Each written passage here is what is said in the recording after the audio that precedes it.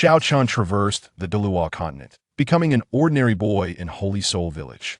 Initially expecting a tale of an underdog rising against the odds, he unexpectedly activated a divine level sign-in system on the eve of his 6th birthday, the night before his martial soul awakening. Ding. You have signed in at the remnants of the Ashura God's consciousness. Congratulations, host. You have obtained part of the Ashura God's legacy, along with a million-year soul ring which can grow and the divine gift soul bone. Ashura left arm bone. Ding. You have signed in before the statue of the angel god. Congratulations, host. You have acquired the Angelic Holy Sword Pseudo and the Angelic Domain Flawed. Ding. You have signed in at Sea God Island. Congratulations, host. You have received the Golden 13 Tridents imitation and your affinity with the Sea God is now max. Chapter 1. The start of signing in with the Ashura God Old Jack is left dumbfounded. Damn it. I've reincarnated again. And, as a 6-year-old brat, Xiao Chen lay on the hard wooden bed, gazing at the thatched roof, 1,000 thoughts racing through his mind. He recalled that just a moment ago, he had been at his computer, critiquing the absurd plot of a Douluo fanfiction, and the next moment, everything went dark. When he opened his eyes again, he found himself in this wretched place called Holy Soul Village. Holy Soul Village. Could it be that the legendary Tang San lives next door? If so, doesn't that mean my starting point is hellishly difficult? The mere thought sent pangs of frustration through him. The original owner of this body was also named Xiao Chen, and while he had both parents, unlike Tang San, who was motherless at the start, his background was utterly ordinary. Mere supporting character. Tomorrow marked the village's annual martial soul awakening day. With no golden finger and no illustrious lineage, how can I compete with someone who possesses a twin martial soul and innate full soul power? Xiao Chen rolled over, increasingly agitated. Heavenly Father, are you toying with me? Just as he was engulfed in despair, on the verge of a wail to the heavens. Ding! A sudden, crisp electronic sound reverberated through his mind. Xiao Chen jolted, nearly leaping from the bed. Who's speaking? Divine level sign-in system successfully bound. A novice gift pack has been issued. It has detected that the host is currently at a special location. Would you like to activate the sign-in function immediately? A system? Xiao Chen's eyes widened in astonishment, his heart racing wildly. The happiness struck him like a whirlwind. Activate. It must be activated. Right now. He shouted internally. The sign-in function has been activated. Current sign-in location. Remnants of the Ashura God's consciousness rocky pile at the back of Holy Soul Village. Ashura God. Xiao Chen gasped in awe. The name sounded incredibly powerful. The back of Holy Soul Village. Isn't that near where Tang San leapt off the cliff for love? No, I mean where he obtained his first soul bone. Hope surged within him once more. What are you waiting for? Hurry up. Xiao Chen sprang from his bed with a vigorous leap, his excitement flushing his cheeks. The night was deep, and the village lay in silence, save for the occasional barking of dogs. Crouching low, Xiao Chen navigated his way to the back mountain, relying on the vague memories of the original owner and the simplified map provided by the system. Under the moonlight, the back mountain appeared somewhat eerie, with jagged rocks and dense vegetation. System, could you be a bit more reliable and not lead me into some forsaken corner to be devoured by wolves? Xiao Chen muttered to himself, taking cautious steps forward. Before long, the luminous point on the system map directed him to a rather unremarkable black stone, half buried in the ground. This is it? This pathetic stone? Xiao Chen circled the stone twice, skepticism etched on his face. Does the taste of the Shura God truly reflect such uniqueness? Please confirm whether the host wishes to sign in at this location. The system's mechanical prompt echoed once more. Sign. I must sign. Having come this far, I cannot leave empty-handed. Stealing his resolve, Xiao Chen reached out and placed his hand upon the mundane stone. System, initiate the sign-in. Ding. Sign-in successful at the Shura God's residual site. Congratulations, host, for acquiring a portion of the Shura God's legacy. Rewards. 1/1,000,000-year soul ring capable of growth. Currently bonded with the host soul, can manifest or conceal at the host's will, adjustable in manifestation level. 2. God-given soul bone. Shura's left arm bone accompanied by the skill, Shura's claw. Boom! 2 pieces of information detonated in Xiao Chen's mind like thunder. What the heck? What the heck? What the heck? Xiao Chen exclaimed, nearly leaping with excitement. He felt a piercing pain surge through his left arm, followed by an indescribable torrent of terrifying power flooding into his limbs. Looking down, he noticed a dark red glow pulsating beneath the skin of his left arm, a vague silhouette of a grotesque and ancient arm bone becoming discernible. 1,000,000-year soul ring? And it can grow? Xiao Chen's voice trembled with awe. God-given soul bone? Starting off with divine equipment. System, you're truly my benefactor. This golden opportunity was not merely substantial, it was akin to a colossal pillar reaching the heavens. He attempted to channel his soul power. Although he had yet to awaken his martial soul, the so-called million-year soul ring seemed already bound to him, an overwhelming sense of power coursing through his entire being. Calm down, calm down. Xiao Chen forced himself to regain composure. This initial reward is too extraordinary. I must remain low-key, or I'll end up being dissected for research. With a mere thought, the terrifying aura that nearly threatened to burst forth from him instantly receded, and the peculiar sensations in his left arm vanished without a trace. System, can this soul ring truly adjust its manifestation level? Yes, host, it can be adjusted to manifest at levels of 10 years, 100 years, 1,000 years, 10,000 years, or even 100,000 years, though its fundamental power remains unchanged. That's good, that's good. Xiao Chen exhaled, a smile of confidence gracing his face. Let's set a modest goal, like scaring that so-called Master Su Yuntao into a fit when I awaken my martial soul tomorrow. He now felt like the chosen one, embodying a celestial dragon. All the likes of Tang San or Yu Xiaojiang paled in comparison to him before this divine sign-in system. The next day marked the martial soul awakening ceremony in Saint Soul Village. Village chief Old Jack, accompanied by a group of children of similar age, gazed eagerly at the prominent figure from the nodding Junior Soul Master Academia, a young man in his 20s, clad in a white outfit with a black cloak draping behind him. Adorning his chest was a character for soul, the size of a fist, belonging to none other than the renowned blind, idol, and theoretical master, Su Yuntao. Children form an orderly line, one at a time. Old Jack cleared his throat, striving to maintain an air of calm. Su Yuntao appeared somewhat impatient, as he was accustomed to traversing these impoverished regions annually, where most awakened martial souls were typically blue silvergrass. Sickles, or hosts often deemed useless martial souls, with even a trace of soul power being a rare find. Enough, Old Jack, let's begin. My time is limited, Su Yuntao remarked indifferently. The first few children, predictably, either manifested sickles or blue silvergrass, all possessing zero soul power. When it was Tang San's turn, he extended his right hand, revealing a rather ordinary blue silvergrass in his palm. Alas, another useless martial soul, Su Yuntao sighed, shaking his head as he routinely retrieved a blue crystal ball. Let's test the soul power. The crystal ball emitted a faint glow. Innate full soul power? A flicker of surprise crossed Su Yuntao's eyes, but he quickly regained his composure. What a pity it's a useless martial soul otherwise. It could have been something remarkable. Just then, it was Xiao Chen's turn. Taking a deep breath, Xiao Chen mirrored Tang San's gesture, uncertain of what martial soul he would awaken, as the system had not divulged any information regarding a soul. Whatever, I have the million-year soul ring to back me up. As Su Yuntao infused soul power into 6 black stones, specks of golden light cascaded down upon Xiao Chen. Buzz, a long sword, ancient in design with a dark red blade emanating a faint aura of malevolence, quietly materialized in Xiao Chen's right hand. The sword measured 3 feet in length, with an engraving of a Shura demon on the guard, instilling a sense of dread in those who beheld it. This is a weapon, martial soul? A sword? Su Yuntao's gaze sharpened. The sword appeared extraordinary. Old Jack's eyes lit up. Excellent. Will our holy soul village finally produce a soul master? Let's test the soul power. Su Yuntao handed over the crystal ball. Xiao Chen grasped the ball, which instantly radiated a dazzling blue light, its intensity far surpassing that of Tang San. Another with innate, full soul power? Su Yuntao was genuinely astonished. A humble holy soul village producing 2 individuals with innate full soul power in a single year? And this soul power's intensity seems even more refined and robust than that of the previous blue silvergrass. He mused inwardly. However, the surprises were not yet concluded. With a thought, Xiao Chen, following the system's guidance, adjusted the manifestation level of the million-year soul ring to a depth he deemed impressive yet not overly. Outrageous red, a hue so profound it nearly bordered on black. Indeed, he aimed for an immediate impact. A century? Too trivial.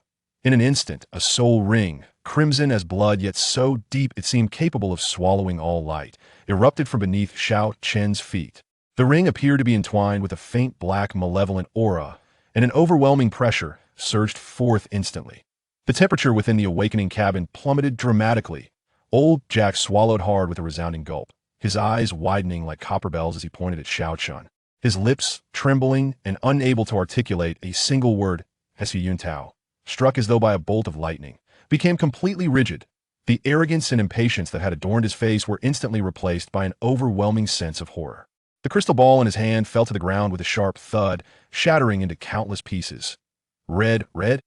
This is a soul ring? Su Yuntao's voice was shrill, akin to a duck being throttled, brimming with disbelief. He rubbed his eyes vigorously, questioning whether he had overstayed the awakening ceremony and was hallucinating. It cannot be. How could a martial soul awakening come with a soul ring? Moreover, this color deep crimson, nearly black, what on earth is the rank of this soul ring? At that moment, Su Yuntao felt as though his entire worldview had been irrevocably shattered. He had witnessed yellow 100-year soul rings, purple 1,000-year soul rings, and even heard tales of black 10,000-year soul rings. But this profoundly dark red soul ring was something he had never encountered. Even more absurd was the fact that this phenomenon manifested in a mere 6-year-old child who had just awakened their martial soul. Is this a 100-year soul ring? Su Yuntao murmured instinctively, attempting to comprehend this extraordinary scene with his limited knowledge, only to immediately dismiss his own conclusion. No, that's incorrect. This aura, this pressure-no 100-year soul ring exudes such terrifying energy. He gazed at Xiao Chen as if he were beholding a prehistoric behemoth clad in human skin. A demon. No, a monster. A thoroughly monstrous being. Su Yuntao shrieked in terror, retreating rapidly, nearly collapsing to the ground. Xiao Chen observed Su Yuntao's ghostly expression, his heart brimming with glee. Haha, this is merely the beginning. Remain calm. Just standard procedure, he thought to himself, while maintaining an expression that conveyed, I have no idea what's happening, but I am undeniably exceptional. Just a minor spectacle. Everyone take a seat. It's all in a day's work. No need to panic. Chapter 2. Innate level 20 soul power? No, it's innate deification. Su Yuntao stood frozen, pointing at the deep crimson, ominous soul ring beneath Xiao Chen's feet, his tongue tripping over itself. What on earth is this? A red soul ring? I have awakened countless martial souls, traversed numerous corners, and never have I heard of such a hue.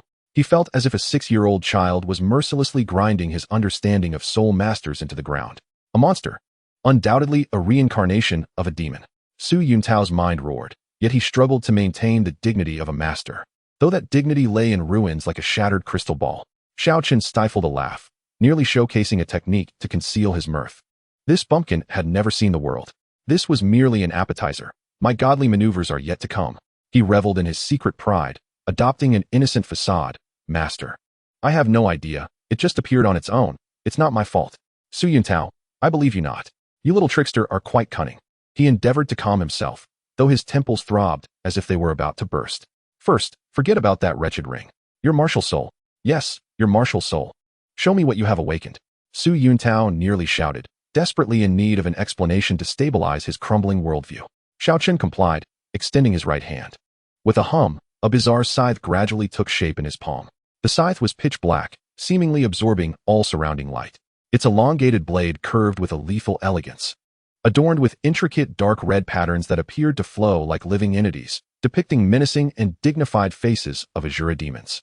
An icy, domineering aura, brimming with the will to kill and destroy, instantly filled the small wooden cabin upon the emergence of the Azura scythe.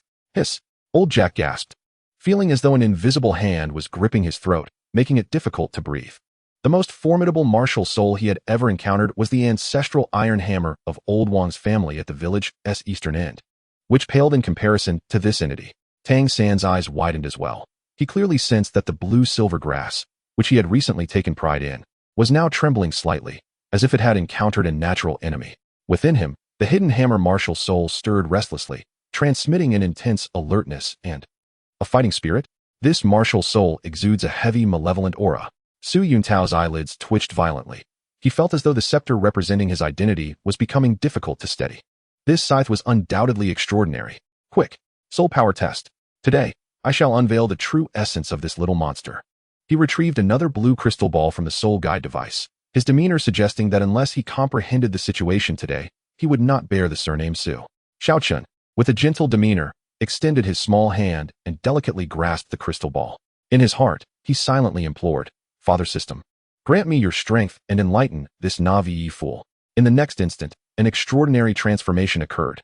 The blue crystal ball trembled violently, and then, an exquisite blue light erupted from within, akin to a supernova explosion. The brilliance was so intense that it was more blinding than the midday sun. My eyes. I am blinded. Old Jack screamed, hastily shielding his eyes with his sleeve. Tang San instinctively squinted, his heart racing. What a powerful fluctuation of soul power. Su Yuntao was the first to be affected, disoriented by the dazzling light, feeling as though he had been struck in the face by a 1,000-watt flashbulb. With a sharp crack, a crisp sound of shattering echoed. The crowd turned to witness the once pristine surface of the crystal ball, now marred by a network of spiderweb-like cracks. Following this, with a resounding boom, the entire crystal ball exploded. It shattered into countless tiny crystalline particles, cascading down like confetti, refracting a kaleidoscope of colors in the sunlight, creating a surreal, dreamlike atmosphere. Su Yuntao, Old Jack, Tang San. Even Xiao Chen himself was momentarily dazed. What on earth? Is this how grand it is? System, are you truly sending me directly to the dissecting table of the spirit hall? Rest assured, host, everything is under control. The system's emotionless electronic voice resonated, providing Xiao Chen with a sense of reassurance. Su Yuntao stared blankly at his empty right hand, then glanced at the scattered shards of the crystal ball, feeling as though his very soul had been siphoned away. Another one shattered? His lips trembled, his voice rising in pitch. This radiance, this intensity of soul power, innate level 20? No, this is certainly beyond innate level 20. He stumbled back 2 steps, collapsing onto the ground, pointing at Xiao Chen as if he had encountered some ancient behemoth. Impossible. This cannot be. The theories of martial spirits, as recorded, clearly stated that the pinnacle of innate soul power is level 10. How could it be possible for someone to exceed level 20 upon awakening? This defies all logic. This is not Douluo. Su Yuntao felt his beliefs crumble. The theories of Yu Shaojing instantly transformed into mere scraps of paper in his mind. The so-called 10 core competencies of martial spirits were utterly inconsequential in the presence of this 6-year-old prodigy.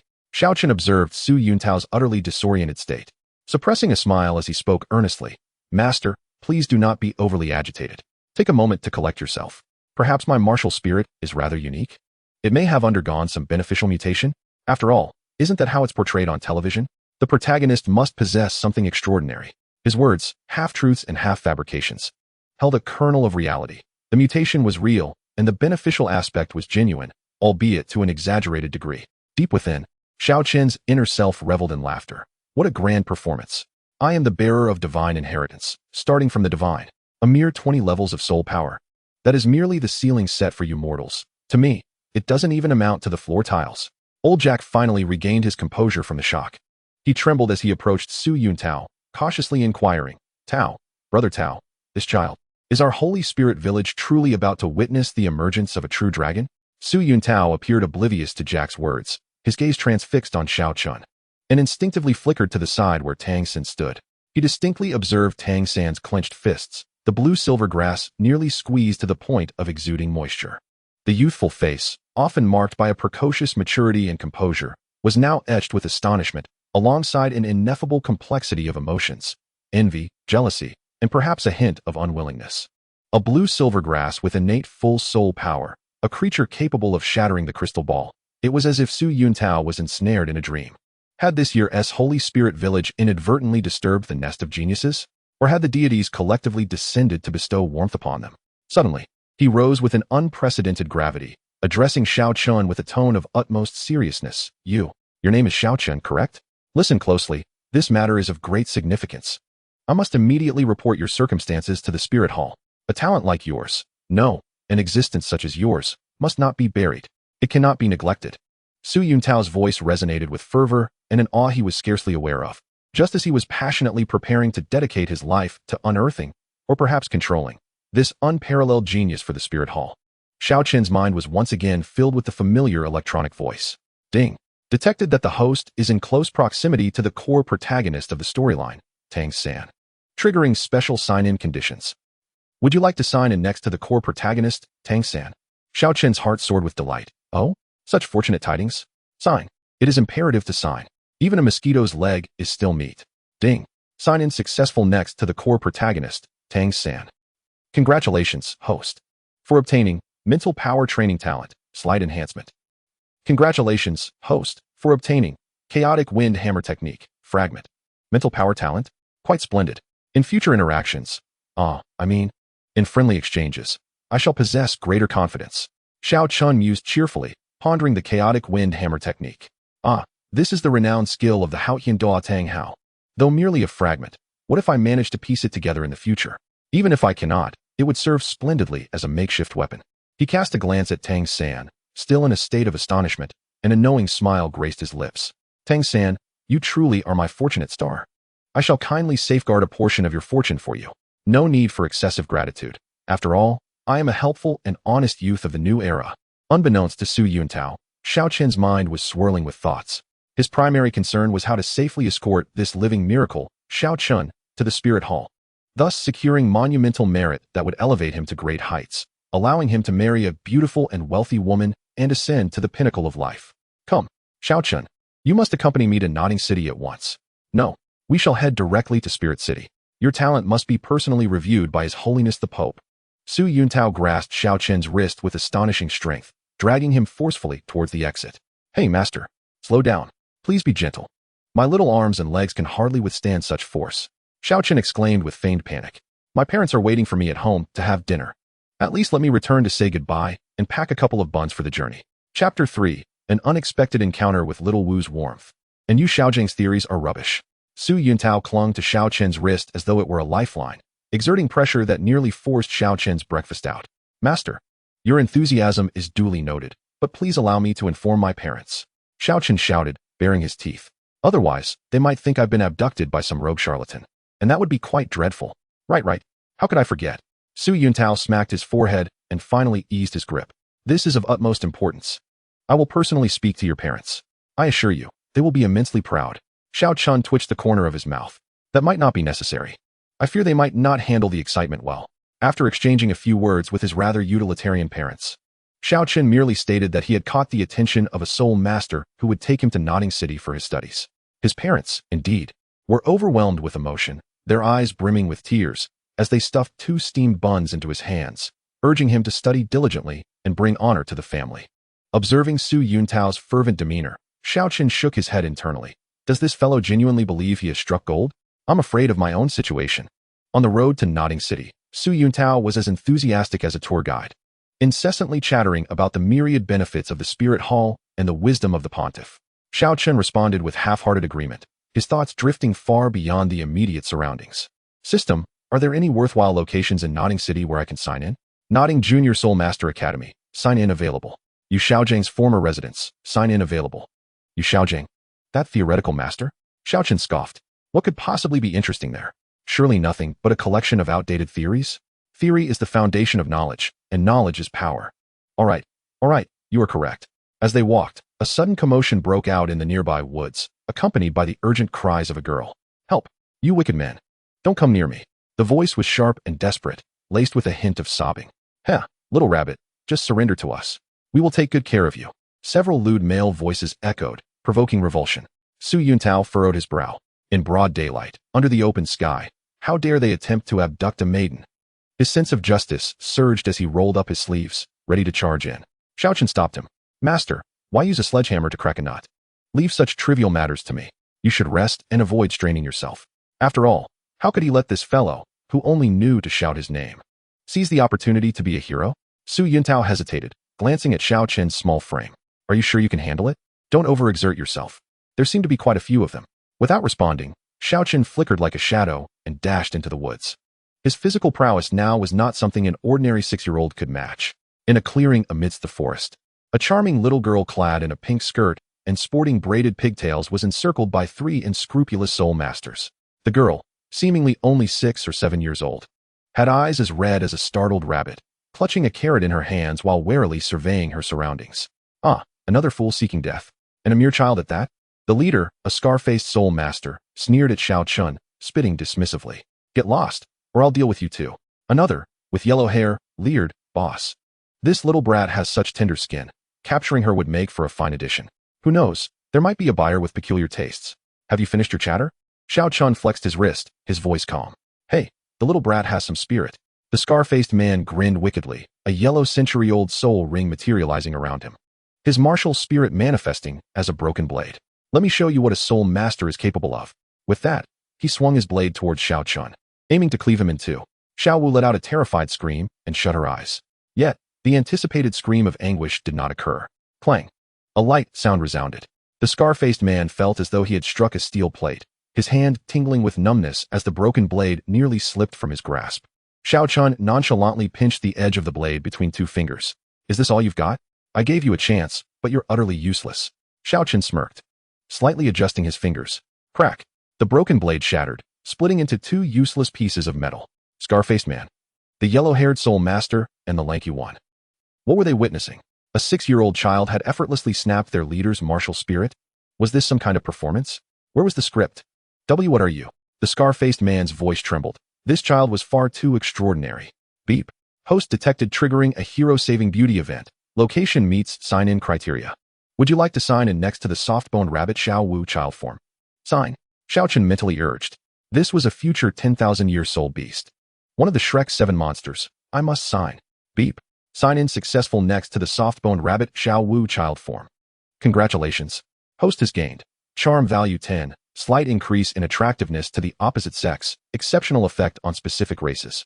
Congratulations. Host has gained. Xiao Wu's affection level 30. Current affection, friendly. Congratulations. Host has gained. Teleportation, trial version. Can teleport thrice within a 10-meter range. Cooldown time of 1 hour. Charm value. Xiao Wu's affection level. Teleportation trial version. Xiao Chen's eyes sparkled. This was quite the boon. Especially the teleportation. Truly a divine skill for making a dramatic escape. I am your father. Xiao Chen grinned, his figure suddenly vanishing from sight. Where did he go? The scar-faced man gasped, still in shock, when he felt a chill at the back of his neck. Xiao Chen had appeared behind him, delivering a precise chop to his nape. Thud. The scar-faced man fell to the ground without a sound, unconscious. B-Boss. The yellow-haired and lanky soul masters were terrified, their souls nearly escaping their bodies. Was this child a demon? Xiao Chen offered them no opportunity to react. With a swift movement, he activated his teleportation once more, elegantly dispatching the remaining 2 ruffians with a single kick each, sending them tumbling to the ground to join their comrade with the scarred face. The entire sequence flowed seamlessly, executed with remarkable speed. Slowly, Xiao Wu opened her eyes and beheld the 3 previously menacing villains now sprawled on the ground, unconscious, while the young man, only slightly older than herself, clapped his hands with an air of ease.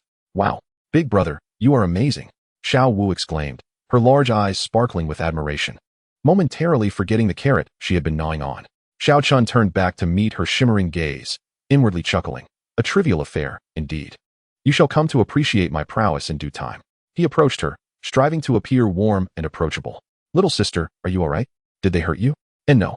Xiao Wu shook her head, her face still a touch pale. Thank you, big brother. What is your name? I am Xiao Wu, the one who dances.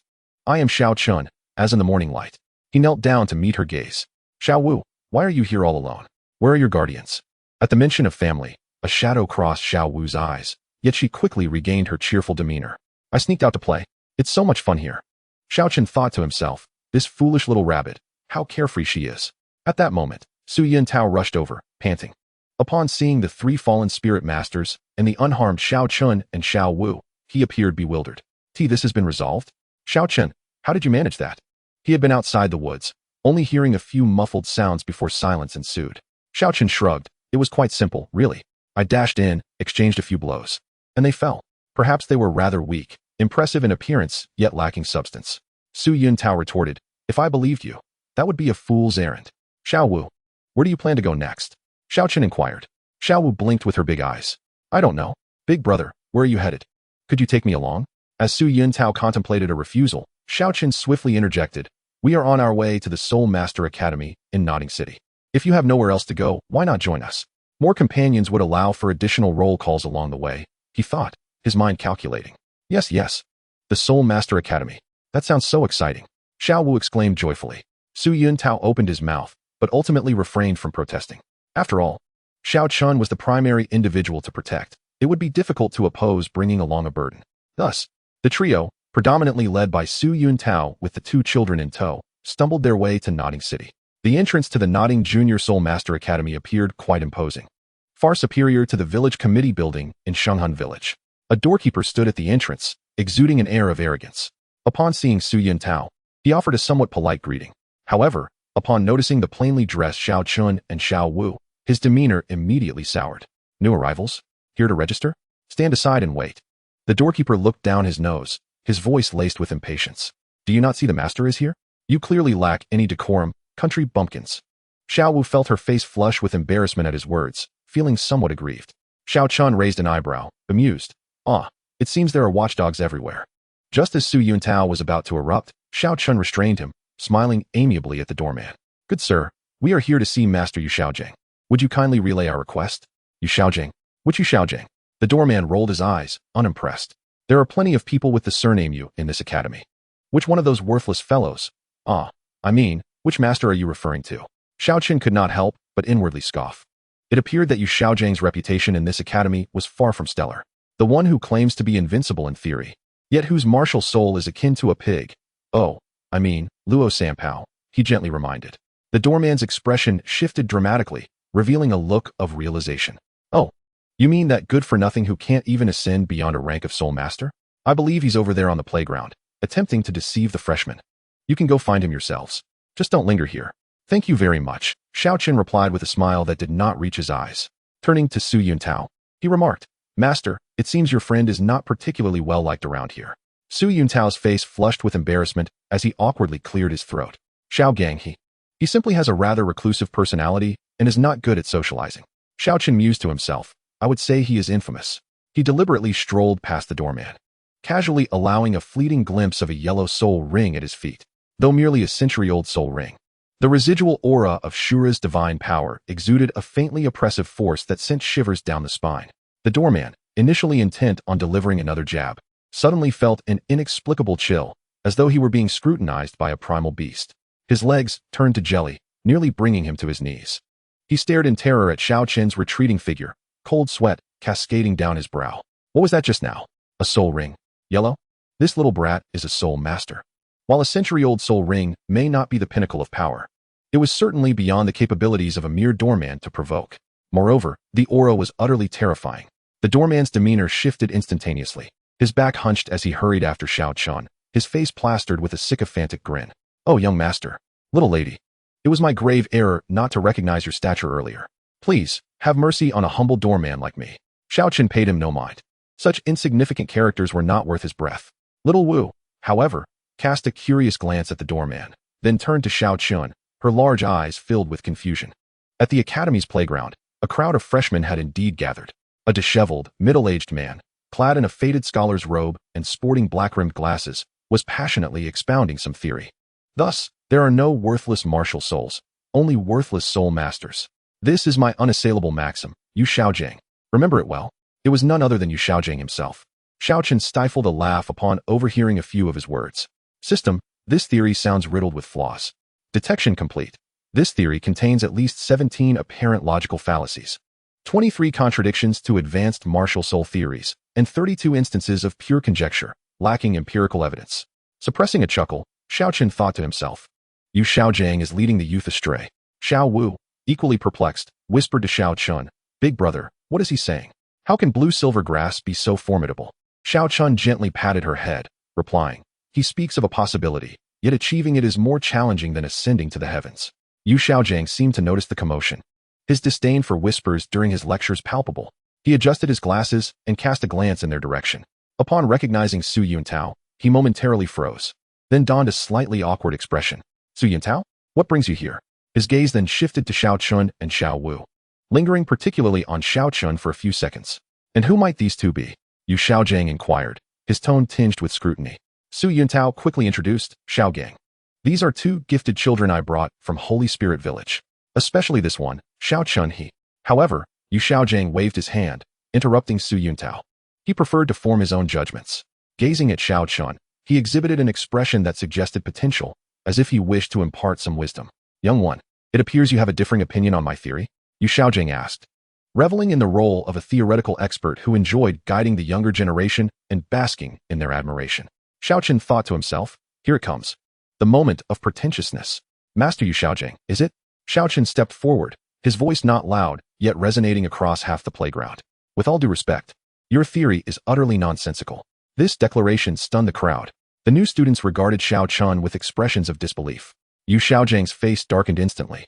He had never been so publicly criticized since establishing the 10 core competencies of martial souls, especially not by a mere 6-year-old. What did you say? Yu Xiaojing trembled with rage, pointing at Xiao Chen. You insolent child, do you even know who you are addressing? Xiao Chen calmly crossed his arms, exuding an air of composure. I certainly do. A theoretical master who cannot even comprehend his own martial soul, forever stuck at the 29th rank, relying on deceiving others to find validation. This is slander. Xiao stammered. My theory has been validated countless times. Validated? By whom? By those incompetent soul masters who cannot achieve anything themselves? Xiao Chen scoffed. Take your most cherished belief that martial souls are not to blame, but the soul masters themselves. That very statement is a fallacy. The strength of a martial soul is fundamentally predetermined from the moment it awakens. Can blue silvergrass, even if cultivated to title Douluo, compete with the Haotian hammer of the same rank? Can an auxiliary martial soul, no matter how well equipped, withstand a direct confrontation with a powerful assault-type martial soul? And your so-called 10 core competencies of martial souls is laughable. Concepts like mimicry, possession, and control are merely superficial. The true essence lies in bloodline, heritage, and the intrinsic quality of the martial soul. Xiao Chen spoke with fervor. His words a mixture of insights gleaned from his understanding of the Douluo narrative and the foundational knowledge imparted by the system regarding martial souls. Each statement struck Xiao like a hammer, deeply resonating within his heart. The complexion of Xiao shifted from a deep shade of iron to a ghastly pale. Cold sweat beating upon his forehead, his body trembling slightly. He realized that every word uttered by this 6-year-old child struck directly at the most fragile points of his theory, with some concepts venturing into realms he had not even explored in years of research. No, it's impossible, my theory, Xiao murmured, feeling his worldview crumble piece by piece. The surrounding students were equally dumbfounded, although they struggled to comprehend the profound theories articulated by Xiao Chen. They could discern from Xiao's lost expression that the boy's assertions were likely true. Su Yuntao was also rendered speechless. He was aware of Xiao Chen's prodigious talent, but had not anticipated it to such an extraordinary degree. Is this truly a mere 6-year-old child? He seems more akin to an ancient monster who has lived for centuries. Who are you? Where did you acquire this knowledge? Xiao suddenly looked up, his gaze fixed intently on Xiao Chen, filled with shock, reluctance, and a hint of fear. Ding. Host successfully caused the theoretical master Xiao to question his existence, triggering special sign-in conditions. Would you like to sign in next to the questioning Xiao? Xiao Chen smiled inwardly. Sign. Ding. Sign in next to the questioning Xiao successful. Congratulations to the host for obtaining Comprehensive Theory of Martial Souls, Divine Grade, 10 unlocked. Congratulations to the host for obtaining Golden Triangle of Friendship, selectively triggered, friendly reminder. Triggering may lead to the host being embroiled in unnecessary troubles. A Divine Grade Comprehensive Theory of Martial Souls? Splendid. This will lend much greater confidence when I impart knowledge to others. Xiao Chen nodded in satisfaction, intrigued by the notion of the Golden Triangle of Friendship. Xiao, Flander Lu Erlong? Quite interesting. Perhaps cultivating a true divine grade theoretical master could prove to be an enjoyable endeavor? Xiao Chen gazed at Xiao, whose face was frozen in astonishment, as a playful smile crept across his lips. Who I am is inconsequential. What matters is that your theory is due for an update. You relic. Xiao swayed slightly, nearly collapsing onto the ground. Chapter 4. The Counterattack of the Useless Master. The first renown of Nodding City. Xiao spent the entire night without sleep. His dilapidated study, cluttered with piles of ancient texts, was now as bright as day. The desk was strewn with various manuscripts, ink still wet, alongside crumpled sheets of paper, clearly remnants of his creative block, with dark circles under his eyes and hair in disarray, resembling a nest struck by lightning. His gaze behind the lenses sparkled with a near-manic intensity. Bloodlines, inheritance, quality of martial souls. Xiao repeatedly murmured these phrases, at times excitedly slapping his thigh, at other moments lost in profound contemplation. Xiao Chen's earlier nonsensical discourse had acted like a key, no, a veritable axe, cleaving open the long-sealed door in his mind. So that is how it is. How had I been so narrow-minded before? Xiao slammed his palm onto the table, startling the quill pens in the holder to leap up, realizing that the 10 core competencies were merely superficial, mere embellishments. The true foundation lies within the martial soul itself. As he gazed upon the incomplete theories he had meticulously organized overnight, guided by Xiao Chen, he felt as though he had unlocked the door to a new realm. Those concepts that had previously eluded his understanding now illuminated his mind. This young lad named Xiao Chen, no, this esteemed young gentleman, was nothing short of a genius. At that moment, as dawn broke, Su Yuntao had already completed the enrollment procedures for Xiao Chen and Xiao Wu as exceptional talents. They became work-study students at the Nodding Junior Soul Master Academy, conveniently assigned to a dormitory adjacent to Tang San's. It was charmingly claimed that communication among prodigies was essential. Tang San, observing the closed door next door, was engulfed in a whirlwind of complex emotions. Yesterday's words from Xiao Chen, along with the scene where he overwhelmed Master Yu Xiaojing, had stirred a tempest within him. He prided himself on having lived 2 lifetimes. Believing his intellect far surpassed that of his peers, yet in the presence of Xiao Chen, he felt his slight advantages were pitifully insignificant. Xiao Chen. Tang Sen silently repeated the name, his fists unconsciously clenching. He sensed that this individual would become his greatest rival in life, or perhaps an insurmountable mountain. Mealtime. Mealtime. Xiao Wu's cheerful voice interrupted Tang San's thoughts. She emerged from the adjacent room, holding 2 dark buns, one hand clasping Xiao Chen's, bouncing with exuberance. Brother Xiao Chen, can we play freely at the academy today? Xiao Chen yawned, appearing still half asleep. Play? First, let us see what new delights Nodding Academy has to offer. On the first day of school, all newcomers were summoned to the playground. The academy's traditional event, where senior students taught the newcomers their place, commenced promptly. A group of seniors, led by the imposing Wang Sheng, blocked the path of the new students with an air of arrogance. Newcomers, do you understand the rules? When you see a senior, shouldn't you show some respect? Wang Sheng, tall and bulky, with a martial soul resembling a rather formidable battle pig, scrutinized the newcomers, particularly focusing on Xiao Chen, who had been personally escorted by Master Su Yuntao and was accompanied by a beautiful young companion. Show respect? How do you suggest we do that? Xiao Wu blinked her large eyes innocently. A sneering lackey beside Wang Sheng grinned maliciously. Little sister. Showing respect means giving your buns and yourself to Brother Wang. Seeking trouble. Xiao Wu detested such looks directed at her and Brother Xiao Chen. Her petite frame darted forward like a nimble rabbit, swiftly approaching the sneering lackey. In an instant, the lackey found himself stumbling, his wrist tingling, followed by a sharp pain in his calf, crashing to the ground in a most undignified manner. Xiao Wu clapped her hands and added, "You were too slow." Wang Sheng, unable to maintain his composure after witnessing one of his subordinates being taken down by a mere girl, bellowed furiously, "Everyone, attack. Let us show these ignorant newcomers a lesson." A horde of senior students charged forward with fervor. Xiao Wu remained unperturbed, weaving through the crowd with grace, delivering expertly timed trips and precise elbow strikes, her agility creating a whirlwind of chaos. Xiao Chen stood leisurely with his arms crossed, resembling a seasoned player observing a novice at play, occasionally offering pointed advice. Xiao Wu, the one on the left lacks strength. Employ some waist power. The opening on the right is too large. Just kick him in the knee. Beautiful. A rabbit kicks an eagle. However, the angle could be a tad more cunning, ensuring he can't walk in a straight line for 3 days. Encouraged by his words, Xiao Wu grew more vigorous in her efforts. The seasoned students found themselves in disarray, utterly flustered by her single-handed onslaught, while Xiao Chen continued to make sardonic remarks, infuriating them to no end, yet they were powerless to retaliate. Wang Sheng watched his subordinates fall one by one, his fury boiling over. His eyes blazed crimson as he summoned his soul power, and a phantom of a yellowish battle pig materialized behind him.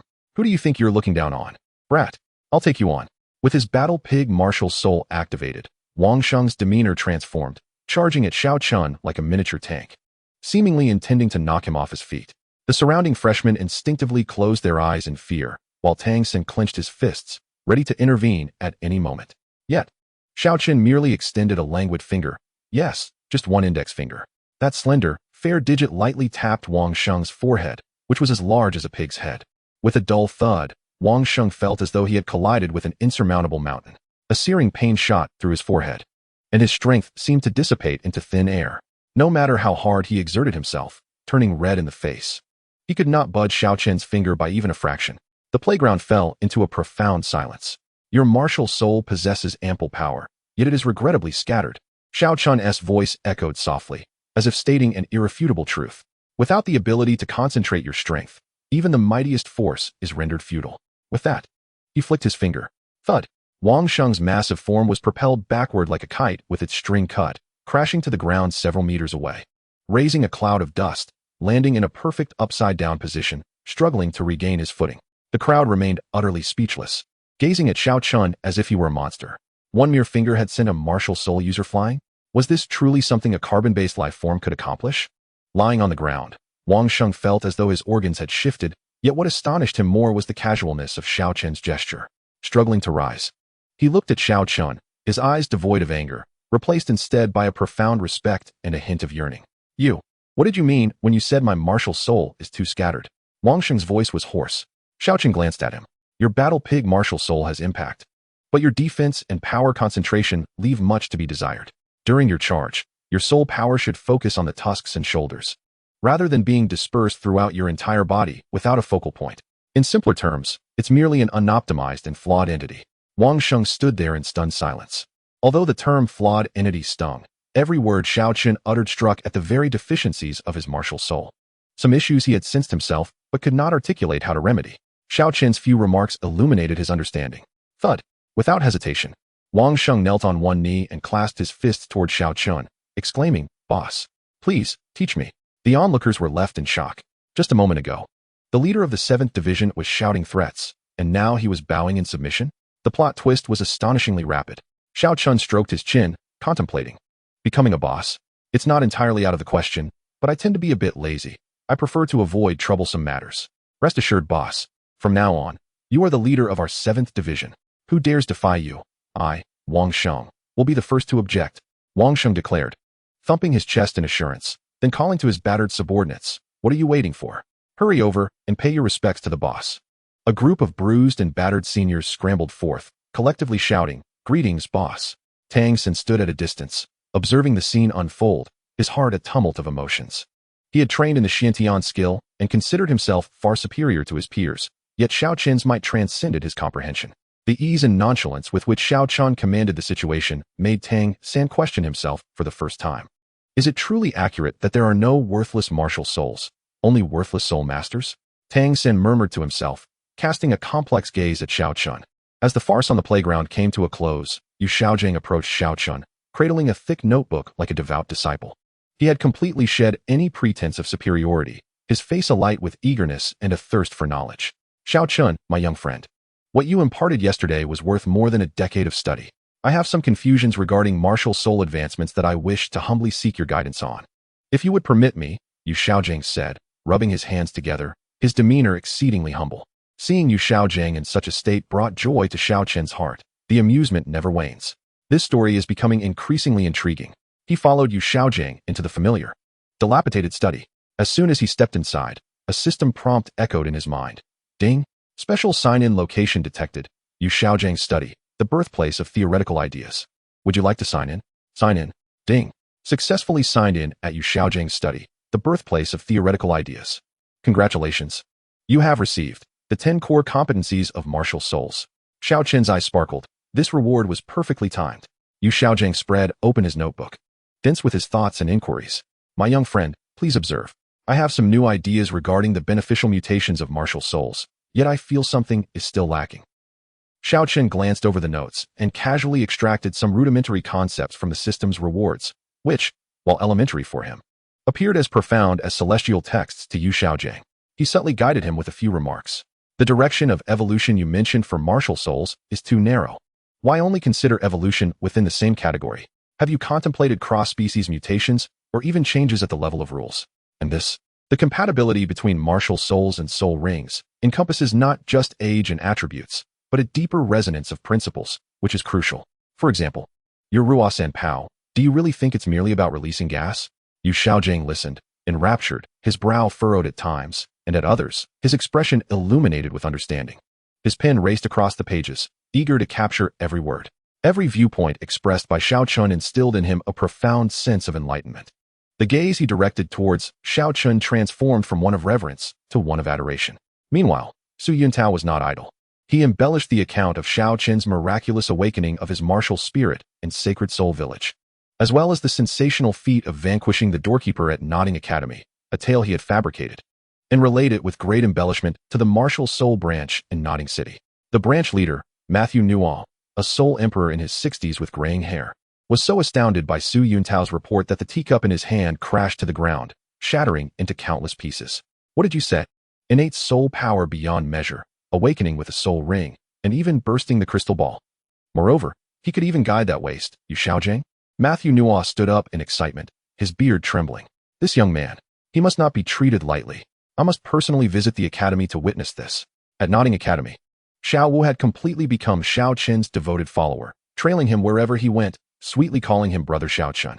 Occasionally, when Xiao Chen offered guidance to Wang Sheng and others during their training, he would inadvertently divulge a few small tips regarding the application of soul power and the characteristics of martial spirits. These snippets of wisdom led several observing commoner students to experience a loosening of their bottlenecks, with some even achieving breakthroughs on the spot. Consequently, the Academy's teachers could no longer remain indifferent and rushed to witness the spectacle. Thus, the legend of the enigmatic transfer student, Teacher Xiao, began to circulate within Nodding Academy. Most commoner students were utterly in awe of Xiao Chen, yet some aristocratic students in higher grades scoffed at the notion. What Teacher Xiao? Just a country bumpkin seeking attention. He dares to flaunt his talent in the academy. They sneered. I hear he even shares the surname Xiao? What a disgrace to our family. That afternoon, Xiao Chen lounged on his dormitory bed, studying the newly provided martial spirit's 10 core competencies, pondering how to employ these theories to assist more wayward souls. Help more lost lambs. Suddenly, the dormitory door was forcefully kicked open. A flamboyantly dressed young man, handsome yet brimming with arrogance, swaggered in, accompanied by a few sycophants. Who is Xiao Chen? The young man proclaimed, his chin raised high, looking down his nose at others. Xiao Chen lazily sat up on his bed. I am. What do you want? If you broke the door, remember to compensate. The young man let out a cold laugh, producing a gilded challenge letter from his pocket, slamming it down on the battered table before Xiao Chen. I, Xiao Yuan, the greatest talent of Nodding City. How dare a country bumpkin like you share the surname Xiao? This is an utter disgrace. I await you at the Academy's martial arts arena. Do you dare come? Sign this death warrant. And let it be a fight to the finish. Chapter 5. A single punch to topple a genius. The Pope's secret order for pursuit. Xiao Chen took the gilded challenge letter from the table, a smirk playing at the corners of his mouth, his heart brimming with amusement. Oh, this esteemed brother is so eager to provide his head on a silver platter, with stage effects included? Very well. Today I shall test the mettle of this so-called greatest talent of Nodding City and see whether he is merely gilded or truly golden. Xiao Wu, beside him, was infuriated. Her cheeks puffed up as she waved her delicate fists, her voice ringing out. Brother Xiao Chen, teach him a lesson. Flatten this arrogant fool. Let him understand why the flowers bloom so red, and why the chrysanthemums wither away. The life and death document? Xiao Chen picked up the piece of paper, lightly weighing it in his hand, as if it were not a life and death decree, but merely a piece of coarse paper unsuitable even for mundane purposes. Very well. I shall sign it, but I must warn you that my strength lacks restraint. Should I inadvertently render you incapacitated, the medical expenses will not be reimbursed. Upon hearing these words, the faces of Xiao Yuan's lackeys turned pale. The news of the life and death duel between Xiao Chen and Xiao Yuan at the Academy's training ground spread like wildfire, reaching every corner of the Nodding Junior Soul Master Academy in the blink of an eye. The new students, invigorated as if struck by a surge of adrenaline, buzzed with excitement and anxiety, clustering in groups to discuss the impending battle. The students of the 7th dormitory, having just acknowledged their new leader, even unfurled a banner at the dormitory entrance, hastily crafted from bed sheets, with charcoal scrawls proclaiming, Boss Xiao Chen, defeat Xiao Yuan, unite Nodding. Though the handwriting was crude, the enthusiasm was palpable. Meanwhile, the noble students huddled together, whispering to one another, their faces betraying unrestrained glee at the prospect of Xiao Chen's downfall. Humph. That country bumpkin truly believes that defeating Wang Sheng and his inept crew makes him invincible? Senior Xiao Yuan is a once-in-a-century genius of Nodding City. A level 20 Grand Soul Master. Dealing with him will be child's play. Just wait and see how that boy begs for mercy. Tang Xin stood inconspicuously in a corner of the crowd, his brow furrowed slightly. He sensed an impenetrable depth to Xiao Chen, akin to a still ancient well, calm on the surface, yet hiding unfathomable secrets below. However, Xiao Yuan was a well-known genius soul master of Nodding City, and his strength should not be underestimated. Xiao Chen, Tang Xin silently mused. An inexplicable foreboding stirred within him. Upon hearing the news, Yu Xiaojing burst forth from his cluttered study, where theories piled high like refuse. Rushing to the training ground, nearly stumbling in his haste, he squeezed his way to Xiao Chen's side, observing the latter's nonchalant demeanor. His face etched with concern about whether Xiao Chen had some hidden strategy. Yet, beneath that worry lay an unacknowledged curiosity and anticipation regarding Xiao Chen's true capabilities. Xiao Chen, do you have confidence? He began, but hesitated, realizing that given Xiao Chen's extraordinary talents, his concerns might be unwarranted. The training ground was already a sea of people, tightly packed, the atmosphere so tense that it felt as if the air itself had solidified. Clad in a resplendent blue outfit, impeccably tailored and adorned with an intricate family crest, Xiao Yuan stood tall. Beneath him, 2 golden soul rings shimmered in an alternating dance, enhancing his imposing presence. He arrogantly lifted his chin, casting a sidelong glance at the plain, somewhat wrinkled Xiao Chen across from him. Country bumpkin Xiao Chen, are you prepared to meet your demise? Today, I shall demonstrate to you that some individuals are beyond the reach of the impoverished like you." As Xiao Yuan finished his boastful declaration, the atmosphere around him was charged with an overwhelming sense of superiority, almost blinding the onlookers with its intensity. At that moment, a familiar electronic voice resonated in Xiao Chen's mind. Ding. Special scene detected. Nodding Academy's martial arts arena. The battle for fame and fortune. Host's fortune is surging. At the peak of glory. Would you like to check in? Xiao Chen silently thought. Check in. I must check in. Such a golden opportunity should not be wasted. Ding. Check-in successful. Congratulations to the host for acquiring the skill, Eye of Illusion, Beginner. For a brief period, you can perceive the energy flow and core vulnerabilities of your opponent's soul skills. My mother will no longer need to worry about my inability to see through flashy skills. Congratulations to the host for obtaining Dragon Elephant Prajna skill, first level experience card. Temporarily significantly enhances physical strength and defense. What do you think of that? Dare to take another look, and I'll knock you out with a single punch. A slight smile played on Xiao Chen's lips. The Eye of Illusion and the Dragon Elephant Prajna skill arrived just in time. Seeing Xiao Chen remain silent for an extended period, Xiao Yuan assumed he had been stunned into silence by his own overwhelming aura and couldn't help but sneer before launching an attack. Let me show you what true power looks like. First soul skill, Wine Blade Slash. With a powerful shout, the first 100-year soul ring suddenly illuminated. And as he slashed with both hands, several crescent-shaped azure wind blades materialized out of thin air, accompanied by a sharp whistling sound, resembling sides of death, striking towards Xiao Chen from various angles. The air was sliced, producing a hissing sound, creating a terrifying spectacle that drew gasps and cheers from the surrounding noble students. Senior Xiao Yuan is magnificent. Take down that country bumpkin. Faced with the fierce wind blades that seemed capable of tearing through steel, Xiao Chen did not even blink, let alone evade. He simply activated the Eye of Illusion he had just obtained, and in the depths of his gaze, a fleeting glimmer of golden light flashed.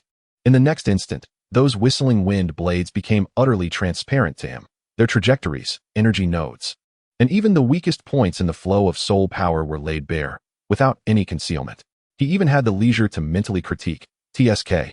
These wind blades look intimidating, but they are merely showy and lack substance. Their power is too dispersed, and their speed is insufficient. Akin to an elderly woman's bound feet, stinky and elongated. Xiao Yuan, is it? Your first soul skill doesn't even qualify to tickle me. It's merely a bland appetizer. And not a particularly tasty one at that. In an instant, Xiao Chen activated the Dragon Elephant Prajna skill experience card. Roar. An indescribable and overwhelming force surged through him, as if an ancient dragon elephant had awakened, instantly filling his limbs with explosive power. He felt every cell in his body rejoicing, brimming with vitality. Facing the wind blades that glimmered ominously just within reach, Xiao Chen made no attempt to dodge. Instead, he simply extended his right hand, intending to grasp those sharp wind blades with his bare hands. Has he lost his mind, attempting to catch Senior Xiao Yuan's wind blades with his hands?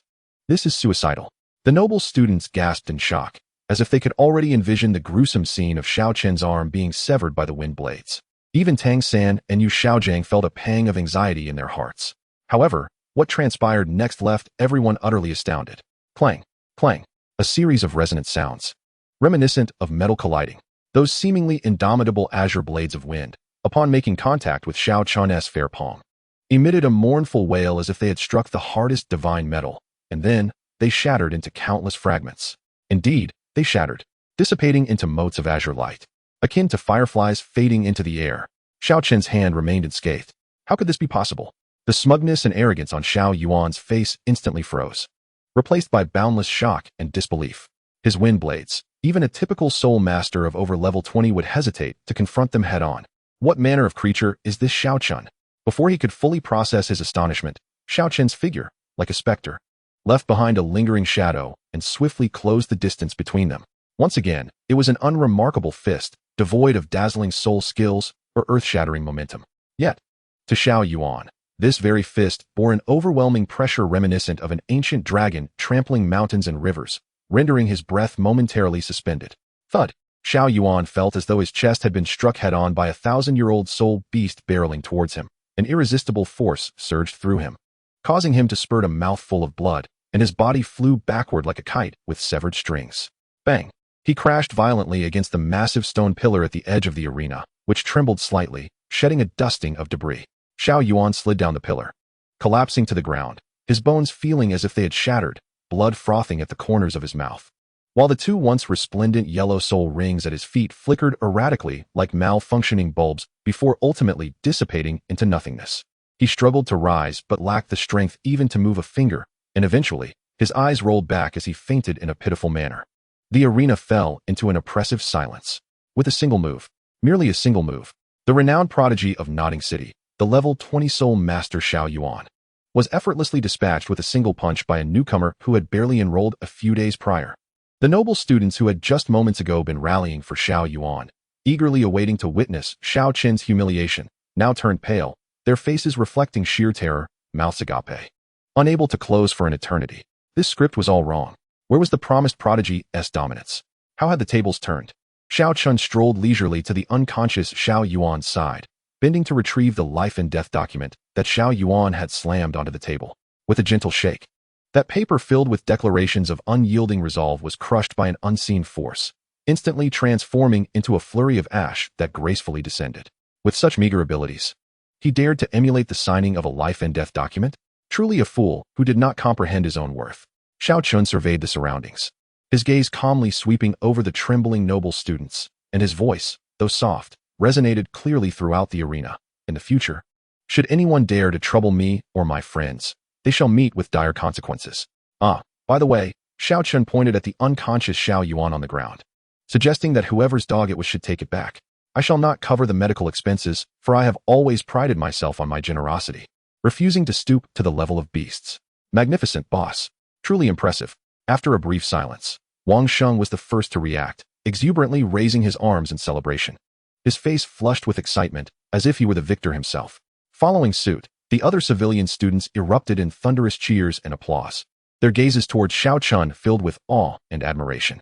At that moment, a resonant voice from the academy gates exclaimed, "What an audacious young man! Such formidable strength! Truly, heroes emerge from youth." The crowd turned to see Matthew Nuo, the master of the martial soul branch in Nodding City, approaching with a smile, accompanied by Su Yuntao. He had just witnessed the entire spectacle of Xiao Chen effortlessly overpowering Xiao Yuan and was now filled with admiration. Matthew Nuo strolled directly to Xiao Chen, his smile warm and inviting, reminiscent of a kindly neighbor. "Young friend Xiao Chen, I am Matthew Nuo, the master of the martial soul branch in Nodding City. A talent as extraordinary as yours is far too remarkable to be confined to the modest Nodding Junior Soul Master Academy. Might you consider joining our martial soul hall? I shall offer you the most generous terms, ensuring a boundless future for you." Xiao Chen felt a stir of interest. Indeed, it had come to pass. Ding. Detected a significant interaction between the host and Matthew Nuo, whose status may influence the plot direction, triggering character sign-in. Would you like to sign in? Sign in. Ding. Sign-in successful. Congratulations, host. You have received honorary guest token of the Martial Soul Hall, Nodding City Limited Edition, allowing access to certain low-tier resources of the Martial Soul Hall and special treatment. Reveal it at a critical moment, and it may just intimidate a few ill-fated souls.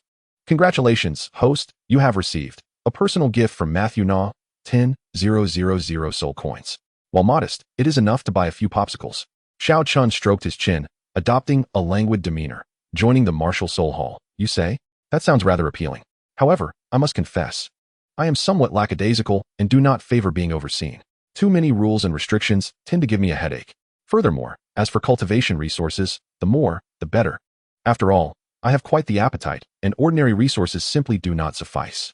Matthew Nuo was both amused and exasperated. This young man was extraordinarily gifted, yet his demeanor was as slippery as an elusive fox.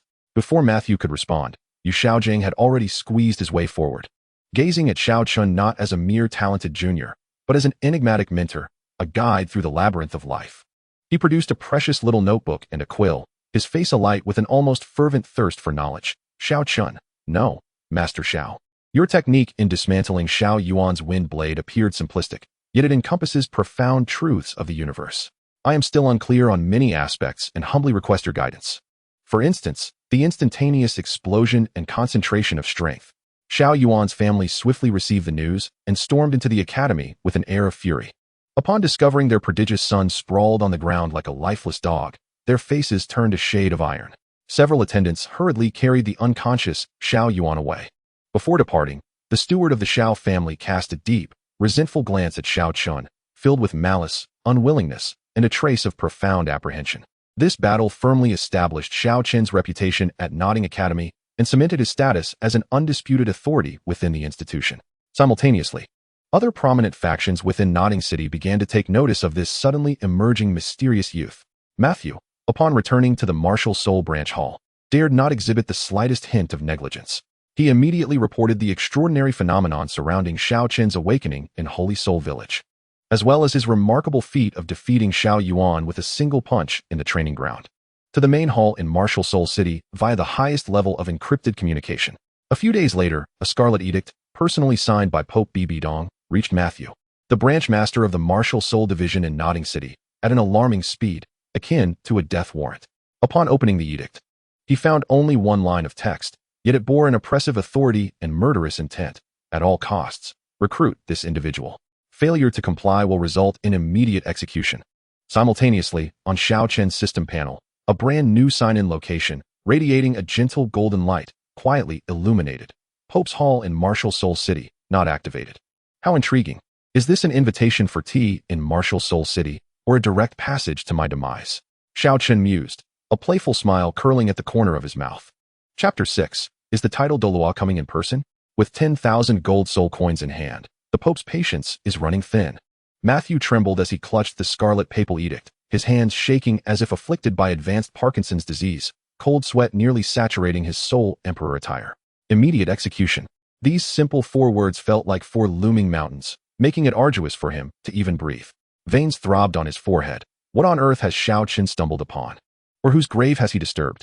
How could His Holiness issue such a decree personally? The more he pondered, the more sinister the situation appeared. That lad was as slippery as an eel.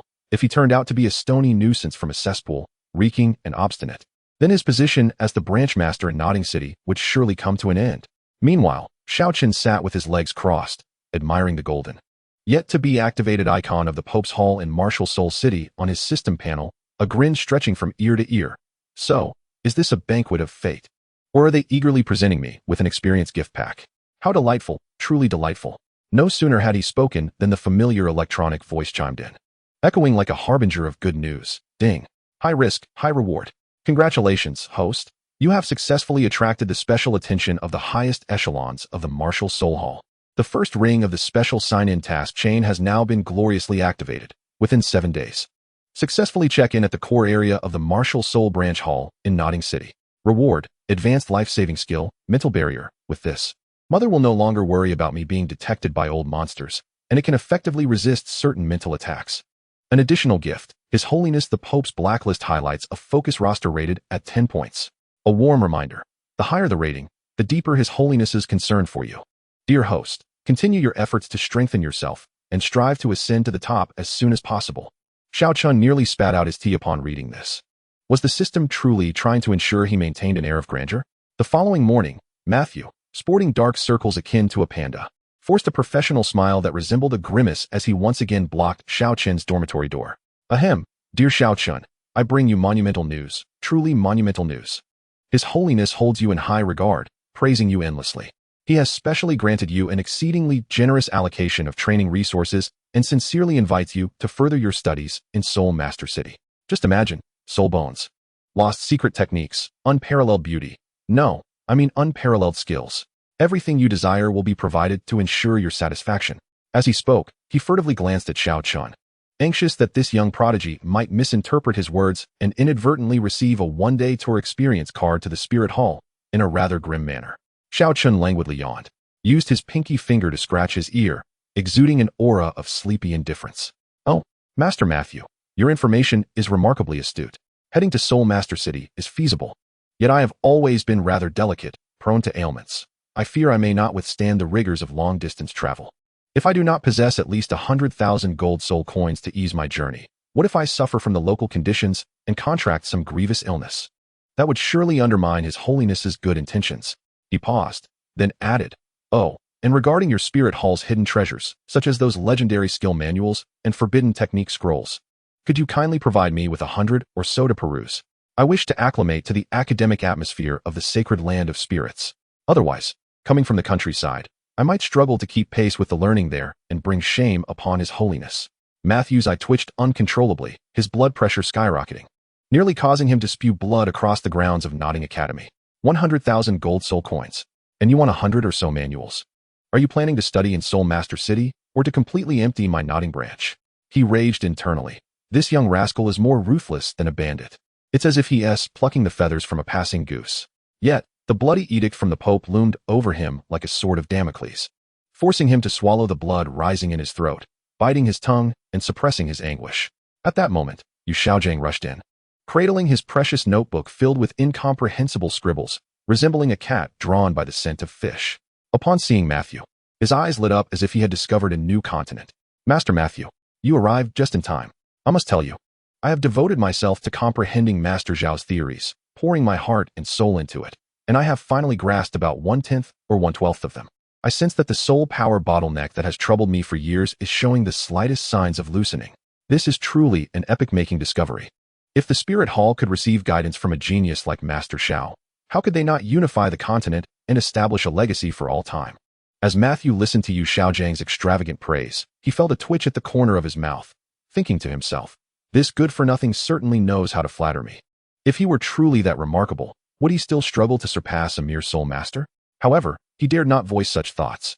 In a nearby corner, Tang Sen silently observed Xiao Chen deftly maneuvering the esteemed Soul Emperor Matthew and the theoretical master Xiao Zhang, his heart a tumultuous river of mixed emotions.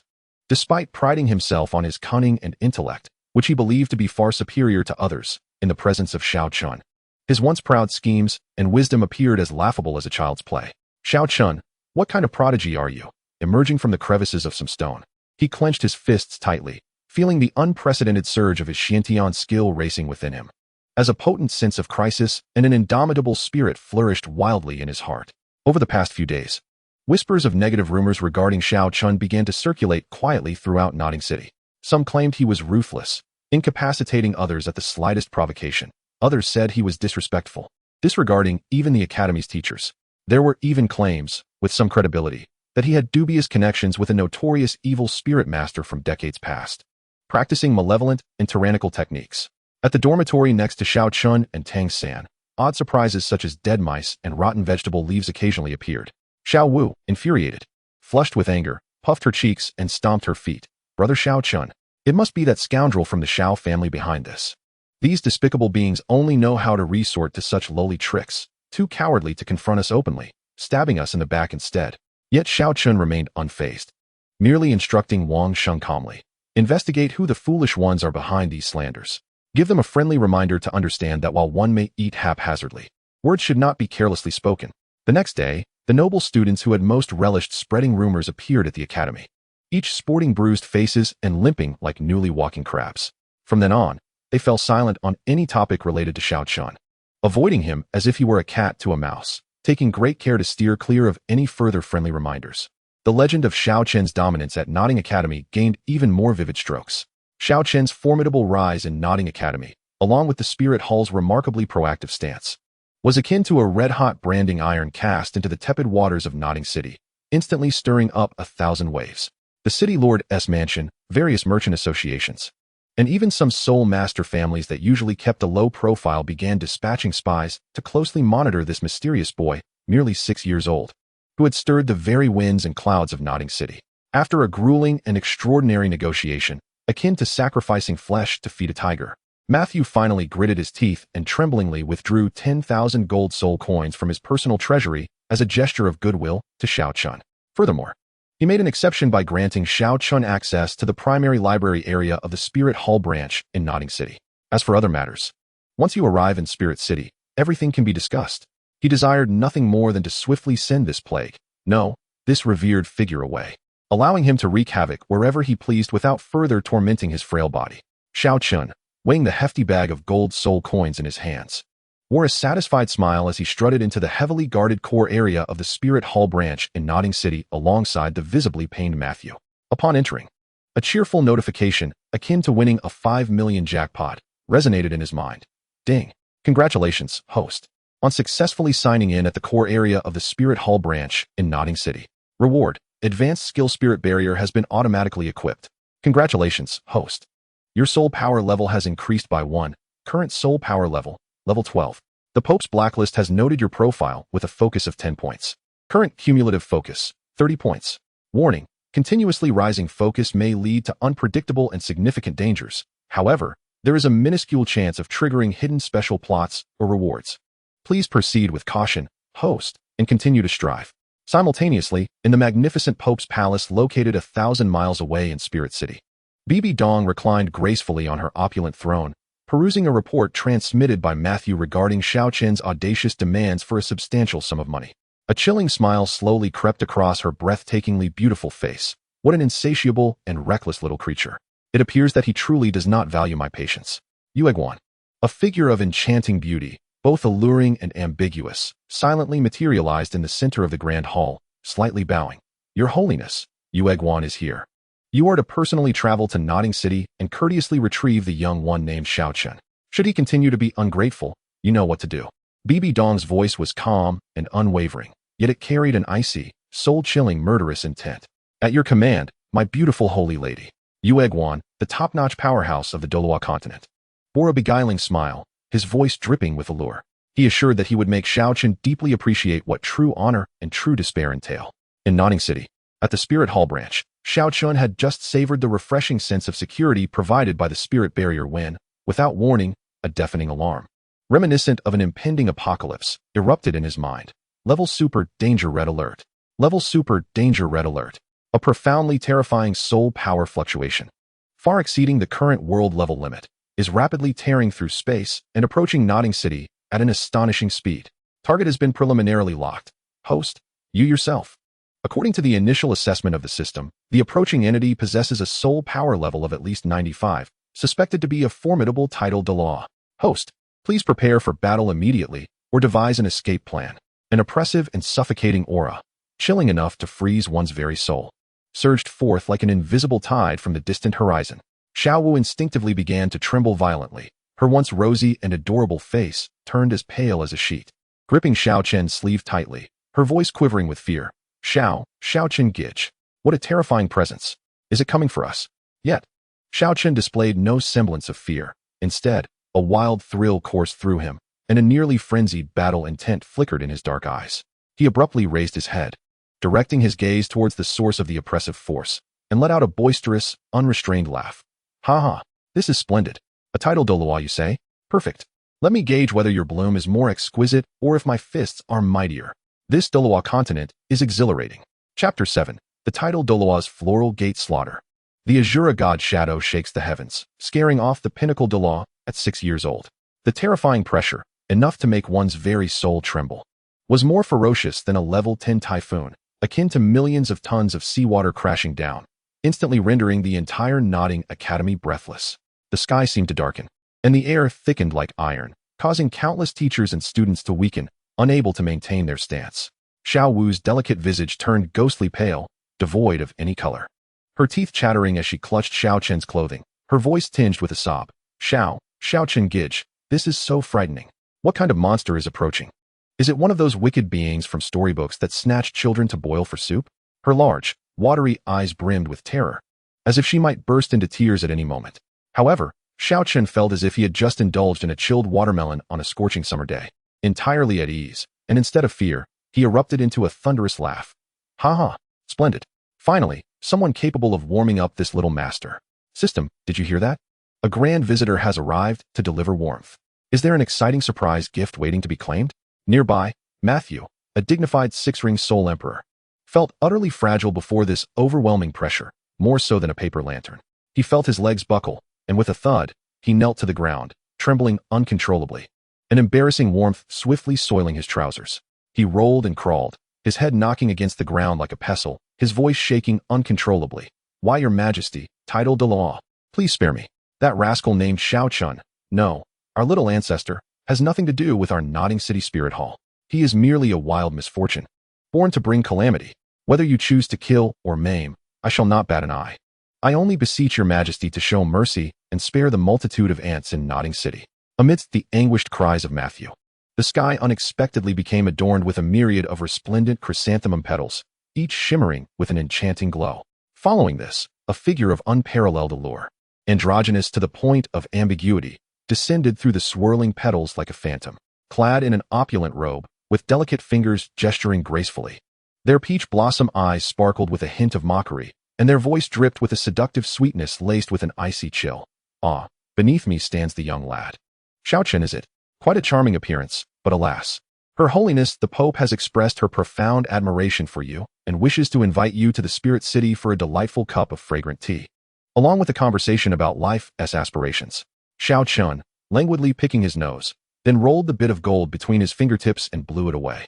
Casting a sidelong glance at the ostentatious figure hovering in the air, his face openly displaying disdain and contempt. Tea, you say?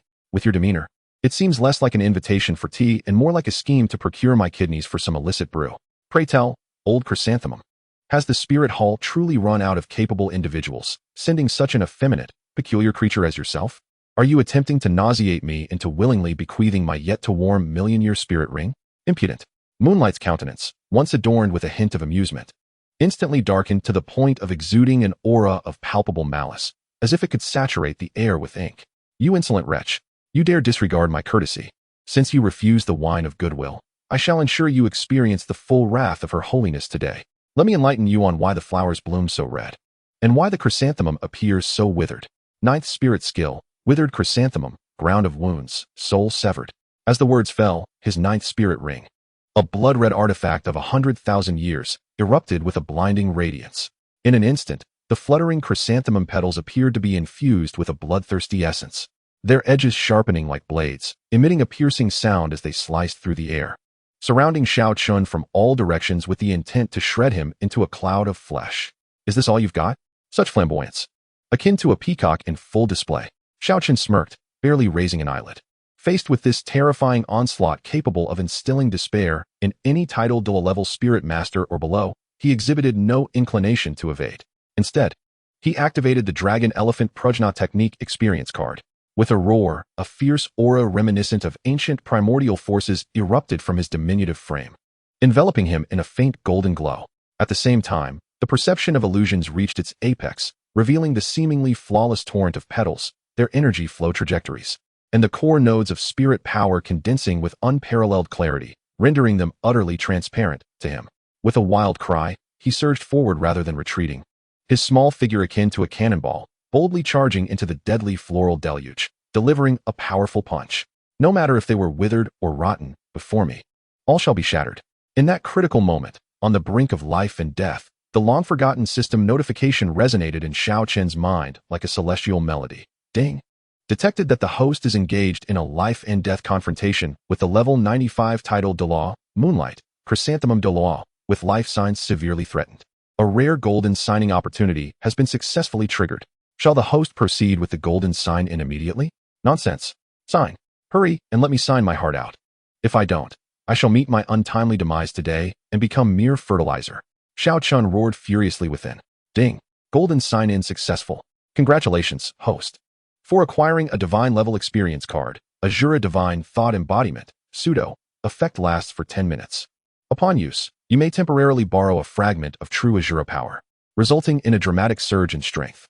Please use it with caution and avoid overindulgence.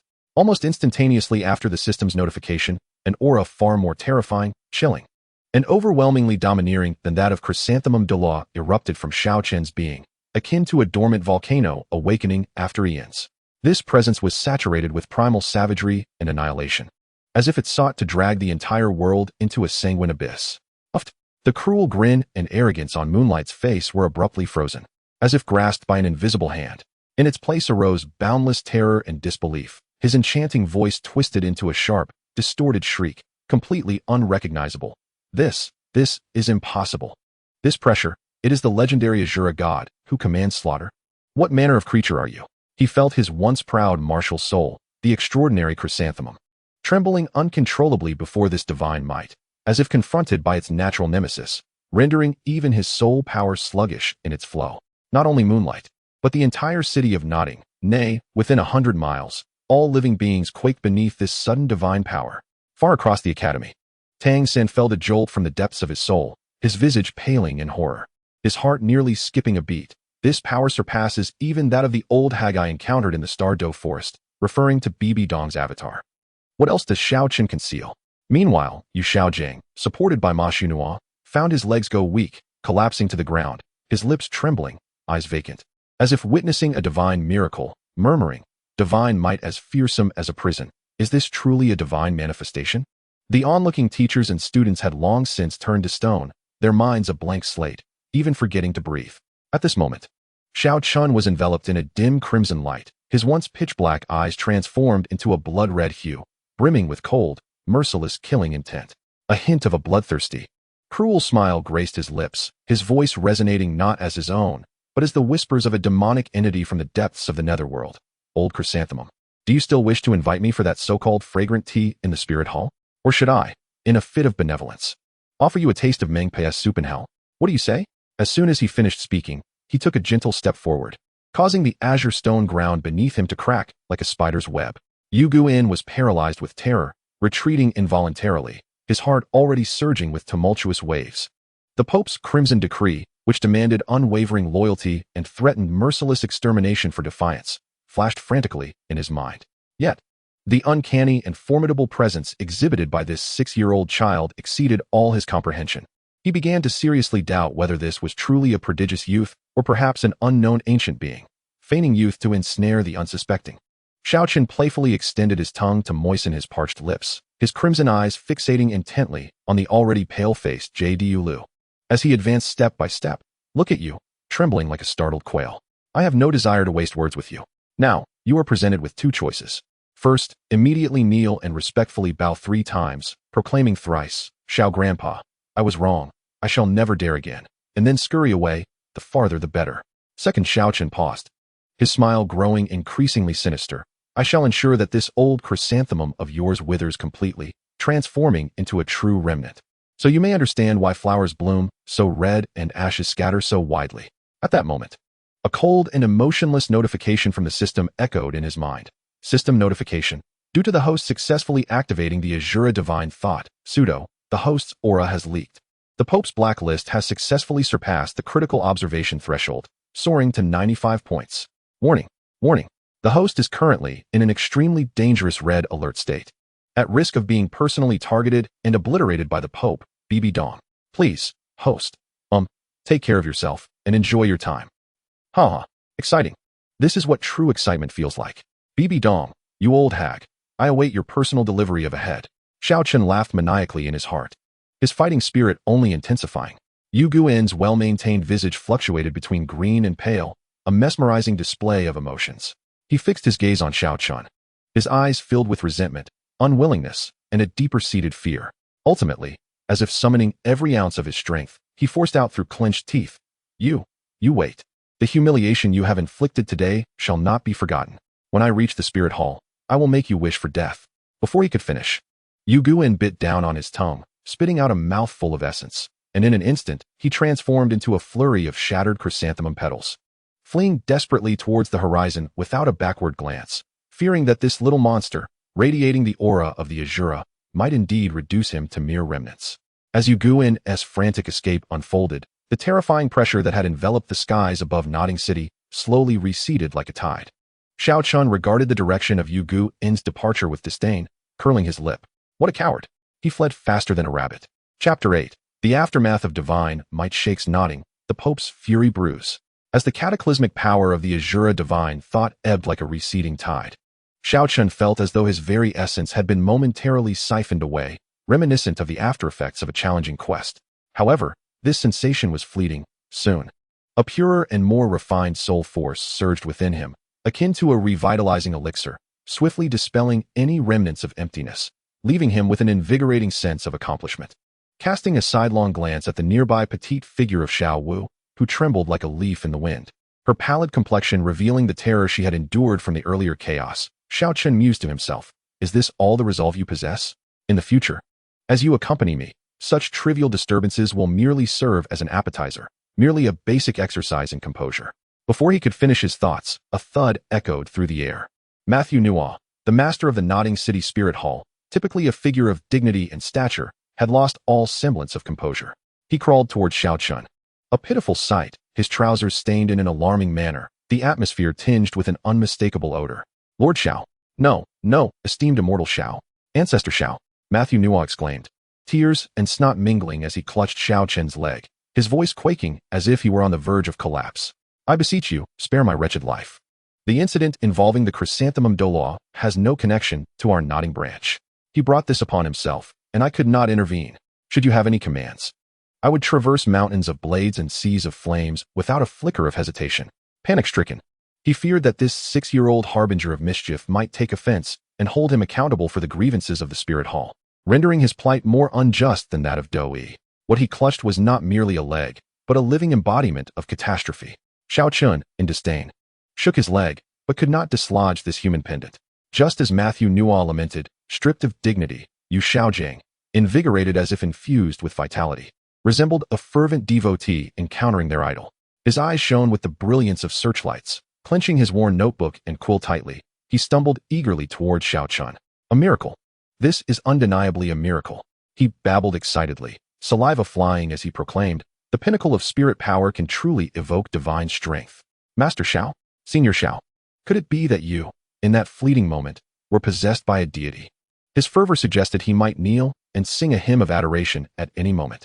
Meanwhile, in a distant corner, Tang San's handsome visage was clouded with a storm, his fists clenched tightly, sharp nails digging into his palms, drawing traces of blood.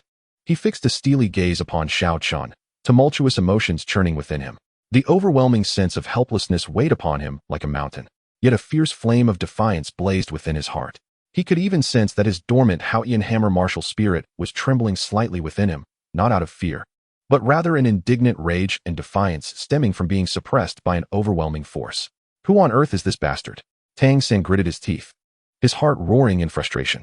At that moment, a familiar system notification echoed in Xiao Chen's mind, its tone jubilant as if he had just won 5 million in the lottery. Congratulations to the host for successfully intimidating the level 95 title Douluo, Moonlight, Chrysanthemum Gate. Your name is now renowned in Nodding City, showcasing your mischievous attributes and capabilities. Reward: the skill 8 steps to chase the cicada, beginner, has been credited. Essential for escaping pursuers. A must-have for home travel. Once used, everyone will sing its praises, and mother will never worry about me being caught again. Red high-risk alert. Warning. Due to the host's accidental display of divine might, your profile has successfully surpassed 100 points of attention on the blacklist of the esteemed Pope Bibi Dong of the Spirit Hall, now ranking first. Congratulations. Friendly reminder. Her Majesty Bibi Dong has developed an intense scholarly interest in you, with a high probability of going to great lengths, even personally, to conduct a thorough and comprehensive vivisection study. The danger level at the Pope's Palace in Spirit City has automatically risen to a near-death experience. Please continue your reckless endeavors. Oh no, strive to enhance yourself, in hopes of engaging in friendly exchange with the Pope soon. Listening to this series of outrageous system prompts, Xiao Chen felt no hint of anxiety. Instead, a proud and provocative smile spread across his face. He abruptly lifted his head, addressing the empty sky with a booming voice that echoed throughout Nodding Academy. Bibi Dong, you old hag, listen well. Make sure to clean your neck and wait for me. It won't be long before I personally visit your decrepit Pope's palace to sign in. While taking a peek at whether the continent's first female Pope truly possesses 3 heads and 6 arms, or if she is merely an expired lowly who enjoys playing. Upon hearing these words, Matthew rolled his eyes, nearly terrified to the point of losing control for a second time. This little ancestor truly had a death wish. At this moment, Xiao Wu finally recovered from the overwhelming pressure earlier. She clung tightly to Xiao Chen's arm, her sparkling eyes filled with admiration, practically overflowing. Xiao Chen Gij, you are simply incredible. 100 times, 1,000 times more formidable than the great heroes my mother told me about in storybooks. Her voice was sweet and melodic, laced with a tremor of having survived a crisis. From now on, Xiao Wu would stick with Xiao Chen. Anyone who dared to bully him would face the wrath of her ancestral eight, reduced to mere pulp. She raised her delicate little fist, attempting to strike a fierce pose. But her adorably innocent face only made her appear endearingly cute. Meanwhile, far away in Spirit City, within the Pope's palace, a symbol of supreme authority, the atmosphere was as oppressive as the stillness before an impending storm. In the Grand Hall, Zhu Douluo Yueguan, usually resplendent and proud, now knelt in a most humiliating manner at the center, a pitiful sight. His once magnificent robe lay in tatters, stained with dust and unknown liquids, his hair disheveled, and a trace of dried blood lingered at the corner of his mouth. The vitality that typically radiated from him was utterly diminished, leaving no trace of the allure and haughtiness he usually embodied.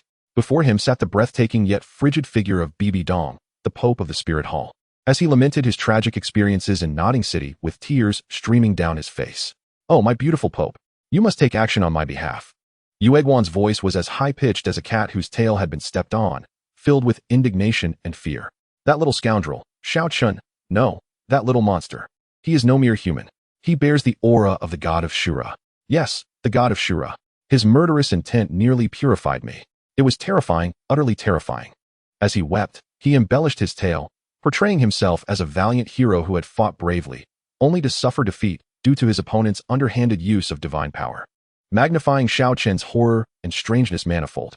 Seated upon her throne, Bibi Dong listened quietly, her phoenix eyes as deep and beautiful as the stars, revealing no sign of emotion.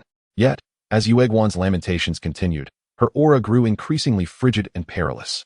Upon finishing his tale of the terrifying aura he attributed to Xiao Chen, a flicker of intense killing intent swept across Bibi Dong's flawless, ethereal visage. With a resounding thud, she slammed her Pope's scepter, a symbol of supreme authority, onto the ground, causing the hard obsidian floor to fracture like a spider's web, shaking the entire grand hall violently. What a remarkable Xiao Chen! What an heir of the god of Shura! Bibi Dong's voice was icy and devoid of any emotion. I shall see who dares to challenge the majesty of my spirit hall and injure one of my elders. Issue my decree. Command Ghostly Charm and Golden Crocodile Douluo to set out immediately for Nodding City. At any cost, bring that boy Xiao Chen back to me unharmed. Her voice paused, a chilling glint flashing in her phoenix eyes as her tone turned even more sinister. Should there be any resistance, eliminate without mercy, except for him. She had developed an unprecedented, almost pathological interest in the so-called secret of Xiao Chen's Shura god power and his astonishing growth rate. Such a perfect specimen was a rare find. At Nodding Academy, Xiao Chen was curiously examining the system interface, which had transformed from an ordinary checkpoint of the Spirit Hall into something extraordinary. At this moment, the checkpoint was pulsating with a blinding crimson light, beside which bold characters proclaimed a life and death struggle. The current difficulty has been manually adjusted by His Holiness the Pope to an invitation for effortless dissection and research mode. May the hosts seek their own fortune. Huh, do they still wish to capture me for dissection? A playful smirk danced at the corners of Xiao Chen's lips. Yet beneath it lay a chilling resolve for battle. Just splendid. I, too, wish to explore your so-called papal palace, to see what treasures warrant my personal attendance. He had never been one to passively endure. Since trouble was inevitable, why not seek it out and stir the waters even further? With this thought, Xiao Chen approached the still Matthew, who lay sprawled on the ground, appearing as though his very soul had departed. Hey, old horse, stop playing dead, he kicked Matthew playfully. Startled, Matthew leaped up as if his tail had been stepped on, his face contorting into a grotesque grin more pitiable than tears. Lord Xiao, what can I do for you? Prepare for me 10,000 gold soul coins, as compensation for mental anguish and travel expenses, Xiao Chen stated with unassailable confidence, adding, also, arrange the fastest, most luxurious carriage in Nodding City that befits my esteemed status. I plan to take a stroll in Soul Master City and deliver a surprise to your Pope. Matthew nearly choked on his own blood upon hearing this. Teetering on the brink of fainting. 10,000 gold soul coins. The finest carriage. Does this little ancestor see me as a mobile ATM and free chauffeur? He yearned to cry, to refuse, yet the moment he met Xiao Chen's gaze, half smirking, yet undeniably commanding, he instantly wilted. With a mournful expression, his heart aching. He could only nod repeatedly. Yes, yes, I'll take care of it. I assure you, Lord Xiao, you shall be satisfied. Under another's roof, one must bow their head. Today, he was undoubtedly going to suffer for this blood debt. Before departing, Xiao Chen's eyes inadvertently swept over Tang San, who was hiding in the corner of the crowd. Observing him with a gaze laden with complex emotions, a smirk crept across Xiao Chen's face, unmasked and mocking. His voice low, yet audible enough for Tang San to hear clearly. Oh, isn't this the future Qinsho Douluo, Tang San? What's the matter? Still fretting over your first and second spirit rings? Are you pondering how to wield that pitiful hammer with greater strength? As for me, I am about to visit Soul Master City, to confront and engage deeply with your Pope regarding life's aspirations. You should remain here in Nodding City, diligently cultivating your so-called unparalleled way spirit, blue silvergrass.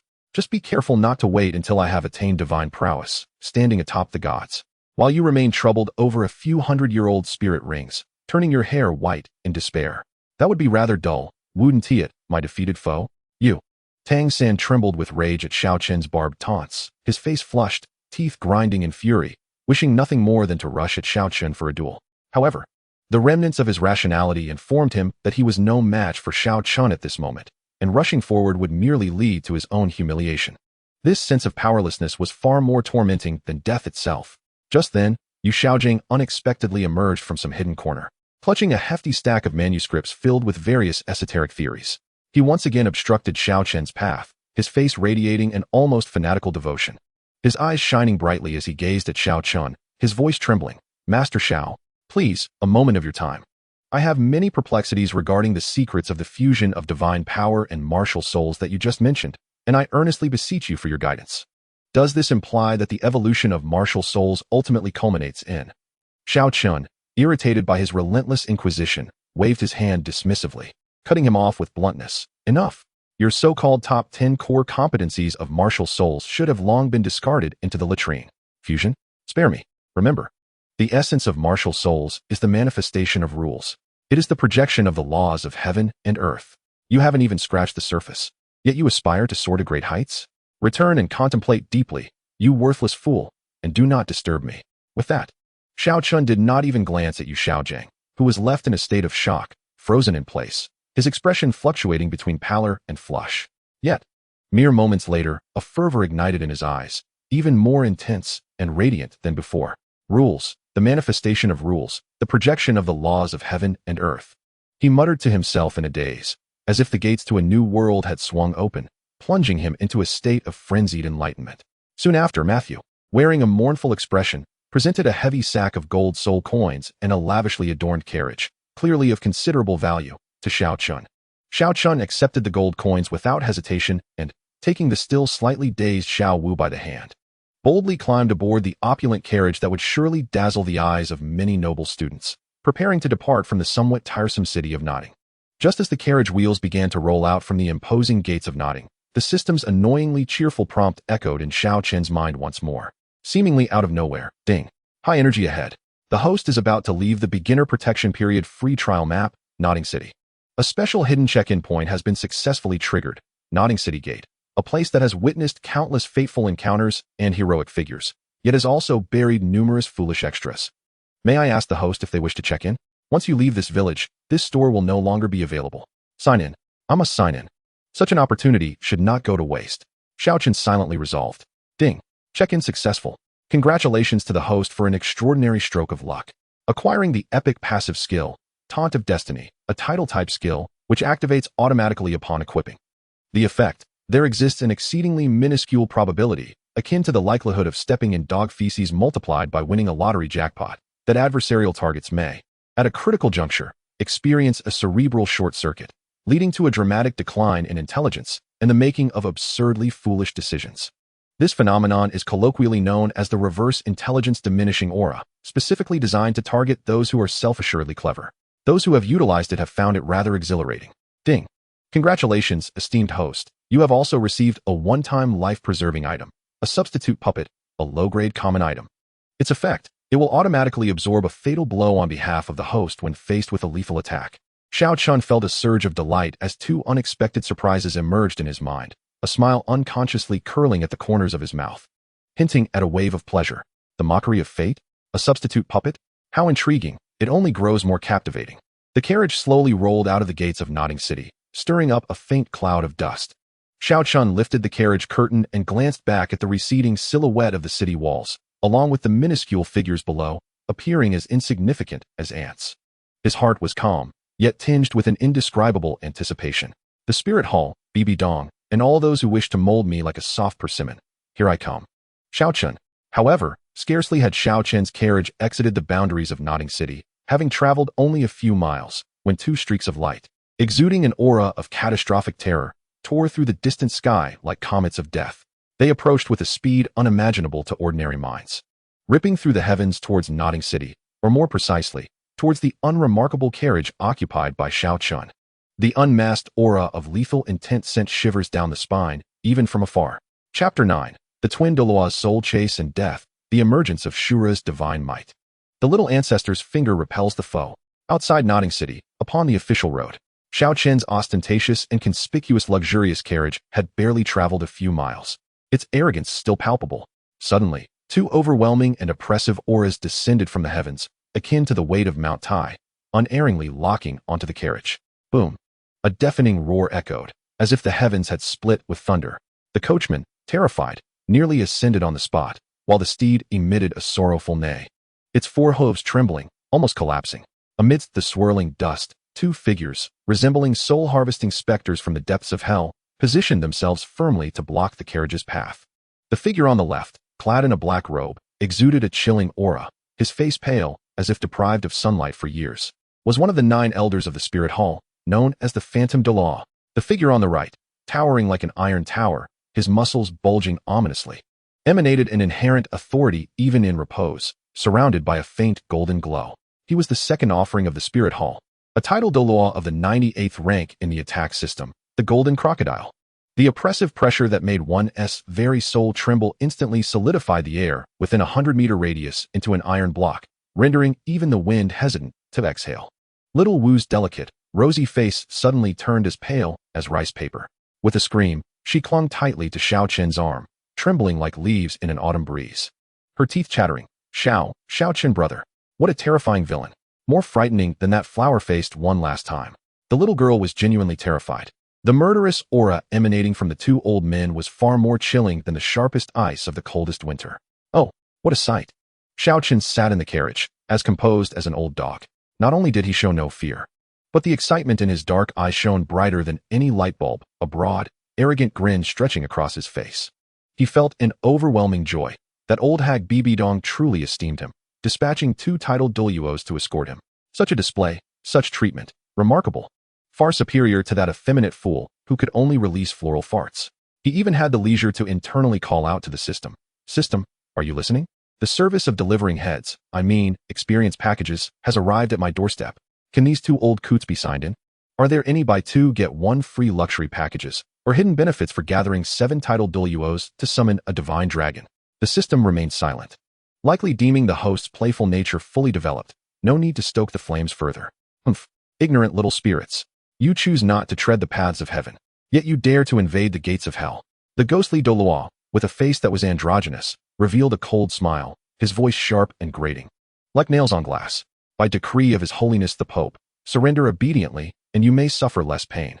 Otherwise, this day next year will mark your memorial. Before his words faded, 9 soul rings erupted in dazzling light around him, 2 yellow, 2 purple, and 5 black, especially the final one, a blood-red 10,000-year soul ring, radiating a terrifying and heart-pounding aura. 9th soul skill, Shadow of Death. In an instant, the sky was filled with ghostly figures, as if 100 specters were on the prowl, each carrying a bone-chilling coldness and a potent aura of murder, surging toward Xiao Chen's carriage like a tidal wave, seemingly intent on devouring both him and his carriage, leaving not even a fragment of bone.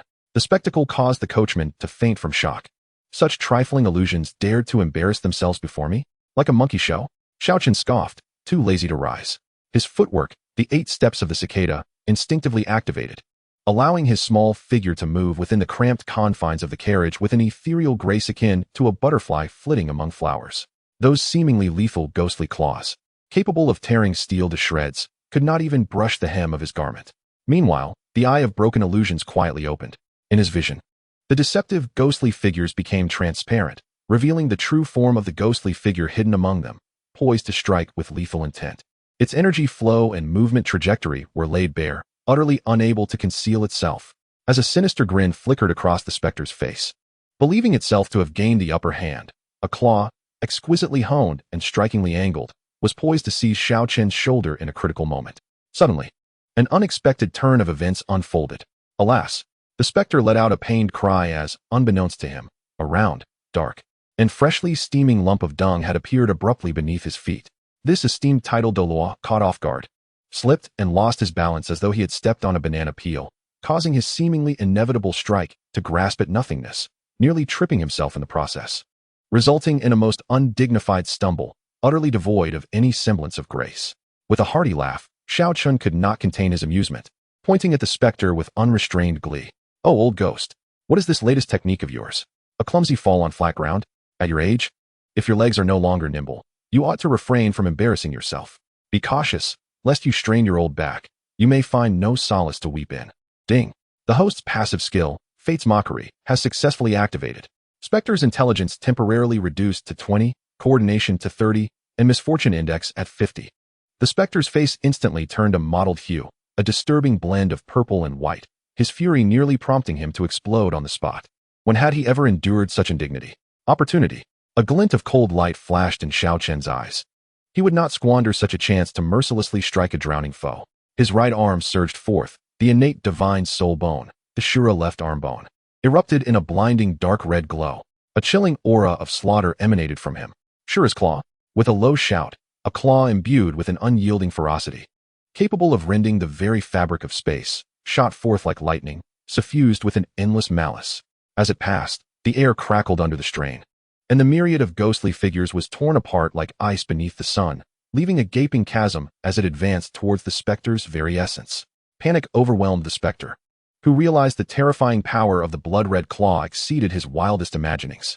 In haste, he crossed his arms defensively across his chest, gathering his soul power to withstand the onslaught.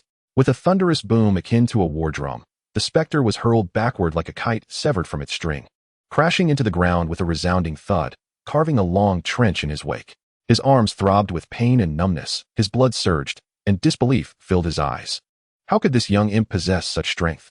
Worthless, truly worthless, unable to subdue even a mere child. You have brought disgrace upon our spirit hall. Observing the specter's debacle, the golden crocodile Douluo could not help but unleash a furious roar. His formidable physique swelled, radiating a blinding golden light.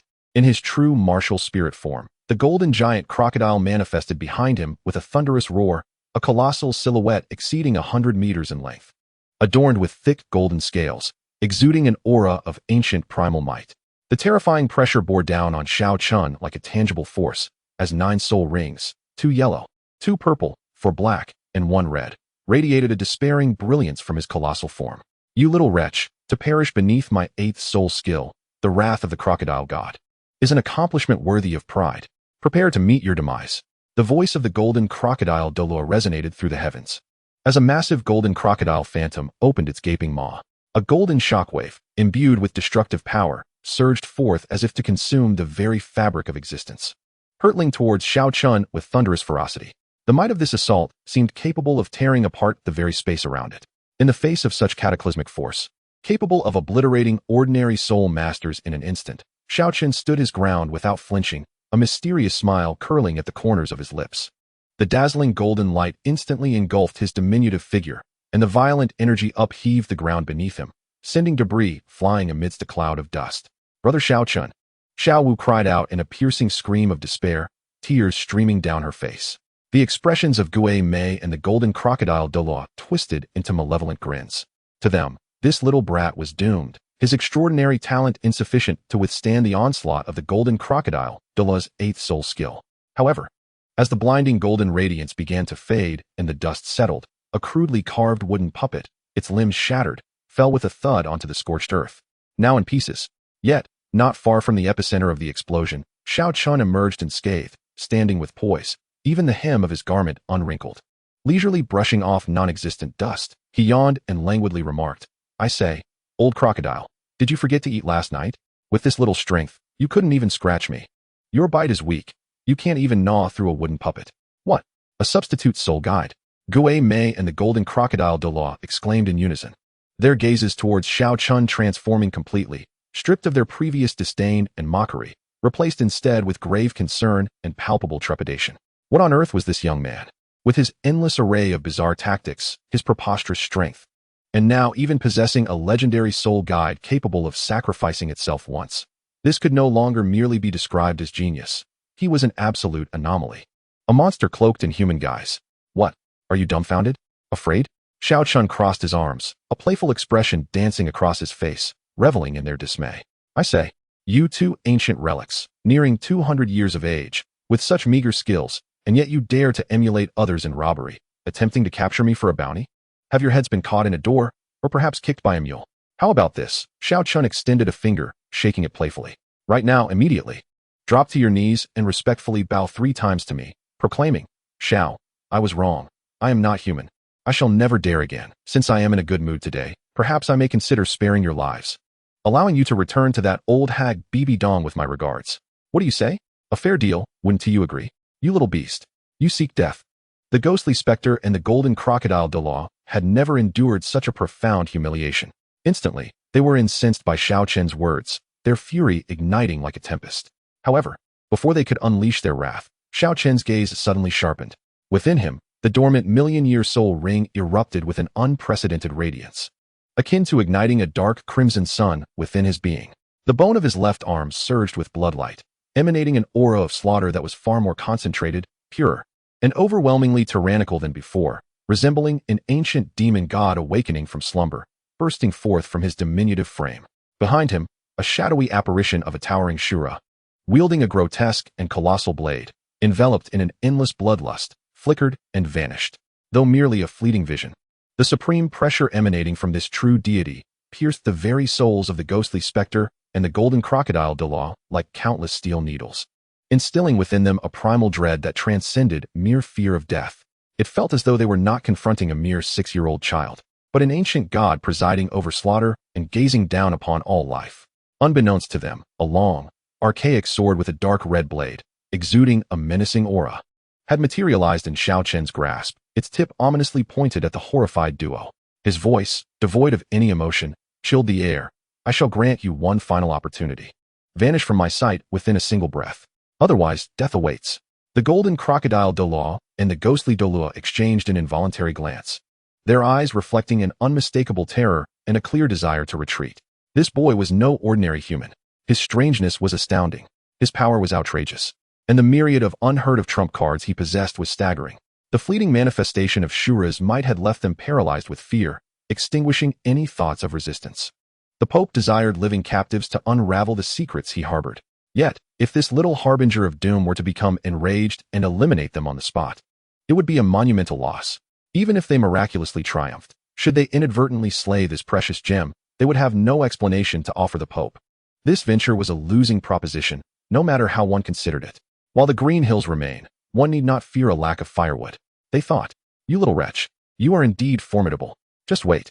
Upon reaching the Spirit Hall, Her Holiness the Pope will ensure that you wish for life but cannot attain it, and long for death yet cannot escape." The ghost Douluo feigned bravado, his lips quivering as he uttered words he scarcely believed himself. Without daring to linger any longer, he and the golden crocodile Douluo activated their soul rings, transforming into 2 disheveled streaks of light, retreating at a speed faster than when they had arrived. Not daring to look back as they fled toward the Spirit Hall, their desperate escape resembled that of prey pursued by an unparalleled beast, exerting every ounce of strength to avoid being caught by the little monster radiating the aura of a Shura. "Brother Xiao Chen, you are simply too magnificent, too powerful. Woo-woo. You scared me to death, and yet you're so incredibly handsome." As she gazed upon the 2 once arrogant titled Douluos, now fleeing in a disheveled manner akin to lost dogs, Xiao Wu's cheeks flushed with excitement. Clinging to Xiao Chen's arm, she bounced joyfully, her large, sparkling eyes reflecting a brilliance of admiration that could surely melt his heart. "Congratulations, host. You have successfully intimidated the level 95 titled Douluo Ghostly Charm and the level 98 titled Douluo Golden Crocodile." The notorious reputation of the little tyrant in Nodding City continues to spread, enhancing your mischievous persona significantly, bringing you one step closer to your goal of becoming the continent's foremost troublemaker. The system has decided to reward you with a random fragment of a top-tier martial art, a minuscule amount of blood essence from a million-year-old soul beast, just a taste, dear, do not indulge excessively, and an increase in soul power by 1 level, raising your current soul power to level 13. Please continue your daring endeavors, or rather, keep creating brilliance. Soulmaster City? Huh, I was destined to go there. With these 2 old fools scouting the path ahead, I need not trouble myself with directions. Xiao Chen weighed the freshly received, still warm rewards from the system in his hands, a wicked grin curling at the corners of his mouth. He kicked the coachman, who lay sprawled on the ground, frothing at the mouth. "Stop feigning death, and get up. We are heading towards Soulmaster City. I intend to deliver a grand surprise to your Pope." This sudden skirmish did not instill a shred of retreat within him. Rather, it was akin to pouring hot oil into a blazing fire, igniting a fervent battle spirit and an insatiable anticipation for the unknown challenges ahead. Mischief. Great mischief. Such is the mindset befitting a traveler from another world. However, just as Xiao Chen's luxurious carriage, under the coachman's tremulous grip, set forth once more along the official road, albeit at a leisurely pace due to the horse's trembling legs, a long-forgotten, yet ever-astonishing system alert echoed unexpectedly in his mind. This time, it was unprecedented, even more glaring than the previous warning faced against the chrysanthemum Douluo. "Warning! Warning! Red alert! The host has thoroughly enraged Pope Bibi Dong of the Spirit Hall. Due to the exceptional reports brought back by the formidable ghostly charm and golden crocodile Douluos regarding your suspected possession of a complete divine inheritance, capable of annihilating tidal Douluos with a mere gesture, and the alarming revelations of your seemingly endless hidden cards akin to an armory. BB Dong has escalated your danger level from mere observation to a permanent designation of extermination level. Latest enemy intelligence report. BB Dong has covertly mobilized at least 5 or more tidal Douluos from the Elder Hall of the Spirit Hall. Friendly reminder. Average level above 95. All seasoned veterans, capable of killing without hesitation, and has acquired some formidable forbidden item, forming a team codenamed Godslaying Hunt and Persuasion, Physical. Rapidly encircling your current position from all directions. Estimated contact time, within half a day. Dear host, it seems this time things are truly perilous. The system has begun to scout for your next life's novice village. I wish you a fortunate rebirth, with divine equipment bestowed upon you at the outset. An unclaimed fiancé at your side, and the ability to stumble upon wealth with every step you take. In short, may good fortune accompany you always. Amen. Almost immediately after the system's cheeky prompt echoed in the air, Xiao Chen acutely sensed that not far ahead on the horizon, several formidable figures, exuding an unabashed aura of chilling malevolence and terror, were tearing through the atmosphere like harbingers of doom risen from the depths of hell. They approached with an astonishing velocity that defied human comprehension, stirring up clouds of dust in their wake. The garments of these figures gleamed in the sunlight, reflecting the unique golden flame insignia of the Elder Hall members of the Spirit Hall, a symbol of supreme power and ruthless authority. Goodness, are they truly playing such a grand game? Xiao Chen gazed at the approaching deathly meteors, and rather than feeling any fear, he excitedly thumped his thigh. Now this is more like it. Come forth. Today, I shall show you what true surprise means. Chapter 10. The 5 Great Doa Pursue Relentlessly. Let me show you why flowers bloom so red. As the dust settled slightly, even before the coachman could regain his composure from the fright that nearly sent his heart racing out of his chest, 5 figures, as if choreographed, swiftly surrounded Xiao Chen's ostentatious carriage from all directions. Each presence emanated such a resonating wave of soul power that it felt as if the very air was distorting under the force. With a starting price of 95 level tidal Douluo, at the forefront stood an elder, his hair and beard nearly defying gravity, with hawk-like eyes fixated on the carriage. Wasn't he this the same golden crocodile Douluo who had fled faster than a rabbit earlier? The old man cleared his throat, attempting to regain an air of superiority, but his throat seemed to be choked with phlegm. Ahem, young Xiao Chen, His Holiness the Pope has commanded, those who are wise should surrender willingly. And you may be granted a complete corpse. Otherwise, before he could finish, another tidal Douluo with a sharp visage, clearly not of good repute, interjected, clutching a sinister-looking black metallic box. You insolent wretch, do not be so arrogant. This is the God-slaying box, personally bestowed by His Holiness the Pope.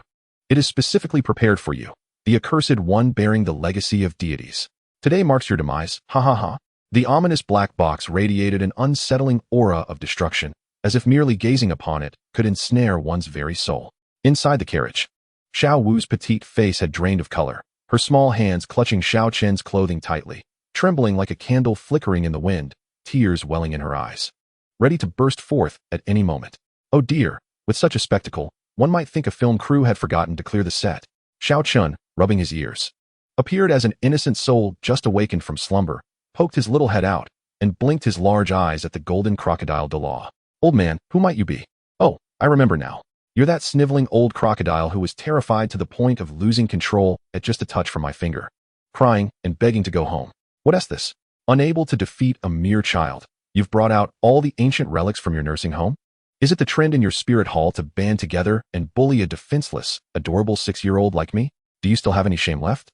The face of the golden crocodile Douluo turned a deep shade of liver color, almost spewing blood in frustration as he stuttered, pointing at Xiao Chen without being able to articulate a coherent thought.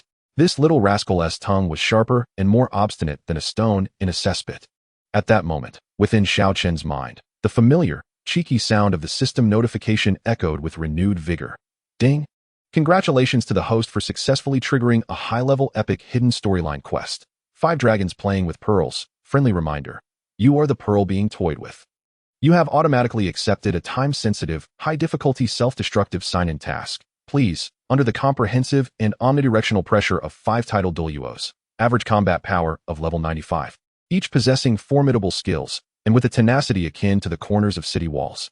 Successfully collect a strand of hair, or a piece of uniquely tagged fabric, from each of them as a precious token of your sign-in success. Quest Success Reward. Divine Level Stealth Technique. Beginner's Edition. Repeatedly jumping and experiencing death. 1,000 points for professional self-destructive skills. Please strive. I have faith in you. Go forth boldly and aim to venture beyond the galaxy, racing towards the vast universe. Xiao Chen twitched his lips in exasperation. System.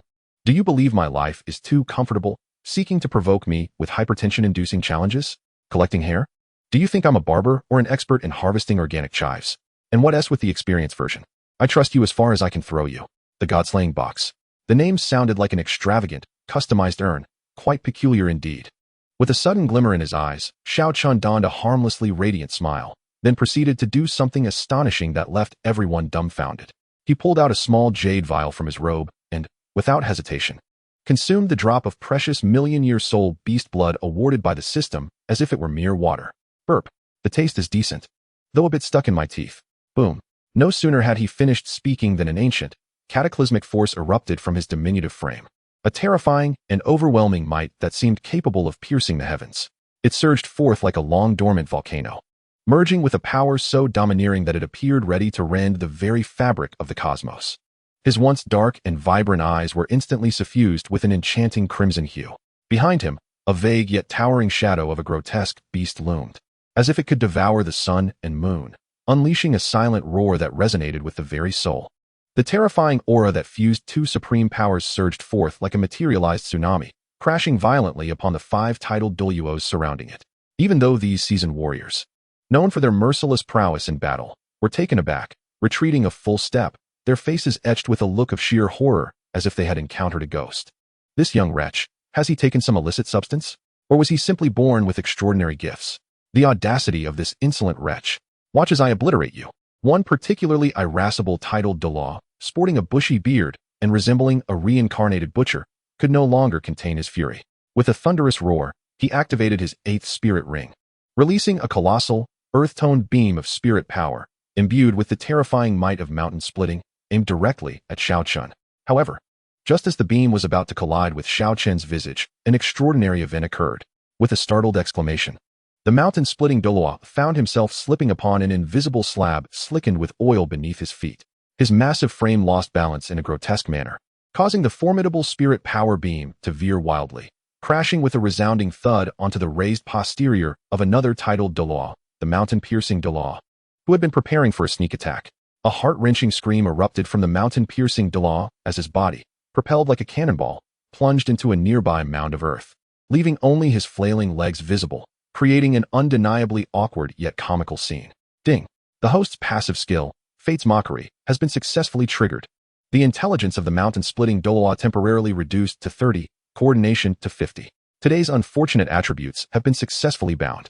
May good fortune accompany you, and perhaps next time, you might avoid such misfortune.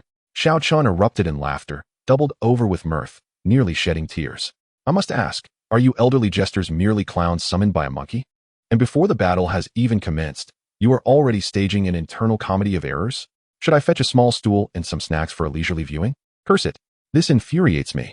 The mountain-splitting Douluo's face flushed crimson, wishing for a crevice to disappear into. At that moment, the previously terrified ghost Douluo, who had been shaken by Xiao Chen's earlier display, suddenly glimpsed an opportunity.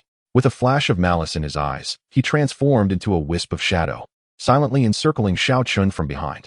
A sinister, shadowy claw, infused with a malevolent essence capable of corroding the soul, lunged for the vulnerable spot at the back of Xiao Chen's heart. Attempting the same trick twice? Do you take me for a fool? Without turning his head, Xiao Chen smirked with derision.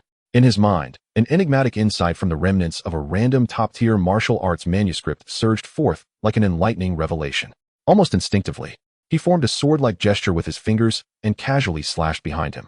A slender yet razor-sharp blade of energy, shimmering with a faint golden hue, sliced through the air and effortlessly cleaved the ghost Douluo's assured claw and accompanying spirit technique into mere fragments. The lingering force of the sword energy struck fiercely against the face of the ghost Douluo, leaving a burning red mark that made him grimace in pain. Retreating several steps before finally stabilizing himself, a collective shock rippled through the hearts of all the titled Douluo, as they gasped in astonishment. What on earth is this extraordinary phenomenon? Is this young man's hidden trump card available in bulk? Old Viper, Is that shabby box of yours intended for storing leftover meals? Hurry up and hand it over. I am in dire need of a chamber pot. Xiao Chen executed the 8 steps to catch the cicada to perfection, his petite figure transforming into a series of elusive afterimages amidst the encirclement of 5 tidal Douluo, leaving them bewildered and dizzy. His true target was none other than the serpent spear Douluo, who had been hesitant to make a move while wielding the god-slaying box. The serpent spear Douluo, his spirit faltering, had never encountered such a slippery and elusive little ghost, akin to a wily loach. As he witnessed Xiao Chen's fists, radiating an aura of preciousness that he could not afford, hurtling towards his handsome visage, he was left with no choice. In a moment of desperation, he bit his tongue and spat a mouthful of essence blood onto the god-slaying box, prematurely activating this formidable weapon. With a resonating hum, the jet-black metallic box trembled violently, its lid splitting open with a spine-chilling crevice. In an instant, a terrifying aura, colder than the coldest abyss and more malevolent than the most vengeful spirits, surged forth. Several chains, thick as a child's arm and adorned with sinister black runes, shot out like venomous snakes. Imbued with an eerie power capable of extinguishing souls and devouring all vitality, targeting Xiao Chen with blinding speed. By heaven, this is the real deal. Xiao Chen's pupils dilated as he felt the imminent threat. At this critical juncture, the system's newly awarded death substitute, a low-grade item, guaranteed genuine, activated dutifully. A blurred shadow detached from Xiao Chen, instantly transforming into his likeness. Before it could strike a heroic pose, the black chains pierced through it, reducing it to a mere pile of ashes that scattered with the wind. Meanwhile, Xiao Chen, propelled by the force of the impact, was sent flying several meters. And in midair, he expertly fished out a small packet of ketchup from his pocket, applying a dab to the corner of his mouth. Upon landing, he coughed up a mouthful of blood, his vitality drained, his complexion pale as though he had just emerged from a grave. Cough, cough. This wretched box possesses quite the power. Little thief, you shall pay. A tidal Douluo, sharp-nosed and covered in barbs, clearly a fierce character, tentatively named the spiny porcupine Douluo, observed Xiao Chen in a critical state, his eyes glinting with malice as he approached to deliver a fatal blow. Just then, the timid Xiao Wu, who had been anxiously hiding behind Xiao Chen, mustered all her courage. Do not bully my brother Xiao Chen, the young girl exclaimed, her large, sparkling eyes suddenly shimmering with an enchanting pink glow. Meanwhile, her first spirit ring ignited, unleashing the renowned entangling skill of the soft-bone rabbit. Numerous resilient tendril phantoms materialized from thin air, momentarily halting the ferocious movements of the menacing, a fleeting glimmer of confusion flickering in its eyes. Though it lasted merely a fraction of a second, it was ample time for Xiao Chen. Bibi Dong, you old witch, clean your neck and await my arrival. I am about to pay you a visit, bringing with me a grand surprise that will leave you weeping in delight. Seizing this ephemeral opportunity, Xiao Chen let out a resonant howl towards the heavens, and with a speed that defied belief, he produced from his bosom a resplendent golden talisman, adorned with incomprehensible symbols, unmistakably of extraordinary origin. He thrust it forcefully onto the ground. All combatants, assemble. Obey my command. Vanish. A blinding golden beam, more dazzling than the sun and more brilliant than the stars, surged into the sky, capable of dazzling the eyes of every creature within 100 miles. The violent spatial fluctuations roiled like boiling water. As the golden light dissipated, all that remained was a bottomless pit, still emitting wisps of smoke, and 5 tidal Douluos, their eyes streaming with tears from the harsh radiance, desperately rubbing their eyes. Xiao Chen and Xiao Wu had long since vanished without a trace. Ah, you little beast. I shall tear you limb from limb, roared the golden crocodile Douluo, incensed, as he and the other 4 tidal Douluos, equally distressed, frantically ravaged the surrounding area for dozens of miles, gouging the earth 3 feet deep, yet finding not a single trace of him. The news raced back to Spirit City with alarming speed.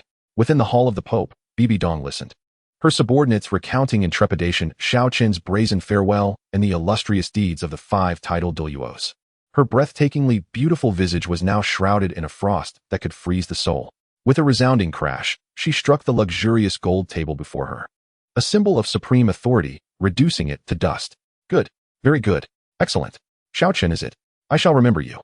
Bibi Dong's voice was devoid of emotion, yet laced with the terrifying fury of a volcano ready to erupt. Transmit my secret decree. Mobilize all available forces of the Spirit Hall, including all offerings from the Elder Hall, and seal off every route leading to Spirit City.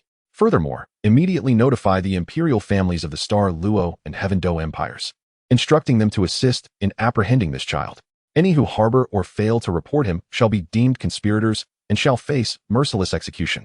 The entire spirit hall, and indeed the whole Douluo Continent, was stirred by the actions of this mere 6-year-old child, inciting unprecedented turmoil. At this moment, the instigator Xiao Chen, after experiencing a dizzying sensation akin to riding 10 roller coasters, coupled with a nauseating feeling that nearly expelled his last meal, finally tumbled face first into a desolate wilderness, devoid of life. Before he could utter a curse, the system's ominous, slightly gleeful notification chimed in his mind. Ding! Congratulations, host. On successfully utilizing the I am directionally challenged. Who am I afraid of random escape talisman, Golden Collector's Edition, with a complimentary 7-colored Mary Sue escape effect. Current landing coordinates. The outer edge of the God Burial Abyss, one of the 10 life-threatening zones in Douluo Continent. A friendly reminder. This place is exceptionally perilous, inhabited by countless divine-level vengeful spirits. Even a title Douluo would emerge with difficulty, and for a level 98 individual. Survival hinges on the mood of the vengeful spirit responsible for the lottery that day. Wishing you a pleasant journey. May you achieve early reincarnation. Amen. Ding. A new sign-in location has been thoughtfully refreshed for you. The soul-guiding stone tablet at the entrance of the God Burial Abyss. Xiao Chen nearly spewed blood upon reading this. I bought a watch last year. System, you deceitful wretch. The God Burial Abyss? Wouldn't it be more convenient to toss me straight into the 18th layer of hell to have tea with Yama? Before he could finish his sentence, a chilling malice surged from the unfathomably dark depths of the God Burial Abyss, causing every hair on his body to stand on end, as if a primordial beast had licked his spine with its icy tongue.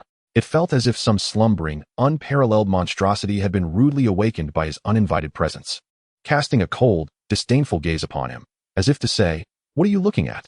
Dare to look again?" Simultaneously, not far behind him, several familiar yet despairingly powerful auras, suffused with rage and lethal intent, tore through the air at a velocity that threatened to breach the sound barrier, rapidly encircling his position. Vaguely, he could hear the distorted roar of the golden crocodile Douluo, echoing through the heavens and earth. You little beast. Where do you think you can run this time? With no path to the heavens and no door to the earth, today I shall skin you alive, strip your tendons, and scatter your bones. With wolves in front and tigers behind, and a terrifying abyss in between, Xiao Chen thought, what an exhilarating predicament. Chapter 11. The Abyssal Sign-In bestows ghostly companions. 5 hounds chase a frenzied entry into the Forbidden Zone. The face of the golden crocodile Douluo was as dark as a pot's bottom, while 5 tidal Douluos surrounded Xiao Chen and Xiao Wu, blocking all escape routes, with the ominous God Burial Abyss looming behind them, instilling dread. Ah, old codgers. Quite the seasoned professionals, I see. Have you gathered to send me off on my vacation? Xiao Chen remarked, hands in pockets, bearing a mischievous smile that was utterly infuriating.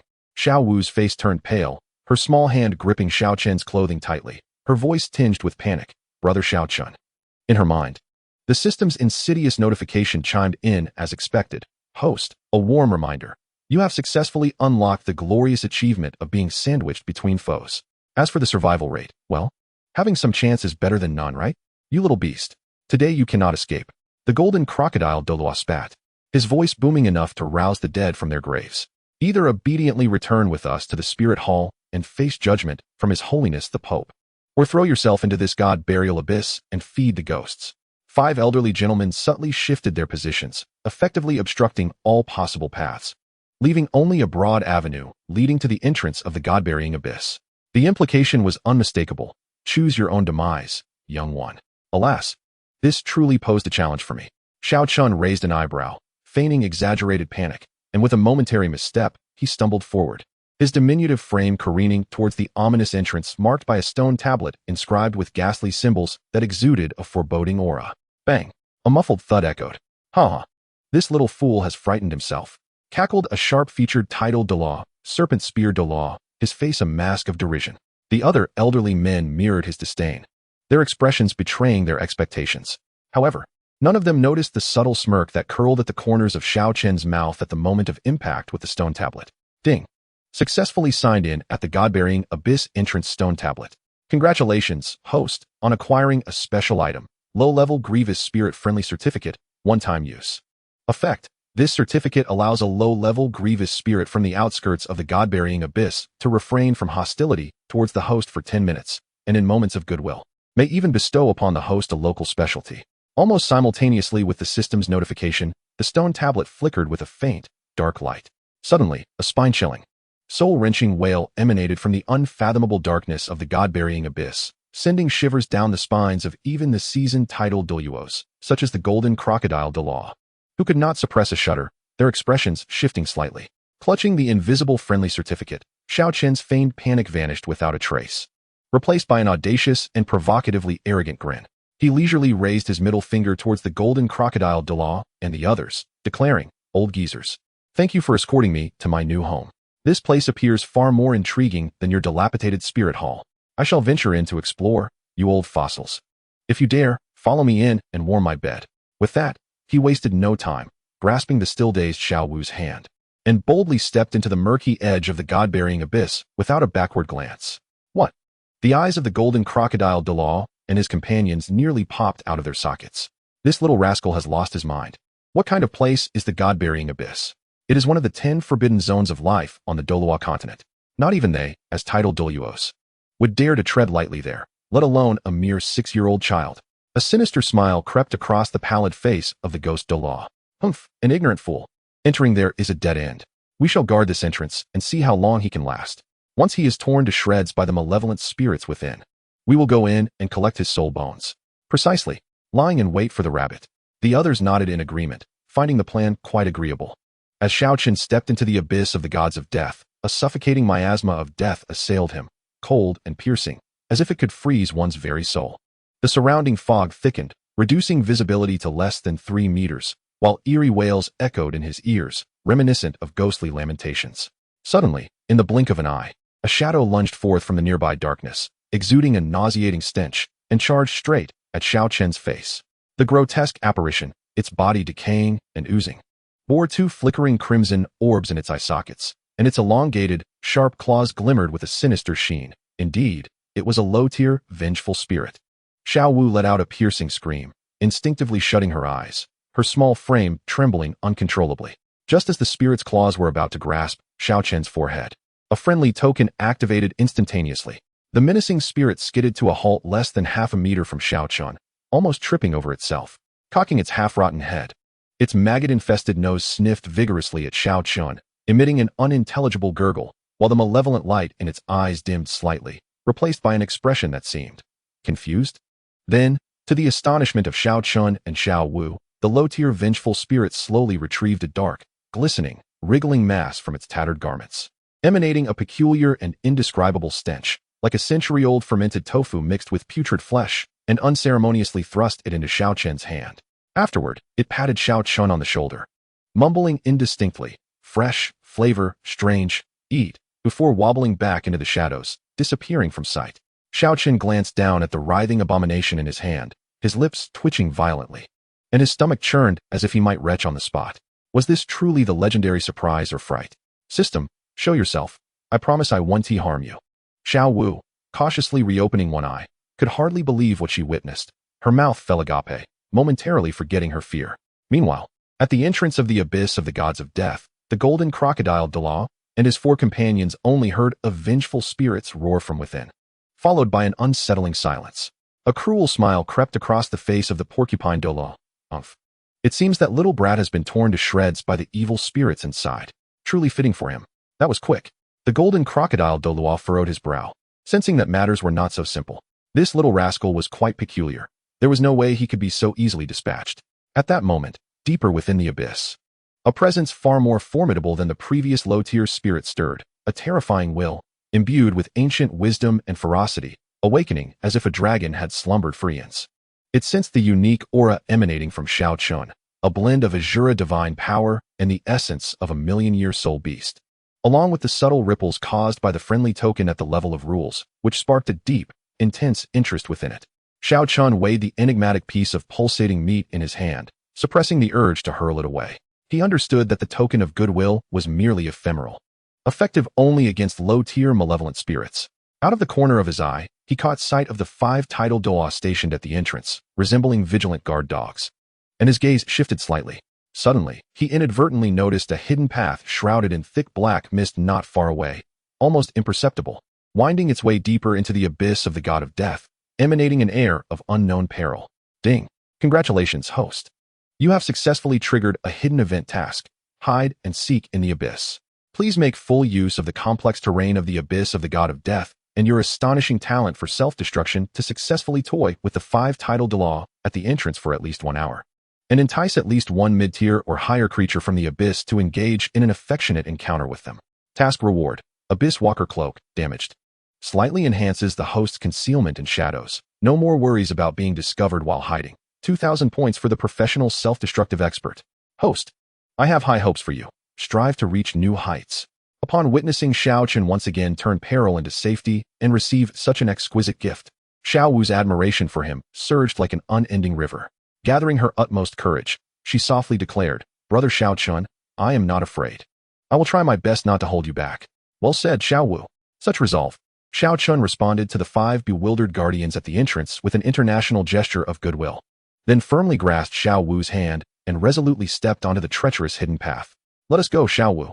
Today, I shall let this pack of old hounds know the difficulty of inviting a spirit and the challenge of sending it away. I will also show them what it truly means to be a professional dog walker." As the two ventured a few steps down the eerie path, 2 colossal eyes, larger than lanterns and gleaming with an eerie green light, slowly opened amidst the dense black mist. A suffocating stench rushed towards them, accompanied by a deep, oppressive growl, reminiscent of a roar from the depths of the underworld, heralding the arrival of a far more terrifying crisis. Meanwhile, at the entrance of the abyss of the god of death, the golden crocodile Douluo's expression shifted dramatically as his formidable spiritual energy keenly detected an anomaly. With a furious roar filled with indignation, he exclaimed, "Something is amiss. That little wretch's aura has not dissipated. Rather, it has ventured deeper into the abyss. This little rascal dares to toy with us." "What?"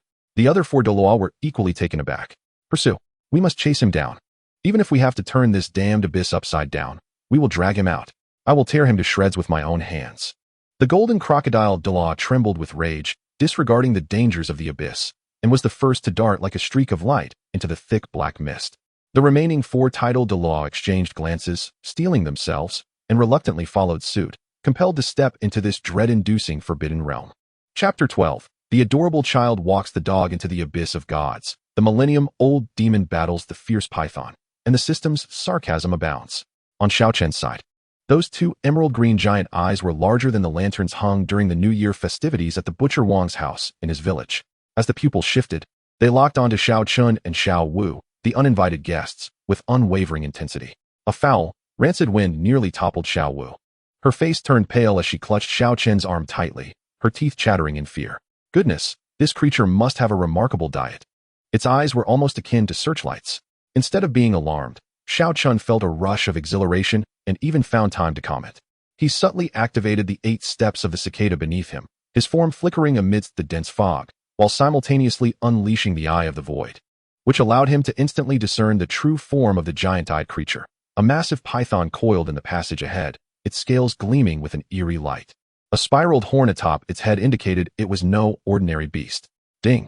Friendly reminder, 100 meters ahead lies the 9 nether soul devouring python, a millennium level, mid-tier magical beast, currently in a state of hunger and rather displeased, particularly irked by disturbances during its feeding or slumber. It has sensed the presence of fresh meat on the host and is contemplating a change in diet. Fresh meat? Xiao Chen glanced down at the wriggling local delicacy in his hand, emanating an indescribable odor, his lips curling in dismay. So this was meant as an appetizer for the colossal creature? Xiao Chen gidge, what is that monster? Xiao Wu's voice trembled, her small hand nearly bruising his arm. Fear not, Xiao Wu. It is merely a rather large earthworm. Xiao Chen reassured her with a gentle smile, patting her hand. Perfect timing. With those old hounds hot on our tails, let us present them with a grand gift. With that, a clever idea sparked in his mind. He retrieved a resilient strand of spider silk from his soul-guiding device, carefully binding the wriggling delicacy to one end. Then, he waved it enticingly towards the 9 nether soul-devouring python, calling out in a teasing tone, "Hey, big black long worm, look over here. I have something splendid for you. Would you care for a taste?" This opportunity is fleeting. The python appeared momentarily stunned, its enormous triangular head tilting slightly. Its 2 giant emerald eyes fixated on the peculiar, aromatic morsel in Xiao Chen's hand. A low gurgling sound emanated from its throat, evidently stirred by a hint of appetite. Now is the moment. Seizing the opportunity, Xiao Chen vigorously swung the spider silk towards the direction from whence Jean Crocodile and the others were pursuing. The meat soared through the air, tracing a peculiar arc, trailing an irresistible fragrance deep into the fog. Hiss! The 9 nether soul devouring python emitted an enraged hiss, clearly incensed by Xiao Chen's mockery. Its colossal form surged forward like a streak of black lightning, pursuing the delicacy and demolishing numerous sturdy, grotesque trees along its path, a sight to behold. Come, Xiao Wu, let us observe the spectacle, Xiao Chen urged, pulling Xiao Wu along as he breezed forward, unhurriedly trailing behind the 9 nether soul devouring python. All the while retrieving 2 candy beans from his pocket, offering one to Xiao Wu. Here, have this to calm your nerves. On the other side, the golden crocodile Douluo and his 4 companions stormed into the god burial abyss, seething with fury. That wretched creature, I shall rend it limb from limb. The golden crocodile Douluo growled through gritted teeth, using his soul power to dispel the dense fog that enveloped them. Calm down, my lord, urged the second elder, his voice still cold, yet laced with caution. This god burial abyss is fraught with peril, we must tread carefully. The sinister aura of this accursed place made even the ghost Douluo uneasy. As if this mere god burial abyss could thwart 5 titled Douluos. The serpent spear Douluo scoffed. Yet, no sooner had he spoken than his foot slipped on a slick patch of moss, leading to a painful cry as he nearly fell. His posture quite comical. A muffled chuckle escaped the side from the spike porcupine Douluo. Embarrassed, the serpent spear Douluo flushed with anger. What are you laughing at? If you're so capable, then don't fall. Enough of this bickering. We have more pressing matters, the golden crocodile Douluo interjected impatiently, sensing a powerful surge of soul energy and a malevolent presence ahead. At that moment, an overpowering stench suddenly permeated the air, nearly causing the 5 titled Douluos to retch. What in the world is that foul odor? The spiked porcupine Douluo complained, pinching his nose. Be cautious. Something approaches. The ghost Douluo shouted sharply, detecting a formidable and aggressive force closing in rapidly. Before his warning could fully register, a colossal black shadow burst forth from the mist, accompanied by a deafening roar and a foul wind. It was the soul-devouring python of the 9 nether, lured by the local delicacies. This beast evidently regarded the 5 intruders as competitors for its prey or potential meals, opening its gaping maw wide enough to devour an elephant, unleashing a stream of viscous, corrosive venom like a high-pressure water jet towards them. That wretched beast seeks its own demise, roared the golden crocodile Douluo, incensed. As a formidable 98th level assault type titled Douluo, and the second elder of the martial soul hall, he had never before been so brazenly provoked by such a creature. Martial soul manifestation, he bellowed, and the massive golden crocodile spirit materialized, charging to meet the oncoming wave of poison. With a thunderous explosion, the clash reverberated through the god burial abyss, as the venom and golden light intertwined, instantly corroding the surrounding trees and rocks, creating a scene of utter chaos. Damn it, this creature possesses a fearsome toxicity. Although the golden crocodile Douluo managed to block the venom, his golden crocodile spirit had been marred, its brilliance dimmed. Everyone, attack together. Let us end this swiftly, the ghost Douluo commanded, his form flickering as the 9th soul ring flared to life, unleashing countless ghostly apparitions that surged towards the soul-devouring python. The serpent spear Douluo and the spike porcupine Douluo, unwilling to be outdone, unleashed their martial souls, showering the 9 nether python with an array of soul techniques. Finally, the usually reticent 5th title Douluo, the holy dragon Douluo Shi, made his move, summoning a majestic platinum dragon spirit that coiled in the air, its roars resonating throughout the abyss. In an instant, 5 titled Douluos found themselves enmeshed in a fierce battle with the 9 nether-devouring serpent, their soul power surging and shaking the very earth. Vibrant lights flickered and explosions erupted, creating a spectacle reminiscent of a Hollywood blockbuster. Hidden behind a massive boulder, Xiao Chen and Xiao Wu gazed in awe, their mouths agape. Wow, brother Xiao Chen, it's happening. It's happening.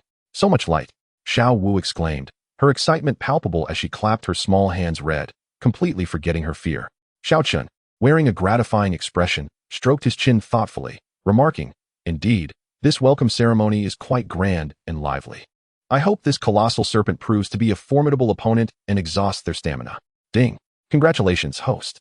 The first phase of the God Abyss hide-and-seek mission has been exceeded by enticing mid-tier beings from the God Burial Abyss to attack 5 titled Douluos. You have successfully lured a millennium-old 9 nether-devouring serpent into an amiable and engaging exchange with the 5 titled Douluos. System rating, 2,000 death-seeking points. Additional rewards, Mastery Performance Card, 3 minutes. X1, God Burial Abyss Terrain Map. Outer Incomplete Version, X1. System Commentary Mode activated. TSK, O host. Your talent for inciting enmity and creating chaos is truly astonishing. 5 titled Douluos, each with an average level above 95, have been thoroughly toyed with by you, and you've presented them with such a delightful surprise package. Their current mood must be more exhilarating than indulging in local delicacies. I am already looking forward to their expressions when they uncover the truth. Just thinking about it is thrilling. Just a common feat, nothing extraordinary. Xiao Chen humbly waved his hand, though inwardly he was overjoyed. The system was increasingly attuned to his inclinations. Observing the heated battle that showed no signs of resolution, Xiao Chen recognized the necessity to vacate the premises. He took Xiao Wu's hand and, referencing the recently acquired incomplete terrain map of the God Burial Abyss in his mind, stealthily made his way towards a relatively secure, marked direction. Come, Xiao Wu, let us find another vantage point to continue our observation, and perhaps uncover more treasures within the God Burial Abyss. Just as they had ventured a short distance, Xiao Chen abruptly halted, keenly sensing a faint, elusive wave emanating from the dense fog ahead, as if something were beckoning him. That sensation felt both familiar and foreign. Brother Xiao Chen, what's wrong? Xiao Wu whispered. Xiao Chen did not respond. Instead, his brow furrowed as he focused intently on the source of the disturbance. Meanwhile, the 5 tidal Douluos, locked in combat with the 9 nether-devouring serpent, found themselves in a disheveled state, their faces smeared with dirt and exhaustion. They could scarcely believe that such a formidable soul beast lurked in the outskirts of the God Burial Abyss. What a cursed place! How can such a powerful soul beast exist here? The snake spear Douluo gasped, battered and nearly broken from the serpent's relentless attacks. The golden crocodile Douluo was equally enraged, feeling thoroughly outsmarted by that little rascal. As they finally managed to severely injure the 9 nether soul-devouring python and were prepared to eliminate it once and for all, the colossal serpent suddenly emitted a heart-wrenching wail. With a tremendous thrash of its massive body, it recklessly fled deeper into the God Burial Abyss, vanishing into the dense fog in an instant. Should we pursue? Inquired the porcupine Douluo. Pursue? Nonsense, retorted the golden crocodile Douluo, wiping the poisonous saliva from his face. Seething with rage. First, we must locate that little beast. I shall make him wish for death, but find none. However, as they angrily followed the faint trace left by Xiao Chen, they discovered that the boy's aura had abruptly vanished at a fork in the path, as if it had evaporated into thin air. Chapter 13. The Bear Cub Altar and the Ghost King. The unfortunate spirit displays its might. 5 dogs pursue, and fury devours the bait. Following the peculiar, almost imperceptible wave, Xiao Chen navigated the twists and turns with an ease akin to strolling through his own backyard.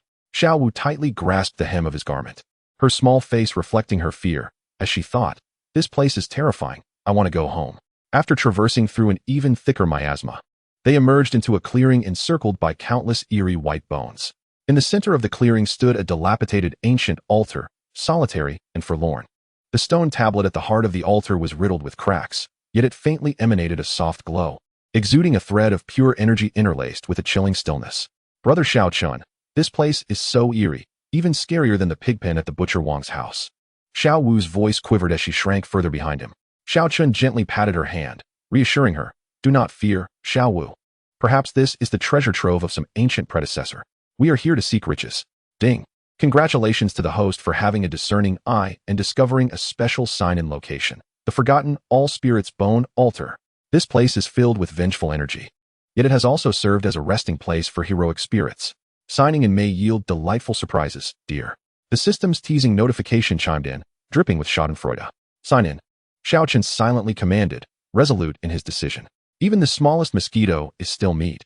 He could not let this opportunity slip by. A wisp of ghostly light flickered from the altar's stone tablet, vanishing into Xiao Chen's being. Sign in successful. Congratulations to the host for acquiring a special summoning item, Spirit Summoning Blind Box, bronze level. X1, friendly reminder. Opening the box involves risk. Summoning must be approached with caution. What emerges depends entirely on whether the host has stepped in dog excrement today. This system assumes no responsibility for returns or exchanges. Reward, minor increase in soul power. Current soul power at level 13 peak. A bronze level blind box. Xiao Chen stroked his chin, sensing that the system's stinginess had reached new heights. Dog excrement luck? He mused, recalling that he indeed seemed to have stepped in something soft and squishy earlier. Just as he pondered the seemingly ordinary bronze box in his palm, the entire altar suddenly trembled.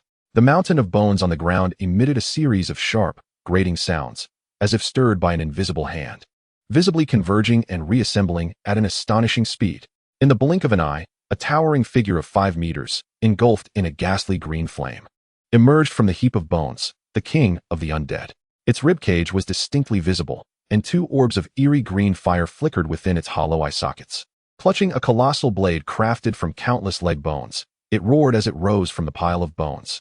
Its vacant eye sockets fixated intently on the uninvited guests, Xiao Chen and Xiao Wu, clearly indicating that the ancient guardian of this place had been roused from its slumber. With a deafening roar, the king of the undead charged at the two, exuding a palpable aura of death and resentment, as if intent on devouring them whole. Almost simultaneously, at the entrance of the god burial abyss, the aged face of the golden crocodile Douluo darkened ominously. He bit his tongue fiercely, spraying a mouthful of essence blood upon the enormous golden crocodile spirit manifestation before him. Veins on his forehead bulged as he bellowed with fury, Bloodline's secret technique. The soul-locking crocodile of 10,000 miles. Reveal the precise location of that little brat. I shall teach him why the flowers are so red. Upon absorbing the essence blood, the golden crocodile spirit let out a thunderous roar, its previously ethereal head solidifying momentarily before whipping around, its massive jaws pointing directly towards the altar where Xiao Chen stood. Found it. Over there. The golden crocodile Douluo's expression twisted into a grimace, though his energy momentarily waned, indicating the considerable toll of the secret technique. Chase. The remaining four titled Douluos galvanized their spirits, transforming into streaks of light as they hastened in the direction indicated by the golden crocodile. At the altar, confronted by the fiercely charging king of the undead, Xiao Chen swiftly pulled Xiao Wu behind him, his face betraying no hint of panic. Step back, let me show you a surprise, he declared, weighing the ethereal blind box in his hands. With a steely resolve, he thought, what will be, will be. Let us see what emerges. He commanded the system. Open for me. With Xiao Chen's order, the bronze blind box responded, opening to reveal a soft yet radiant glow. As the light dissipated, an apparition of a tattered Taoist priest emerged, clad in a patched robe. One hand held a bare soul recruiting banner, while the other clutched a chipped porcelain bowl. With disheveled hair resembling a bird's nest and drowsy eyes, the spirit mumbled, "Oh, great celestial being, spare me some incense money. It has been days since I last had business." The disheveled Taoist spirit wobbled out of the blind box. The system fell into a profound silence, seemingly taken aback by this outcome. Xiao Chen felt that perhaps his luck today was not merely a stumble, but rather a direct affliction upon his face. Unfazed by the emergence of such an entity, the king of the undead swung its massive bone blade down with a whistling wind. The disheveled Taoist spirit, seemingly awakened by the fierce gust, jolted upright and instinctively raised the chipped bowl in front of him. Clang! A resonant sound of metal meeting metal echoed through the air. To everyone's astonishment, the seemingly fragile bowl remained unscathed, while the forceful strike from the king of the undead left its arm numb, momentarily halting its assault. The disheveled spirit of the Taoist rubbed his eyes and mumbled in a daze, "Oh dear, who dares to disturb my meal? This is a precious heirloom, indeed." Suddenly, his eyes brightened at the sight of the bowl. "This bowl is remarkable." In that moment, Xiao Chen's eyes gleamed with realization. True mastery lies among the common folk, and this broken bowl concealed profound mysteries. Seizing this rare opportunity, he activated the Eye of the Void to its fullest extent, instantly locking onto the core of the soul fire within the chest of the 100 Bones Ghost King, a vibrant flame, yet dim at its center. There lay the creature's vital essence. With a swift motion, Xiao Chen propelled himself forward, transforming into a crimson blur before the 100 Bones Ghost King could react. His left arm radiated with the divine light of the gifted soul bone, the power of the Azura surging forth. His fingers morphed into claws, exuding a sharpness capable of rending anything, as he aimed directly for the core of the Ghost King's soul fire. Shattering Azura claw, although Xiao Wu's face paled in fear. Witnessing Xiao Chen's boldness instilled her with newfound courage. She clasped her hands before her chest, and the yellow halo representing her first spirit ring glimmered to life, emanating a gentle yet vibrant energy that sought to disrupt the oppressive aura of death surrounding the 100 Bones Ghost King. Though her spirit power was but a flickering firefly compared to the full moon for the Ghost King, it nonetheless caused a barely perceptible delay in the creature's movements. "Prepare for an explosion," Xiao Chen shouted fiercely, as his power-infused claws struck true against the core of the soul fire. A chilling wail erupted from the 100 Bones Ghost King, a sound so piercing it seemed to penetrate the very eardrums of those who heard it. The king's massive form stiffened momentarily, and then, as if a stone had been cast into still water, the core of the soul fire began to violently ripple. Fissures spreading from Xiao Chen's claw. With a thunderous boom, the towering 5-meter figure of the 100 Bones Ghost King shattered, dispersing into a flurry of bone powder and pure soul energy. Among the chaos, a soul crystal, roughly the size of a fist, with a deep azure hue and shimmering with an otherworldly glow, tumbled forth from the debris. The disheveled spirit of the Taoist, witnessing this spectacle, felt a surge of excitement akin to a famished beggar presented with a lavish feast. He eagerly raised his broken bowl and inhaled deeply, managing to draw in a significant portion of the swirling soul energy, leaving him feeling rejuvenated, with even the lines on his face appearing somewhat smoother. Ding! Congratulations to the host for successfully slaying the pseudo-100 Bones Ghost King. Primary damage dealt by the host, with assistance from the spirit, deemed a kill by the host. You have acquired 100 Bones Ghost King Soul Crystal, medium grade, can be used to enhance mental strength, nourish specific martial spirits or soul entities, and serves as a primary material for certain special elixirs. And the favorability of the disheveled Taoist spirit has increased by 10. Having feasted, he now finds you more agreeable. Remember to summon him for such good fortune in the future. Xiao Chen bent down to retrieve the icy soul crystal, brimming with immense soul energy. Before he could examine it further, the furious roar of the golden crocodile Douluo echoed from afar, clear as if whispering in his ear, "You little bastard. I can smell you. You cannot escape." In swift pursuit, 5 formidable figures, exuding a chilling aura of lethal intent, approached the altar at an astonishing speed.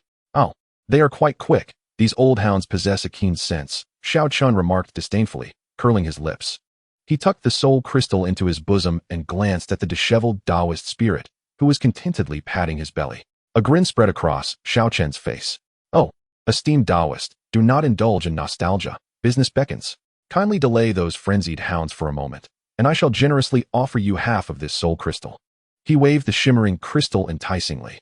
The Taoist spirit, upon hearing this, turned his murky eyes and assessed the rapidly approaching powerful presences before him, then shifted his gaze to the soul crystal in Xiao Chen's hand, smacking his lips. "How long must I delay them? There are quite a number of formidable opponents. I require more. No, I demand more soul crystals. Half is insufficient. At least 70% will suffice." Xiao Chen's lips twitched in irritation. This old Taoist was indeed one who would not act without assurance of reward. His gaze drifted beyond the altar, where a vast, bottomless chasm yawned. A stark scar torn into the earth. From the depths of the chasm, a call more potent and ancient than the previous strange vibrations seemed to resonate, stirring the Shura divine power within him. A glimmer of madness flickered in Xiao Chen's eyes. "Deal. 70% it is. But you must delay them as long as you can." With resolve, he broke off a substantial portion of the soul crystal and tossed it to the Taoist spirit. "Very well. I am a man of my word." The Taoist spirit swiftly caught the crystal, his face lighting up with glee as he patted his chest in assurance. "I shall take my leave first, esteemed Taoist, until we meet again." Xiao Chen seized the still-dazed Xiao Wu and, without hesitation, activated his instant teleportation towards the abyss. In a flash of light, the two vanished from their original position.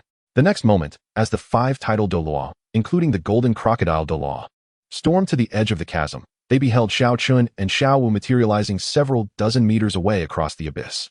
Xiao Chen turned deliberately to wave mockingly at them, a mischievous grin plastered across his face. "You little brats." The golden crocodile Douluo seethed with fury, nearly bursting with rage as he bellowed, his fist striking the edge of the chasm, reducing the hard rock to dust. Yet, even for these tidal Douluo, crossing the seemingly bottomless chasm was no easy feat. Chapter 14. The scheme of the bear child in the abyss, the Taoist's mischief with the 5 old hounds. The ancient array's explosive teleportation. On the opposite side of the chasm, the Taoist spirit, one hand clutching a broken bowl and the other wielding a bear soul summoning banner, faced the fiery glares of the 5, unperturbed, even stifling a yawn. "My dear friends, such anger could be detrimental to your health," he drawled, leisurely pulling out several sheets of multicolored yellow paper from his robe, each inscribed with crooked symbols akin to a child's doodles. "Heavenly spirits, earthly spirits, may the great Laozi reveal his presence." The Taoist chanted incantations, casually tossing yellow paper forward, bestowing upon them a few talismans, one to tread upon banana peels, another to seal the gaps while drinking cold water, and a crucial charm for moments of calamity. Go. The yellow paper ignited spontaneously, transforming into wisps of imperceptible blue smoke that swiftly permeated the bodies of the 5 members of the golden crocodile Douluo. What a farce. The serpent spear Douluo was the first to scoff at the supernatural, shaking his spear and unleashing his soul power, eager to charge ahead. However, as he exerted force beneath his feet, a sharp crack resounded, a seemingly solid edge of rock crumbled unexpectedly, causing him to stagger and nearly perform a perilous leap off a cliff. By heavens! The serpent spear Douluo broke into a cold sweat, regaining his balance, his face paling. "Ha ha ha, Serpent Spear, is your old body failing you? The stinger Douluo, intending to mock him, began to gather his soul technique, only to feel a sudden constriction in his chest as his soul power faltered, rendering his half-formed technique utterly ineffective, turning his face a deep shade of crimson. The ghost Douluo fared even worse. He attempted to unleash his phantom clones for disruption, but once summoned, they seemed to have collectively indulged in revelry, casting disdainful glances at one another and promptly engaging in a brawl, plunging the scene into chaos, much to the ghost Douluo's chagrin, as veins throbbed on his forehead. What kind of malevolent sorcery is this? Roared the golden crocodile Douluo, feeling the flow of his soul power within him become sluggish, as if the gears of an old machine had rusted. On the opposite side of the chasm, Xiao Chen was nearly overcome with laughter. Taoist, you're incredible. Your skills are truly remarkable. The longer you hold them up, the more incense I'll burn for you later. No sooner had he spoken than he sensed the dormant Shura divine power within him resonate intensely with the seemingly bottomless chasm beneath his feet, as if something from the abyss was softly howling, beckoning him. Ding. Detected that the host is at the edge of a special territory. Identified a sign-in location. Entrance to the pseudo-Shura abyss chasm. The system's notification chimed in, tinged with a hint of mischief. Sign in, Xiao Chen silently declared. Such an opportunity should not be squandered. A flicker of blood-red and dark purple ethereal light dashed from the chasm's edge, merging into Xiao Chen's being. Sign in successful. Congratulations to the host for acquiring the passive skill, Shura Battle Intent, Beginner. Effect. During combat, the host's battle intent increases, leading to a slight enhancement of all attributes, inflicting additional intimidation and damage to evil, chaotic, and undead beings. Congratulations to the host for acquiring the auxiliary skill, Abyssal Gaze, Beginner. Effect. Can briefly see through low-level illusions and disguises, sensing and tracking faint abyssal auras. Shura Battle Intent, Abyssal Gaze? Xiao Chen mused. These sound rather promising. Just then, from across the abyss, the golden crocodile Douluo and his companions unleashed even more violent waves of soul power, evidently driven to the brink by the ill-fated talisman, preparing to force their way through. The chilling aura emanating from the chasm rendered Xiao Wu's face pale, her delicate form trembling uncontrollably. Suddenly, something deep within Xiao Wu's bloodline seemed to stir. The imagery before her blurred slightly, and her mind was flooded with fragmented yet alarmingly clear premonitions of danger. Brother Xiao Chen, Xiao Wu tugged at the hem of his garment, her voice laced with uncertainty. I sense that place over there is perilous, extremely perilous. But it seems there is a location that is slightly safer. She pointed towards a direction along the craggy cliffs of the ravine. Damn it, break through. The golden crocodile Douluo, unable to endure any longer, spat a mouthful of blood, merging it with his golden crocodile martial spirit. The ethereal image of the golden giant crocodile surged with brilliance, forcefully cleaving a path through the intangible misfortune, roaring alongside the other for similarly disheveled tidal Douluo as they charged across the chasm. Kid, this is where my assistance ends. The disheveled Taoist, witnessing the chaos, chuckled softly. The energy from the half-piece of soul crystal in his grasp had been nearly depleted, and his form had grown somewhat ethereal. These old dogs are resistant to reason. Remember to prepare more hard currency next time. This poor priest takes his leave. With that, he transformed into a wisp of green smoke, vanishing without a trace, as if he had never existed. Thank you for your generosity, Taoist. Until we meet again. Xiao Chen clasped his fists in the direction where the Taoist had disappeared, then promptly activated Abyssal Gaze. Following the faint sense of safety that Xiao Wu had just discerned, he gazed towards the steep cliff. Indeed, amidst the natural rocks and sparse vegetation, a subtly concealed area revealed a feeble energy fluctuation, barely noticeable. Let us go, Xiao Wu, I trust you. Xiao Chen grasped her hand, his steps quickening to the utmost as he ascended the cliff like a monkey, reaching the designated location. Parting the trailing vines, a dark, narrow cave entrance appeared before them. The cave exuded a chill and dampness, permeated by the scent of decay, as if it had not been trodden by human feet for millennia. After cautiously delving several dozen meters, they emerged into a surprisingly spacious natural cavern. At the center stood a dilapidated ancient formation constructed from an unknown black crystal. The base of the formation was inscribed with intricate, archaic runes, most of which had dimmed and lost their vitality, though a few runes in the core area still emitted a faint glow, hinting at their extraordinary past. This object seems to have a long history. Could it be the legendary teleportation array? Xiao Chen mused, stroking his chin. With boldness that accompanied skill, he extended a finger, cautiously probing the runes at the core of the ancient formation with a trace of pure Azura divine power. In an instant, the runes at the center of the ancient array erupted with brilliance, casting a distorted, ever-changing array of light and shadow. Within the shifting light, towering ancient trees obscured the sky, and the terrifying roars of beasts echoed, resonating with an oppressive aura that sent shivers down their spines. Waves of formidable soul beast energy surged forth, some of which even made Xiao Chen's scalp tingle. Xiao Wu's face turned pale with fright as she exclaimed, "Heavens! This feeling is 100 times more terrifying than when my father took me to the outskirts of the Douluo forest. Could it be the fabled core forbidden zone? Warning! Warning! Unknown region connected to the ancient array detected multiple life form signatures of over hundreds of thousands of years. Simultaneously detected were the exceedingly faint, yet highly concentrated remnants of divine battlefield rules. This area is perilously dangerous. It is advised that the host flee immediately. The farther the better. Ideally, retreat to the novice village to level up anew." The system's cold electronic voice carried an unusual hint of alarm. Danger? Oh. The more perilous the place, the more generous the rewards for signing in. Flee. Such an action is beneath my character. Xiao Chen was not daunted. Instead, he licked his lips, his eyes shimmering with a fervor surpassing that of a famished wolf encountering prey. System, is this ancient formation still operational? For instance, could we invite those frenzied old hounds trailing behind to the other side for a cup of tea, to reminisce and experience the local customs of the core area of the Douluo forest? Meanwhile, thousands of miles away in Spirit City, within the papal chamber, Bibi Dong sat regally upon her ornate throne, her exquisite visage shrouded in an icy demeanor, clutching several urgent reports just relayed from the front lines. Her knuckles whitened from the intensity of her grip. Incompetence. All of them are worthless. 5 titled Douluos, and yet they cannot even capture a mere 6-year-old child, allowing him to toy with them, and even suspected of receiving covert assistance from a mysterious powerhouse. Bibidong's voice was frigid and piercing, rendering the elder responsible for intelligence below her silent, too fearful to lift his head. Transmit my secret orders. Mobilize the Spirit Hall's shadow guards. At any cost.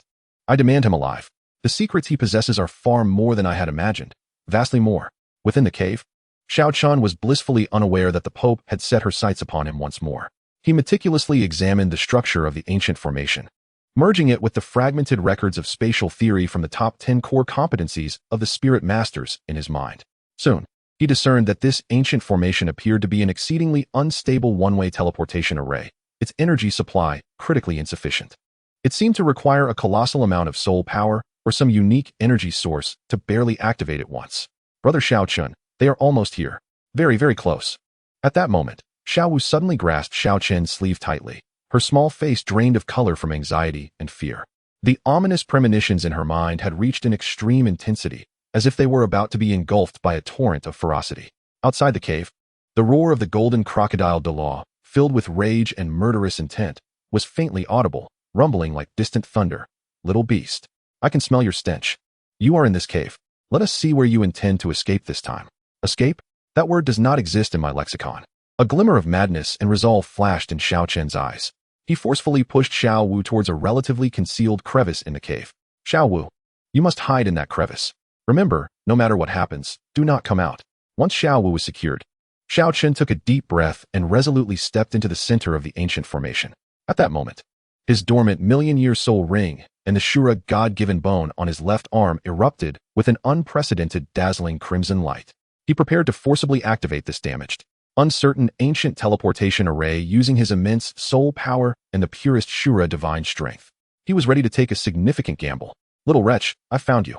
With a thunderous roar, the formidable figure of the golden crocodile Douluo surged into the cave like a raging dinosaur. Upon spotting Xiao Chen, drenched in blood and exuding a terrifying aura at the center of the ancient formation, a sinister grin instantaneously spread across his face. Behind him followed the ghost Douluo, Serpent Spear Douluo, Spike Porcupine Douluo, and the previously silent Holy Dragon Douluo, Tuoba Shi, each of them emanating a powerful murderous intent that completely enveloped Xiao Chen. Just as they prepared to rush forward and utterly crush him, Xiao Chen abruptly channeled all his soul power, along with the Shura divine energy, and poured it unreservedly into the ancient formation that had lain dormant for eons beneath his feet. Boom! The entire cave trembled violently, as if a great dragon had stirred. The once dim runes atop the formation were instantaneously ignited, radiating a blinding light more brilliant than the midday sun. A force, irresistible and imbued with the essence of destruction and spatial rending, erupted from the heart of the formation, instantly enveloping the entire cavern. Panic gripped the faces of the golden crocodile Douluo and his companions, as they felt an overwhelming power tugging at their bodies. They attempted to retreat, but it was too late. They could only watch helplessly as they were inexorably drawn toward the resplendent core of light. Xiao Chen's maniacal laughter echoed amidst the dazzling radiance and violent spatial fluctuations, filled with mockery and madness. Old dogs. Behold the surprise package number 2, a 7-day tour of the Douluo Forbidden Zone. No return ticket. Enjoy yourselves thoroughly. Ha! In a flash, the light vanished, and the cave returned to an eerie tranquility, leaving behind the desolate ancient formation, its ruins dimmed, and the lingering dust in the air, along with Xiao Chen's audacious laughter that echoed long after. Chapter 15. The God King sends dogs into the Forbidden Zone. Million-year soul ring re-evolution. Ancient gods awaken in the god burial abyss. Having forcibly drained himself to activate the broken teleportation array, Xiao Chen felt darkness enveloping him, his mind buzzing as if struck relentlessly by a brick, nearly collapsing to the ground in an intimate encounter with Mother Earth. Brother Xiao Chen, are you all right? Please don't scare me. Xiao Wu's anxious voice called out beside him, tinged with desperation, her small hand gripping him tightly, fearful that he might perish at any moment. Just as Xiao Chen felt he was on the verge of becoming Xiao Rengan Chen, a familiar, cheeky system prompt echoed in his mind. More comforting than even his own father, descending like a celestial melody. Ding. Congratulations, host. You have successfully packaged and dispatched 5 unshakable dogskin plaster level title Douluos to the luxurious experience zone of the Douluo Surprise Package 7-day tour. This delivery service has been a resounding success. 5-star review, dear. In light of the host's creatively audacious actions, you are awarded temporary repair rights for the ancient formation, one-time use, no refills, and a fragment for the evolution of a million-year soul ring, Shura attribute, exceedingly pure, honest for all ages. Additionally, your soul power level has been forcibly elevated. Congratulations on receiving a level 14 soul power gift package. Xiao Chen nearly leapt with joy, his fatigue vanishing, as his heart soared with exhilaration akin to winning a 5 million lottery and discovering supermarket eggs on sale. Ha! The system, you are truly my reborn parents. This maneuver was worth it. A blood profit without loss. Can a million-year soul ring still evolve? Goodness, this cheat is astonishing. Even I am frightened. Meanwhile, the scene seemed to fast forward, performing a complete 360-degree spin before abruptly transitioning to an obscure corner of the Douluo forest. The golden crocodile Douluo and 4 other prominent figures, who had just been displaying their might in the cave, now appeared as if they had taken 10 consecutive drops on a thrill ride, dazed and disoriented, their heads heavy and eyes sparkling like stars, in a lush jungle that felt as primitive as their grandmother's homes. Towering ancient trees blotted out the sun, and the air was thick with a primal wildness and the distinct aroma of some large creature. Where are we? That little rascal transported us to some wretched place. The serpent spear Douluo shook his still dazed head, wearing an expression of utter confusion. Before they could comprehend their situation, a roar powerful enough to shatter the heavens echoed from nearby, causing the ground to tremble as if an earthquake were imminent. Shortly thereafter, a creature the size of a small mountain, its muscles bulging and fur as lush as if freshly airlifted from the African savanna, pounded its chest, larger than a water tank, producing a resounding thud, its blood-red eyes locking onto the 5 unwelcome intruders in its lair. Roar. Translation: where did these little grasshoppers come from, chattering away and disturbing my nap? Do they seek death? The golden crocodile Douluo's face instantly morphed from bewilderment to fury, pointing to the sky and cursing. Xiao Chen, I'll get you for this. I'll have my revenge. Just wait until I get out. I'll hang you up and beat you until you sing conquer. Yet, despite the thunderous threats, faced with the nearly tangible terror emanating from the Titan Great Ape, the 5 prominent figures swiftly transitioned from formidable hunters to quaking prey. Thus commenced a heart-stopping, chaotic survival reality show in the Douluo Forbidden Zone, with a background score reminiscent of the Symphony of Fate combined with a Swana version of the heroic song. The scene then shifted back to the cave. Without hesitation, Xiao Chen directly consumed the million-year soul ring evolution fragment, which emitted an alluring glow.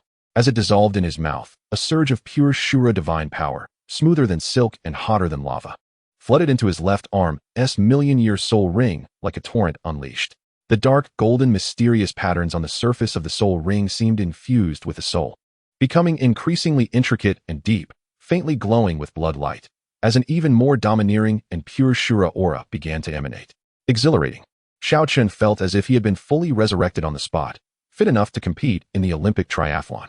He swiftly approached the dilapidated ancient array, and the system's notification chimed in once more. Ding!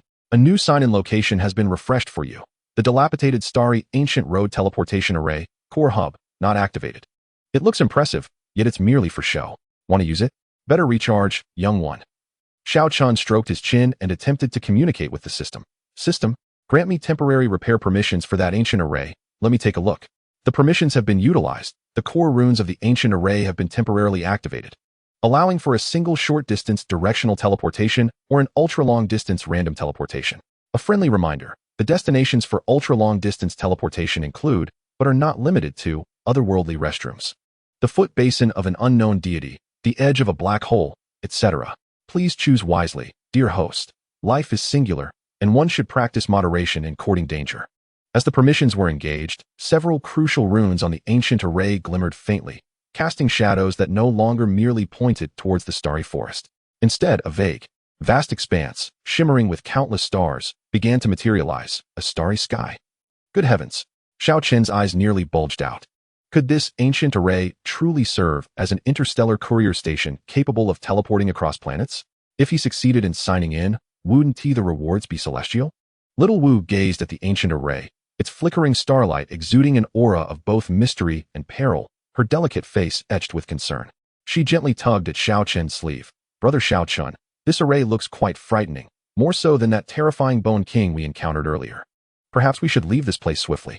Xiao Chen chuckled heartily, pulling little Wu into his embrace and patting her back, his voice brimming with youthful bravado. What is there to fear?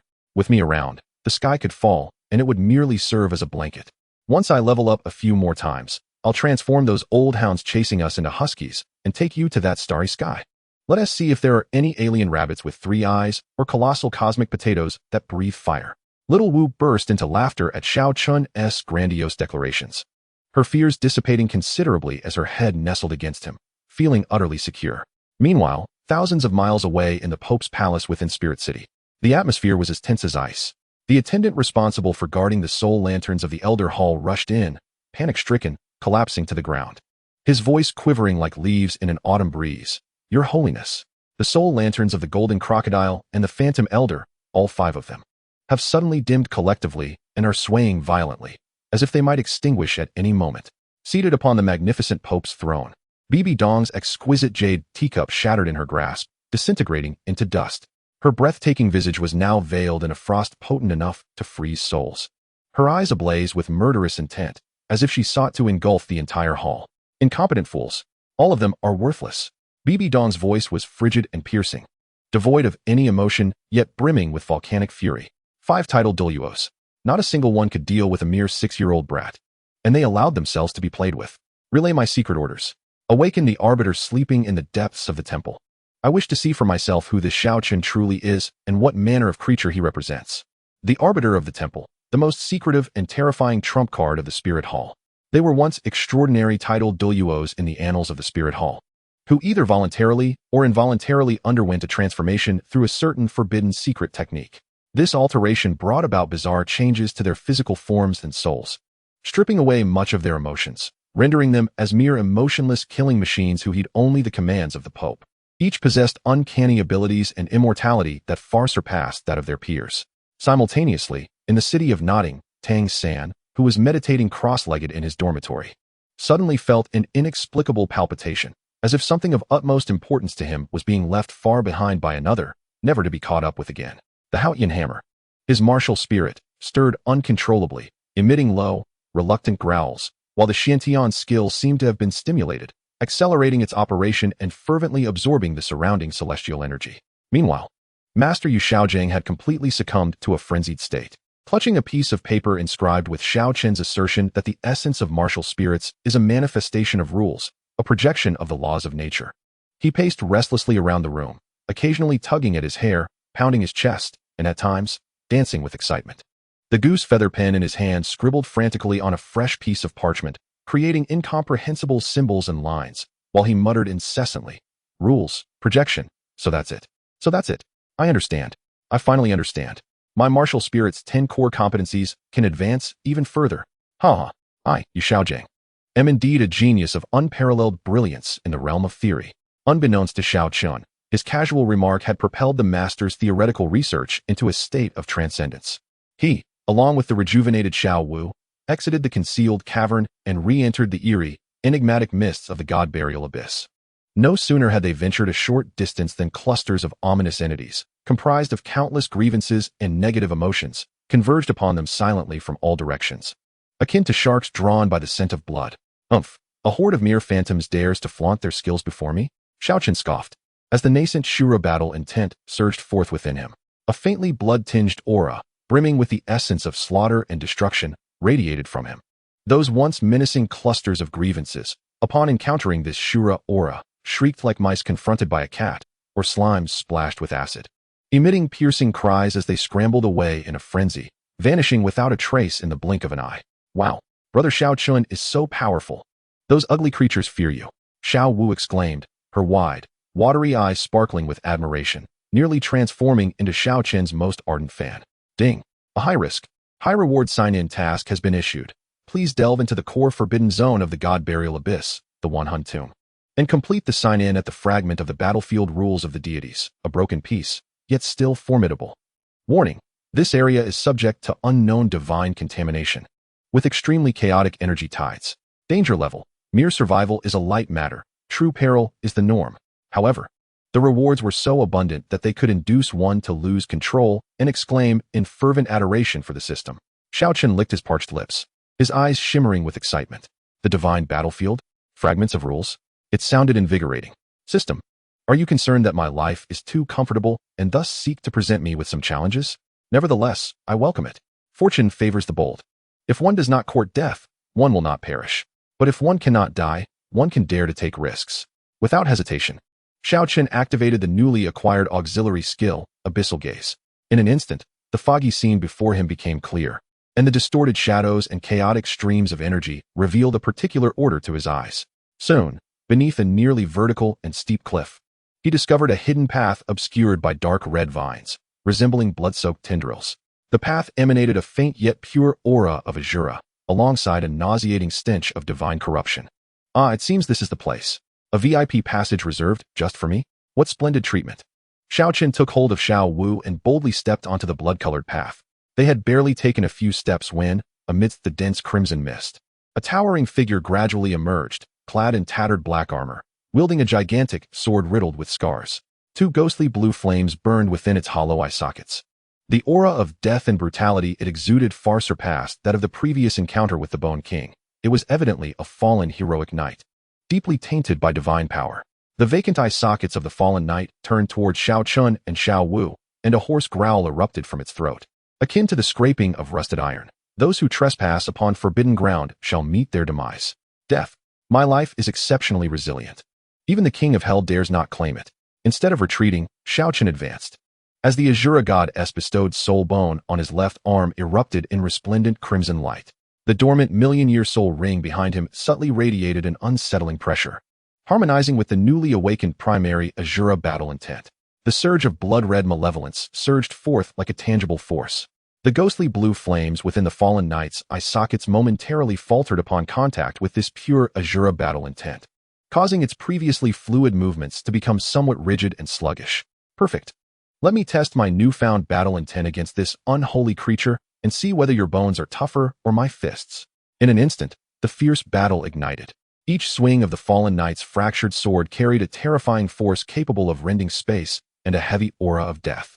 Meanwhile, Xiao Chen, employing the peculiar footwork of 8 steps to chase the cicada, deftly maneuvered amidst the attacks, the Azura left arm bone occasionally unleashing fierce claw strikes, clashing against the gigantic sword, producing a resonant clang of metal. As the conflict progressed, Xiao Chen sensed the Azura divine power within him drawing closer to the so-called fragment of divine battlefield rules deep within this area, creating an increasingly potent and wondrous resonance between the two. He felt as though his strength was being passively and gradually enhanced, and his understanding and application of Azura divine power became increasingly effortless, as if some unseen force were guiding him. As Xiao Chen engaged in a fierce and unyielding battle with the fallen knight, caught in a moment of stalemate, the anxious little Wu, who had been hiding behind him, her palms drenched in sweat, felt an unprecedented surge of courage wash over her as she observed Xiao Chen fighting valiantly to protect her. She could not bear to see her brother face such a terrifying foe alone. In a moment of desperation, the long-dormant bloodline within her, descended from the ancient soft-boned rabbit royalty of 100,000 years, seemed to be stirred by the potent divine essence in the air and the pure Shura power emanating from Xiao Chen. In an instant, her large, shimmering eyes transformed into an enchanting shade of pink, and deep within her pupils, it appeared as if countless peach blossoms were swirling and blooming. An invisible force, imbued with irresistible allure, began to emanate from her, enveloping the fallen knight who was poised to deliver a deadly strike. The knight, with its eye sockets burning with ghostly blue flames, trembled at the sudden onslaught of this enchanting power, momentarily freezing in confusion, as if it had glimpsed something that captivated its very soul, revealing a fatal opening. Now was the time. With his vast combat experience, Xiao Chen would not let this critical opportunity slip away. Shura rending claw, he roared, as crimson light surged from his left arm, fingers morphing into claws, sharp enough to tear through anything, striking like lightning towards the knight's relatively weak chest armor and the pulsating core of ghostly blue soul fire beneath it. Crack, swoosh.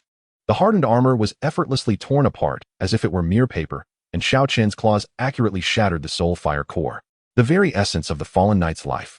A complex, reluctant, yet liberating shriek escaped the knight, its massive form suddenly stiffening, as if all its strength had been siphoned away, disintegrating into countless specks of ghostly blue light, dissipating within the dense blood mist. Ahead, as the blood mist gradually cleared, a half-human tall, ominously dark red stone tablet, marred with countless fine cracks, yet still radiating a chilling aura of terror and pure divine essence, emerged into view for Xiao Chen and Little Wu. This was the designated location for the system's sign-in, the fragment of the battlefield rules of the deities. A glimmer of determination sparkled in Xiao Chen's eyes as he prepared to take a step forward to complete this long-anticipated sign-in. However, at that very moment, an unexpected change unfolded. The core area of the god burial abyss trembled violently, without warning. It was as though an ancient colossal beast, having slumbered for countless eons, was suddenly stirring. The ground quaked, and the heavens trembled.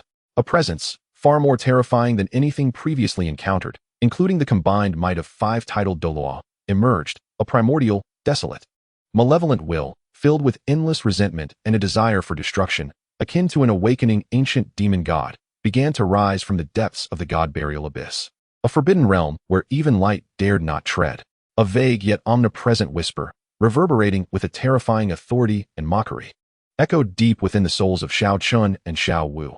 Ah, the essence of the Azura, how nostalgic it is. And she, has finally awaited. A fresh offering.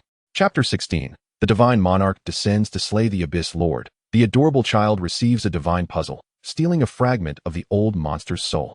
The horrific will, or rather the voice of the abyss lord, roared forth as if countless vengeful spirits were trapped within a rusted metal horn, mingled with the screeching sound of nails scraping against glass.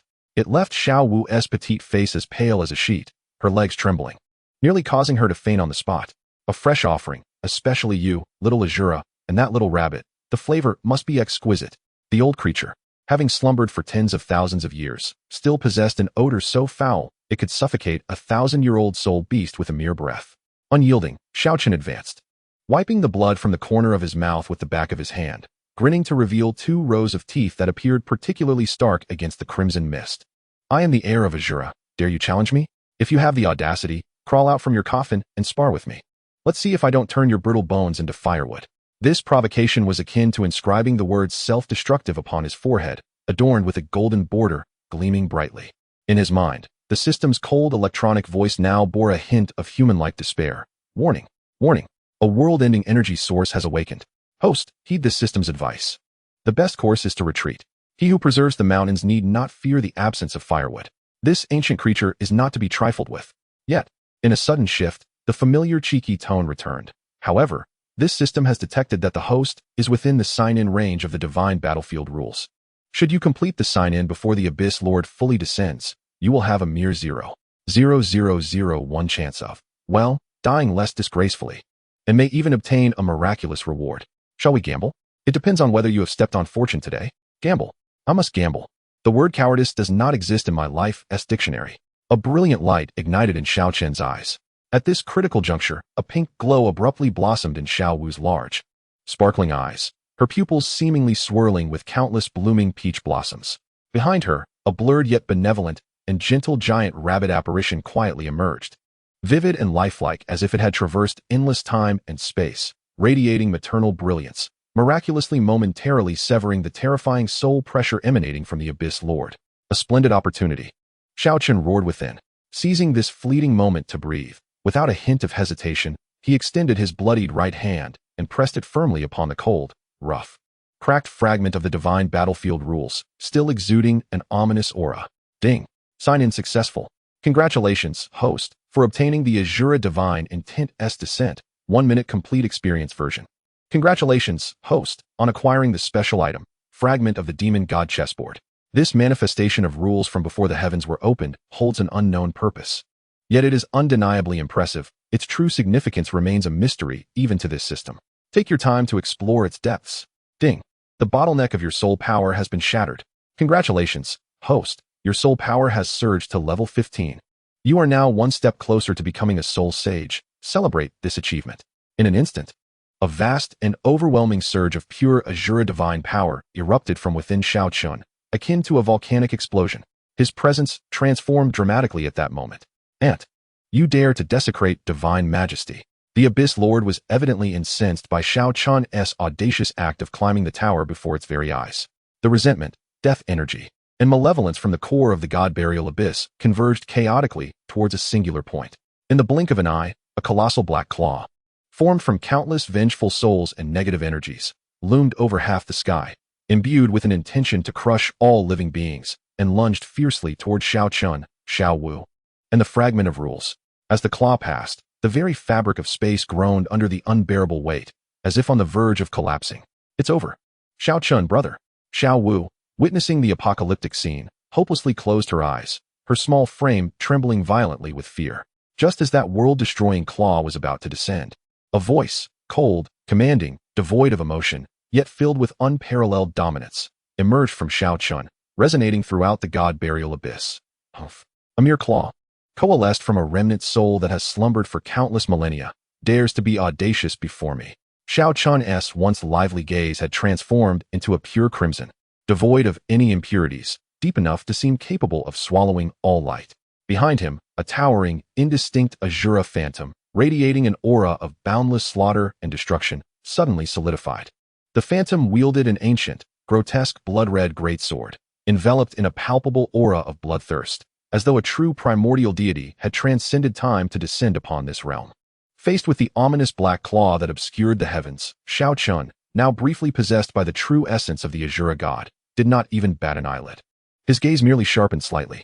In that instant, an invisible, yet seemingly capable of severing causality and tearing through reincarnation, blood-red sword intent manifested before the black claw, slicing through the air with a gentle motion. There was no earth-shattering roar, no cataclysmic explosion. Instead, a sound, a faint tearing noise, nearly imperceptible, echoed. The terrifying claw, which could instill despair even in tidal Douluos, was effortlessly cleaved in twain, akin to butter melting under the scorching sun or a sheet of thin paper sliced by sharp scissors, silently disintegrating into pure resentment and death energy, shrieking as it vanished into the air, leaving no trace behind. One thought, breaking myriad laws. One slash, severing the heavens and earth. Such is the might of the Azura god. No, it cannot be. This is true Azura divine power. Who are you? As the spectral claw shattered, the master of the abyss was engulfed in a cacophony reminiscent of a chorus of countless vengeful souls, for the first time betraying a hint of incredulous terror and seething rage. In that moment, the very core of the God-burial abyss trembled with seismic intensity. Countless terrifying monsters, dormant for eons, were roused from their slumber by the sudden divine might and the abyssal master's wrath, unleashing earth-shattering roars that transformed the once quiet forbidden realm into a chaotic hell on earth. An array of horrific auras surged forth, as if poised to tear everything asunder in the blink of an eye. Amidst this turmoil, the fragment of divine battlefield rules, fully activated by the power of the Azura god, emitted a violent hum. From the surface of its ancient cracks erupted blinding spatial light, violently tearing apart the void to create a highly unstable, arc-edged rift of darkness. With mere seconds remaining before the true essence of the Azura god descended, Xiao Chen felt as though his body was a balloon stretched to its limit, on the verge of bursting, the excruciating sensation almost driving him to madness.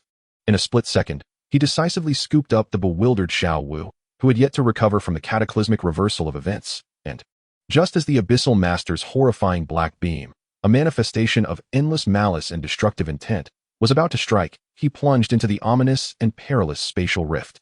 The chaotic spatial currents, ferocious enough to reduce even a tidal Douluo to dust, sliced through Xiao Chen and Xiao Wu's bodies like a multitude of razor-sharp blades.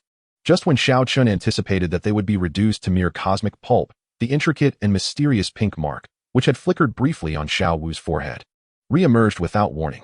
The mark radiated a gentle yet remarkably resilient pink aura, akin to a warm cocoon, miraculously forming a small, relatively stable passage around them, shielding them from the frenzied spatial turbulence.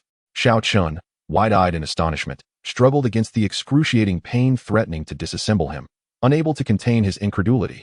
Xiao Wu, your ability seems even more formidable than mine. It can automatically protect its master at the critical moment, far more reliable than my system. Almost simultaneously with Xiao Chen's invocation of the Azura god's true essence, as that pure divine might swept through the god-burial abyss, in the Pope's chamber of Spirit City. Thousands of miles away, Bibidong abruptly rose from her opulent throne. The exquisite soul-guided teacup, crafted from the finest warm jade and worth a fortune, was crushed in her grip, reduced to a fine powder scattered across the floor. A rare expression of shock and horror flickered across her breathtakingly beautiful visage. But even more prominent was a morbid excitement and nearly frenzied greed. This sensation was unmistakable, the essence of a deity, the true power of a god. And it was the Azura god.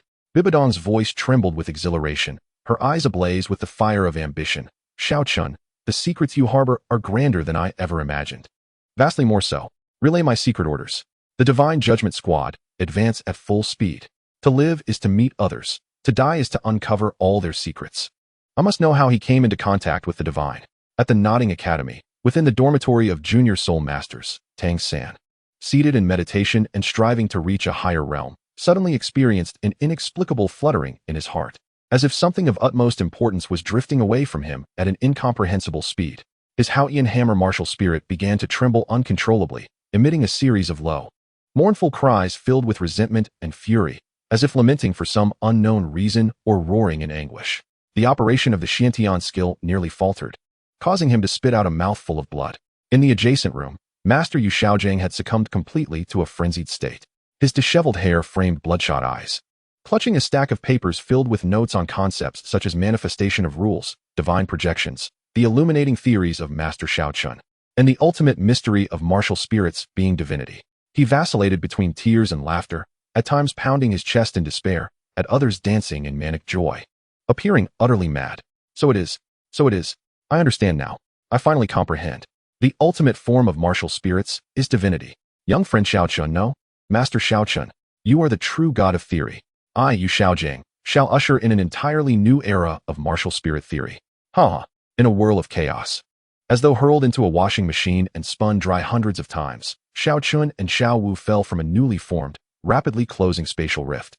Akin to two wayward cannonballs, they crashed through countless sturdy branches before finally plunging into a mire exuding a strong stench of decay and dampness, splattering mud everywhere. Ugh. What in the world is this place? It feels as if I've fallen into a cesspit.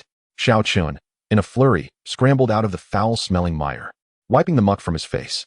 Before he could catch his breath, the system's familiar, somewhat gleeful notification chimed in. Ding.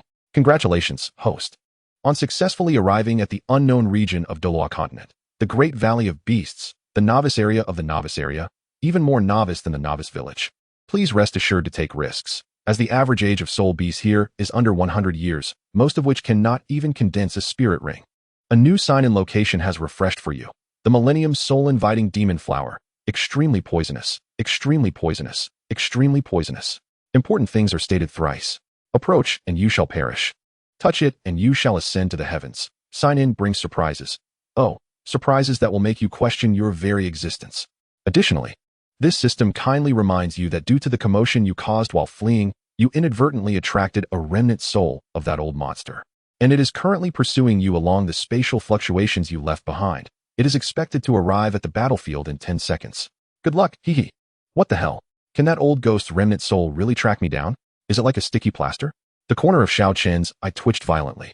As the echoes of the spoken words faded, the spatial rift from which they had just emerged had yet to close completely. A familiar, chilling aura of malevolence and resentment surged forth like a flood unleashed from a dam. This essence swiftly coalesced in midair into a vague, yet menacing shadow.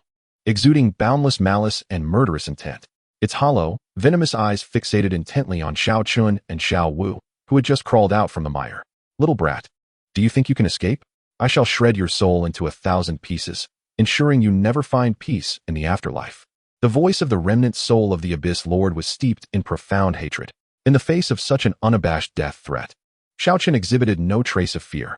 Instead, he licked his parched lips, a glint of excitement igniting in his eyes, more fervent than that of a starving wolf catching sight of its prey.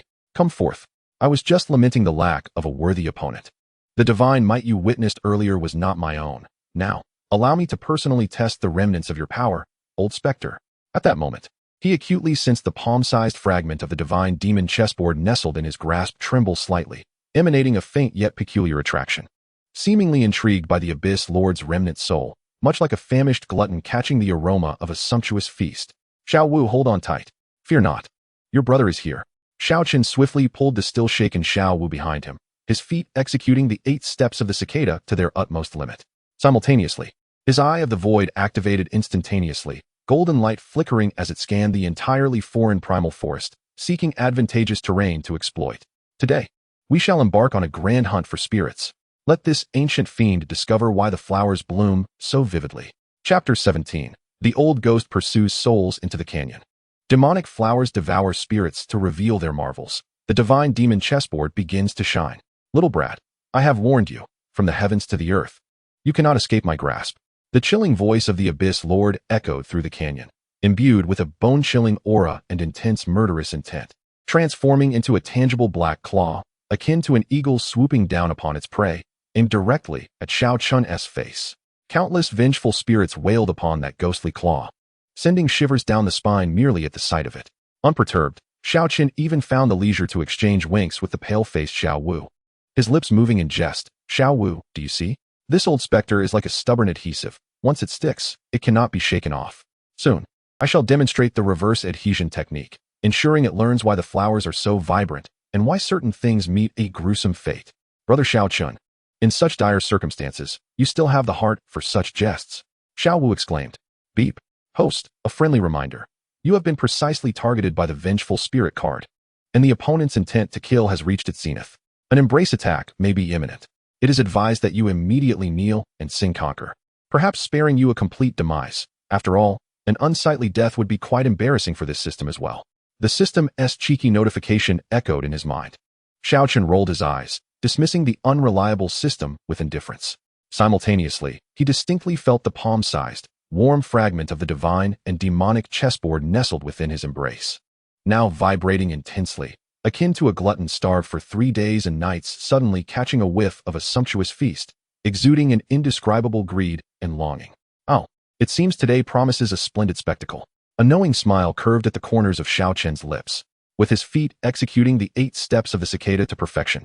His figure glided through the dense forest like a specter, leaving behind a series of fleeting afterimages. His mouth was equally busy, unleashing a torrent of provocative banter directed at the remnant soul of the Abyssal Lord trailing behind. Old man, your speed is abysmal. Slower than the old yellow dog guarding my village. With such pitiful skills, do you genuinely believe you can catch me?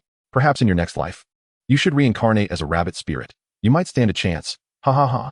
Tell me, have you not bathed in millennia? The vengeful aura surrounding you could suffocate an elephant from 800 miles away. Do you understand the concept of environmental protection? It's every soul's duty to safeguard our surroundings. The remnant soul of the Abyssal Lord, incensed, howled in fury, its indistinct ghostly form twisting violently with rage, accelerating its pursuit. While toying with his pursuer, Xiao Chen, utilizing the insight bestowed by the abyssal gaze, swiftly pinpointed a plant deep within the canyon. Exuding a toxic aura and peculiar fluctuations of soul energy, the very location indicated by the system, the Millennium Soul-Calling Demon Flower. He deliberately altered his course, meandering leisurely toward it. Before long, a towering flower, several meters high, with petals of a bizarre dark purple hue, its edges adorned with densely packed backward hooks, and at its core, countless distorted, anguished faces silently screaming, emerged before Xiao Chen. Merely approaching it, he could detect a sickly sweet, yet putrid odor, while the vegetation within a radius of several dozen meters exhibited abnormal wilting and blackening, clearly indicative of its extreme toxicity. Warning! Warning! Ahead lies a high-energy toxic zone. A single breath could send you soaring to the heavens. and a mere touch could scatter your soul. Host, are you certain you did not come here to perform in a deadly contest? This system kindly reminds you to recharge for resurrection coins in advance, dear. The system's warning beep trembled with trepidation, evidently finding the demon flower's toxicity quite formidable. At this moment, the remnant soul of the Abyssal Lord was relentless in its pursuit. Its materialized ghostly claw nearly grasping Xiao Chen's back. Just as the situation grew dire, Xiao Chen abruptly halted, turning to confront the deathly aura of the Millennium Soul-calling demon flower, a mischievous smile gracing his face as he shouted towards the advancing remnant soul. Old man, I have prepared a delightful surprise gift for you. I hope you enjoy it, catch. Simultaneously, he silently urged, System, do not dawdle. Sign me in at the Millennium Soul-calling demon flower. Provide me with something exhilarating. Ding. Successfully signed in at the Millennium Soul-calling demon flower, toxic enhanced version, lethal without compensation. Congratulations, host, you have acquired the special skill, Soul Devouring of 100 Poisons, Beginner. Enabling control over all toxic plants within a 100-meter radius, effects doubled on the Millennium Soul-calling demon flower, commanding, as if an extension of oneself, and bestowing upon them the terrifying trait of devouring souls to enhance their own being. Congratulations, host, you have gained temporary affinity with the demon flower, limited to this battle. Expiration imminent. Explanation rights reserved by this system. Almost at the very moment the sign-in was completed, the Millennium Soul-attracting demon flower, which had merely exuded a lethal stillness, suddenly thrashed violently, as if invigorated by a generous dose of adrenaline. Numerous dark purple vines, as agile as venomous serpents and adorned with barbs, erupted from the ground, intertwining to form an impenetrable net. The myriad distorted faces nestled within the flower's core seemed to come alive, emitting a chilling and piercing wail that felt as though it could penetrate the very essence of one's soul. Their target was none other than the remnants of the Abyss Lord's soul, which had just rushed forward, caught off guard by this sudden turn of events. The Abyss Lord's remnant was momentarily stunned by the unforeseen change, only to realize it was ensnared in the web woven by the demon flower's vines. The intense toxic miasma emanating from those vines and the peculiar, soul-targeting suction force instilled a sense of dread and discomfort in its very essence. You wretched creature! How dare you plot against me? The Abyss Lord's remnant roared in furious indignation. Its ghostly form, forged from resentment, erupted in a fierce black light, attempting to forcibly break free from the bindings of the vines. However, under the influence of Xiao Chen's soul-devouring skill, these demon flower vines became remarkably resilient, ensnaring it as tenaciously as a maggot clings to bone, while continuously siphoning its pure soul energy to replenish themselves. As the balance of power shifted, the Abyss Lord's remnant began to visibly weaken, just as it was entangled in a relentless struggle with the Millennium Soul-attracting demon flower. Its soul energy being drained by these two competing forces, the fragment of the divine chessboard, which had remained quietly nestled in Xiao Chen's embrace, suddenly erupted in a brilliant duality of black and white light. In an instant, this radiance coalesced into a palm-sized, whirling vortex upon Xiao Chen's chest. An overwhelming and unreasonable devouring power, even more formidable than that of the Millennium Soul-attracting demon flower, surged forth from this vortex. Upon its emergence, this devouring force resembled a glutton starved for 8 centuries, voraciously consuming the soul energy that the Abyss Lord's remnant had inadvertently released during its struggle. It even sought to claim a share of the soul energy that the Millennium Soul-attracting demon flower had painstakingly extracted from the Abyss Lord's remnant, embodying an audacious sense of entitlement. The Millennium Soul-attracting demon flower could only stare in disbelief, feeling as though it had toiled endlessly, only to have its hard-earned wages intercepted by the boss's friend. No, this is the power of the divine and demonic. What on earth have you obtained? The Abyss Lord's remnant bellowed in terror and despair, sensing its foundational soul energy being ravenously consumed by 2 distinct, yet equally domineering forces. It yearned to escape, but found itself ensnared by the vines of the demon flower. It wished to resist, yet its soul energy flowed away like a flood unleashed from a dam. In the final moment before its complete dissolution, the Abyss Lord's remnant summoned its last vestiges of strength to unleash a curse filled with malice and resentment, its voice resonating deeply within Xiao Chen's soul. You little wretch. Do you think you have triumphed? The divine chessboard is the most ominous entity in the heavens and the earth. When it is fully assembled, it shall herald the blood sacrifice of all realms. I shall await you on the road to the Yellow Springs. Ha! As the final, unwilling and frenzied roar of the Abyssal Lord's remnant soul dissipated into the air, its indistinct specter transformed entirely into the purest essence of spiritual energy. The vast majority of this energy, akin to rivers flowing into the sea, was absorbed by the fragment of the divine demon chessboard nestled against Xiao Chen's chest, while only a meager portion was begrudgingly consumed by the Millennium soul-attracting flower nearby.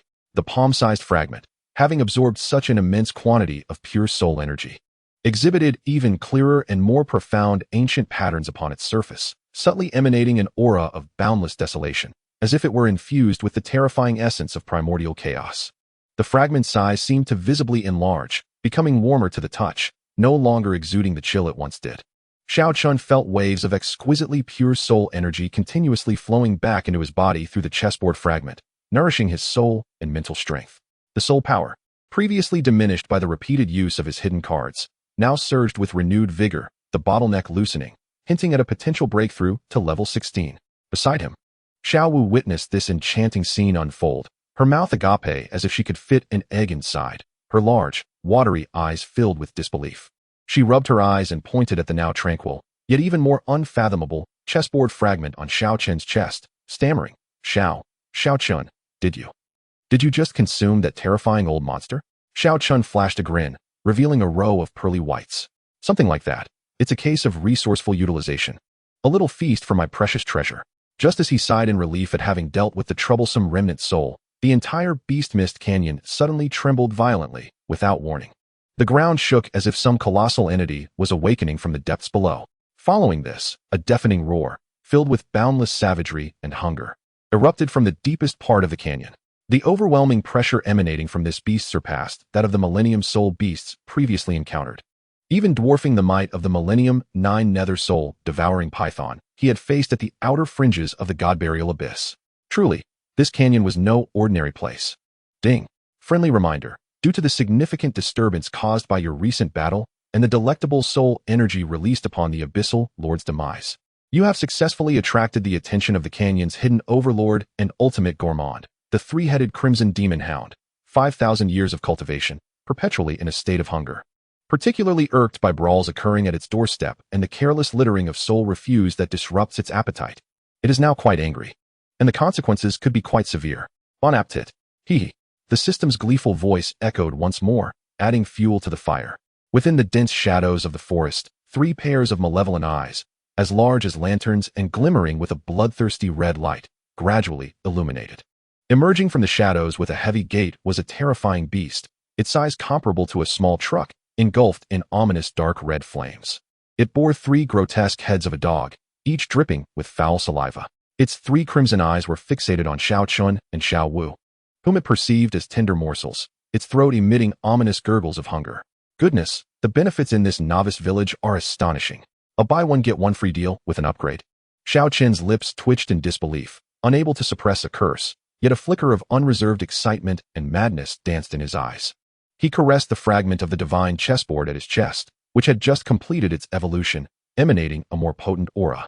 A bold and audacious plan swiftly took shape in his mind upon glancing at the 1,000-year-old soul-calling flower beside him, which had grown more sinister and dangerous after consuming the remnants of the Abyss Lord's soul energy. Perfect. I'll use this blind brute of a dog to test the new functionality of my cherished chessboard, while simultaneously providing my flower with some premium fertilizer. It's a fitting end for it. Chapter 18. The devouring chessboard strikes back, revealing divine secrets in the Valley of Death. The 3 massive heads of the Crimson Demon Hound resembled lit firecrackers in their fury, simultaneously opening their gaping maws. A putrid gust, mingled with repulsive saliva, rushed towards Xiao Chen and Xiao Wu. Yet, Xiao Chen remained unfazed, a smirk of disdain curling at his lips. 3 heads, but still just dogs? Today, I shall enlighten you, foolish mutt, on what it means to juggle 3 dogs, although the jewels in question are your very own heads. Before his words could settle, the familiar, mischievous system prompt echoed in his mind. Warning, warning, a high-energy dog tormenting scene is about to commence. The 3-headed Crimson Demon Hound with 5,000 years of cultivation has successfully switched to its frenzied hunger mode, and you, dear host, are the most delectable and enticing target in its eyes. A friendly reminder. Being torn apart by 3 dog heads will incur additional fees for body reconstruction services, which are quite expensive and non-negotiable. Announcing a daring task, please bravely mount the middle dog's head of the 3-headed Crimson Demon Hound, and gently feed it the booger you just extracted, while affectionately calling it a good dog. If successful, you shall be rewarded with a divine dog whistle, an epic rarity. with a single blow summoning all female dogs within 100 miles, including but not limited to the neighbor's recently whelped pup. Guaranteed effectiveness, no exceptions. Get lost. Xiao Chen nearly spat blood in exasperation. This ridiculous system concocted tasks increasingly absurd, the rewards growing ever more outrageous. What use was a divine dog whistle? Was he to open a pet matchmaking service?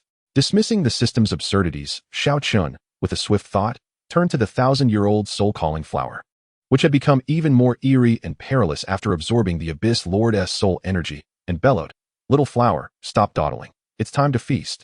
Let the three-headed foolish hound savor your venomous dragon drill set, and do not forget to add spice and heat. Howl, as you command, my master." The millennia-old soul-calling flower, seemingly invigorated, began to sway violently, unleashing numerous dark purple vines, more robust and resilient than before, akin to venomous serpents emerging from their lairs, hissing as they darted toward the three-headed crimson mastiff. Simultaneously, its colossal stamen abruptly unfurled, emitting vast clouds of intoxicating, dense toxic mist, accompanied by sharp, piercing cries that seemed to taunt, "Come forth. Inflict harm upon one another. My venom is specifically designed to remedy all forms of discontent, particularly for you." The foolish hound with 3 heads, clueless as to which is in charge. The three-headed crimson mastiff was evidently taken aback by the audacity of this seemingly inconspicuous flower to attack it. The central head, consumed by fury, opened its maw to unleash a torrent of seething crimson inferno, reeking of sulfur and charred flesh. The dark red flames, searingly hot, instantly incinerated a significant portion of the encroaching toxic vines, reducing them to charred remnants. The other 2 heads were not idle. The left head, with a glint of menace in its eyes, conjured several ethereal claws shimmering with ghostly light, slicing through the air and aiming directly for Xiao Chen's throat. Meanwhile, the right head spewed forth a mouthful of highly corrosive venom, akin to a torrential acid rain, engulfing Xiao Chen and Xiao Wu. "Be careful, brother Xiao Chen," Xiao Wu exclaimed, her face draining of color in fear as she instinctively moved to shield him. "Xiao Wu, step back. Watch how I deal with this mad dog," Xiao Chen urged, pulling Xiao Wu behind him. His gaze hardened as he directed an intense roar within his heart toward the slightly warm fragment of the demonic chessboard resting against his chest. "You worthless piece of junk. Don't feign death. If you do not emerge to assist me, I swear I will use you as a night pot. Let you experience something new every day." The fragment of the chessboard seemed to truly sense Xiao Chen's unabashed malice and threat, trembling violently in response. In the next moment, a hazy black and white chessboard apparition, imbued with an ancient and primordial aura, unfolded beneath the feet of the three-headed crimson mastiff, enveloping a radius of several dozen meters. What transpired next left Xiao Chen nearly slack-jawed in astonishment. The left head, which had been ferociously unleashing ethereal claws, suddenly seemed possessed, twisting its head without warning and biting down fiercely on the neck of the right head. "Howl!" The right head, taken aback by the pain, emitted a wretched scream. Having never endured such indignity, it erupted in rage, disregarding the enemy before it, and retaliated by sinking its teeth into the ear of the left head. The central head was left bewildered, glancing left and right, its eyes filled with existential queries. "Who am I? Where am I? Why are my brethren fighting?" For a moment, it forgot to attack. Ha. This chessboard even possesses an internal conflict aura and friendly fire effect. Remarkable. Truly a divine artifact.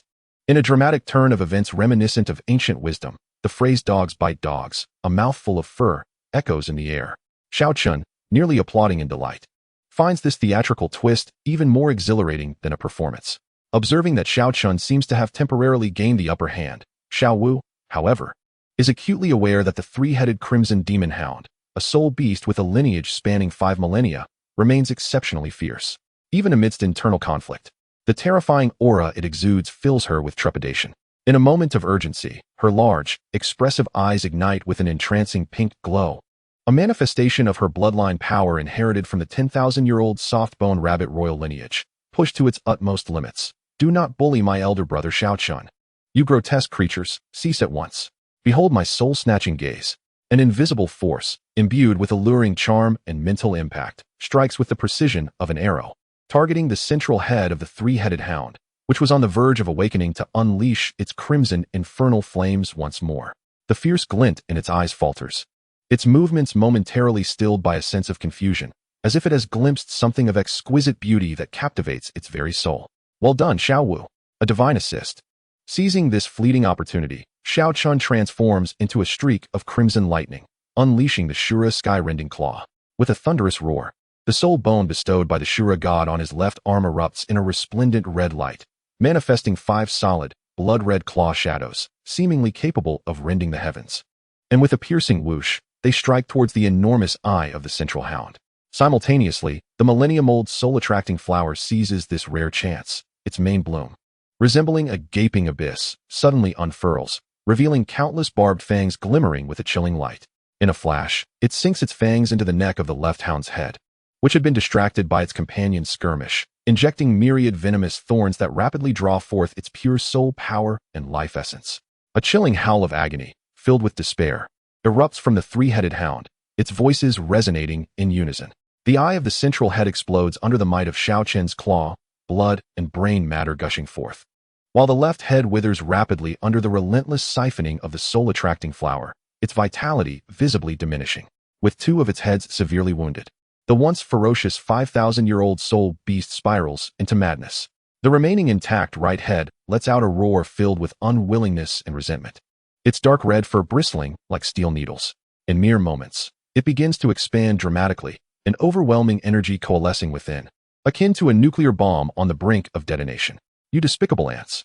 I shall fight to the death," it bellows, confronted with the impending cataclysmic self-detonation of the 3-headed hound.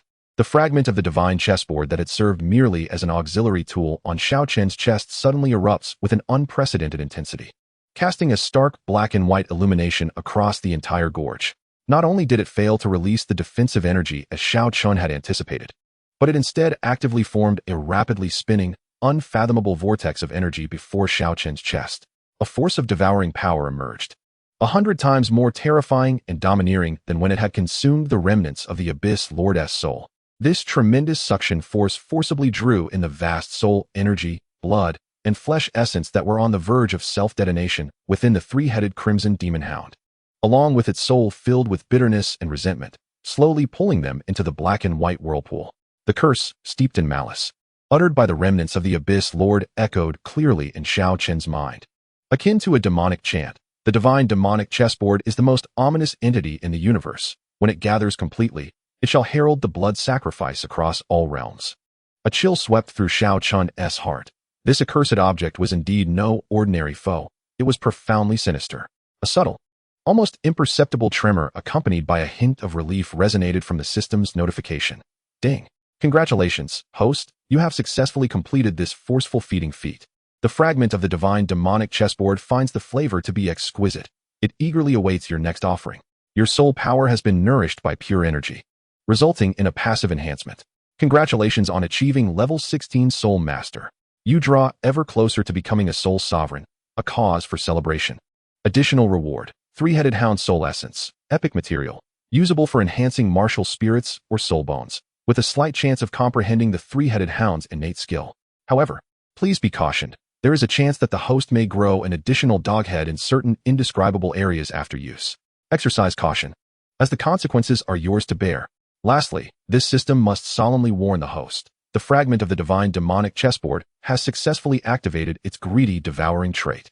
If its insatiable appetite is not satisfied for an extended period, it will begin to randomly consume all living beings around the host that possess soul energy, including but not limited to your companions, your pets, and even you. Dear host, please ensure timely feeding, lest the consequences be dire. The fierce battle finally came to an end, leaving behind a massive pit, dozens of meters in diameter and unfathomably deep, along with the lingering stench of blood and charred remains in the air. The millennial soul-calling flower, having consumed a portion of the dissipated energy, now appeared even more mesmerizing and eerie, emanating a more concentrated poisonous gas. The fragment of the divine demonic chessboard, resting against Xiao Chen's chest, radiated a disquieting hunger, akin to an insatiable ancient beast, eyeing the world with predatory intent.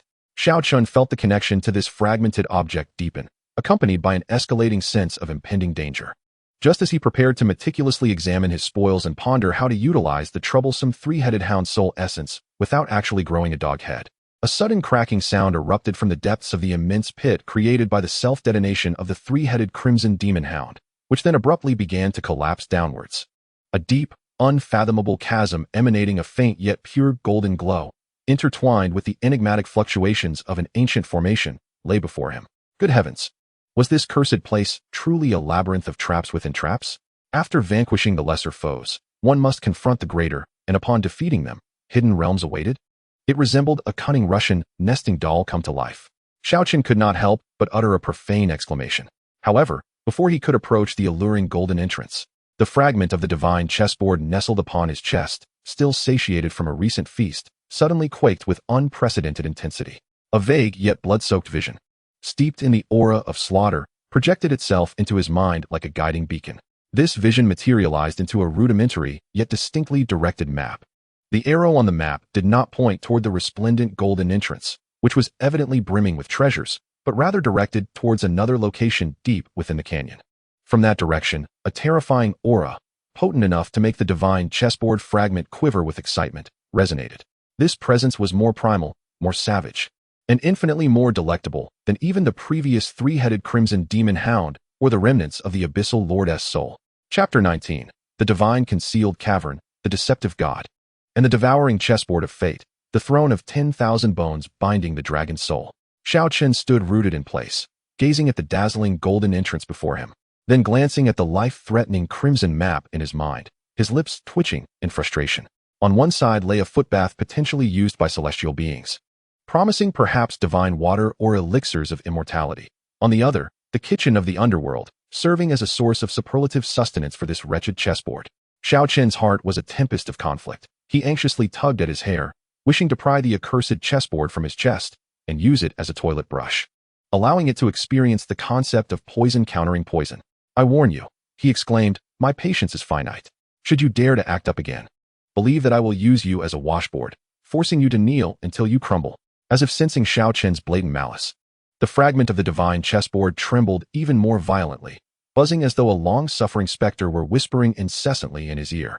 A bone-chilling, insatiable hunger attempted to burrow into his mind, seeking to warp his very essence. It felt as if the chessboard were roaring at him, "You insolent child. Find me sustenance at once. Delay further, and I shall devour you as an appetizer. Curse you."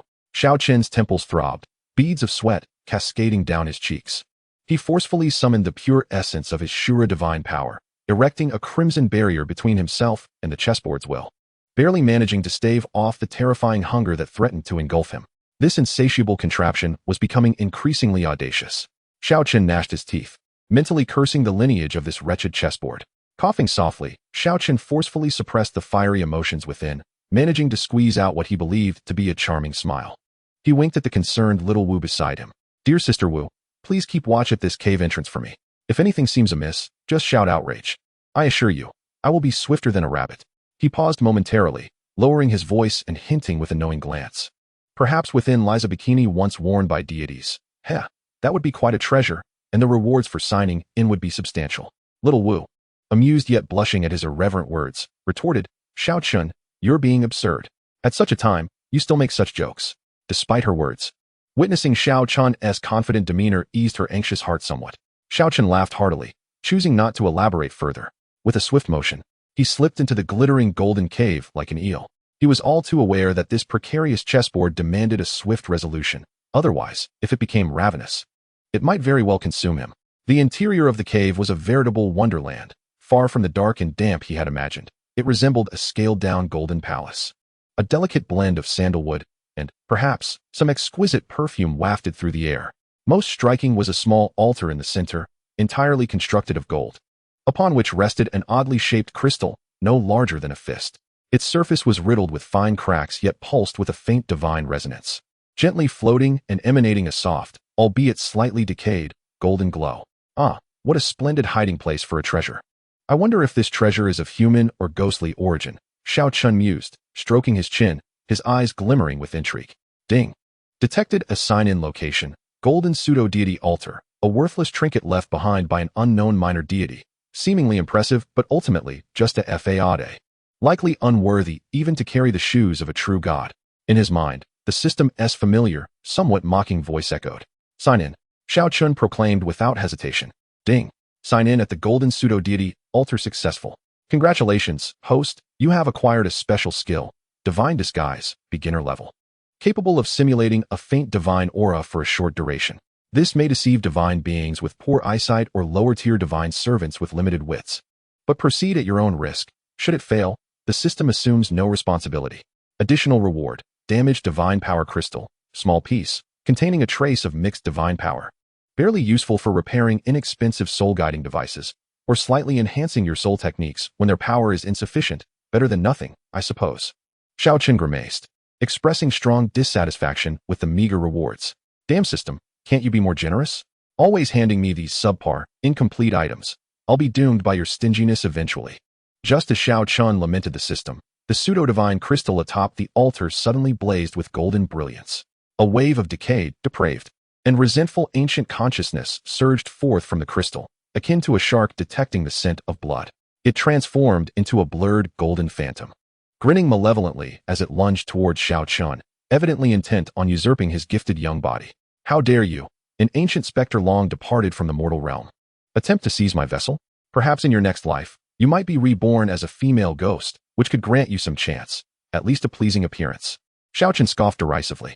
He was too disinterested to engage physically with a mere thought. The divine power of the Azura within him and the fragment of the divine chessboard on his chest trembled in unison. The once mighty golden phantom of consciousness let out a heart-rending scream, akin to a monkey scalded by a red-hot iron or being struck by 1,000,000 volts of electricity, a sound so piercing it could rupture eardrums. Its once solid form faltered, flickering like a candle in the wind. Before it could react, the divine chessboard fragment erupted with intense black and white light, forming a miniature vortex that forcibly drew away most of the golden consciousness's energy, devouring it completely with a series of crunching sounds reminiscent of chewing wax. The remaining vestiges of its soul were effortlessly crushed into the most refined spiritual energy by the overwhelming Azura power within Xiao Chen, benefiting the chessboard fragment.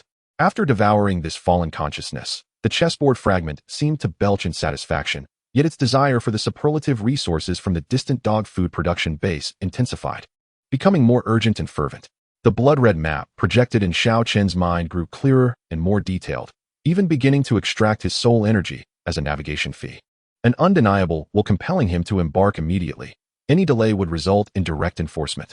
By the heavens, this wretched chessboard, having devoured everything, turns its back on me so swiftly. It's as if it has never known loyalty. Did I perhaps disturb your ancestors in my previous life, or steal your beloved? Xiao Chen felt an overwhelming urge to erupt in fury. This contraption was even more relentless than a debt collector. Reluctantly, Xiao Chen donned a sullen expression and exited the golden cavern, grumbling under his breath. Brother Xiao Chen, are you all right? Was there any danger inside? Upon his emergence, Xiao Wu rushed forward, her concern evident. I'm fine. Just encountered an old lecher wanting to take advantage of me, but I sent him packing with a few swift strikes. Xiao Chen replied nonchalantly, then grasped Xiao Wu's hand, his tone turning serious. Xiao Wu, we cannot linger here. We must hasten to another location. I sense great trouble is approaching. He had no time to elaborate. The fragment of the chessboard felt like a ticking time bomb, and he dreaded what may transpire if he did not satiate its hunger. Thus, with a heart full of suppressed ire, he led Xiao Wu, following the inexorable guidance of the chessboard towards the deepest recesses of the beast's mysterious canyon, where an ominous presence stirred even his own heart with trepidation. The deeper they ventured into the canyon, the more bizarre and desolate the surroundings became. The towering ancient trees have become sparse, replaced by jagged stones and parched earth. The air is thick with the pungent scent of blood and decay, and even the breeze carries a chilling aura that sends shivers down the spine.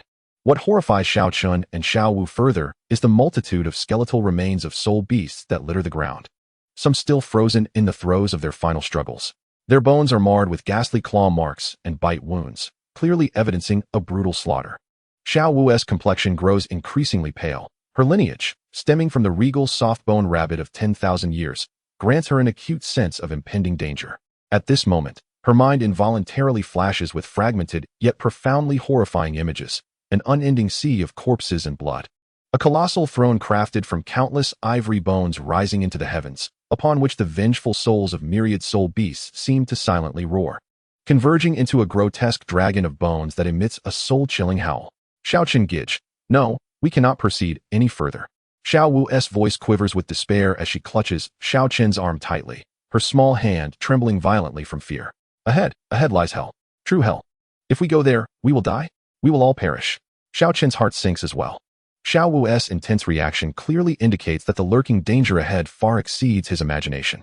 Yet, the shattered chessboard upon his chest pulsates fiercely, an insatiable and brutal will relentlessly assaulting his mind, urging him to hasten, to move faster. Hell! Xiao Chen takes a deep breath, pulling Xiao Wu behind him. His gaze resolute. Xiao Wu, do not fear. With me here, even if it's hell, I shall venture forth and turn it upside down. I shall see whether this hell is stronger, or if my fists are. Despite his bravado, he remains acutely vigilant. At last, after traversing a blood-tainted wasteland of jagged stones, their surroundings open into a vast expanse. Before them lies an immense basin, seemingly cleaved by the strokes of ancient titans. In the center of the basin stands a towering throne, 1,000 meters high, constructed entirely from countless gigantic skeletal remains of soul beasts, looming like a primordial demon, exuding an aura of endless desolation and death. Atop the throne rests a colossal dragon, its size comparable to a mountain, its body shrouded in dark red, tattered scales. Resembling the long-corroded remains of an ancient dragon, cruelly impaled by 9 massive black stone pillars etched with intricate ancient runes, firmly affixed to the throne. Though it has long since lost its life force, the dragon's carcass continues to radiate an oppressive aura of terror and an overwhelming sense of resentment and unwillingness, as if it were narrating to the entire world the endless agony and torment it endured in its final moments. Ding! Detected an ultra-high-risk sign-in location, the core of the white-bone throne, where the ancient dragon soul is imprisoned, located at the dragon's brow. A friendly reminder. The resentment here is overwhelming, and the malevolent energy is palpable. Within the dragon corpse, remnants of the ancient dragon soul may still linger. If it locks onto you, dear host, you will possess a 99 probability of meeting your demise on the spot, leaving not even a fragment of bone behind. Upon successful sign-in, there is a significant chance of receiving special rewards, dragon soul fragments, ancient level, infused with a trace of exceptionally pure dragon lineage power, which, when devoured, can greatly enhance both the body and soul, and there exists a minuscule probability of comprehending a fragment of dragon lineage innate abilities. However, the side effects, well, you understand. Additionally, random dragon lineage talents, pseudo, effects random, power random, duration random, all dependent on luck. Non-elite users should exercise caution. Almost simultaneously with the system's notification, the fragment of the demonic chessboard on Xiao Chen's chest erupted with unprecedented vigor upon sighting the colossal ancient dragon corpse. As if it had been injected with 100,000 stimulants and consumed an entire bottle of blue pills, emitting a deafening hum that threatened to shatter his eardrums. A desire, 100 times stronger, greedier, and more frenzied than ever before, surged forth from the chessboard fragment. It yearned to devour. It craved the remnants of the ancient dragon soul within that colossal dragon carcass. That pure dragon soul power was, to it, the most exquisite feast imaginable. Xiao Chen, overwhelmed by this sudden turn of events, felt a tingling sensation on his scalp. He was prepared to suppress the frenzied chessboard at all costs and risk completing the sign-in to see if he could reap some benefits. However, at that moment, an unexpected change occurred. The ancient dragon corpse, long since deceased for 10,000 years, cold to the touch and devoid of any life force, had one of its previously tightly shut, mountain-sized dragon eyes suddenly open without warning. A massive eye socket, ablaze with ghostly blue soul fire, deep and hollow, seemed to transcend eons of time, locking onto the minuscule Xiao Chen standing at the edge of the basin like an insignificant insect. A chilling, brutal, and terrifying dragon soul will, filled with boundless resentment and a desire for destruction, erupted like a long-dormant volcano, sweeping across the entire basin with a cataclysmic force. Again, the aura of Shura. Again, the scent of the demonic chessboard. You wretched thieves, you marauders. This emperor, even if my soul is shattered and my spirit obliterated, will ensure that you are utterly torn apart, dragged down with me into eternal damnation, never to return. The dragon soul will, brimming with endless malice and madness, roared directly into the deepest recesses of Xiao Chen and Xiao Wu's souls. The entire white-bone throne began to tremble violently at that moment. Countless piles of stark white bones, stacked upon the throne, emitted a cacophony of grating sounds, as if awakening from a slumber, ready to transform into a bone-wielding army that devours the unwary. A terrifying pressure descended like a tangible force. Chapter 20, Dragon Soul's Blood Feast, the demonic chessboard, the collapse of the 10,000-bone throne, the abyssal maw devours gods and demons. The awakening will of the ancient dragon's soul struck like an epic mental assault on Xiao Chen and Xiao Wu, a myriad of invisible steel needles driven by primal fury piercing into their minds. Xiao Wu let out a soft whimper, a streak of crimson gracing her lips, her petite frame nearly succumbing to a faint reminiscent of a fragile rabbit. Xiao Chen felt as if his entire head was about to be obliterated by the dragon's morning ire, stars dancing before his eyes. and blood began to seep from his orifices. He forced himself to channel the power of the Azura, struggling against the onslaught with his piercing eyes. Internally lamenting, what in the world? This old dragon's remnant spirit is far more ferocious than the former master of the abyss. This venture was a tremendous loss. Just as Xiao Chen felt his soul teetering on the brink of collapse, the all-too-familiar, cheeky system notification brazenly interrupted. Ding. It has been detected that the host is currently enveloped in an atmosphere of the dragon's wrath, an exceptional opportunity for mischief. Therefore, a limited-time reckless mission is hereby issued. Pluck a tooth from the dragon's maw. What will you do about it? Mission details. Under the watchful gaze of the ancient dragon's soul, successfully extract a resplendent dragon tooth from its majestic mouth, and with your captivating voice, passionately shout thrice. What are you looking at? What will you do about it? Care to settle this outside? Mission reward, Dragon Tooth Dagger, a high-quality replica, sharp enough to rival a butter knife at a 5-star hotel, complete with armor-piercing, bleeding effects, but with a minuscule chance of triggering a love me, hurt yourself backlash, such as tripping and the dagger precisely hitting a vital artery. Entirely standard procedure. The system bears no responsibility for any mishaps. Damn it. Xiao Chen nearly spewed blood in frustration at the system. Is this pathetic system trying to make me a live demonstration of 100 ways to court disaster, only to trend on social media? Before Xiao Chen could further contest with the system, the insatiable hunger emanating from the chessboard on his chest erupted, spurred by the tantalizing aroma of the ancient dragon's soul. It was as if a glutton who had starved for 8 centuries had stumbled upon a lavish banquet, and it was free. It began to voraciously siphon the Azura power and vital essence from Xiao Chen's body without regard for his consent, displaying a brazen demeanor of entitlement, attempting to compel its own strength to devour the seemingly nourishing dragon soul as a snack. The ancient dragon's soul was no meek prey. The ethereal blue flame flickered ominously in its hollow eye sockets, evidently perceiving Xiao Chen and the suddenly frenzied chessboard as mere fodder. The terrifying power of the dragon soul, combined with the chessboard's insatiable hunger, created a fierce tug-of-war within Xiao Chen, akin to a climactic showdown in a contest of strength. Xiao Chen felt like a mere rope being frantically tugged by 3 opposing forces, on the verge of snapping into several pieces at any moment. What in the world? Whom have I offended? How did I become the rope in this absurd tug-of-war? Xiao Chen grimaced in agony, cold sweat cascading down his brow. Amidst the excruciating pain, a flicker of near madness flashed in his eyes. He bore the torment of his soul being torn asunder, and with a steely resolve, he summoned the insatiable, devouring essence of the divine chessboard to its utmost limit. He then bellowed at the raging dragon soul, which was poised to obliterate him and the chessboard in a single sweep. Hey, you over there, old mudfish. What are you staring at? Look closely. The true culprit that doomed you is this wretched chessboard. Yes, it's this very piece upon my chest. It left you without a shred of dignity back in the day, and now it seeks to swallow both you and me as a late-night snack. If you have any guts, deal with it first. I promise to cheer you on from the sidelines, waving my flag and spamming 666 in support. The hollow eye sockets of the ancient dragon soul flared with a surge of azure soul fire, evidently ignited further by Xiao Chen's heartfelt provocation, pouring gasoline onto its already blazing fury. With a thunderous roar that reverberated through the heavens, the dragon's soul unleashed a torrent of power, akin to the Milky Way cascading down or a deluge unleashed, surging forth towards the divine chessboard with overwhelming force. Feeling the imminent threat of annihilation, the chessboard erupted in response. Its black and white brilliance intensified, coalescing before Xiao Chen into a colossal, rapidly spinning phantom that seemed capable of devouring all. It began to voraciously grind and consume the torrent of dragon soul energy, yet it simultaneously intensified its extraction of Xiao Chen's life essence, akin to the relentless compounding of high-interest loans, determined to drain him dry. Now was the moment. Seizing this rare opportunity of a dog-eat-dog scenario, Xiao Chen propelled his 8 steps to chase the cicada technique to its utmost limit.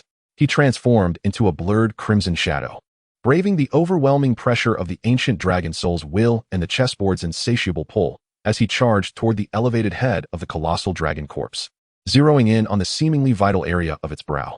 Along the way, he was repeatedly blasted by the released energy waves, hurtling through the air like a kite with severed strings, bones cracking and insides churning.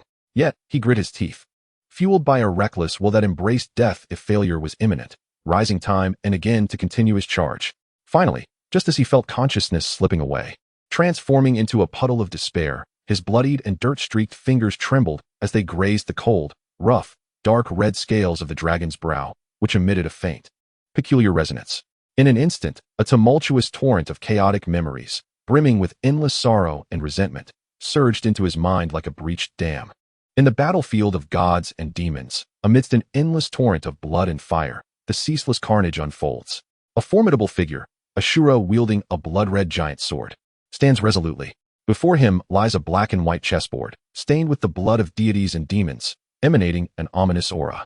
Ultimately, a resounding dragon's roar pierces the heavens, filled with boundless resentment and deep-rooted malice. Traitor! Countless fragmented images flash through his mind like a revolving lantern, each scene imbued with catastrophic energy that strikes his head with excruciating pain, as if his very skull were on the verge of exploding. Yet, amidst this turmoil, he faintly grasps ancient secrets long sealed away, secrets potent enough to upend the entire understanding of the Douluo Continent. Ding! Congratulations, host. You have successfully signed in at the extremely high-risk location, the core of the white-bone throne of the ancient dragon soul, located at the brow of the dragon corpse. Through this sign-in, you have admirably demonstrated the principle that one may avoid calamity, but daring greatly can yield tremendous rewards. The system is deeply gratified. Congratulations, host. You have received a special reward, a strand of the ancient dragon soul's essence, purified and compressed through 81 processes, boasting unparalleled purity, containing a trace of the dragon race's primordial power. Upon consumption, it will significantly enhance your physical strength and soul resilience. As for side effects, well, your body may exhibit certain irreversible tendencies towards draconification, including, but not limited to, the emergence of dashing dragon horns, a majestic dragon tail, and dazzling dragon scales. The specifics of your transformation, what you grow, how much, and how swiftly, depend entirely on your individual constitution and subsequent investment in care. The system assumes no responsibility for any after-sales service or psychological counseling following a failed transformation. Congratulations, host. You have acquired a special talent, Dragon Might, beginner level. Upon activation, it can exert a bloodline-level suppression effect on lower-tier dragons and impure dragon-blooded subdragons, and can also instill a degree of intimidation in other oblivious beings, such as causing them to soil their trousers. The specific effects are for you to experience firsthand. Ding! Your soul power level skyrockets, as if propelled by a rocket. Congratulations, host. You have successfully ascended to the pinnacle of a level 17 soul master. You are one step closer to becoming a soul zone. Congratulations. Where's the applause? What the hell? Draconification? Am I destined to become a hybrid? Oh no. A human dragon? When I step outside, should I enter the men's room or the women's? No. Wait. Should I go to the animal enclosure or the human quarters? Xiao Chen, upon hearing the system's rewards, nearly found himself cracking open on the spot. Just as Xiao Chen was deeply troubled by his potential future identity, the chessboard of gods and demons seized the fleeting opportunity presented by the ancient dragon soul's momentary lapse in focus due to memory shock. Its devouring power surged dramatically, akin to a ravenous vacuum cleaner encountering a floor strewn with diamonds, or a great whale gulping water, as it began to voraciously consume the already scant primordial power of the ancient dragon soul. Roar! Unyielding. This emperor will not yield.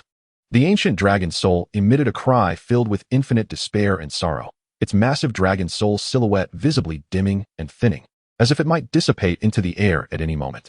Yet, within its hollow dragon eyes, the ethereal blue flames flickered with an intensified brilliance, brimming with a madness and resentment that seemed ready to engulf all in a cataclysm.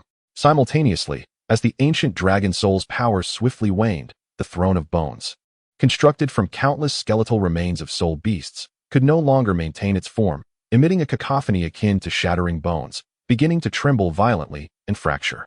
Countless massive skeletal remains, piled atop the throne, ignited with a ghostly blue fire in their vacant eye sockets. They moved stiffly, their decayed joints creaking with an unsettling sound, descending like a tide from the precarious throne. In the blink of an eye, an endless army of skeletal warriors, radiating an aura of profound silence and lethal intent, encircled Xiao Chen and Xiao Wu at the center of the basin, their overwhelming murderous energy threatening to stain the heavens crimson. Ah, ghosts! Oh, the horror! Xiao Wu trembled at the terrifying scene, her face as pale as parchment, on the verge of tears. Yet, amidst the extreme terror and the residual pressure of the ancient dragon soul, a remarkable and unprecedented transformation occurred within her. Stemming from her lineage as a royal of the 10,000-year-old soft-bone rabbit, her large, watery eyes instantly transformed into the most exquisite, purest pink gemstones, and within their depths, countless alluring peach blossom sigils began to swirl. An invisible pink halo, imbued with an irresistible charm and soothing power, emanated from her petite form, rapidly radiating in all directions. The once ferocious and bloodthirsty skeletal army, charging towards them with a furious roar, faltered the moment they encountered this dreamlike pink aura. Their advance slowed, with many halting completely, their hollow eye sockets reflecting a glimmer of near obsession and enchantment, as if ensnared in an exquisite illusion, their previously overwhelming hostility diminished by more than half in an instant. Just as this unfathomable transformation unfolded, the ancient dragon soul, on the brink of being entirely consumed by the divine demon chessboard, summoned its last vestige of strength to emit a curse that resonated deep within Xiao Chen's soul.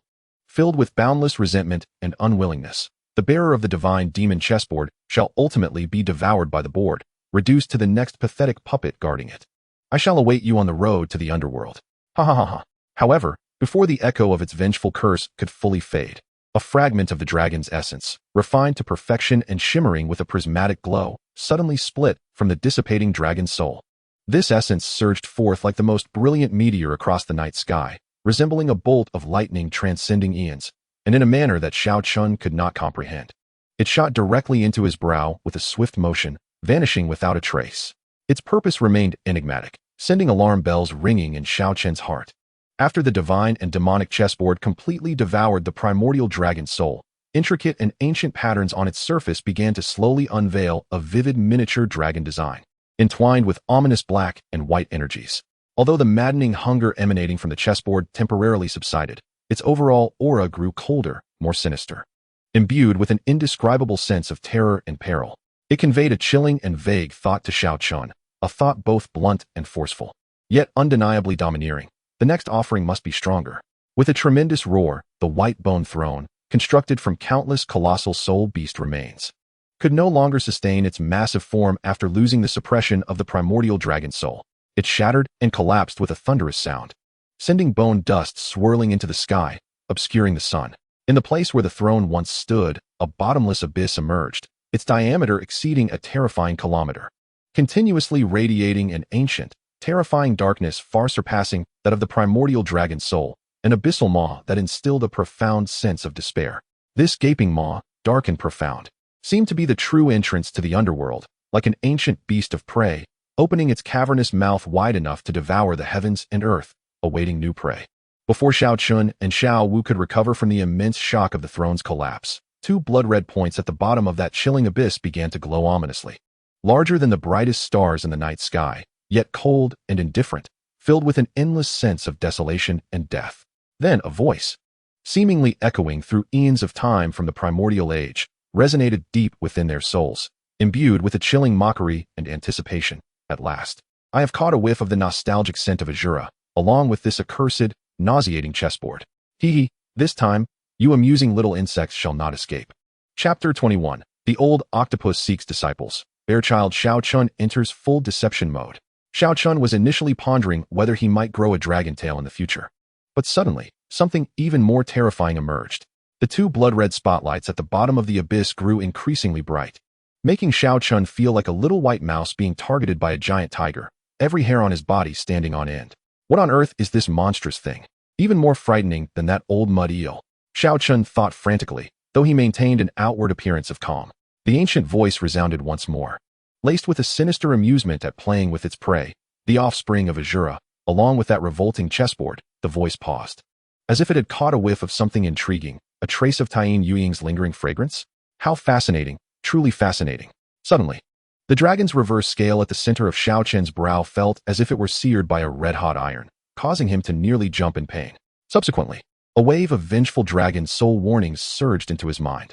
Beware, for this creature is the ancient world-devouring squid, which once consumed half of a divine chessboard. Even the Azura was defeated by it within the illusory dreamscape. My word, it truly resembles an octopus. Xiao Chen was taken aback. Although the old dragon's soul had been devoured, the information it left behind proved to be quite valuable. What astonished Xiao Chen even more was that the usually gentle and soft bunny spirit, Xiao Wu, had a peach blossom mark on her forehead that now flickered with a fluorescent pink light, its radiance even causing the blood-red giant eye in the abyss to momentarily pause in surprise. The voice from the abyss carried a hint of astonishment. Tien induction? No. It was something even more pure. Remnant seal of the Moon Sovereign? What secrets do you conceal within, young lady. The fragment of the divine chessboard on Xiao Chen's chest sensed the aura of the half chessboard from the entity in the abyss, stirring an excitement akin to that of reuniting with a long-lost brother, while simultaneously expressing an unprecedented desire for the energy emanating from Xiao Wu's Moon Sovereign Remnant seal. Ding. Special plot trigger conditions detected. The Abyss Lord, residual soul of the world-devouring squid, harbors a unique obsession with the complete divine chessboard and the power of the Moon Sovereign. Friendly reminder, the host may attempt to utilize the essence of the dragon's reverse scale as a guide, with the Moon Sovereign Remnant seal as a key, to pry open the Abyss Lord's memory flaws, potentially uncovering a glimmer of hope. However, do be cautious not to endanger yourself in the process, dear. Xiao Chen's mind whirled, and an idea swiftly formed. Since this old squid was so intrigued by the chessboard and the mark on Xiao Wu, it surely harbored some unspeakable secret. Gritting his teeth against the excruciating pain that felt as though his bones were being crushed under immense pressure, he shouted into the abyss, "Old squid, stop your tricks. You merely wish to gather this broken chessboard and find the Moon's sovereign relic to escape this cursed place, don't you? Coincidentally, I might be able to assist you." An eerie silence enveloped the abyss for a few seconds before it erupted in a furious roar. "Little worm. You know too much." Countless tentacles, thicker than water barrels, emerged from the depths, each adorned with a multitude of blood-red eyes, sending shivers down Xiao Chen's spine. "You wish to survive?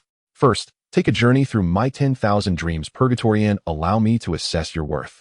Before the words had fully escaped its maw, the surrounding scenery twisted and morphed instantaneously. Xiao Chen felt as if he had been thrust into a colossal washing machine, spinning uncontrollably until the scene before him transformed into a gigantic marketplace. What is this bizarre dreamscape? Xiao Chen gazed at the bustling crowd around him, where vendors enthusiastically peddled an array of peculiar items, including three-headed fish, singing carrots, and winged pigs. Even more absurdly, each vendor bore the old squid's visage, selling their wares while grinning ominously. "Young one, would you like to purchase some fresh fear? Special today, buy one, get one free." The old squid's taste was undeniably unique. Xiao Chen couldn't help but scoff, yet he soon realized that the power of the dragon's soul at his brow was guiding his perception eye, enabling him to discern the flaws within these illusions. The seemingly authentic stalls were, in fact, formed from black tentacles, while the customers were merely distorted manifestations of resentment. More importantly, through these illusions, Xiao Chen glimpsed fragments buried deep within the Abyss Lord's memories, an insatiable thirst for power, a profound fear of failure, and a deep-seated hatred towards a figure wielding the other half of the chessboard. Just as Xiao Chen prepared to delve further into this enigma, the Moon Emperor's residual mark on Xiao Wu suddenly radiated a brilliant light. The pink luminescence, akin to a gentle spring rain, swept through the area, causing those terrifying illusions to melt away like snow under the sun. "Impossible. The Moon Emperor's forbidden light? Who are you a descendant of?" The Abyss Lord roared with a mixture of fury and astonishment. In a moment of inspiration, Xiao Chen intuitively employed the dragon's reverse scale at his brow as a conduit, channeling his Azura divine power toward Xiao Wu's Moon Emperor mark, amplified through the shards of the divine chessboard adorning his chest. A peculiar energy emerged. A fusion of Azura malevolence, the overwhelming essence of the dragon's soul, and the sanctity of the Moon Emperor. Xiao Chen aptly named it the Dragon Moon Azura power. This newfound strength began to erode the Abyss Lord's myriad dreams of torment, as the distorted illusions crumbled as if they had encountered their nemesis. The Abyss Lord emitted a pained shriek, as a long-buried memory was forcibly unearthed. It had once devoured half of the divine chessboard, seeking to seize the Moon Emperor's sacred relic, only to be severely wounded in a joint assault by the Azura god and the Moon Emperor. Banished to the abyss and ensnared by seals related to the sacred relic's fragments. Only by gathering the complete chessboard and locating the true relic could it hope to escape. The Moon Emperor's residual mark in Xiao Wu was indeed the key to unlocking the sacred artifact. Xiao Chen grasped this critical information, his heart soaring with joy. He called out to the abyss, "Old octopus, your seal is weakening, isn't it? Do you wish to emerge for some fresh air? Let us negotiate a deal. You assist us in eliminating those pursuers outside, the scoundrels from the spirit hall, and share half of the treasures within this gorge. And I will have Xiao Wu help you completely lift the seal." With a mischievous grin, Xiao Chen shifted his tone. "Otherwise, we would rather perish than live in disgrace. We can go down together. After all, I'm still young. I have little to lose." The Abyss Lord found itself in a dilemma. The temptation of liberation was immense, yet it recognized that this young rascal was not easily trifled with. After a moment's silence, it feigned concession. "Very well. As long as you assist me in breaking free, all shall be as you say. First, eliminate those ants." From the gaping maw of the abyss, several beams of eerie green light shot forth, precisely targeting a location at the gorge's edge.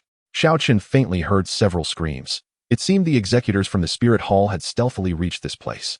Nurtured by the Dragon Moon Azura power, a crescent moon mark appeared beside the newly formed mini-dragon pattern on the shard of the divine chessboard adorning Xiao Chen's chest. The chessboard conveyed to him a message. It could sense the approximate location of the other half of the chessboard and harbored a profound yearning for the Moon Emperor's sacred relic. Xiao Chen felt his soul power beginning to stir, hinting at a potential breakthrough beyond level 18. Now that the troubles outside were resolved, the Abyss Lord's voice grew increasingly perilous, its blood red eye fixated on Xiao Wu. It is time to fulfill your promise, little girl. Offer up your Moon Emperor's residual mark. Xiao Chen felt a sense of unease. This cunning old fox was indeed not so easily dealt with. Just as he pondered how to continue his deception, the dragon's reverse scale at his brow suddenly erupted with its final resplendent radiance. A majestic dragon-shaped phantom enveloped both Xiao Chen and Xiao Wu, while a forgotten ancient teleportation array, emanating starlight from the abyss's depths, was stirred by this surge of power, unleashing violent spatial fluctuations. Once again, the foolish dragon had a trick up its sleeve. There was no escape. The Abyss Lord, in a fit of rage, thrust a colossal tentacle, blocking the sun, towards the dragon phantom and the teleportation array. Chapter 22. A perilous struggle between gods and demons. The Starfall Forbidden Zone's divine mandate. Howling wolves under the moon encounter old friends? Damn it, that tentacle is thicker than my toilet brush at home. Xiao Chen gazed at the massive tentacle, its diameter exceeding 10 meters, covered in blood-red eyes, hurtling towards them with immense force, and the veins on his forehead throbbed.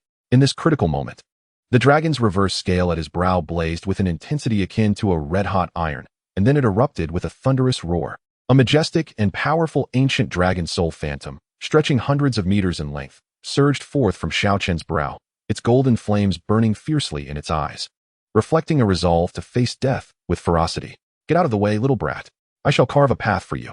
The dragon soul's voice resonated like a thunderclap, shaking the very foundations of the abyss. Its tail, as thick as a mountain, rose high, shimmering with brilliant gold, akin to a divine axe splitting the heavens. With a resounding clash, the dragon's tail met the tentacle, and in an instant, the world seemed to fall silent. The next moment, a cataclysmic energy storm erupted, and Xiao Chen felt as though he had been thrust into a colossal juicer, his insides nearly shattered. With a violent cough, he spewed forth a mouthful of blood. Yet the impact was astonishing. The Abyss Lord's formidable tentacle was forcibly flung away, its blood-red eyes bursting one after another, green blood raining down like a tempest. Damn you, foolish dragon! I shall eradicate you completely. The Abyss Lord roared in a fit of rage, as more and thicker tentacles emerged from the abyss, writhing like gigantic black pythons, seeking to constrict them. Yet, the ancient dragon soul was beyond caring. It burned its last remnants of origin power, fiercely tearing through the void with its claws. With a resounding rip, an unstable rift in space, its edges crumbling, was forcefully torn open, unleashing a haunting cacophony of spatial storms from within.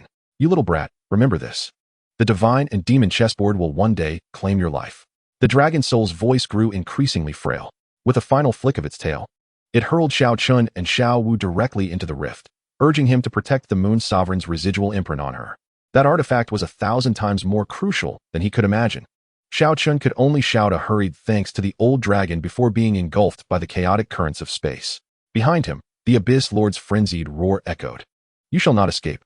A drop of dark green liquid, shimmering with enigmatic runes, pierced through the chaotic spatial currents, silently merging into Xiao Chen's shadow, before vanishing without a trace. In the chaotic void, Xiao Chen felt as though he were ensconced within an industrial-grade washing machine. The world spinning around him as an intense surge of pure dragon power relentlessly battered against his limbs. The excruciating pain compelled him to cry out. And upon glancing down, he was astonished to find golden dragon scale patterns faintly emerging beneath his skin, his nails sharpening to a lethal point, presenting the unmistakable visage of a human-dragon hybrid. Goodness, was he destined to become a monster? When he ventured outside, would he require a human identification or a beast certificate? Xiao Chen felt tears welling in his eyes, while the divine chessboard upon his chest pulsated with excitement, ravenously consuming the myriad energies wafting through the spatial turbulence. Even seizing upon remnants of the Abyssal Lord's power, the dragon and moonshadow markings on the chessboard shimmered brilliantly, and a pure essence of soul power surged back to Xiao Chen, propelling his soul power level to an impressive 17.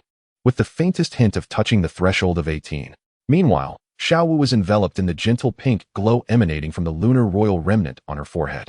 Her complexion was pale, yet she remained unscathed by the direct onslaught of the spatial chaos. It was uncertain how long they had been tumbling through the turbulence.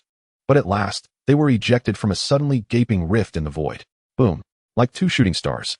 Xiao Chen and Xiao Wu crashed onto an expanse of pitch-black earth, kicking up a cloud of dust, spitting out the black soil from his mouth. Xiao Chen struggled to rise, utterly speechless at the sight before him. They stood in a desolate and vast forbidden land, devoid of sun or moon, where shattered remnants of countless stars floated slowly, emitting a faint glow. Even more astonishing were the colossal skeletons scattered across the ground, some resembling deities, while others were clearly remnants of some fearsome monstrosity. Each bone towered several meters high, exuding a potent aura of divine corruption and fragments of brutal laws. Ding! You have arrived at the special sign-in area, Starfall's Divine Silence, Periphery. Current sign-in location, the fallen altar of the nameless war god, ruined.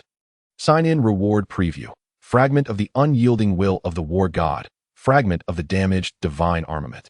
Warning, this area is severely tainted by divine corruption. Prolonged stay may result in irreversible mutation. Please complete the sign-in and leave promptly. Xiao Wu, are you alright? Xiao Chen hurriedly supported the pale-faced Xiao Wu. Brother Xiao Chen, I'm fine, just feeling quite peculiar here, she replied, rubbing her forehead where the lunar royal remnant was gently warming, emitting a subtle pull towards the depths of the forbidden land. Simultaneously, the divine chessboard on Xiao Chen's chest began to tremble violently, exuding a powerful desire, yet pointing in an entirely different direction from Xiao Wu's perception. This wretched chessboard was causing mischief once more. Xiao Chen glared at the board upon his chest and resolved. First, let us sign in and regain some strength. Xiao Wu, don't rush. Let me see what local specialties this place has. Perhaps it can aid in your recovery. In the depths of the Pope's palace within the Spirit Hall of Wuhuan City, the luminous point representing Xiao Chen on the Fate Star disk flickered wildly before abruptly dimming, only to reignite in an unknown realm, its brilliance and sinister aura surpassing all previous measures. How intriguing! More secrets are finally being unveiled. A glint of greedy yet frigid light flashed in Bibi Dong's eyes. Convey my orders. Awaken the holy Sunqian Xuanji and instruct him to lead the divine punishment knights on a mission, sparing no effort to capture the blasphemer Xiao Chen and unveil all the secrets he harbors. In the desolate expanse of the Starfall God's silent land, Xiao Chen cautiously approached the dilapidated altar constructed from colossal bones. Towering at approximately 10 meters, the altar was entirely formed from the ribs of an unknown giant beast, emanating faint divine fluctuations. At that moment, several beasts, covered in dark crystalline armor and exuding red light, resembling wolves yet the size of calves, surged forth from the shadows. Bark! Bark! Bark! What in the world are these creatures? Are they dog-headed men? Startled, Xiao Chen quickly assumed a combat stance. The Starfall demon wolves were acutely sensitive to the presence of living beings. Upon spotting Xiao Chen and Xiao Wu, they emitted piercing howls and charged forward recklessly. Dragon Might! Xiao Chen called out softly, unleashing the newly awakened pressure of his dragon lineage combined with the murderous aura of the Azura, which instilled a modicum of intimidation in the Starfall demon wolves. However, these creatures proved to be far more resilient than anticipated. Azura Skyrending Claw. Xiao Chen's claws struck like lightning, clashing head-on with the first charging demon wolf. The strength of his dragon-transformed body had indeed seen a notable enhancement. Yet the formidable defensive capabilities of these wolves' crystalline shells were astonishing, leaving only shallow scratches with each strike. Be careful, brother Xiao Chen. In a moment of urgency, Xiao Wu suppressed her discomfort, the residual glow of the Moon Emperor's mark on her forehead swirling, as a soft yet oddly authoritative pink halo radiated outward. The Starfall demon wolves, caught in the halo-esque glow, momentarily hesitated, their red light dimming as confusion and apprehension flickered in their eyes. A prime opportunity. Seizing the moment, Xiao Chen unleashed the power of Azura in conjunction with his dragon might, swiftly dispatching 3 demon wolves and successfully reaching the altar. Sign in. Ding. Sign in successful. Obtained fragments of the unyielding will of the war god and a severely damaged piece of divine armament armored gauntlet. Additional reward. Due to the host completing the sign-in in a divinely tainted environment, their willpower has been tempered, resulting in a slight permanent enhancement of mental strength. Soul power elevated to level 18. A faint glow merged with the fragments of the gauntlet, which, despite its severe damage, regained some semblance of vitality, emanating a soft metallic sheen. At that moment, from the depths of the forbidden land, a distant, mournful howl resonated, imbued with an oddly familiar essence. causing the Moon Emperor's mark on Xiao Wu's forehead to flicker violently. Her eyes widened with shock and disbelief as she exclaimed, "That voice, it seems to be." Chapter 23. The Divine and Demon Chessboard Devours the Star Soul. A momentous transformation upon signing in at the Forbidden Land. The Holy Sun descends with a heavy intent to kill. The haunting howl reverberated through the silent expanse of the Starfall God's silent land, making Xiao Chen feel as though his very soul was being drawn away. Even more astonishingly, the crescent mark on Xiao Wu's forehead seemed to receive some kind of secret signal, dazzlingly flashing with a pink glow, nearly illuminating her entire face in a rosy hue. "Goodness, Xiao Wu, are you trying to become a neon billboard?" Xiao Chen couldn't help but jest. However, Xiao Wu was too preoccupied to pay attention to his banter, her beautiful eyes reflecting shock and disbelief as she clutched Xiao Chen's sleeve tightly. "Brother Xiao Chen, that voice, it seems to belong to Deming." "Deming? Who is that? Your online friend?" Xiao Chen was utterly perplexed. Yes, he is the friend I met in the forest. A powerful silver wolf," Xiao Wu eagerly explained, her eyes shimmering with excitement. At that moment, the divine chessboard on Xiao Chen's chest also began to stir restlessly, like a ravenous glutton who had not eaten for 800 years, fervently vibrating and incessantly conveying a simple, yet crude thought to his mind. "Over there. There is something delicious. Hurry. If you don't go now, someone else will take it. Can you calm down, you pesky chessboard? I'm not your personal attendant." Xiao Chen mentally grumbled, but outwardly, he patted Xiao Wu on the shoulder. "Since it's your friend, let us go take a look. However, this place is quite sinister, so stick close to me." The two ventured forth in the direction of the wolf's howl, trudging through the desolate, forbidden land. Along the way, various star beasts tainted by divinity emerged to provoke them, including a three-headed stellar leopard, a bone-spiked hedgehog enveloped in black smoke, and a bizarre creature that Xiao Chen could not name, resembling a cross between a mushroom and a turtle. "Whatever comes, it shall perish." Xiao Chen brandished the damaged divine armor he had just equipped. Although it was somewhat worn, it was nonetheless a component of divine-grade equipment, and combined with his Shura sky-rending claw, it became a veritable harvester of star beasts. As a millennium-level stellar leopard pounced toward him, Xiao Chen deftly sidestepped and struck back with a claw imbued with dragon might against its head. Crack! The ferocious stellar leopard was instantly sent reeling, its three eyes spinning as if it had been struck by a cartoonish blow. Xiao Wu watched on, her eyes sparkling with admiration. "Brother Xiao Chen, you're amazing. These monsters seem like little chicks in front of you." "Oh, it's just a small display, a routine operation." Xiao Chen feigned indifference, though inwardly he was elated. The sensation of being revered by the little girl was far more exhilarating than leveling up. Just as Xiao Chen basked in the thrill of praise, a tremendous rumble echoed from ahead. The two scaled a mound formed by colossal remnants of stars, and the sight that greeted them made them both gasp in astonishment. Before them stood a colossal wolf, its size comparable to a small mountain, entirely covered in silver fur, with a crescent moon mark on its forehead, howling towards the heavens. Its sheer size was staggering. Even one of its paws was as large as Xiao Chen himself, exuding an oppressive aura that was suffocating, its presence rivaling that of a titled Douluo. My goodness, could this creature be a transformed hound of heaven? Xiao Chen's mouth twitched. Yet, Xiao Wu was overwhelmed with excitement, tears brimming in her eyes. Deming. It really is Deming. Upon hearing Xiao Wu's voice, the giant wolf's star-like, luminous eyes instantly locked onto her. Upon catching sight of the crescent mark upon Xiao Wu's forehead, the entire wolf was taken aback, its expression akin to that of a street vendor who suddenly realizes their customer is Jack Ma, the aura of the Moon Sovereign. "This is inconceivable." The great wolf spoke, its voice rumbling like thunder. "Little girl, are you a descendant of the Moon Sovereign?" "Moon Sovereign?" Xiao Wu blinked in confusion. "What are you talking about?" "Deming? I am Xiao Wu, the soft-bone rabbit Xiao Wu. Do you not remember me?" The great wolf, known as the Howling Moon Celestial Wolf, revealed a complex expression, a mixture of excitement and sorrow. "So it is true, the bloodline of the Moon Sovereign has indeed found its way to the Spirit Beast clan. No wonder you possess such a pure lunar aura." Its gaze shifted to Xiao Chen, instantly becoming wary. "The inheritor of the Azura legacy. And that ominous aura of the chessboard, what brings you here?"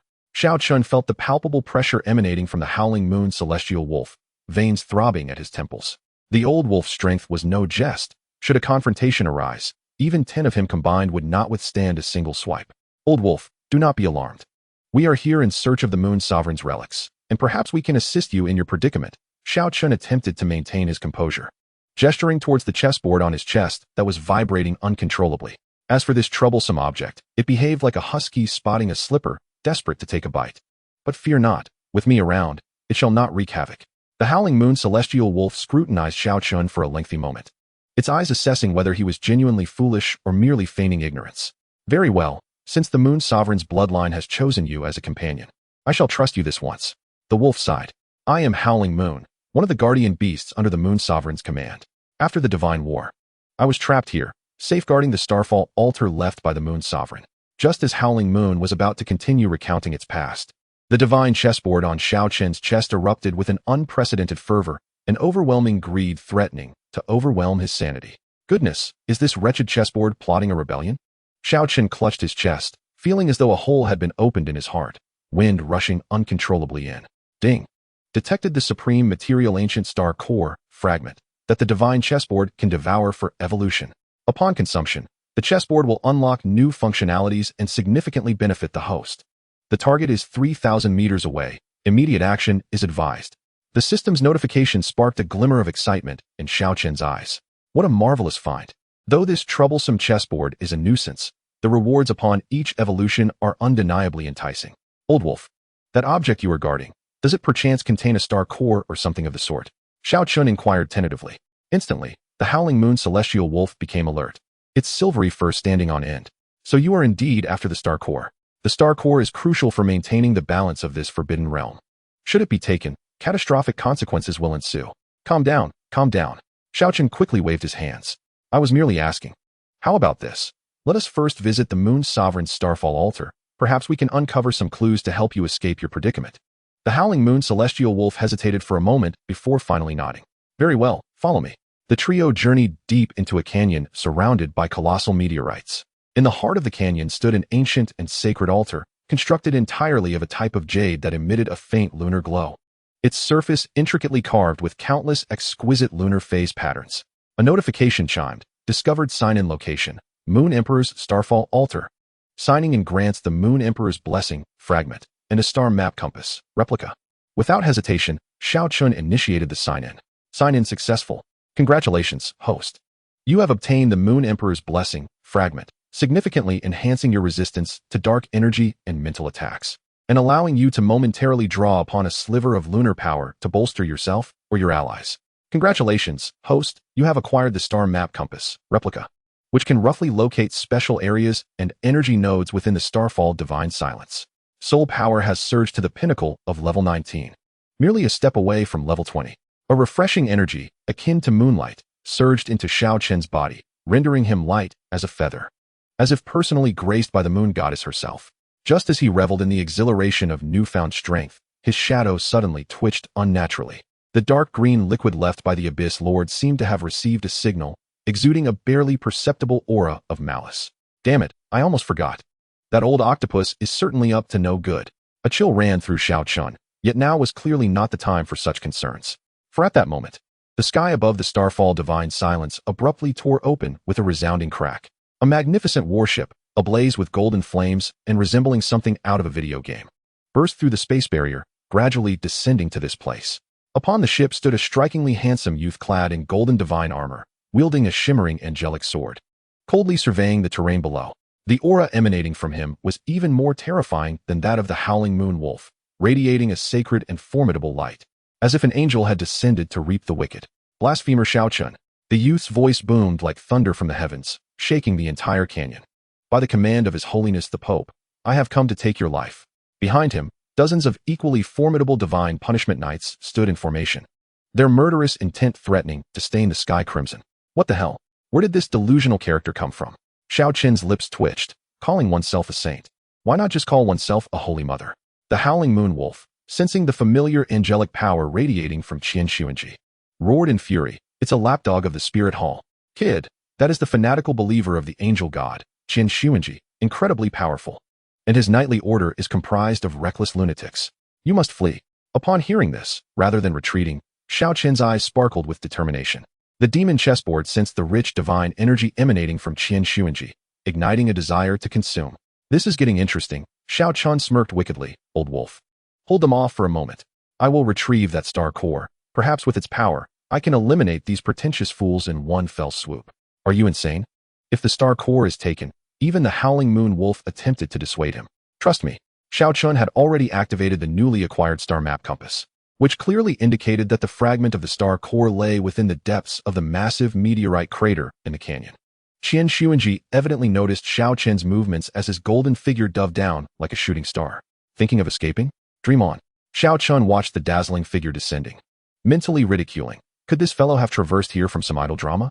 His appearance and lines are even more exaggerated than a K-drama protagonist. Old wolf, I beg you. Xiao Chen shouted towards the Howling Moon Wolf, before sprinting madly towards the meteorite pit.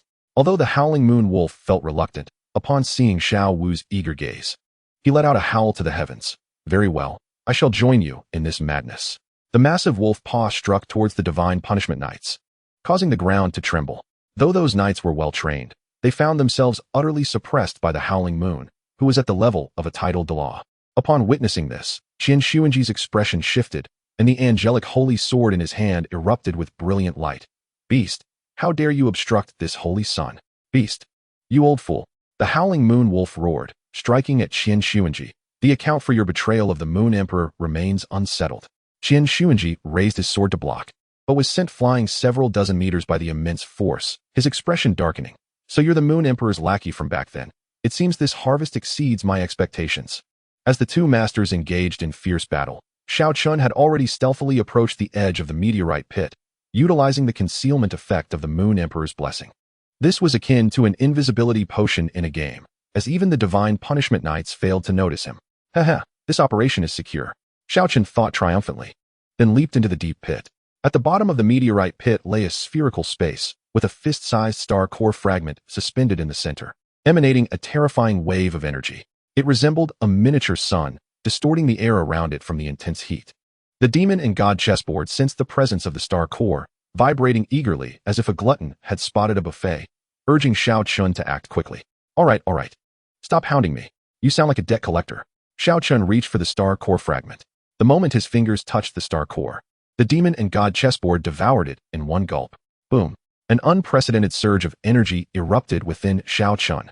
He felt as though he had been plugged into a super-powerful charger, with every cell frantically absorbing energy. A new starry mark appeared beside the dragon and moon shadow insignias on the surface of the demon and god chessboard. An energy far purer than any previous experience surged back into Xiao Chen, allowing his soul power to break through the bottleneck and reach level 20. Ding! Congratulations to the host for breaking through to level 20, automatically acquiring the first soul ring. The system has detected the presence of Shura, Dragon Clan, Moon Emperor, and Starry fourfold divine powers within the host, automatically merging and optimizing to generate a unique soul ring. 4 symbols reincarnation ring, 10,000-year quality. Soul skill, 4 symbols unification, allows for a brief fusion of 4 divine powers, significantly enhancing attack power, defense, and movement speed for 30 seconds with a cooldown of 24 hours. Wow, this is absolutely exhilarating. Xiao Chen felt the surging power within him, nearly unable to suppress a roar towards the heavens. However, at that moment, the system suddenly emitted a piercing alarm. Warning! Warning! The divine and demon chessboard, having continuously consumed high-energy items, is about to enter a state of energy overload and slumber. Before sleeping, it will randomly unleash a backlash of rules, with unknown consequences. Please prepare yourself mentally. What? This too? Xiao Chen's expression shifted dramatically. Why didn't you mention this earlier, you wretched system? As soon as the words left his mouth, the divine and demon chessboard erupted with a bizarre wave of energy, and Xiao Chen felt his vision blur, the entire world becoming indistinct. When his sight regained clarity, he was astonished to find himself outside the crater, while a doppelganger of himself had appeared at the bottom of the pit. What in the world is this? Xiao Chen's eyes widened as he regarded the other version of himself. Aside from a slightly dazed expression, it was an exact replica. Ding. Backlash effect of the rules, mirror splitting. A portion of your consciousness has been separated, forming an independent entity, duration unknown. This doppelganger possesses 50 of your strength, but its personality may be the opposite of your own. The opposite personality? A sense of foreboding welled up within Xiao Chen. Sure enough, the doppelganger suddenly grinned widely, beaming a radiant smile. Hello everyone. I am Xiao Chen's benevolent doppelganger. I am here to save the world, spreading love and justice. Xiao Chen's mouth twitched uncontrollably. This was far worse than the backlash. Even more alarming, after the core of the star was taken, the entire desolate land of the fallen stars began to tremble violently. Countless suppressed ancient vengeful spirits and slumbering monstrous beings awakened due to the shattered balance, releasing thunderous roars. Roar, hiss, cackle, terrifying cries echoed. as if the gates of hell had been flung open. Xian sensed this terrifying upheaval. Though her expression changed slightly, her gaze towards Xiao Chen grew more avaricious. To cause such a commotion, this boy's secrets are greater than I imagined. The Howling Moon Wolf King, however, wore an expression of despair. It's over. The balance has been disrupted. Once these ancient fiends awakened completely, at that moment, Xiao Chen's benevolent doppelganger suddenly shouted, "Do not be afraid. Justice will ultimately triumph over evil. I will use love to transform all the monsters." With that, this fool actually charged towards the awakening terrifying creatures. What the hell? Come back. Xiao Chen was frantic. You're just offering yourself up as a sacrifice. Chapter 24. The benevolent doppelganger's heartfelt redemption. Xian, the Holy Sun, goes berserk. Do not be afraid. Justice will ultimately triumph over evil. I will use love to transform all the monsters. Xiao Chen watched in disbelief as his benevolent doppelganger rushed towards the group of awakening terrifying beings, utterly stunned. What the hell? Is this really my doppelganger? Has its intelligence been absorbed by the chessboard? Xiao Chen's mouth twitched, trying to redeem monsters. Does it think it's Ultraman? The benevolent doppelganger charged into the throng of monsters, radiating an aura of saintliness as he called out to a towering starbone tyrant, which had just emerged from the depths, enveloped in a shroud of black smoke. Hello. I am Xiao Chen. Can we be friends? This starbone tyrant, towering 3 stories high and adorned with 6 heads, each brimming with a multitude of blood-red eyes, paused momentarily in surprise at the doppelganger's words, only to erupt in collective fury, with a thunderous roar. The starbone tyrant unleashed a torrent of black flames from all 6 heads, incinerating the ground around the benevolent doppelganger into a glassy surface. Oh dear, are you angry? That's all right. I understand your pain. The doppelganger danced amidst the black flames, surprisingly deflecting most of the onslaught with his peculiar halo of pure goodness. In midair, Xian nearly tumbled off his flying sword upon witnessing the scene. Where on earth did this fool emerge from? And how is he unscathed by the tyrant's assault? Even more troubling was the fact that the doppelganger's heartwarming charm not only infuriated the starbone tyrant, but also drew the attention of other awakening monstrosities in the vicinity. In an instant, several fearsome entities, rivaling those found in a Contra game, roared and surged toward the doppelganger's position. This is disastrous. Xiao Chen observed the gathering of beasts, veins throbbing at his temples. Was this foolish doppelganger attempting to summon every creature from the Forbidden Grounds? A handful of unfortunate divine punishment knights found themselves directly in the path of the starbone tyrant's charge, instantly sent flying, tracing a graceful parabolic arc through the air. Help! Save us! The knights flailed desperately mid-air, resembling cannonballs launched from a catapult. Xian's face turned an unflattering shade of green with rage, incompetence, unable to handle even a foolish doppelganger. At that moment, Xiao Chen, in his true form, encountered his own troubles as several starbone demonic wolves, drawn by the scent of his divine power, circled menacingly. Just in time. A perfect opportunity to test my new technique. A flicker of excitement sparked in Xiao Chen's eyes. For symbols returned to 1. Instantly, the bloody intent of Shura, the oppressive might of the Dragon Clan, the sanctity of the Moon Emperor, and the enigmatic power of the stars erupted from him simultaneously. These 4 distinct divine energies miraculously merged, causing Xiao Chen's aura to swell, enveloping him in a resplendent spectrum of colors. Wow, this effect is even cooler than those in cinemas. Xiao Chen reveled in the surging power within him, nearly succumbing to the urge to strike a pose. The starbone demonic wolves, sensing this terrifying pressure, instinctively recoiled several steps, their eyes betraying a flicker of human-like fear. For symbols Shura claw, Xiao Chen transformed his hands into claws, the vibrant glow coalescing into massive claw-like apparitions. With a single strike, not only did it embody the slaughtering force of Shura, but it also carried the rending might of the Dragon Clan, the purifying light of the Moon Emperor, and the annihilating energy of the stars. With a ripping sound, the starbone demonic wolves barely had time to scream before being torn asunder, disintegrating into motes of starlight. Little Wu, observing from the sidelines, beamed with admiration. Brother Xiao Chen is so impressive. The name of that technique sounds incredibly formidable. The Howling Moon Wolf nodded in silent agreement. Indeed, this lad's talent is extraordinary, managing to fuse 4 entirely incompatible divine powers. In the air, Xian sensed the terrifying power erupting from Xiao Chen, and his expression instantly grew somber. The fusion of multiple divine powers? This child must not be allowed to live. The radiance of the angelic holy sword in his hand surged dramatically as he bellowed to the divine punishment knight order behind him. Form the angelic judgment battle array. Suppress that beast. Dozens of divine punishment knights immediately shifted their formations, and golden beams of light shot into the sky, intertwining to create a colossal, ethereal image of an angel. The howling moon wolf felt the targeted suppression and became noticeably sluggish. Damned angelic divine inheritance. It specifically counters our lunar attribute divine beasts. Seizing the opportunity, Qian Xuanji transformed into a brilliant golden light, aiming directly at Xiao Chen. Xiao Chen, today marks your demise. Just as the battle reached its zenith, an unexpected event transpired involving the benevolent avatar. A starlight unicorn, tainted by divine corruption, was poised to attack the benevolent avatar. But upon contact with the pure benevolent halo surrounding him, its blood-red eyes suddenly regained a flicker of clarity. With a sorrowful whinny, the starlight unicorn seemed to recall memories from before its corruption. It glanced at the benevolent avatar, then at the angelic judgment battle array suppressing the howling moon wolf, and flames of fury ignited in its eyes.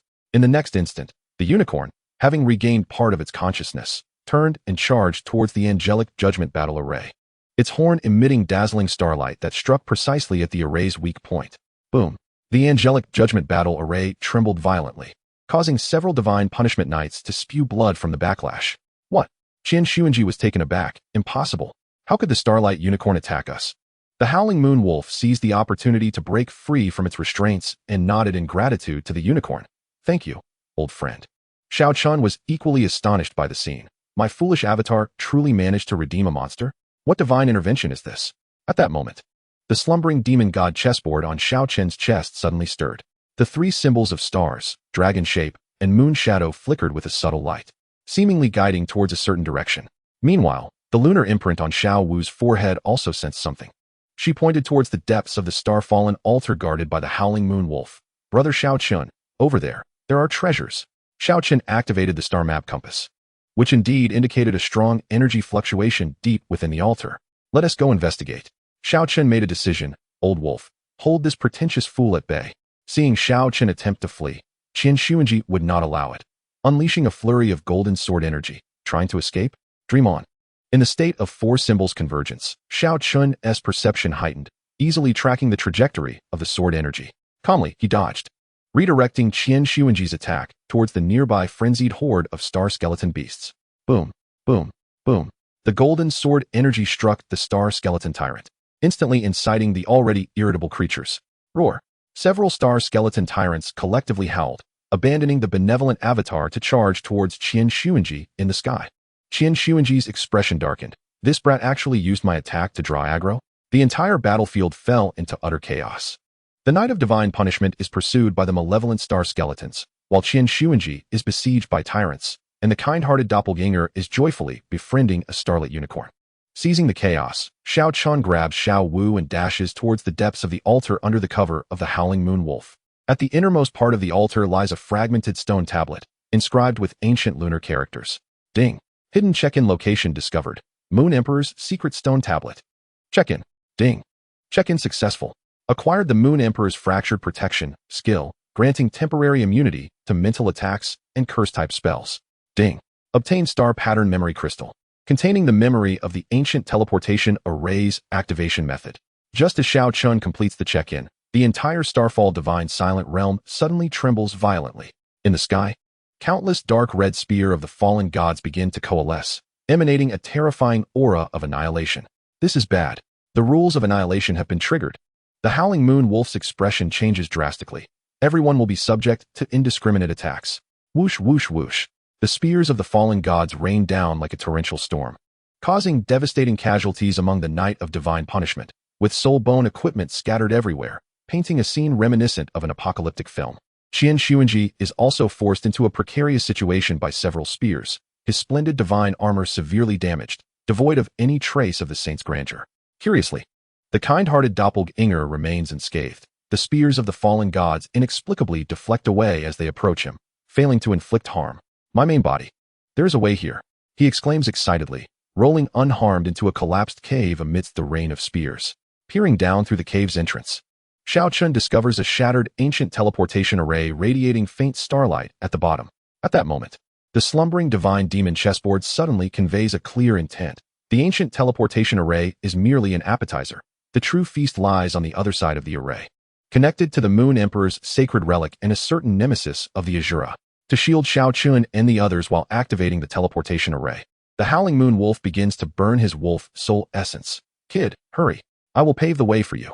The giant wolf's silver fur ignites, transforming the entire wolf into a silver meteor, colliding fiercely with the pursuing Qian Xuanji and several star skeleton tyrants. Boom. The howling moon wolf detonates part of his demon core, creating a horrific explosion that temporarily seals off the passage, while a strand of silver wolf soul mark flies toward Xiao Wu's forehead. Girl, the future of the Moon Emperor depends on you. The valiant howl of the wolf reverberates through the explosion. Qian Xuanji, severely injured in the blast, sees Xiao Chen and the others about to teleport away and roars with venomous rage. Xiao Chen, I will remember you. Above and below, the spirit hall will surely tear you to shreds. Simultaneously, he secretly activates the drop of dark green liquid left by the Abyss Lord within Xiao Chen's shadow. With great effort, Xiao Chen suppresses his grief and presses the star pattern memory crystal into the core of the ancient teleportation array. The array erupts with dazzling starlight, enveloping Xiao Chen, Xiao Wu, and the kind-hearted doppelganger together. Old wolf, I will remember you. Xiao Chen steps into the teleportation portal with reddened eyes. In that fleeting moment of teleportation, he seems to glimpse a pair of cold, enormous eyes watching them at the end of the passage, filled with malice and greed. As the light dissipates, the three find themselves standing upon a desolate, lifeless black plain. The sky was adorned with 3 blood-red crescent moons, emanating an ominous crimson glow. A warning echoed, ding. Alert. You have arrived at the unknown divine domain of March's ghostly abyss, extremely dangerous. Abyssal mark tracking detected. A fragment of the will of the Abyssal Lord, the devouring ancient squid, has locked onto your coordinates. At the moment the system issued its warning, the benevolent doppelganger suddenly clutched its head, emitting a low, anguished groan. Ah? My head, it hurts. The halo of pure goodness surrounding it flickered erratically, and a glimmer of cunning, reminiscent of the Abyssal Lord, occasionally flashed in its eyes. Chapter 25. The Awakening of the Chess Spirit, Consuming the Rules. Luring the Abyssal Lord into the depths of the Blood Moon, the March ghostly incarnation devours souls. The benevolent doppelganger abruptly pressed its head, howling in pain. The radiant halo of purity dimmed instantly, as if tainted by ink, the holy white light swiftly devoured by an eerie dark green, with fine cracks appearing along the edges of the halo. Warning. The divine and demon chessboard's ruled backlash mirror division is being interfered with by external forces, nearing uncontrollability. Abyssal mark tracking is rapidly eroding the core consciousness of the doppelganger. The mechanical voice of the system conveyed an unprecedented urgency. Xiao Chen's expression shifted drastically. Damn. Problems arise now. Although this benevolent doppelganger was not particularly astute, it served as a crucial shield in dire moments. If that ancient octopus truly seized its essence, the consequences would be unimaginable. Before he could finish his thought, the 3 blood-red crescent moons in the sky suddenly flared with intensity, and the bizarre crimson light cascaded down as if it were a tangible entity. The entire ghostly abyss trembled violently. Countless black stone tablets, inscribed with fragmented runes, shot up from the ground, as if a long-dormant forest of tombstones had been awakened. These tablets varied in height, some towering 100 feet, adorned with ancient inscriptions that twisted and were nearly indecipherable, exuding a heart-stirring primordial aura. Xiao Chen inhaled sharply. What in the world is this place? Did we disturb a graveyard? Little Dance clutched Xiao Chen's sleeve tightly. A flicker of trepidation and unease emanating from the depths of her soul reflected in her beautiful eyes. Brother Xiao Chen, these tablets, they seem to be whispering. I feel very uncomfortable. What alarmed Xiao Chen further was that the benevolent doppelganger's gaze suddenly turned vacant, and it began to recite obscure ancient syllables unconsciously. As it chanted, the towering rule tablets quivered slightly, resonating with an indescribable wave of energy that spread throughout the area. Could it be that this fellow was truly possessed by something? Just as Xiao Chen moved to approach, he sensed that the Abyssal Lord's lingering will, which had been subtly entwined around the benevolent doppelganger, was being forcefully suppressed by an even older, colder, and more mechanical will. This nascent will, akin to ancient, unmelting ice, conveyed a simple yet pure intention: rules, completion, consumption, evolution. Simultaneously, the fragment of the divine and demon chessboard that had remained dormant on Xiao Chen's chest erupted with astonishing heat, startling him. Upon the chessboard, the symbols of stars, dragon shapes, and moon shadows began to spin at an unprecedented velocity, as if striving to break free from their constraints. The core of the divine and demon chessboard, the chess spirit, has begun to awaken. Lost realm of rules detected. The core of this place, the 10,000 laws source steel, harbors the opportunity to complete the chessboard. A chess spirit? Such a hidden setting exists? Xiao Chen was astonished. lamenting how the system had kept such secrets from him. Host's permissions are insufficient. The chess spirit lies dormant and requires specific conditions for awakening. This is a fortuitous encounter. Before Xiao Chen could inquire further, a thunderous roar resonated from the sky, filled with boundless fury. Damn you, chess spirit! How dare you awaken? And you, little spawn of Shura, you shall all serve as nourishment for my restoration. Xiao Chen looked up to see a colossal, unmatched octopus phantom slowly materializing between the three blood moons. Its tentacles were thicker than mountains, adorned with countless crimson eyes that gleamed with greed and brutality. Merely gazing upon it was enough to shatter one's soul. Old octopus, your appearance is quite unappealing. Xiao Chen managed to suppress his discomfort and retorted, could you perhaps adopt a more refreshing form? The master of the abyss was utterly enraged. Ant, I shall obliterate your very soul. As he bellowed, the surface runes of the rule stones contorted violently. Some morphed into grotesque moss, others into spinning blades, while a few collapsed into bottomless, pitch-black voids. A trap of twisted rules. Xiao Chen felt a surge of alarm as a group of ghostly guardians, enveloped in waves of rule energy, emerged from the shadows of the steel surrounding them. The leader of the guardians, composed of obsidian-like material, spoke in a voice as grating as grinding stones. Those who trespass into the ghostly abyss shall perish. We are merely here to admire the relics. Xiao Chen replied earnestly, attempting to engage in amicable discourse. The guardian leader appeared momentarily taken aback, seemingly unaccustomed to such an absurd response. Just as the guardians were about to launch their assault, a radiant glow emanated from the crescent mark on Xiao Wu's forehead and the soul imprint of the howling moon wolf simultaneously. A soft, silvery halo spread like ripples in water. In a bizarre turn of events, the twisted, grotesque traps of rules began to revert to their original forms under the silver light, as if melting away like snow. The movements of the ghostly guardians also slowed, as if ensnared in an invisible mire. Xiao Wu, your ability! Xiao Chen exclaimed, a mix of astonishment and joy filling him. Xiao Wu, somewhat bewildered, replied, I am not sure. I just feel that deep within the ghostly abyss, a place is calling to me. She pointed towards an ancient temple illuminated in crimson by the blood moon. There, a familiar aura resides. Beep. Hidden sign-in location blood moon temple detected. It is recommended that the host sign in promptly. This is just what I need. Xiao Chen grasped Xiao Wu's hand, and they rushed towards the temple. The kind-hearted doppelganger, still with hollow eyes, seemed to possess an instinct, following closely behind while deftly avoiding the remaining subtle traps. Their journey was fraught with tension yet devoid of peril, and the trio swiftly reached the Blood Moon Temple. The temple, ancient and weathered, was constructed from a black stone material that flickered with a dim blood light, its eaves intricately carved with patterns depicting the phases of the moon. At the center of the temple stood a gigantic skeleton, its presence exuding a suffocating divine power, even after countless ages had passed. Beep. Level sign-in location remains of the moon's sovereigns, General discovered. Sign-in. Beep. Sign-in successful. Acquired moon shadow elusive steps, divine level agility, merging with the rules of the moon. Beep. Acquired the imperfect moonlight divine pattern, which can temporarily enhance the power of the Moon Emperor's residual imprint. A refreshing energy, akin to moonlight, surged through Xiao Chen's entire being, illuminating the profound essence of movement. With a mere thought, his form transformed into a fleeting silver shadow, gliding gracefully within the temple. Such astonishing speed. Upon exiting the temple, his benevolent doppelganger suddenly halted, its vacant gaze fixated on a distant point deep within the ghostly abyss. There lay something of greater significance. Following the direction indicated, Xiao Chen beheld, at the farthest reaches of the heavens and earth, a colossal black steel towering into the clouds. The radiance of the three blood moons converged upon it, forming a slowly revolving crimson vortex, emanating an oppressive force far exceeding that of the previous temple.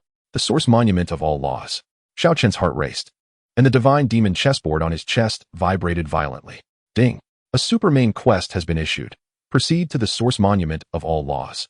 Assist the chess spirit and the divine demon chessboard in devouring the fragmented core of the rules of the three-moon ghostly abyss. Success rewards. Significant evolution of the divine demon chessboard, unlocking new functions, permanently resolving the mirroring split backlash, and host soul power level 3. Soul power level 3. Xiao Chen's breath quickened. This was an opportunity he could not miss. Just as they prepared to set forth, the surrounding space suddenly twisted, and a dense, ink-green demonic shadow seeped forth from the void, coalescing into a massive octopus tentacle adorned with blood-red eyes.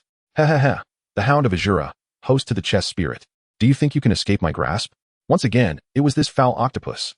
Xiao Chen frowned in annoyance. What skill was there in ambushing The abyssal shadow screeched, its tentacles thrumming with a stench of blood, charging forth with an unimaginable speed. Xiao Chen immediately employed the moonshadow evasion, his form becoming a series of silver arcs, narrowly weaving through the onslaught of the demonic shadow. Haha, can't catch me, can you? Frustrating, isn't it? He taunted as he deftly dodged. Yet, he soon realized that this demonic shadow possessed remarkable resilience and strength far exceeding its previous form. With a quick flick of his eyes, he abruptly veered towards a towering rule steel, bellowing, "Old octopus, if you dare, come and collide with this steel." The abyssal shadow, predictably, took the bait, roaring in pursuit, its colossal tentacles imbued with abyssal power, crashing down upon the rule steel. Boom! The steel erupted with a blinding brilliance of rule light. A terrifying backlash akin to a volcanic eruption shattered the tentacles of the abyssal shadow, scattering ink-green energy wildly. Ah! The shadow shrieked in anguish, its form dimming significantly. This is what you get for your own folly. Xiao Chen chuckled coldly. Moments ago, in evading the shadow's pursuit, his palm had inadvertently brushed against a smaller steel. At that instant, the power of the Azura within him resonated peculiarly with a force contained within the steel. A faint yet distinct gravitational rule manifested in his mind. Is it possible to do this as well? Enlightenment struck Xiao Chen, prompting him to attempt to invoke that sensation. In an instant, he perceived the gravitational force around him intensify, his form sinking heavily. With another thought, the gravity suddenly lessened, rendering him as light as a swallow. This is not a mere act of seizing without cost. Rather, it is through the oppressive line between life and death. Utilizing the peculiar power of the Azura and the acute perception awakened by the divine and demonic chessboard, that a faint trace of the underlying rules has been fortuitously captured. The abyssal shadow, struggling to reassemble under the backlash of these rules, was infuriated to see Xiao Chen harnessing the power of the stone tablet. Boy, do not become complacent. With such strength, what need is there for pride? Choosing not to linger further with the shadow, Xiao Chen, accompanied by Xiao Wu and his benevolent doppelganger, surged at full speed towards the legendary source tablet of all laws. At last, the fabled source tablet, towering into the clouds, lay before them in its entirety. This monolith, dark as ebony, seemed to uphold the blood-red firmament, its surface intricately engraved with countless profound runes, each seemingly encapsulating the essence of a fundamental principle. The radiance of the three blood moons cascaded upon its apex, forming a colossal and eerie vortex of crimson light, emanating a terrifying pressure capable of shattering souls. Upon sight of the source tablet, the benevolent doppelganger's hollow gaze suddenly ignited with an almost frenzied desire. Unique patterns, identical to those of the divine and demonic chessboard, began to manifest upon his skin, compelling him to step forward, one deliberate stride at a time, towards the towering edifice. Hey, what are you doing? Xiao Chen's heart raced, instinctively attempting to intervene. In the heavens above, the abyssal lord's suppressed rage erupted with cataclysmic force, resounding like a thunderous roar that shattered the very fabric of reality. All of you, halt. A colossal appendage, larger than mountains and solid as the earth itself, tore through the void amidst the blood moon, imbued with an aura of utter annihilation, descending upon the source tablet and the advancing benevolent doppelganger with devastating intent. This strike was far beyond the capabilities of the previous shadow. It was but a mere glimpse of the abyssal lord's true might. Chapter 26. The Tomb of Tablets hides peril. The chessboard navigates the abyssal monarch. Beneath the otherworldly blood moon, a terrifying entity lurked. Boom. A gigantic octopus limb, enshrouded in a viscous green liquid, rent the sky, wielding the power to obliterate mountains, emerging from the blood moon to crash violently upon the source tablet. The air, laden with immense pressure, became suffocating, resonating with explosive sounds. Xiao Chen's pupils constricted. That force was sufficient to reduce both him and Xiao Wu, along with this mountain, to mere dust. Xiao Wu, into the tablet grove. That ancient monster cannot enter. Before his words had fully echoed, Xiao Chen grasped Xiao Wu's waist, activating the moonshadow displacement to its utmost limit, transforming into a silver blur almost imperceptible to the naked eye, narrowly slipping into the desolate confines of the source tablet grove just as the shadow of the colossal limb loomed overhead. Xiao Wu, caught off guard by this sudden surge of speed, felt dizzy, the wind howling in her ears. Meanwhile, the benevolent doppelganger lagged slightly, stumbling clumsily like a startled duck in pursuit. Boom! The earth-shattering sound erupted. The gigantic octopus limb slammed into the edge of the grove, yet it was as though it had collided with an invisible barrier. An imperceptible wall of rules manifested abruptly, shimmering with arcane runes, effectively nullifying the cataclysmic force. A tidal wave of energy surged outward like a tsunami, causing the entire March Ghost Plane to tremble violently, the ground fracturing, stones flying. My hand of divine and demonic power. Outside the steel forest, the chilling wail of the Abyss Lord reverberated through the heavens, filled with incredulous anger. Is this the forbidden domain of all laws? Curse it! That group of old, unyielding ants actually left behind such a contingency. Xiao Chen steadied himself within the steel forest. Casting a glance back at the Abyss Lord outside the forbidden area, clutching a severed tentacle, blood of the demon gushing forth. A cold smirk tugging at the corners of his mouth. Old fool, do you now understand the meaning of being on the hot seat? Within the steel forest, a peculiar power of rules, entirely distinct from the outside world, surged like a tidal wave. Xiao Chen and Xiao Wu immediately felt their bodies grow heavy. As if ensnared by invisible shackles, their movements becoming sluggish. Xiao Wu furrowed her delicate brows, a flicker of confusion dancing in her beautiful eyes. It feels so heavy. Brother Xiao Chen, it's as if I'm carrying a mountain. Ding. You have entered the core radiation zone of the source steel, the realm of rules. The power of rules here is highly concentrated and chaotic. External attacks below the divine level will be significantly weakened.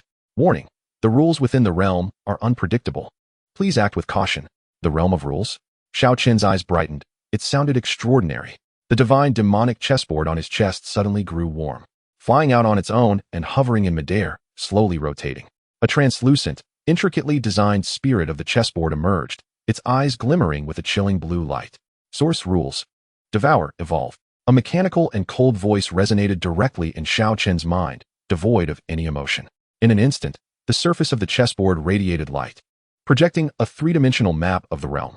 Several flickering points of light were clearly marked, akin to treasure guides in a game. A built-in navigation system? With the old monster blocked outside, has this become my self-service feast of rules? Xiao Chen's mind stirred, turning to Xiao Wu. Xiao Wu, the chessboard has indicated several rule nodes. Let us explore them and see if we can further obstruct that old octopus outside. Xiao Wu nodded obediently. Sensing something from the residual imprint of the moon's sovereign on her forehead, the silver light flickering slightly. Brother Xiao Chen, I feel as though these steels are alive. No sooner had she spoken than the previously dazed, kind-hearted doppelganger suddenly trembled, its eyes swirling with dark green and pure white light, its expression contorted in agony. My head aches. There is a voice urging me to collide with it. Strike that stone steel. Uncontrollably. It charged directly toward a dark red steel engraved with intricate flame runes. Bang! The steel exploded. A passageway adorned with crimson patterns materialized, roaring flames surging forth, instantly illuminating half the steel forest, a scorching wave of heat rushing toward them. Fool! That was one of my reserved contingencies. The Abyss Lord's furious roar came from outside, filled with anguish, lamenting the pathway to incinerate the heavens that took a millennium to arrange. Xiao Chen's pupils contracted, swiftly pulling Xiao Wu to evade the blistering flames of the passageway. This foolish doppelganger, is it friend or foe? Chess spirit, mark that path. It may serve as a trap for that old octopus in the future. The chess spirit mechanically nodded, instantly adding a crimson danger marker to the map. Let us proceed to the first node. Following the guidance of the chessboard, the two soon arrived at a marked location. Before him stood an ice-blue monument, exuding an aura of chilling coldness, entirely translucent, as if hewn from ancient glacial ice. Its surface was adorned with a delicate layer of frost, and the surrounding air crystallized into fine ice particles. Suddenly, Xiao Wu's moon monarch mark radiated warmth, and she pointed at the monument with a hint of astonishment. Brother Xiao Chen, this monument, it seems to be calling to me. It feels like the power of Sister Moon. Sister Moon? Xiao Chen paused momentarily, then dismissed the thought. Seizing an opportunity, he placed his hand firmly upon the monument. Sign in. Ding. Successful sign in at the Cold Moon Rule node. Congratulations to the host for acquiring the skill Moon Concealment, Beginner, allowing for brief invisibility and concealment of presence in moonlight or environments infused with lunar energy, significantly reducing detection probability. Xiao Wu's Moon Monarch mark absorbed a fragment of the Cold Moon rules, slightly enhancing the Moon Goddess protection skill. A refreshing energy, akin to the light of the moon, surged through Xiao Chen's limbs, making his aura feel ethereal and indistinct, as if merging with the shadows around him. Wow, Brother Xiao Chen, you seem to have become faint, Xiao Wu exclaimed, covering her mouth in surprise. Just then, the Abyss Lord outside the illusory domain seemed to sense the fluctuations of rules within the monument grove, emitting a low growl. You little brat, stealing from my forbidden domain? You seek death. Several immensely condensed emerald green mental shockwaves pierced through the subtle weak points of the rule barriers like venomous serpents, carrying an evil essence that targeted Xiao Chen and Xiao Wu directly. Xiao Chen's gaze turned icy. Old fool, do you think you can strike from afar? The recently acquired protection from the Moon Monarch, a temporary effect generated by the synergy of Moon Concealment and Xiao Wu's Moon Goddess protection, activated automatically, conjuring a hazy barrier of moonlight that barely shielded against most of the mental onslaught. Simultaneously, with a thought, Xiao Chen invoked the gravitational rule he had just grasped, suddenly imposing a reverse distortion field along the trajectories of the mental shockwaves. Turn for me. The emerald green shockwaves, akin to inebriated men, wobbled and altered their course, crashing violently into several ordinary blank monuments nearby. Boom, boom, boom. A series of rule explosions reverberated through the grove, shattering the monuments and sending fragments flying. Puff. Outside the illusory domain, the Abyss Lord emitted a muffled groan of pain, evidently suffering from a significant backlash, his aura momentarily waning. Splendid. Xiao Wu clapped her hands in excitement, her beautiful eyes sparkling with delight. Xiao Chen smiled with pride. This is what one might call retribution. Suddenly, the divine demon chessboard glimmered, and the chess spirit's ethereal form visibly solidified slightly. It instinctively flew toward the exploded fragments of the monuments, absorbing several remnants of the shattered mental and explosive rules into the chessboard, resembling a whale drawing in water. Ding! The divine demon chessboard, chess spirit, has initially mastered the ability to absorb rules, capable of extracting and analyzing pure rule fragments in combat or specific environments. Is it possible to do that? Xiao Chen's eyes widened in astonishment. This chessboard can upgrade itself to gain experience? What a delightful surprise. He gazed at the next node marked on the chessboard, a distorted stone tablet exuding intense spatial fluctuations, with the surrounding space rippling like water. Just as Xiao Chen prepared to move, the benevolent doppelganger exhibited an unexpected reaction. He stared intently at a nearby stone tablet flickering with faint lightning, and suddenly, with a thud, he knelt on the ground, fervently bowing his head and murmuring incantations. Great Thunder God and Thunder Mother, spare me. I acknowledge my mistakes and shall not dare again. Crack. As he struck his head against the lightning tablet, a slender purple arc of electricity actually burst forth from its apex. This arc seemed to possess a consciousness, darting away in an instant and striking a nearby ordinary rock with pinpoint accuracy. The rock was instantly reduced to dust, and a faint, nearly imperceptible will of the Abyss Lord was obliterated before it could even emit a cry, reduced to nothingness by that delicate lightning. Ah, my millennia-old Thunder Soul Stone, the beacon of my will. The roar of the Abyss Lord echoed from the outside world, filled with genuine rage and despair, as if he had lost a beloved son. You wretched bandits. Thieves. Xiao Chen and Xiao Wu exchanged glances, both unable to suppress their laughter and tears. This foolish doppelganger. Could it truly be a humanoid instrument of causal law? The corners of Xiao Chen's mouth twitched slightly. At that moment, the map of the enigmatic domain on the divine demon chessboard updated once more. The path leading to the heart of the myriad laws source tablet became distinctly clearer for a brief moment. Yet at the end of that path, beside a colossal energy source marker that stirred both the chess spirit's trepidation and greed, a chilling blood-red skull marker emerged. It appeared that the core area held immense opportunities, yet also perilous dangers. Xiao Chen stroked his chin, his expression turning grave. Meanwhile, the benevolent doppelganger, having been lightly brushed by the residual energies of the lightning stone tablet, seemed to possess an even deeper shade of green in his eyes, his mouth twisting into a stiff and eerie smile as he whispered, so many rules, all belong to me. Xiao Wu instinctively tightened her grip on Xiao Chen's sleeve. Chapter 27. The chess spirit devours the source tablet, the doppelganger sacrifice for the Abyss Emperor. The Blood Moon Divine Eye Lock's reincarnation. Could it be that you've truly been possessed by that old octopus? Xiao Chen's heart raced as he fixated on the doppelganger's unnerving smile. Xiao Wu quietly retreated behind him, a flicker of fear crossing her beautiful eyes. The benevolent doppelganger emitted a strange, raspy laugh, his eyes flickering wildly between dark green and pure white light, unstable and chaotic. Rules, delectable rules, are all mine, ours.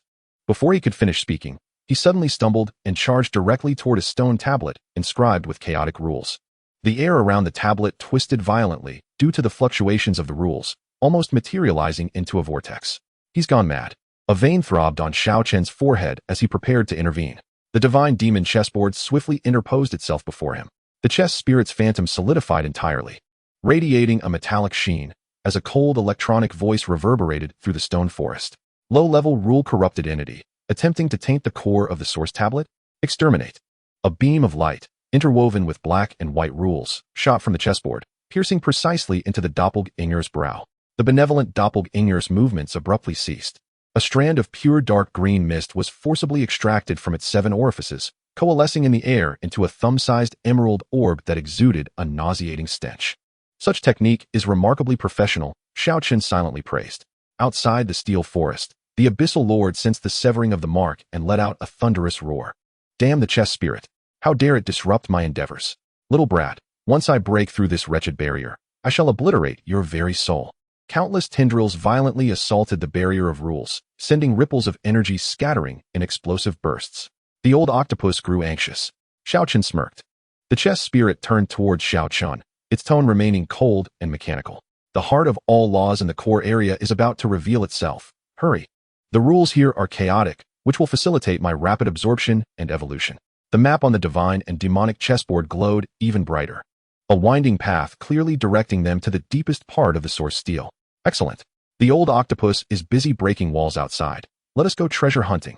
Xiao Chen took Little Dance by the hand, skillfully avoiding several traps radiating dangerous light as guided by the chess spirit.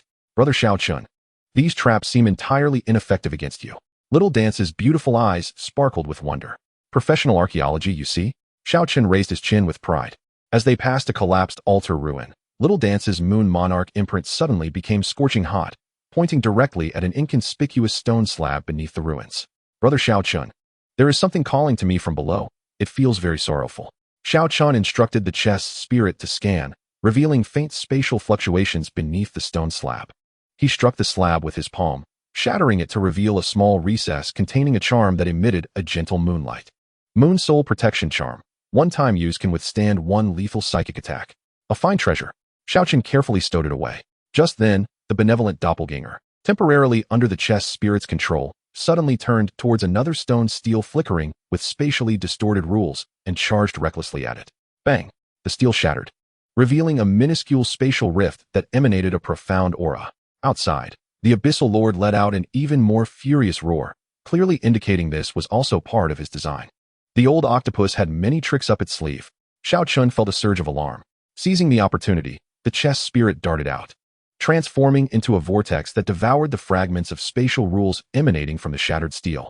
The celestial markings on the chessboard brightened slightly, and a clear understanding of spatial rules flooded into Xiao Chen's mind. He swiftly gained a deeper comprehension of the flow of rules around him. Through the spatial rift, they rapidly approached the core area of the heart of all laws. Here, the power of the rules was dense as if tangible, manifesting as colorful light ribbons dancing and colliding in the air with a palpable pressure that made one's heart race. The blood-red skull marker on the map radiated an ominous crimson glow. Little Dance, if anything goes awry, you must leave first. Xiao Chen spoke solemnly. Little Dance stubbornly shook her head. Wherever you go, brother Xiao Chen, I shall follow. No sooner had she spoken than the dark green orb that the chess spirit had severed unexpectedly exploded. A shadowy, sinister laugh of the Abyssal Lord surged forth from it, lunging directly at the chess spirit, which was slightly unsteady from devouring the rules. Fool, did you truly believe my mark could be so easily stripped away? This is a grand gift I have prepared just for you. The Abyssal Lord's voice was laced with treachery. The old fellow's schemes run deep. Xiao Chen's pupils contracted. The azure light in the chess spirit's eyes flared intensely, its tone unusually laced with a chilling fury. How dare lowly abyssal creatures vie for brilliance with me? The demonic chessboard erupted with a terrifying suction, fiercely contending against the phantom of the Abyss Lord, as the surrounding threads of law were utterly shattered. Who dares to provoke me? Xiao Chen's gaze hardened. Without hesitation, he slapped the Moon Soul Protection Talisman onto the chess spirit's phantom and simultaneously channeled all his strength into the 4 elements converging as one, fervently infusing his power into the demonic chessboard. Devour him. With Xiao Chen's strength and the talisman's enhancement, the chess spirit's momentum surged dramatically, and a semblance of a sinister curve appeared on its mechanical visage. It seized the head of the Abyss Lord's phantom and coldly declared, "The laws shall reverse, consume." Impossible. I am the ancient squid of the world-devouring abyss. How could a broken chess spirit contend with me? The phantom of the Abyss Lord let out a reluctant howl. Yet under the overwhelming suction, it was torn apart inch by inch, ultimately transformed into pure energy and completely devoured by the chess spirit. The chess spirit's presence surged further, and the starry insignia on the chessboard glowed ever more brilliantly. What the? The chess spirit can still deliver harsh words? Xiao Chen was taken aback. At that moment, a thunderous sound erupted from the core region of the Monument of All Laws. The entire monument forest trembled violently, and countless stone tablets crashed down. Boom. A heart of myriad laws, radiating with colorful brilliance and pulsating like a living heart, slowly ascended. With each pulse, it summoned the surrounding forces of law to form violent tides. Is this the heart of myriad laws? Xiao Chen gasped. However, before he could examine it closely, a gigantic, frigid, blood-red eye, seemingly formed from countless vengeful spirits, quietly opened above the heart of myriad laws. That eye resembled a blood moon suspended in the abyss, emanating an oppressive ancient aura that transcended the eons, tightly locking onto Xiao Chen and Xiao Wu. A voice, ancient and chilling, resonated in their minds like a cold wind from the underworld. Reincarnation, once again reincarnation. This time, I shall break this damned cycle. Chapter 28. The Eye of Reincarnation and the Storyteller. Xiao Chen's banter lured the divine heart, and his foolish clone unexpectedly became the key to breaking the situation. The ancient, icy voice froze Xiao Chen's thoughts like a 1,000-year-old glacier. A chill surged up his spine, as though he were being targeted by a primordial beast. Good heavens! That gaze is more terrifying than my high school homeroom teacher. Xiao Chen silently complained, forcing a stiff smile. This esteemed one, brother? Moon sister? Pleased to make your acquaintance, but your entrance is rather grand. My little bunny is utterly frightened. He patted the trembling Xiao Wu, secretly urging the chess spirit. The blood-red eye hovered high in the sky, like a weeping blood moon, looking down upon them. Insects, your appearance has disrupted the established trajectory. The voice bore no trace of emotion. The host of the demonic chessboard, the inheritor of Shura, and the remnants of the Taiyan's fire. Each reincarnation brings forth your detestable variables. Variables? Reincarnation? Xiao Chen's eyes darted. Brother, what do you mean? We merely passed by, looking to enjoy the scenery, without intending to disturb your meditation. Is reincarnation a game save? How wonderful. I just accidentally selected the wrong class. Can I restart? The chess spirit transmitted urgently. Host. The opponent is a rule conglomerate from the March Ghost Plains, akin to fragments of the heavenly will in this realm, wielding a portion of reincarnation's power. Extremely perilous. It seems to be seeking a disruptor or wishes to eliminate all variables. Astonishing. A true powerhouse. Xiao Chen felt a chill in his heart, yet maintained a playful demeanor. Under the gaze of those blood-red eyes, Xiao Wu's forehead, marked by the Moon Emperor's remnants and the howling Moon Wolf spirit's imprint, suddenly flickered wildly. A wave of inexplicable sorrow surged within her. She sensed a familiar, yet alien grief hidden deep within those crimson eyes. Who are you? Why do I feel such sadness from you? She could not help but tremble as she spoke. The blood-red gaze swept over Xiao Wu. Pausing momentarily, the remnants of the Taiyan's twilight remained so pure, yet alas, they are but fading embers. Suddenly, the heart of all laws erupted in brilliance. Its pulsating frequency intensified, while the surrounding rule light waves surged like a raging tide. A hint of astonishment flickered in the blood-red eyes. The moment has arrived earlier than anticipated? Following its gaze, Xiao Chen beheld his benevolent avatar, for reasons unknown.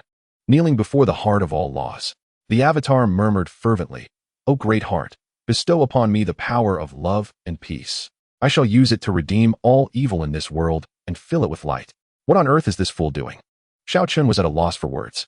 He observed as the murky green aura, tainted by the Abyssal Lord, was gradually stripped away and purified beneath the radiance of the heart of all laws.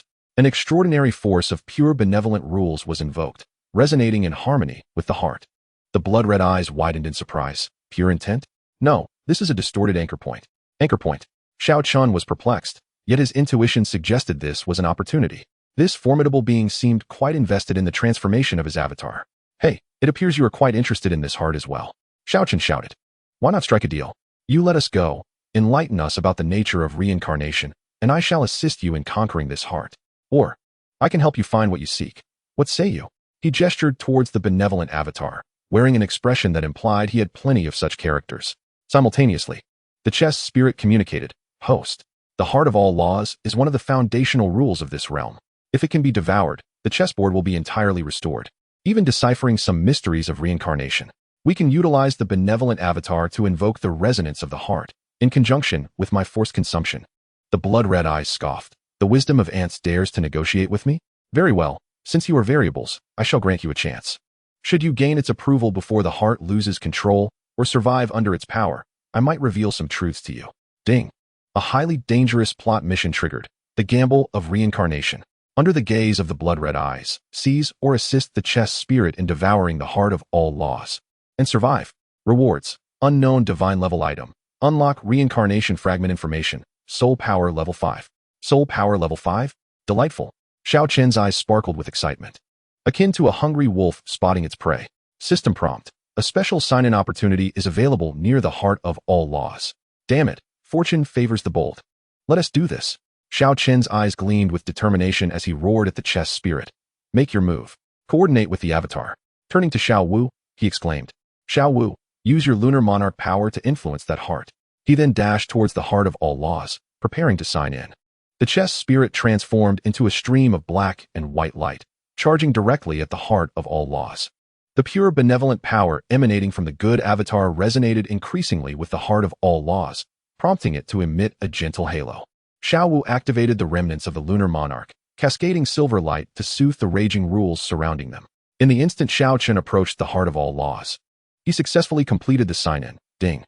Signed in beside the heart of all laws, inactive. Congratulations to the host for acquiring the divine level passive skill rule Affinity, beginner, which slightly enhances the perception speed and controllability over all rules. Additionally, you have obtained a one-time item, the Law Translocation Talisman. This skill arrived at an opportune moment.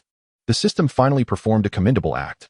Xiao Chen immediately activated Rule Affinity, seeking to establish a deeper connection with the heart of all laws. With the dual assistance of the good avatar and Xiao Chen's Rule Affinity, the chess spirit voraciously absorbed the dissipating rule power from the heart of all laws. Akin to a great whale consuming water, the constellations on the chessboard, along with the dragon shapes and moon shadow marks, grew increasingly resplendent. So many rules, delectable, utterly delightful. The chess spirit emitted a satisfied murmur. Suddenly, the gaze of the blood-red eyes turned icy. Clever tactics. Yet if you dare to covet powers that do not belong to you, you shall bear the consequences.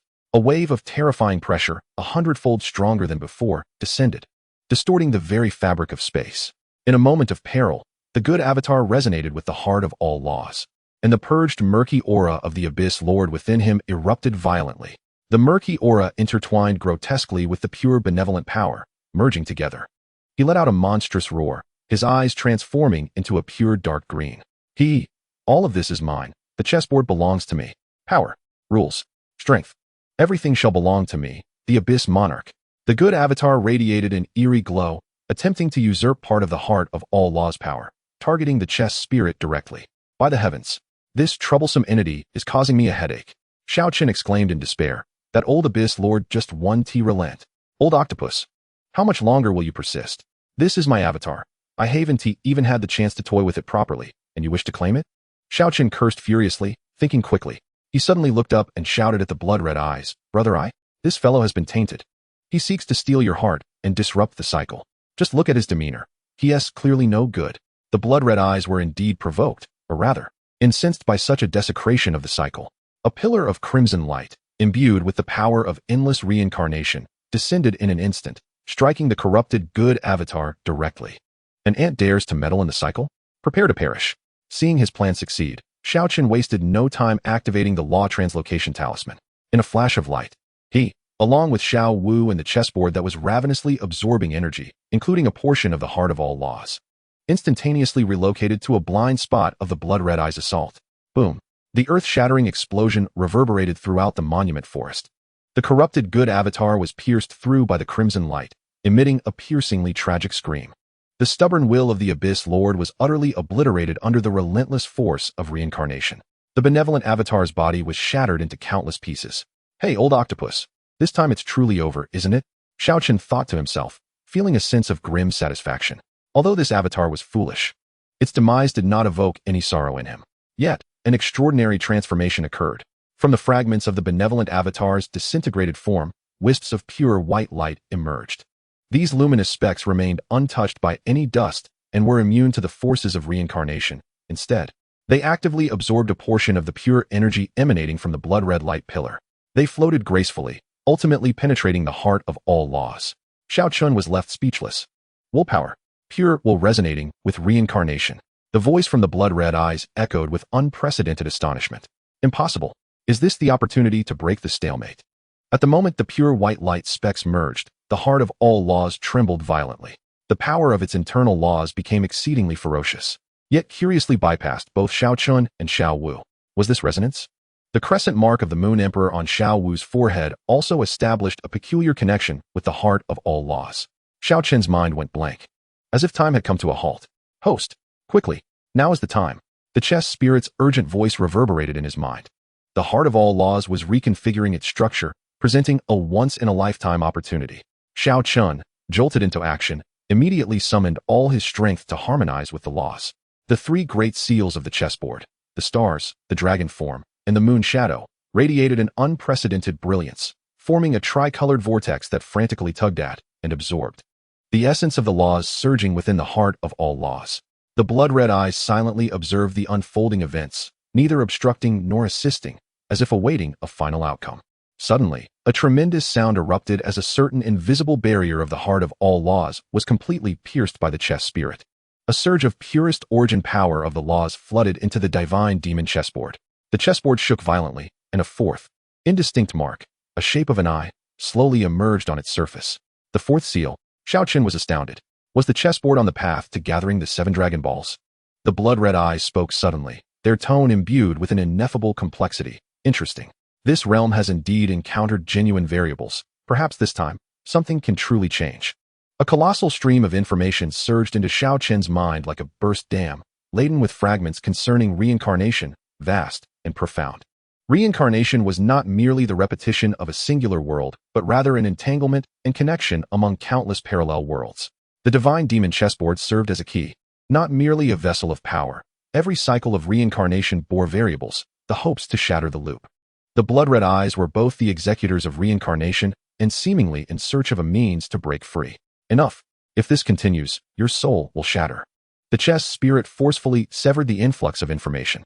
Xiao Chen's orifices bled, his head throbbed painfully, yet his gaze sparkled with an unusual brightness. The blood-red eyes slowly closed, their voice gradually fading into the distance. Variables, continue onward. Perhaps when we meet again, I can provide a clearer answer.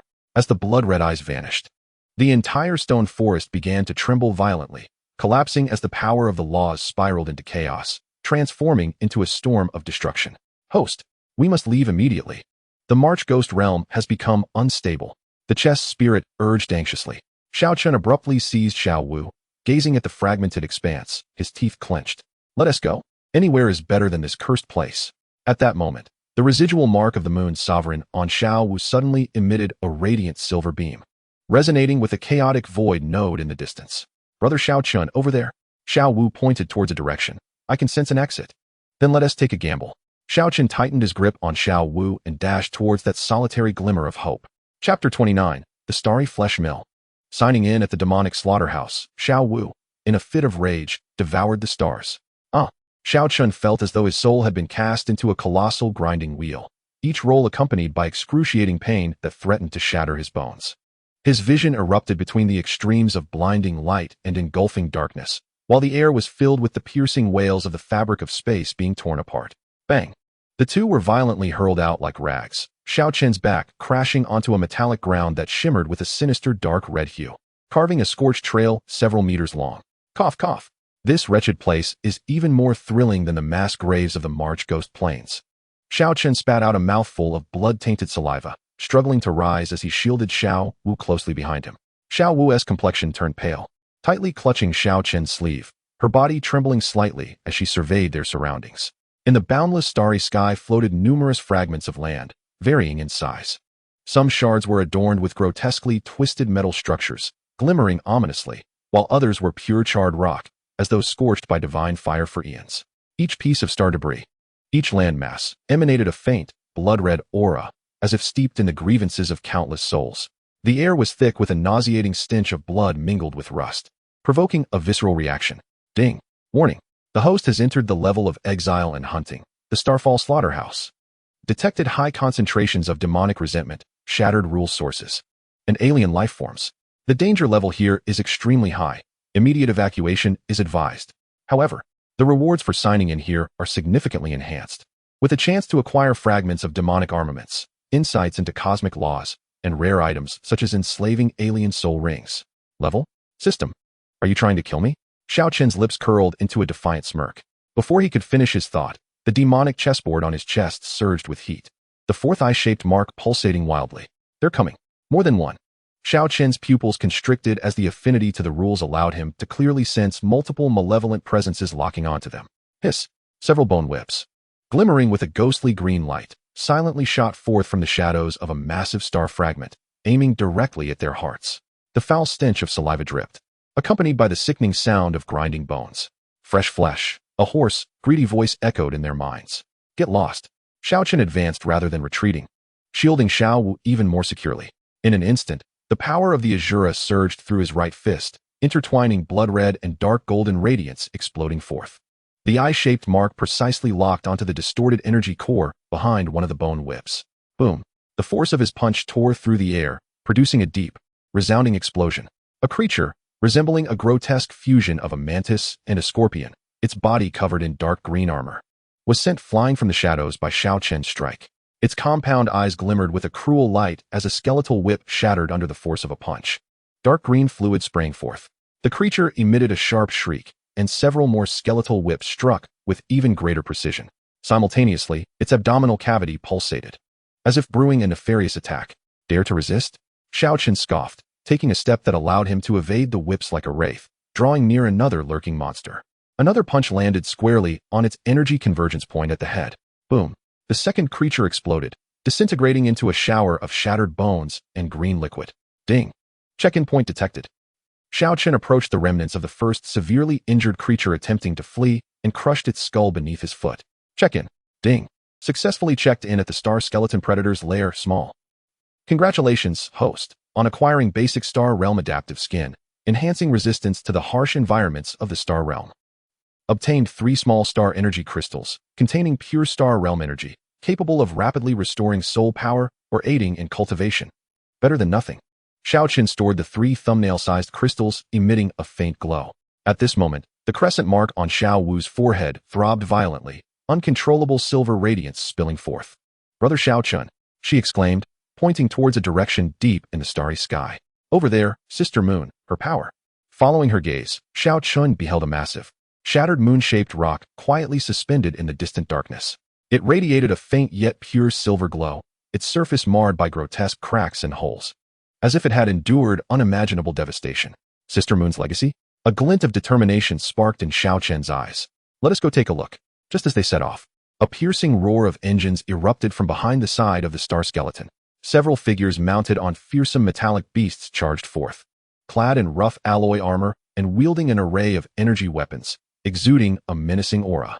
Leading them was a burly one-eyed man, his metallic eye gleaming with a red light. Hey, 2 more lost lambs. He cackled. Kill the man for meat, and the woman. Haha, I'll enjoy her first.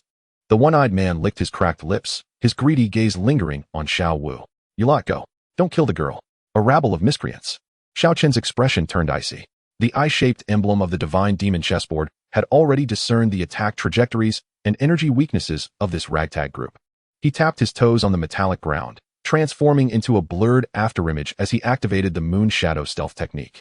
Moon Shadow clones. 4 identical energy clones of Xiao Chen materialized, converging on the Star Realm marauders from different directions. What? Clones? The one-eyed man gasped, nearly tumbling from his mount. Uft, uft, uft. The clones intertwined with the main body, their fists and feet raining down as the marauders failed to mount any meaningful resistance, falling like dumplings. Their metallic beasts wailing as they exploded. In an instant, only the one-eyed man remained. Xiao Chen kicked him off his beast, pinning him down with a foot on his chest. Now speak, what is that moon-shaped rock? What treasure is worthy of my check-in? The one-eyed man coughed blood, terror evident in his eyes. Master, spare my life. That is the land of weeping moons, indeed, a forbidden realm of the blood-eyed lord. Within, it is said to harbor the core of the star moon, capable of significantly augmenting one's power. The blood-eyed lord? Xiao Chen raised an eyebrow. Yes, he is the sovereign of this star domain. Legend has it that with a mere glance, he can obliterate celestial bodies. Those who dare to trespass into the forbidden land are doomed. The one-eyed brute trembled. Oh, how fortuitous. I shall pay him a visit. With a surge of force, Xiao Chen incapacitated the one-eyed man, who let out a wail before fainting. Xiao Wu tugged at his sleeve, her concern palpable. Brother Xiao Chen, that blood-eyed lord fear not. Xiao Chen ruffled her hair reassuringly. I am here. As they approached the moon-shaped rock, Xiao Wu's remnants of the Moon Empress reacted more intensely, silver light nearly bursting forth from her being. Brother Xiao Chen, I sense that Sister Moon she is weeping, and there is an exceedingly malevolent force. Xiao Wu's voice trembled with sorrow. Xiao Chen's expression grew grave. He too felt it. The aura of blood and resentment was 100-fold stronger than before. At last, they arrived at the edge of the land of weeping moons. A colossal blood-red monument loomed, inscribed with countless twisted and writhing symbols, emanating a chilling and sinister aura. Ding! Check-in point detected. Without hesitation, Xiao Chen pressed his palm against the cold monument. Check-in. Ding. Successfully checked in at the Moon Weeping Monument in the blood-eyed Forbidden Land. Congratulations, host, for acquiring the Moon Empress's secret technique, Moon Shadow Thousand Phantoms, Remnant skill, capable of creating numerous illusions infused with lunar energy to bewilder enemies, possessing a certain degree of lethality. Mental power significantly enhanced. Soul power has broken through to level 20. System rewards the second soul ring, the 10,000-year Moon Soul Grievance Ring. A torrent of immense and chilling energy surged into Xiao Chen's body, shattering the barriers of his soul power. A soul ring, flickering with hues of ghostly purple and dark silver, with countless anguished faces barely discernible upon its surface, emerged around him. The Moon Soul Grievance Ring, Moon Shadow Thousand Phantoms, Starfall. Xiao Chen absorbed the information of the new soul technique, as well as the vast resentment contained within the soul ring. Brother Xiao Chen, what a formidable aura! Xiao Wu marveled, yet a hint of unease lingered. A trivial matter. Xiao Chen suppressed the slight agitation brought by the soul ring. The two ventured deeper into the Forbidden Land. Twisted moonlight intermingled with blood-colored mist, the air thick with palpable resentment that assailed their minds. Countless blood-red eyes flickered in the shadows, belonging to enslaved Moon Soul servants and mutated star beasts. Xiao Chen activated Moon Shadow Thousand Phantoms, sending forth hundreds of illusions radiating lunar light in all directions, diverting much of the oncoming fire. Meanwhile, his true self, employing Moon Shadow Stealth and the Eye of Truth, stealthily advanced towards the heart of the Forbidden Land amidst the chaos. In the innermost depths of the Forbidden Realm, a colossal crystal sphere, exceeding 100 meters in diameter, was pierced and bound by numerous grotesque blood-red chains, suspended in the void. The crystal sphere radiated an extraordinarily pure moonlight, yet at this moment, it appeared dim and lifeless, as the blood-red chains incessantly siphoned its energy. Within the sphere, a diminutive, nearly transparent silhouette of a girl curled up, weeping silently. Her tears transformed into specks of starlight, yet the moment they fell, they were greedily consumed by the blood-red chains. Sister Moon. Upon witnessing this scene, Xiao Wu was overwhelmed with sorrow, tears streaming down her face. Do not bully Sister Moon. With a thunderous roar, the remnants of the Moon Emperor's mark on Xiao Wu's forehead and the emblem of the howling moon wolf spirit erupted in an unprecedented brilliance of silver light. A terrifying force of the lunar essence surged from her being, akin to an ancient deity awakening, sweeping forth from within her. The strength was so formidable that the blood-red chains emitted a mournful cry under the strain, their crimson glow dimming in response. The pure power of moonlight surged violently from Xiao Wu, resonating with the core of the star and moon, and began to reverse the corruption contained within the blood-red chains, purifying the tainted energy. Meanwhile, outside the Starfall butchery, in the distant unknown depths of the cosmos, a throne forged from billions of bones and shattered divine gold loomed. Upon it sat a one-eyed giant, enveloped in an endless shroud of bloodlust, who suddenly opened its enormous eye, resembling a blood-red star. Who dares to disturb my moon's heart? Seek death. A roar filled with the will of annihilation shattered countless stars. The blood-eyed lord unleashed a cataclysmic beam of crimson light that tore through the cosmos, sending tremors throughout the entire star domain. Xiao Chen watched as the beam, measuring over 10 meters in diameter, hurtled towards him, his pupils narrowing in response. This strike was more terrifying than any foe he had faced before. Xiao Wu, behind me, he shouted, tightening every fiber of his being. Just then, the divine chessboard on his chest erupted in radiant light. The fifth mark, a crescent moon emblem resembling Xiao Wu's Moon Emperor Remnant, materialized in full solidity. With a hum, a vast aura of lunar divinity radiated from the chessboard, enveloping a radius of 1,000 meters in the starry sky. In the pitch-black cosmos, countless spectral stars appeared, and moonlight cascaded like flowing mercury. The chess spirit's cold electronic voice resonated with an unusual tremor. Fifth seal of the lunar star-moon realm. Activate. Within this domain, the moonlight flowed endlessly, and the star power surged unceasingly. All attributes of the host and allied units were amplified, while those of enemy units were suppressed, allowing for the tidal forces of the star and moon to counterattack. Excellent. Xiao Chen felt an explosive surge of power within himself, as if he had become one with this realm of stars and moon. The moment the lunar star-moon realm unfolded, Xiao Wu's petite figure basked in the pure moonlight and starlight. Her resonance with the lunar spirit within the core intensified. This sensation made her feel as though she could harness all the lunar power beneath this starry sky. Facing the imminent crimson beam, Xiao Wu did not retreat but advanced instead. With a fierce shout, she thrust her hands forward, channeling the boundless moonlight into a more solid silver beam, bravely colliding with the oncoming force. With a resounding boom, the two beams exploded in the starry sky, unleashing a terrifying energy storm that swept in all directions. Countless star remnants were reduced to dust by the shockwave, and the entire area of the weeping moon was violently shaken. The blood-eyed lord's enormous eye widened in disbelief, emitting a roar of incredulity. Impossible. What is this domain? What of that girl? How could her power surge so dramatically? I am a being of the tidal Douluo level. Tidal Douluo? Xiao Chen scoffed.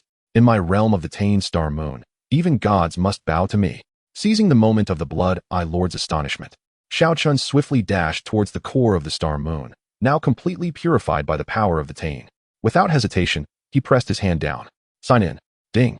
Successfully signed in at the Tane Star Moon core, moon spirit residing. Congratulations to the host for acquiring the god-level eye technique, Tane Divine Eye, beginner. Capable of piercing illusions, perceiving the flow of energy, and enhancing Tane-type powers. Obtained a special item, Guardian of the Moon Spirit, can be bestowed upon Xiao Wu. A crescent-shaped silver pendant appeared in Xiao Chen's hand, radiating a gentle lunar glow. Without a glance, he tossed it to Xiao Wu. Xiao Wu, catch. She received the pendant and donned it. Instantly, she felt the ethereal image of a little girl within the core of the star moon smiling sweetly at her, as if whispering sister. Simultaneously, Xiao Chen activated the Tane Divine Eye. The energy flow of the blood-eye lord became vividly clear to him. Though he appeared to be engulfed in a torrent of blood energy, the core of all that power was concentrated in the enormous crimson orb of his left eye. Sister Xiao Wu, don't hold back. Xiao Chen grinned, his Shura sword aimed directly at the blood-eye lord's solitary eye. This ancient being's weakness lies in his left eye. Smash it to pieces. All right, brother Xiao Chen.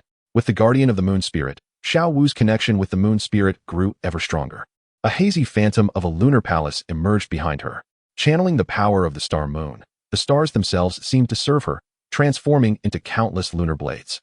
Guided by Xiao Chen's precise direction through the Tane Divine Eye, those lunar blades tore through the void, all aimed at the vital point of the blood-eye lord's singular eye. Boom, boom, boom. The blood-eye lord was forced to retreat, his crimson armor shattering piece by piece.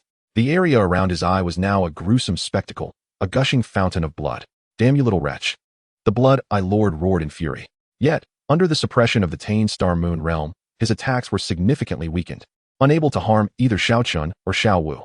Cornered, the blood-eye lord's eye suddenly blazed with a fierce crimson light, unleashing a roar of defiance. You despicable insects. How dare you force me to this extent? Then let us perish together. Blood sacrificed to the heavens, demon I devour stars. This fiend began to madly burn his life essence and the power of the earth's veins within this forbidden land. The entire weeping ground of the shattered moon began to tremble violently. Numerous star remains were drawn towards his eye by an invisible, terrifying force. Attempting self-detonation? A cold glint flashed in Xiao Chen's eyes. Did you consult me regarding this chessboard? The Tane Star Moon realm of the divine and demonic chessboard suddenly contracted, forcibly channeling the vast energy the blood-eye lord sought to detonate, along with the star remains being drawn into the chessboard. The chess spirit excitedly conveyed, high-quality energy can enhance the fifth mark. The crescent mark on the chessboard shone even brighter, resembling a true full moon suspended in the center of the board. No, my power. The blood-eyed lord watched in despair as his energy was forcibly absorbed by the enigmatic chessboard, emitting a heart-wrenching wail. His aura diminished at a visibly rapid pace. Now was the moment. Xiao Chen seized this rare opportunity. The powers of Shura, dragon, god of war, and the force of the lunar star merged flawlessly within him. The four symbols converged into the star moon reincarnation slash. A terrifying sword chi, infused with the profound essence of life and death, sliced through the air. Simultaneously, Xiao Wu summoned the power of Yulinger to unleash her most formidable strike, the extinguishing divine light of the moon. The silvery divine radiance merged seamlessly with Xiao Chen's star moon reincarnation slash in the air, transforming into a peerless assault capable of rending the fabric of the cosmos. Striking precisely at the exposed flaw of the blood-eyed lord, whose power had been drained, targeting the frantically pulsing yet significantly weakened single-eyed core. With a piercing cry of utter despair, the blood-eyed lord wailed, no. His colossal form disintegrated inch by inch within the divine light of the star moon, ultimately dissolving into countless crimson specks, vanishing into the starry void. All that remained was a dim, lifeless blood-red eyeball and a token inscribed with strange runes, gently floating in the abyss. Ding. Successful sign-in at the site of the blood-eyed Lord's demise.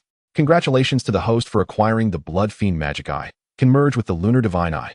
Obtain special item, Arena Jurisdiction Order, Blood Moon's Lament.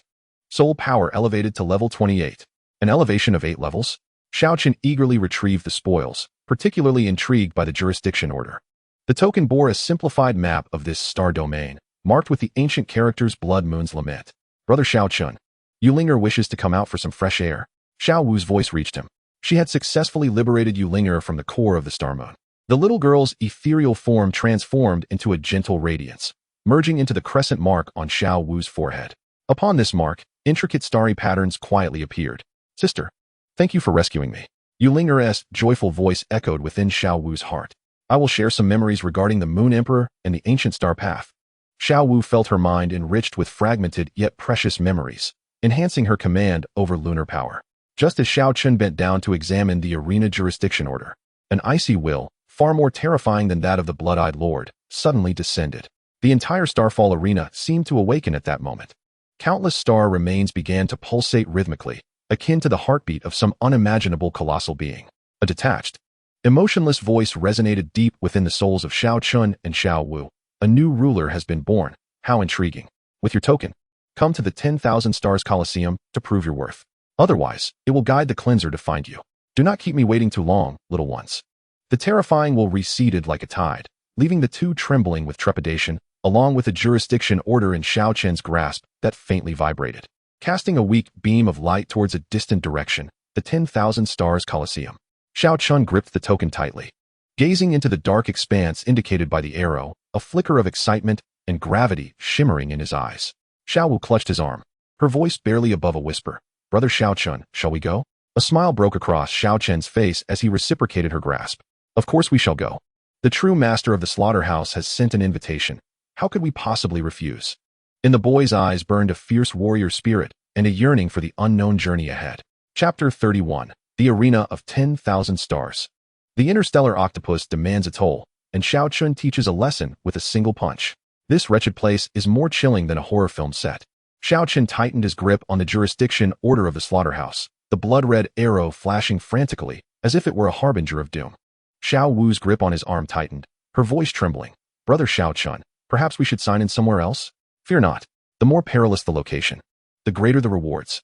Xiao Chen grinned, stepping onto the luminous bridge formed by moonlight.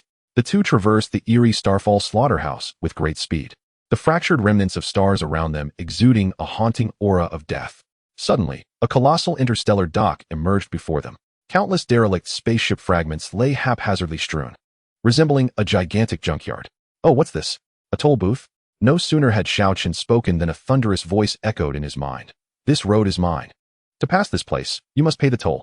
From the depths of the dock emerged a grotesque creature, its size comparable to a small asteroid. With 8 metallic claws and rusted alloy armor, it leered at Xiao Wu with a single greedy eye. 100-star essencer, leave the girl behind. The octopus beast drooled with utter depravity. Xiao Chen's face darkened instantly. You dare demand a toll from me, you piece of scrap? Scrap. The octopus beast erupted in fury. You insolent brat. Even the Blood-Eye Lord gives me some respect. Blood-Eye Lord? Xiao Chen produced a dim crimson eyeball and tossed it casually. You mean this trash?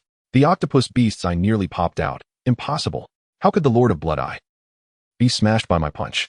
Xiao Chen flashed a grin, revealing his white teeth. Care to give it a try? Before the words had fully escaped his lips, he activated his God Eye. The octopus beast's metallic exterior appeared as transparent as paper to him, the position of its energy core laid bare. What? Its weakness is there? Xiao Chen's lips twitched, but the urgency of vanquishing the foe took precedence. In a swift motion, his fist, infused with the power of the Azura and Dragon, shot towards the beast's concealed weak spot. Wait, not there, boom. A deafening crash resonated as the hard metallic shell caved in. The octopus beast writhed in agony, its 8 claws flailing wildly. Ah, it hurts. Spare me, please. Xiao Chen stepped on its single eye. What is the situation with the Arena of 10,000 Stars? It is. The arena serves as the playground for the master of the slaughterhouse. Newcomers must undergo a bloody qualification round. The octopus beast whimpered. Winners are recorded, while losers become fodder for the beasts. And more? Xiao Chen pressed down harder. The strongest champion of the star domain will receive a reward from the master of the slaughterhouse. Those are divine treasures. At least you know your place. Now be gone. The octopus beast, as if granted a reprieve, scrambled back into the dock. Before departing, I shouted loudly, "Take care, sir. Do come again." As I continued on my way, a scene of utter astonishment unfolded before me. An indescribably colossal and terrifying edifice loomed, suspended within a blood-red nebula. The entire Colosseum was forged from grim white bones and congealed flesh, with countless vengeful spirits wailing upon its surface. The dense aura of bloodlust was nearly palpable. Good heavens! How many lives must have perished here? Xiao Wu's face turned pale. A glimmer of excitement flashed in Xiao Chen's eyes. What a remarkable place.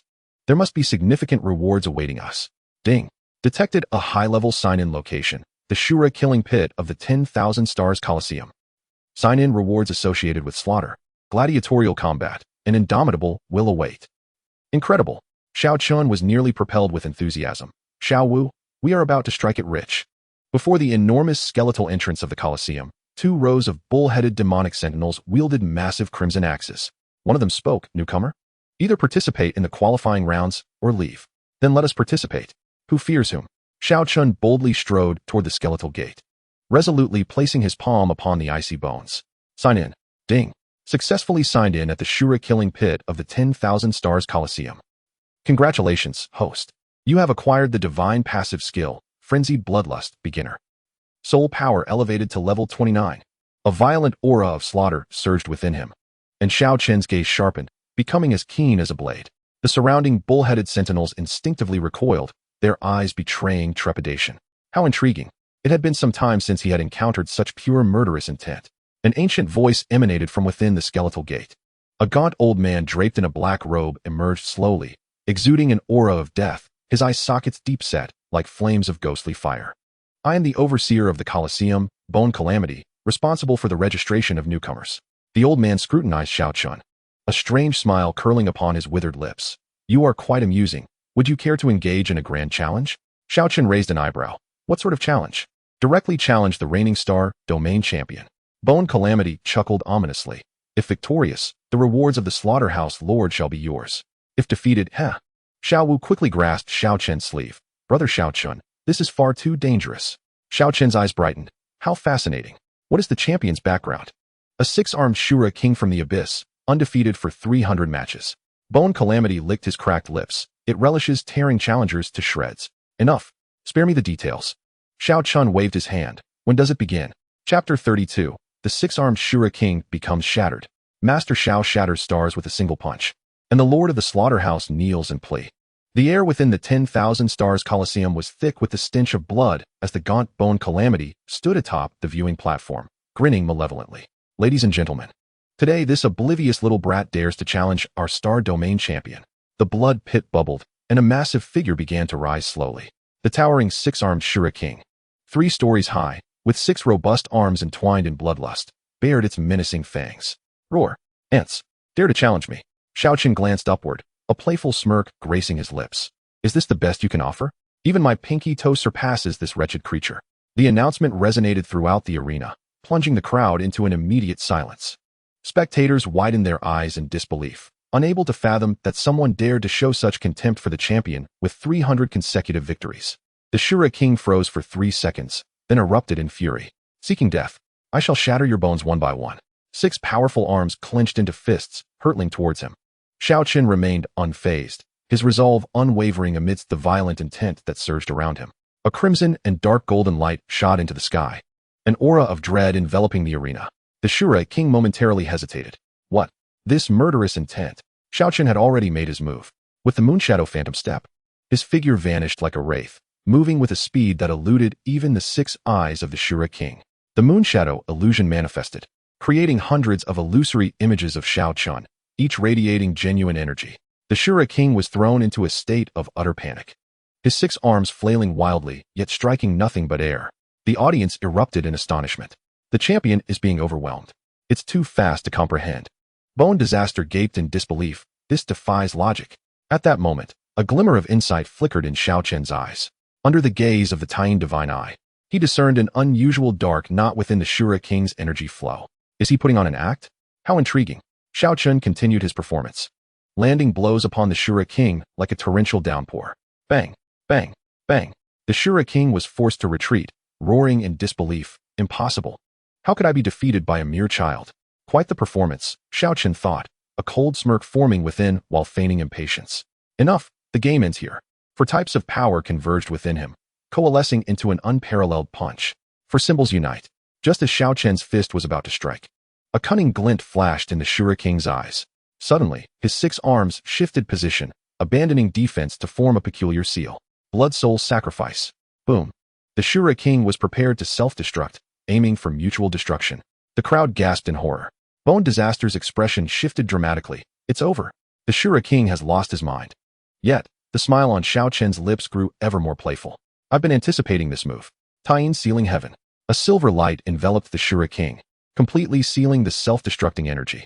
The Shura king's expression changed drastically. You knew all along? From your first mistake, your acting was far too poor, Xiao Chen replied, delivering a punch that shattered the seal along with the Shura king, erupting into a cloud of blood mist. The arena fell into a profound silence. Bone Disaster, snapping out of his shock, scurried to Xiao Chen's side. Master, you are incredible. This is the champion's token. Just as the golden token was bestowed upon him, Xiao Chen's slaughterhouse command suddenly radiated with brilliant light, merging with the 2 tokens. The map upon the tokens became increasingly detailed, revealing mysterious markings. At that moment, a terrifying pressure descended from above. The entire arena trembled beneath this force, causing the audience to cower on the ground. A crimson light converged, revealing a figure shrouded in endless bloodshed. With eyes like crimson stars, they emanated an aura of inexhaustible slaughter, the master of the slaughterhouse. Xiao Chen looked up at this legendary being, a smile breaking across his face. Finally willing to show yourself? The master of the slaughterhouse scrutinized Xiao Chen, disbelief flashing in their eyes. Young one, you are formidable, truly formidable. I have never encountered such a gifted being. After a brief pause, he continued, would you be willing to become my right hand and jointly explore the true secrets of this battlefield of fallen stars? Xiao Chen raised an eyebrow, amusement sparking within him. This individual was not seeking trouble, but rather attempting to recruit him. Cooperation? That is acceptable. However, I only ally with the strong. And Xiao Chen wore a smile that was both playful and enigmatic as he regarded the master of the slaughterhouse. I do not work for free. The master of the slaughterhouse's gaze shifted slightly. What do you desire? This slaughterhouse is far more complex than you imagine. It is not merely a place of exile, but rather a living ancient battlefield. I need you to awaken its core deep within. A system notification chimed in. Ding. Main quest activated. Assist the master of the slaughterhouse in awakening the core of the battlefield of fallen stars. Quest rewards. Unknown divine level treasure. Unlock information about the ancient star battlefield and gain partial authority from the master of the slaughterhouse. A glimmer of excitement flashed in Xiao Chen's eyes, and he grinned widely. Deal. However, if this core does not meet my expectations, or if you dare to play tricks, Xiao Chen pointed to the bloodstains of the 6-armed Shura king beneath him, then I shall not hold back. The master of the slaughterhouse regarded Xiao Chen intently before turning away. The blood-red portal slowly opened behind him, leading to the unknown depths of the starry sky. Follow me. Lad, the true game begins now. Chapter 33, I don't fall for that. The blood-red portal burst open with a thunderous sound. The moment Xiao Chen stepped through, a tide of battle intent surged towards him. Countless projections of divine weapons floated in the sky, each exuding an aura of terrifying lethal intent. The earth flowed with a scarlet battle will, churning like molten lava. The powerful roars of battle souls echoed from all directions, pounding against his eardrums. This is the true visage of the battlefield of fallen stars. The master of the slaughterhouse's eyes sparkled with greed as he surveyed this ancient battleground. What we need to awaken is the legendary immortal battle heart.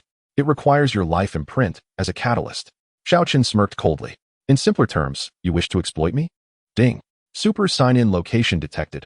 Remains of the eternal battle soul's command flag. The moment the system notification sounded, Xiao Chen's eyes lit up. In the distance, the broken command flag radiated overwhelming battle intent, its surface marred with bloodstains. Wait, over there before the master of the slaughterhouse could finish his sentence. Xiao Chen had already darted forward. Sign in. As his palm touched the flagpole, the ground erupted violently. 100 battle demon general emerged from the depths, wielding a colossal axe. Its battle intent rolling like a tsunami. Ding. Acquired divine level passive, command of the war god, can intimidate and command lower level battle souls. Xiao Chen grinned widely. This is perfect. Command of the war god. An invisible pressure instantly expanded, halting the demon general's axe midair. for symbols converge, breaking the army. A fist struck the weak point on the demon general's chest, causing it to stagger back.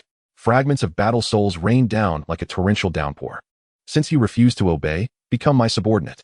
Channeling the command of the war god to its fullest, the 100-battle demon general knelt on one knee. I am willing to serve my master unto death. The master of the slaughterhouse's pupils contracted slightly, inwardly cursing this lad as a born battlefield locust. In the briefest of moments, Xiao Chen forcibly recruited over a dozen elite battle spirits. Ahead lay the core altar, with the battle demon leading the way. That heart is terrifying. Be cautious, master. Upon reaching the altar's center, a colossal dark red heart, measuring 1,000 meters in diameter, hovered in midair. Its surface was marred by grotesque cracks, pulsating with a terrifying malevolence at each beat. Countless ethereal spirits were ensnared by blood-red chains surrounding it, their mournful wails echoing in the air. This is the legendary immortal battle heart. The lord of the slaughter ground appeared fervent, producing a sacrificial artifact inscribed with blood-red runes.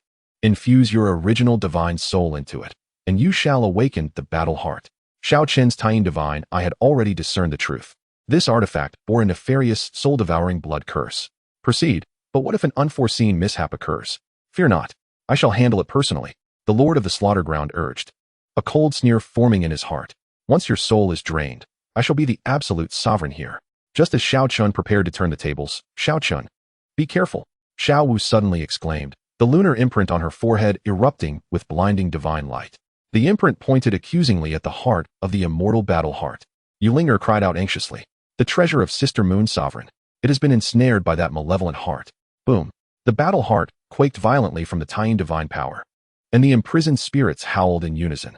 Among them, a headless spirit clad in tattered golden armor suddenly opened its blood-red eyes, forcefully breaking free from the blood-red chains. Audacious rodent, how dare you covet the Moon Sovereign's relic? A thunderous roar echoed in their minds. Die! The lord of the slaughter ground's expression changed dramatically as he unhesitatingly redirected the sacrificial artifact. It shot towards Xiao Chen's forehead like lightning. Fool, do you truly believe I would share? Your soul and that girl are the finest nourishment for the battle heart. The sharp sacrificial artifact loomed larger in Xiao Chen's pupils. In the nick of time, a cold smile curved at the corners of Xiao Chen's mouth. The true hunter often appears in the guise of prey. Alas, you are simply not worthy. Chapter 34, Soul-Devouring Blood Curse. The Divine King's Bridal Attire. With a mere thought, Master Xiao shattered the plot, reducing the lord of the slaughter ground to ashes. You little wretch. Your soul shall be the most exquisite sustenance for the immortal battle heart. The lord of the slaughter ground's visage contorted with rage, his emaciated right hand gripping the sacrificial artifact, unleashing a torrent of soul-devouring blood curse aimed directly at Xiao Chen's forehead. The blood-red curse's power erupted from the artifact, forming a colossal blood-colored web in the air, with each thread radiating a terrifying ability to devour souls. This old fool intends to ensnare everything at once. A cold smile lingered on Xiao Chen's lips. As the Taiyin divine eye instantly activated, the purplish-golden light swirling within the depths of his gaze, the energy pathways of the blood curse became vividly apparent to him, revealing that the seemingly impenetrable network of curses contained dozens of backlash nodes. Fool, to toy with souls? You are still too inexperienced. Xiao Chen's voice dripped with barely concealed mockery, as effortless as witnessing a primary school student flaunting their multiplication tables. What? The lord of the slaughter ground paused, taken aback that this brat dared to talk back. But soon, he laughed, for the sacrificial artifact was now mere inches from Xiao Chen's forehead. The terrifying suction suddenly erupted. Xiao Chen, Xiao Wu gasped, acutely aware of the terrifying power of the blood curse, a force that specifically devoured the soul, sending chills down her spine. The headless golden-armored spirit also slightly raised its colossal axe, seemingly preparing to strike. Yet, Xiao Chen did not retreat. Instead, he advanced. He turned their own tactics against them. With a low shout, the Shura divine power within him awakened like a slumbering volcano, surging forth, intertwining with the newly acquired, frenzied killing intent, instantly transforming into a blazing red lotus of infernal fire. The moment the red lotus blossomed, the entire space was drenched in crimson. More horrifyingly, Xiao Chen brazenly reached out and seized the ritual vessel of the master of the slaughterhouse. Are you insane? The master's eyes nearly bulged out in disbelief. Was this young man seeking his own demise? However, in the next instant, the smug expression on his face froze completely. He felt his soul being violently tugged by the ritual vessel. No, this is impossible. My blood curse cannot. The master's voice trembled as he finally grasped the gravity of the situation. Xiao Chen, through the lunar divine eye, discerned the backlash node of the blood curse, and, utilizing Shura divine power, in conjunction with frenzied killing intent, forcibly reversed the direction of the soul-devouring blood curse. In simpler terms, he had turned the master of the slaughterhouse himself into the target of the blood curse. Did you think I was a novice? Xiao Chen scoffed, the ritual vessel in his grasp beginning to operate in reverse. Such a primitive trap was one he had encountered countless times while gaming back on Earth. The power of the blood curse surged like a breached dam, violently rebounding against its master. The master let out a piercing scream as his body visibly shriveled at an alarming rate. The very curse that was meant to consume Xiao Chen's soul now transformed into a scythe reaping his own life. Is this what they call lifting a stone only to crush one's own foot? Xiao Chen observed the master's plight with considerable satisfaction. Though it was not his foot that was crushed, but his head. I refuse to accept this. I will not accept this. The master's body had turned into a desiccated corpse, yet his consciousness remained alert, acutely aware of his soul being devoured bit by bit. Had I known this would be the outcome, I would have acted differently. Xiao Chen released the ritual vessel and clapped his hands, stating, remember in your next life. No matter how intricate the schemes, one must always consider the opponent's capabilities. Boom. A tremendous explosion resounded as the master's body disintegrated into a cloud of powder. All that remained was a fist-sized, brilliantly luminous star core suspended in the air, alongside the now soulless ritual vessel. This demise certainly bore a sense of ritualistic grandeur. Xiao Chen nodded in satisfaction before reaching out to collect the star core. This object was clearly no ordinary item. It might even serve as a luminous pearl. You are quite formidable. The headless golden-armored spirit lowered its axe, the hollow helmet turning toward Xiao Chen, its deep voice resonating in the space. You are worthy of the Moon Emperor's treasure. Thank you for the compliment.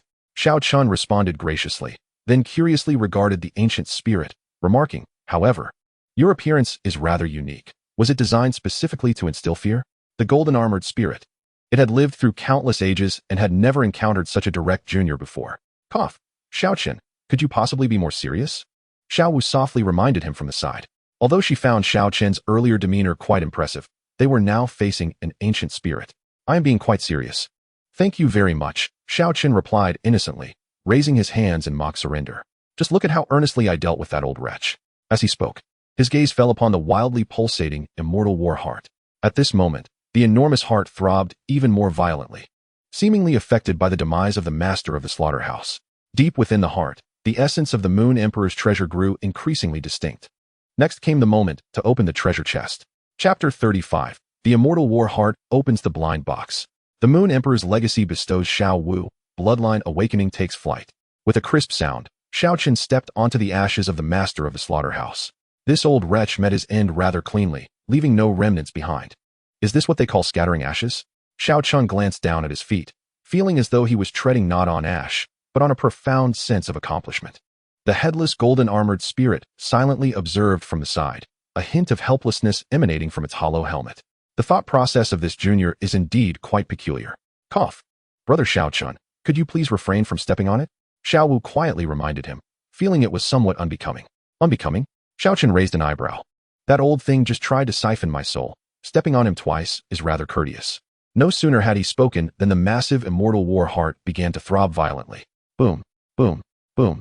Each heartbeat reverberated through the entire space, as if a living heart was awakening. A system notification chimed at the opportune moment. Ding.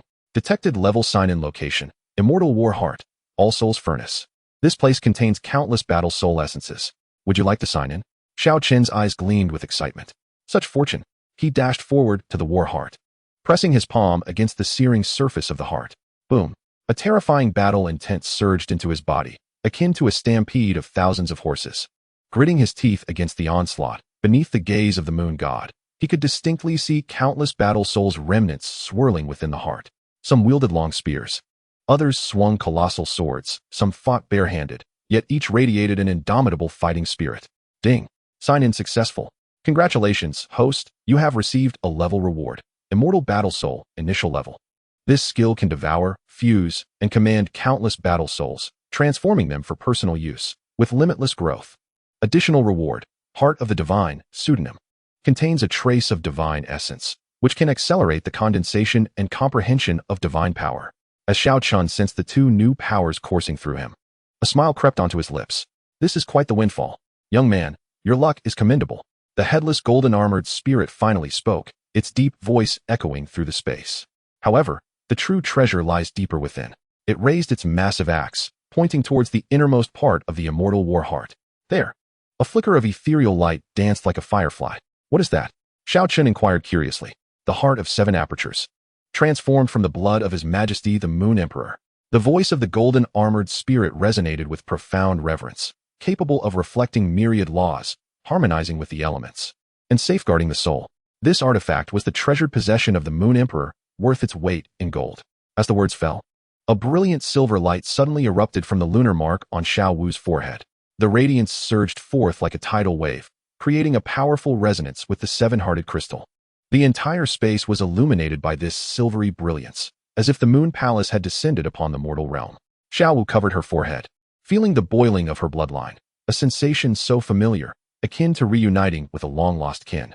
Xiao Chen's tiny divine eye swept across, and he immediately comprehended the significance. The 7-hearted crystal and Xiao Wu's bloodline were a match made in heaven. Xiao Wu, this item is destined for you, Xiao Chen declared without hesitation, proceeding to carefully envelop the translucent heart with his divine power. The 7-hearted crystal, no larger than a fist, was as transparent as crystal, yet within it seemed to flow a galaxy. Each pulse emanated pure lunar energy, breathtaking in its beauty. Brother Xiao Chen, this is too precious, Xiao Wu said, her eyes glistening with moisture, her voice trembling. I have said it before, we are in this together, Xiao Chen replied, presenting the 7-hearted crystal before her. A treasure for a beauty, is that not fitting? Xiao Wu's cheeks flushed as she nodded earnestly. Taking the 7-hearted crystal, she could feel the immense vitality contained within. How do I use it? She asked nervously. Simply fuse with it, the golden-armored spirit elucidated. This artifact recognizes its master. As long as one possesses the Moon Emperor's bloodline, it will integrate perfectly. Taking a deep breath, Xiao Wu pressed the 7-hearted crystal against her third eye. In an instant, the heart transformed into a beam of silver light, vanishing into her forehead. Boom. The next moment, a terrifying aura erupted from Xiao Wu. The pressure far surpassed that of an ordinary soul emperor, even nearing the level of a soul saint. A silver silhouette of a laurel tree materialized behind her, becoming increasingly solid. An ethereal yet breathtakingly beautiful woman adorned in a gown of moonlight slowly emerged. Though her features were obscured, her noble and elegant aura made it difficult to gaze directly upon her. This is the Moon Emperor. The voice of the golden-armored spirit trembled. The true Moon Emperor had manifested. Xiao Chen was equally astonished.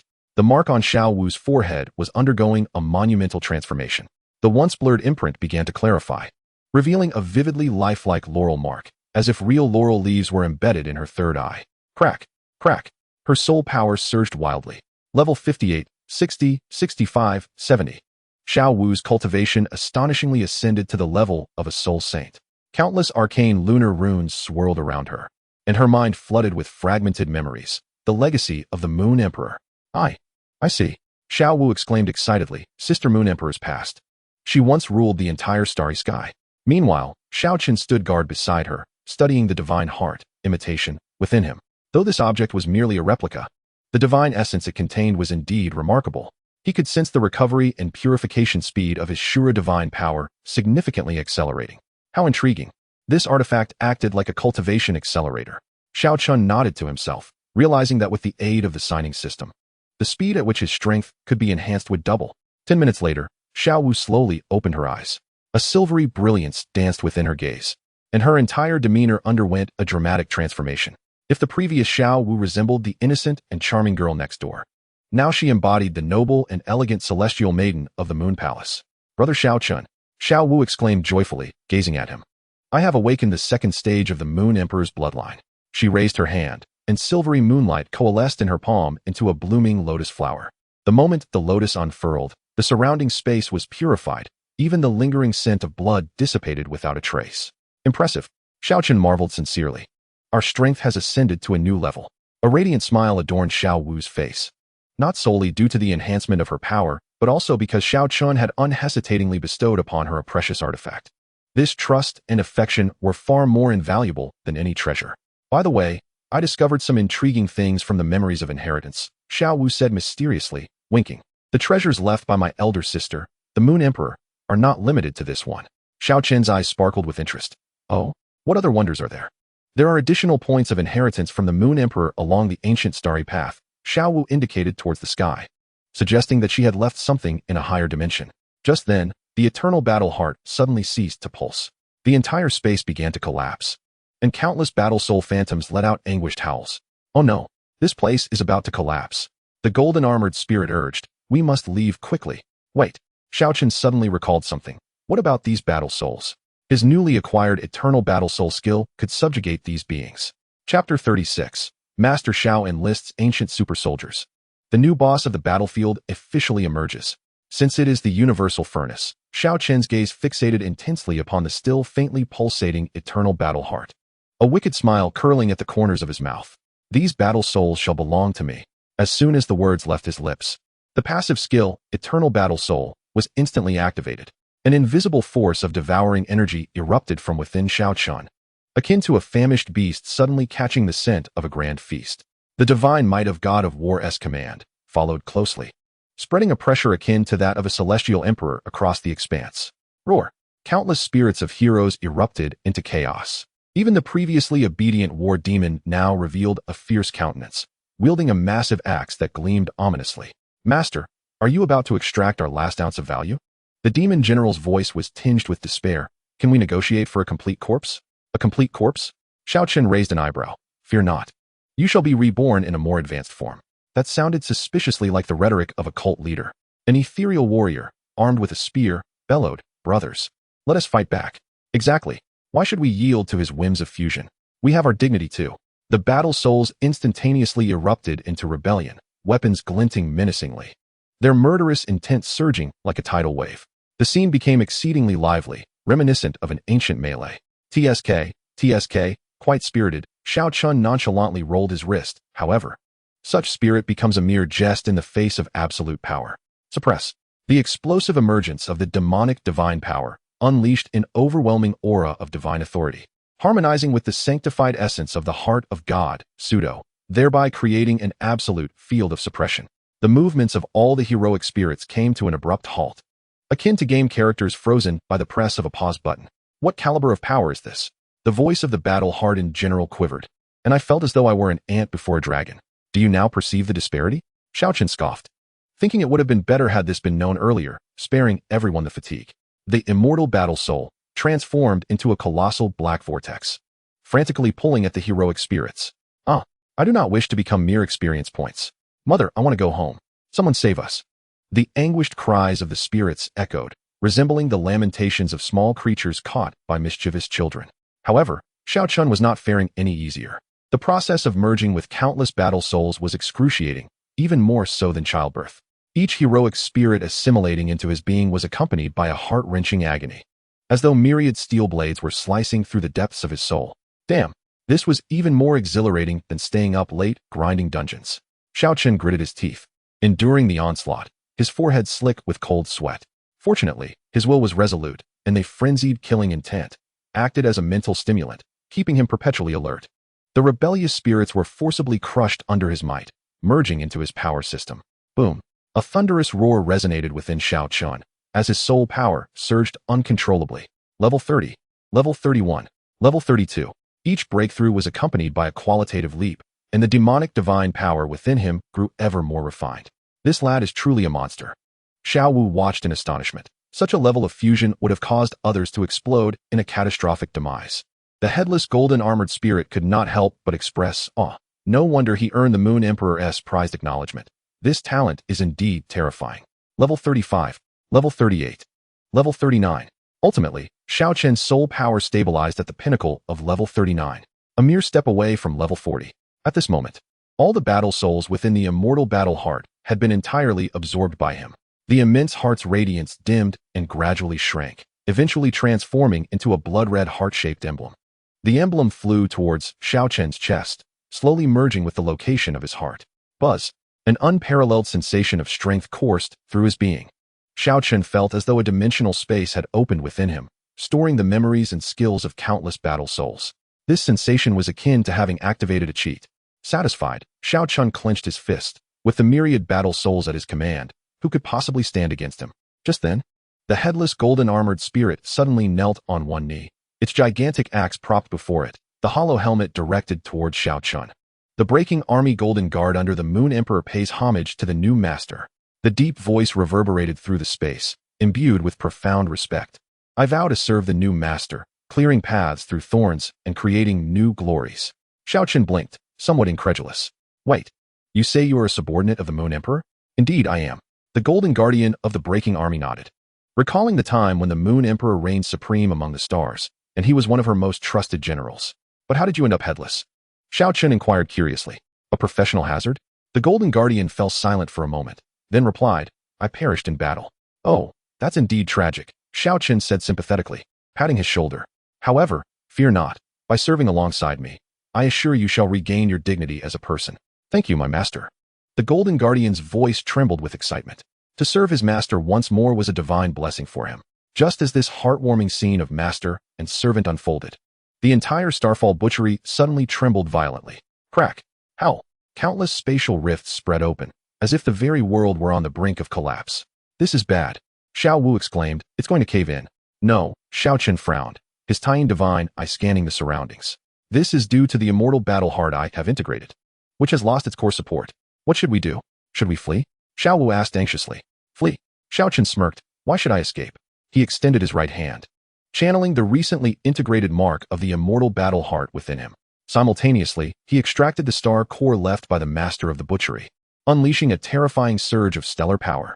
Stand still, he bellowed, the sound resonating like thunder. The energy of the star core merged flawlessly with the strength of the immortal battle heart, forming a vast and stable force field. The core region, on the verge of collapse, stabilized instantaneously, and the spatial rifts began to heal gradually. How is this possible?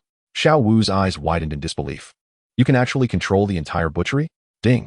Host has completely mastered the Starfall butchery, damaged, and gained partial jurisdiction. This location can serve as the host's secret stronghold, providing functions for cultivation, storage, and transportation. The system's notification echoed at the perfect moment, further delighting Xiao Chen. Not bad at all.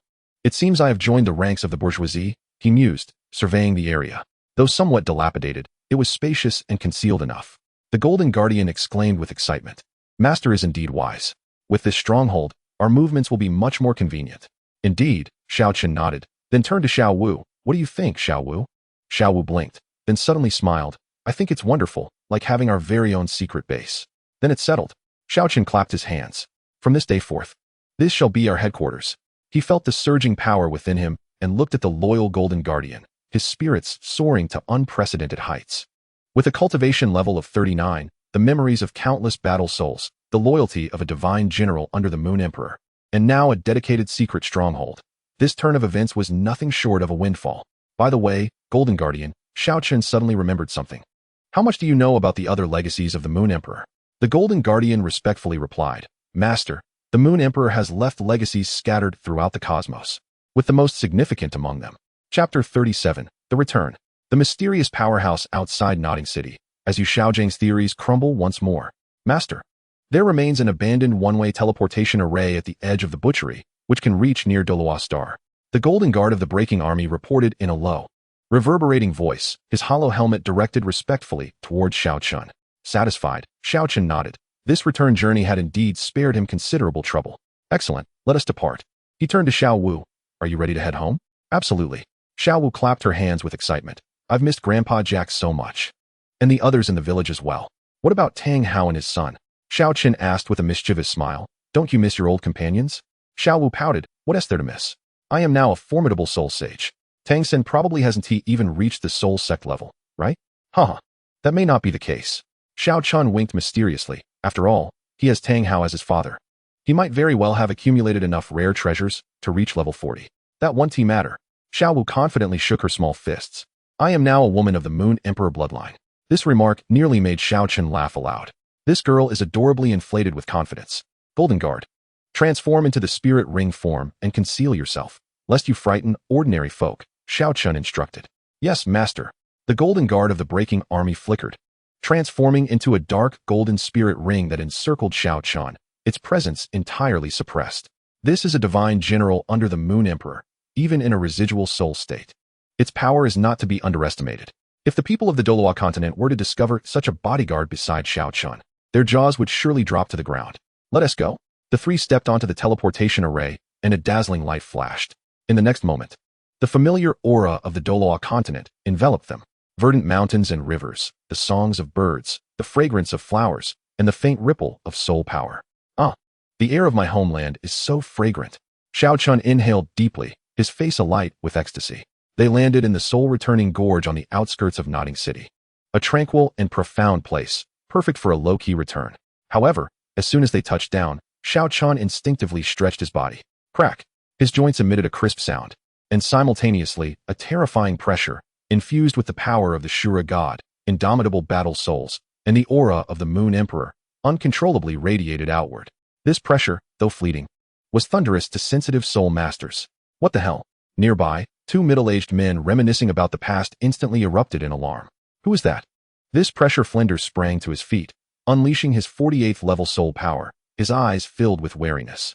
Beside him, Yu Xiaojing turned pale, his teacup crashing to the ground. His glasses ask you, what level of powerhouse is this? Yu Xiaojing adjusted his glasses, a flicker of scholarly curiosity sparking in his eyes. As a theoretical master, he possessed keen perception of various power fluctuations. That momentary pressure undoubtedly surpassed that of an ordinary tidal Douluo. Could it be a hidden, unparalleled powerhouse? Yu Xiaojing forced himself to remain calm, attempting to mobilize his soul power to sense the source of the pressure. However, just as he began to expand his mental energy, Xiao Chen took notice. He cast a dispassionate glance in the direction where Yu Xiaojing was concealed, his gaze as tranquil as water, devoid of any murderous intent. Yet, such an ordinary gaze seemed to encompass the terrifying essence of the birth and demise of stars, the cyclical passage of eons. With a gasp, Yu Xiaojing felt as though struck by lightning, a mouthful of blood nearly escaping him. His mind became a blank canvas, and his entire consciousness plunged into a state of chaos. That single glance was more formidable than the most harrowing of mental assaults. What was even more despairing was that his proud 10 core competencies of martial souls, the theory of martial soul mutation, appeared utterly trivial and laughable beneath that gaze. What theories? What competencies? In the face of absolute power, these notions were nothing more than scraps of paper. Master, what has happened? Flinder hurriedly supported the swaying Yu Xiaojing, his heart churning with tumultuous waves. The person who had exuded such pressure looked even younger than Tang San by several years. How could this be possible? Did such unreasonable genius truly exist in the world? My theory, Yu Xiaojing murmured in a daze, his mental fortitude collapsing in an instant. Throughout his life, he had taken pride in theoretical research, even with modest personal strength. His profound theoretical foundation allowed him to carve out a niche within the realm of soul masters. Yet now, with just a single glance, he found himself questioning his very existence. Let us go. No need to watch the show any longer. Xiao Chen withdrew his gaze and, accompanied by Xiao Wu, began walking towards Nodding City. He held no genuine interest in these two insignificant beings. However, Yu Xiaojing's reaction was rather amusing. He was likely questioning his life at this very moment. Brother Xiao Chen, who were those two people just now? Xiao Wu inquired curiously. One is Flinder, the headmaster of Shrek Academy, and the other is the renowned theoretical master, Yu Xiaojing. Xiao Chen replied nonchalantly, the one who proposed the 10 core competencies of martial souls. Oh, so he is the owner of that useless martial soul? Xiao Wu realized, understanding why he was so weak, terrified by merely a glance. Do not underestimate him. Xiao Chen shook his head. Theoretical knowledge can sometimes hold greater significance than raw power. However, he cast a mischievous glance behind him, acknowledging that, indeed, in the face of absolute strength, theory appeared somewhat pale. At that moment, Yu Xiaojing was grappling with the greatest crisis of his life. His worldview, values, and even the very meaning of his existence had been utterly overturned by that fleeting glance. Is my theory truly flawed? Yu Xiaojing trembled as he posed the question. Does such unreasonable genius truly exist in this world?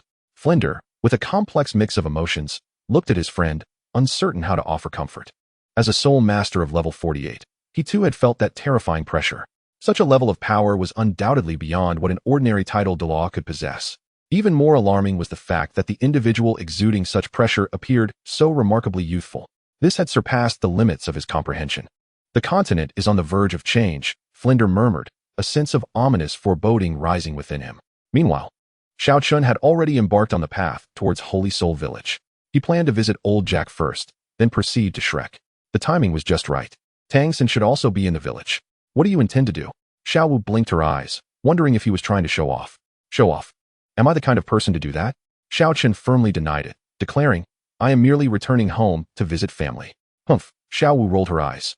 clearly wanting to witness Tang San's astonished expression. You caught me, Xiao Chen admitted without reservation. He indeed wished to see that lad's reaction. After all, we were once brothers through adversity. The two chatted and laughed, quickly approaching Holy Soul Village.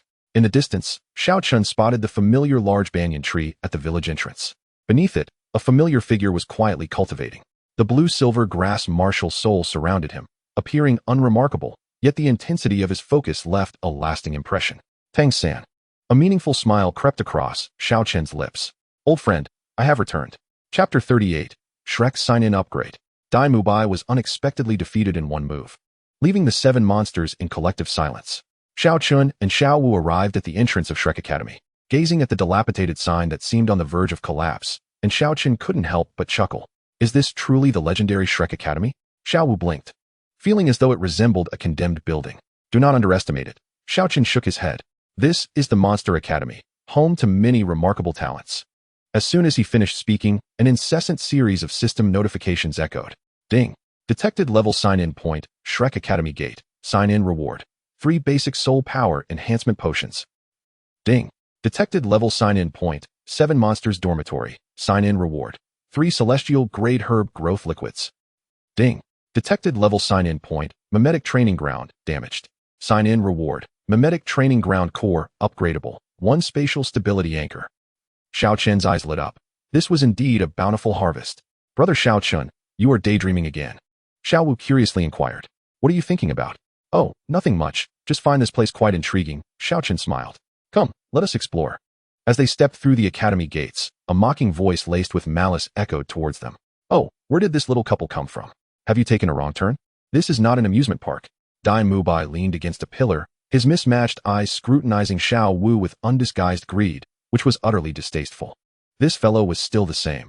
He couldn't resist when encountering a beautiful woman. Xiao Wu frowned, clearly repulsed by his gaze. Xiao Chen's eyes turned icy. Mind your eyes. Otherwise, I would not hesitate to help you remove them. Dai Mubai was taken aback, then instantly erupted in fury.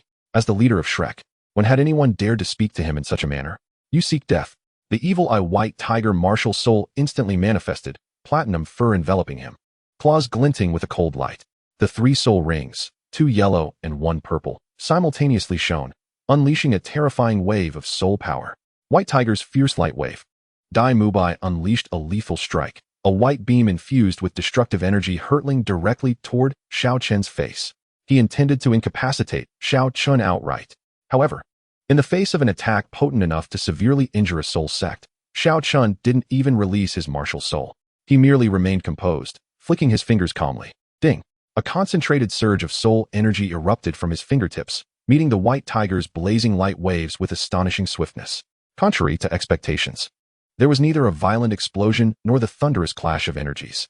Dai Mubai's proud finishing move crumbled like paper before that slender force, instantly shattered. The residual energy, undiminished, struck fiercely against Dai Mubai's chest.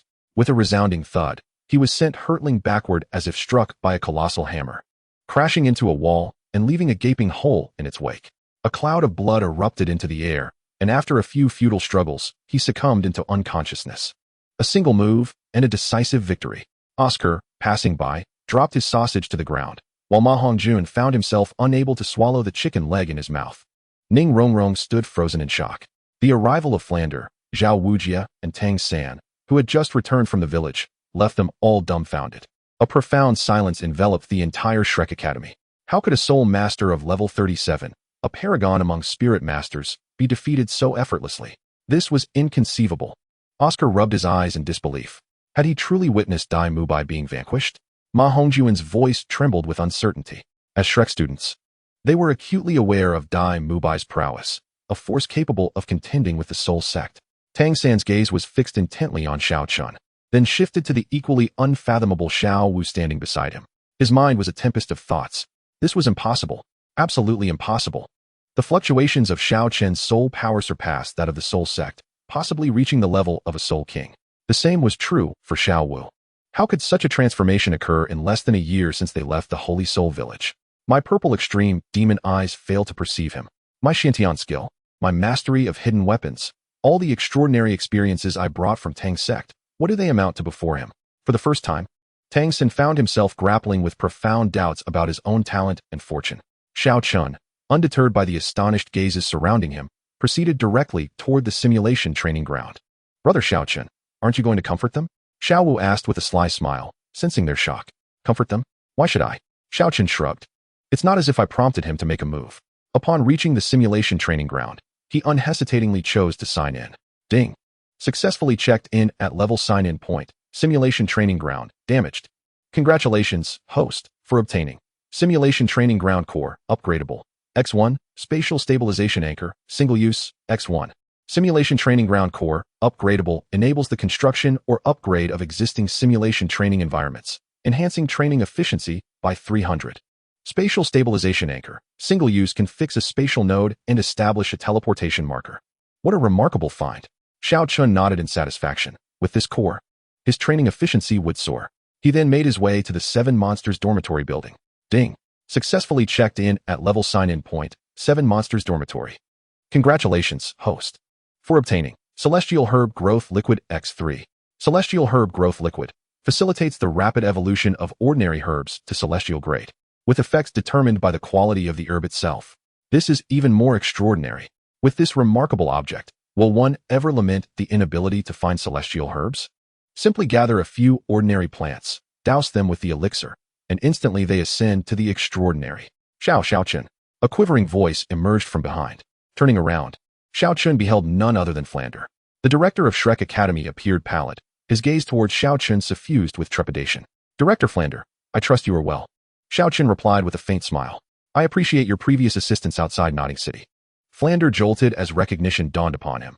The young man exuding an aura of terrifying power outside Nodding City was none other than the person before him. Xiao Chen, are you here to study at Shrek?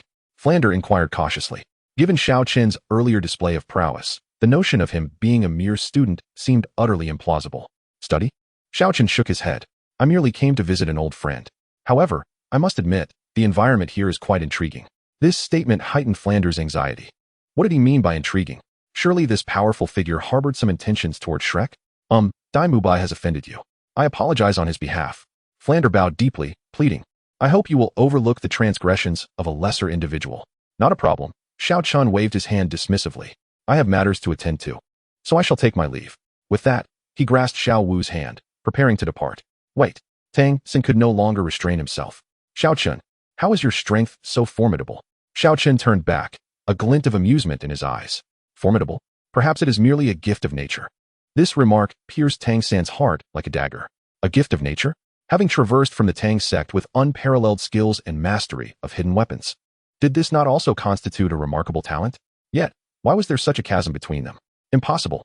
Tang San gritted his teeth, declaring, no one could achieve such a level in such a brief span. You must possess some secret. Xiao Chen chuckled. A secret? Observing Tang San's distorted expression, he continued. Everyone harbors secrets, do they not? For instance, your hidden weapons. Tang San's pupils constricted. How did he know about my hidden weapons? Could it be that he has already discerned my true identity? Fear not. I have no interest in your secrets. Xiao Chen waved his hand. However, allow me to impart a saying. A frog at the bottom of a well will never comprehend the vastness of the sky. With that, he truly departed alongside Xiao Wu, leaving a multitude of bewildered gazes in his wake. Flander and the others cast their eyes upon the unconscious Dai Mubai, then back to the receding figure of Xiao Chen.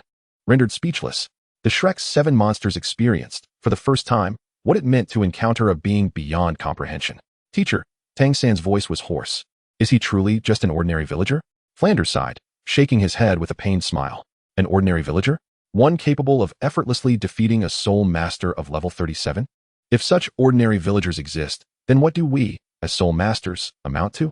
Sanner, Flander placed a comforting hand on Tang San's shoulder. This world is vast, far larger than we can fathom.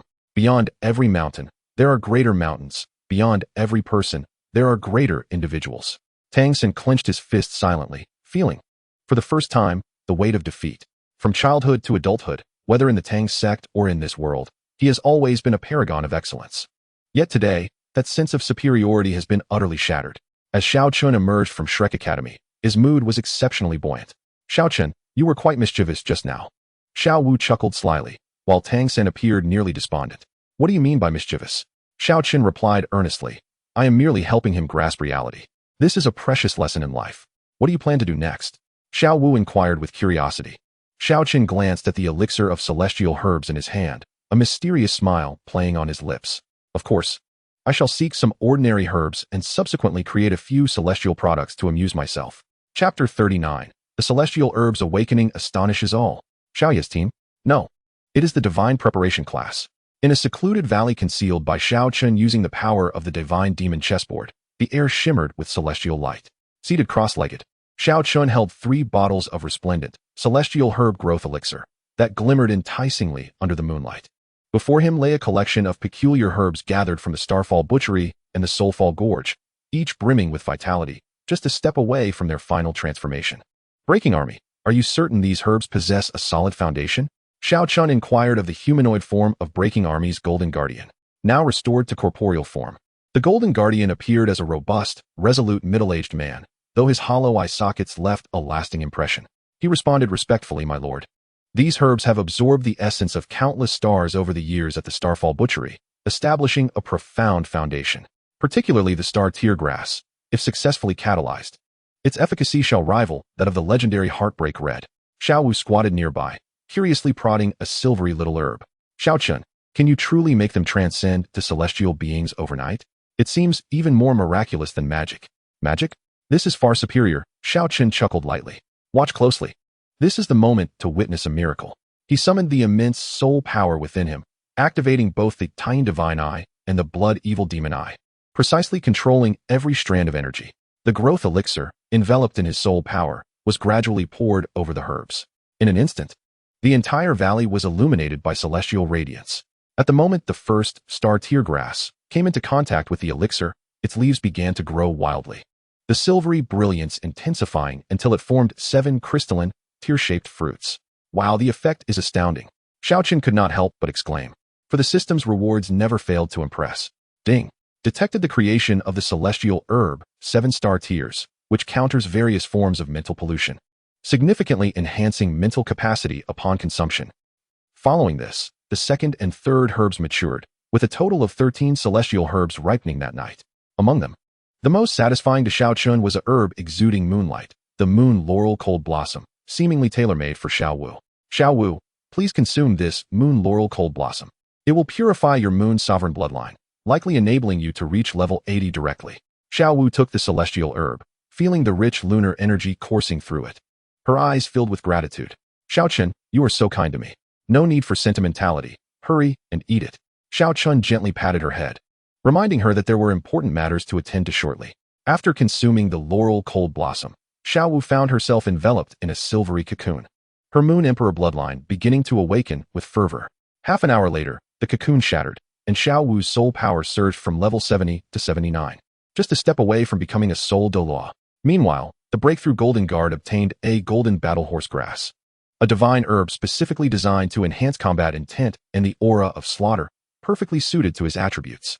After consuming it, his loyalty to Xiao Chen soared to an unwavering devotion. My lord, I now feel capable of taking on 10 Shrek members. The Breakthrough Golden Guard exclaimed excitedly, shaking his fists in exhilaration. Do not get carried away. Your current strength is suppressed to the level of a soul Douluo. Yet you are indeed far superior to the average level 90 powerhouse, Xiao Chen replied with a satisfied nod. In addition to Xiao Wu and the Breakthrough Golden Guard, Xiao Chen had 3 more team members selected from the Starfall Arena, 2 human prodigies with unique martial souls, and 1 descendant of a 10,000-year soul beast that had recently transformed. All were bound by Xiao Chen's immortal battle heart, mark, their loyalty at maximum capacity. Following the consumption of the divine herb, all 3 broke through to the Soul King level, their martial souls undergoing varying degrees of evolution. Notably, the descendant of the 10,000-year soul beast saw its original fox martial soul evolve into the 9-tailed celestial fox, with a shocking configuration of completely black soul rings. Alright, the team is essentially formed, Xiao Chen mused, surveying the luxurious lineup with satisfaction. Tomorrow, they would head to Heavendo City to register for the Soul Master competition. It was time for the world to witness what a true monster looked like. The next day, at the registration office for the Soul Master competition in Heavendo City, the bustling hall was filled with voices as various academy teams queued to register. Among them was Shrek Academy, where Tang San's expression remained grim, still recovering from the shock Xiao Chen had inflicted upon him the previous day. Master, is that Xiao Chen really that formidable? Oscar quietly inquired of Yu Xiaojang. Yu Xiaojang sighed in resignation, Did you not see Dai Mubai being defeated in a single strike? Such power is likely beyond that of an average soul saint. At that moment, the doors of the registration hall swung open, and 6 figures gracefully entered. Leading the group was Xiao Chen, with Xiao Wu by his side. Her aura more ethereal than before, resembling a celestial maiden descended from the Moon Palace. Following closely was the breakthrough Golden Guard, who, despite suppressing his aura, still emanated a faintly menacing presence that caused those nearby to instinctively retreat. What astonished onlookers most were the 3 team members behind them. Though they appeared youthful, the fluctuations of their soul power were unfathomable. Particularly striking was the smallest girl, who, despite her seemingly harmless exterior, exuded an oppressive aura that weighed heavily upon even the Soul King-level powerhouses present. Goodness, the beauty of this team is simply astonishing. Someone could not help but exclaim. But the key is their strength. Do you feel that sense of pressure? They are not here merely to compete. They are here to overwhelm. Xiao Chen approached the registration window and smiled faintly at the staff member from the Spirit Hall responsible for registration. Hello, we are here to register for the competition. Please present the Academy certification and the team member information. The staff spoke in a businesslike manner. The Academy certification is waived. We are an independent team. Xiao Chen produced the identification he had meticulously prepared, and the team name was revealed, Dawn's Radiance. The staff accepted the documents and commenced their routine inquiries. What is the age distribution and soul power levels of your team members? The average age cannot exceed 25, and there must be at least one Soul King among the members. Xiao Chen replied nonchalantly, the average age is 14, with the lowest soul power being that of a Soul King and the highest a Soul Douluo. What? Not only the staff, but even all the teams queuing nearby were rendered speechless. An average age of 14? A minimum soul power of a Soul King? What extraordinary configuration was this? Yu Xiaojing's teacup dropped to the ground once more, his glasses askew. Impossible. This completely contradicts the growth patterns of Soul Masters. A Soul King at 14? What nonsense. Master. Your theoretical framework, Flender cautiously interjected. Silence. Yu Xiaojing shouted in frustration. My theory is sound. It is this world that has gone mad. At that moment, a discordant voice interrupted. Humph. They must be falsifying their ages and ranks. I refuse to believe anyone can attain the rank of Soul King at 14. The speaker was the captain of the second team from the Tiando Royal Academy, a 23-year-old Soul King. He stepped forward defiantly, eager to provoke Xiao Chen. Jin Wei's gaze turned icy, a barely perceptible aura of menace sweeping across the room. The captain immediately crumpled to the ground, his pants dampening as he muttered repeatedly, Spare me, spare me. A hush fell over the crowd, a profound silence enveloping the hall. Just when everyone thought the shock had reached its peak, the most unassuming girl, a member transformed from a 100,000-year spirit beast, casually released her martial soul. 5 inky black soul rings slowly rose, each radiating a sense of annihilation. Black soul rings? 5 of them. A 100,000-year soul ring? What sort of monster was this? The entire registration hall descended into a deathly silence, with all eyes fixed on the Dawn's Radiance team as though witnessing a myth. Tang San's complexion turned a ghastly shade of green. His pride in the blue-silver grass martial soul was rendered a mere joke in the face of such an assemblage. What of the Xiantian's skill? What of the mastery of hidden weapons? All became insignificant in the face of absolute rank supremacy. The staff trembled as they completed the registration. Dawn's Radiance team, registration successful. Xiao Chen nodded with satisfaction, preparing to depart with his team. Before leaving, he glanced back at the utterly despondent Yu Xiaojing, a playful smile gracing his lips. Oh, I almost forgot to mention, Xiao Chen paused. The youngest girl in our team is only 12 years old. As the words settled, chaos erupted once more in the hall. A 12-year-old Soul King? With 500,000-year soul rings? This was no longer mere genius. This was the offspring of a deity. Chapter 40. The competition begins. A battle concluded in 3 seconds. Dawn's Radiance sets the record for speed. The arena in Tiando City was abuzz with excitement. This colossal structure, capable of accommodating 100,000 spectators, was basking in its moment of glory as it hosted the opening of the elite competition for advanced Soul Master Academies across the continent. In the VIP section, the Snow Knight Emperor sat upright in his resplendent yellow dragon robe. The esteemed leader of the 7 Treasures Glazed Tile School, Ning Fengji, elegantly savored his tea, while Yu Yuanjin of the Blue Lightning Tyrant Dragon family narrowed his eyes, scrutinizing the various teams. Your Majesty, what is your impression of this year's competition? Ning Fengji inquired, setting down his cup with a tranquil demeanor. The Snow Knight Emperor stroked his beard thoughtfully. I have heard of several formidable teams, particularly one named the Dawn Divine Light.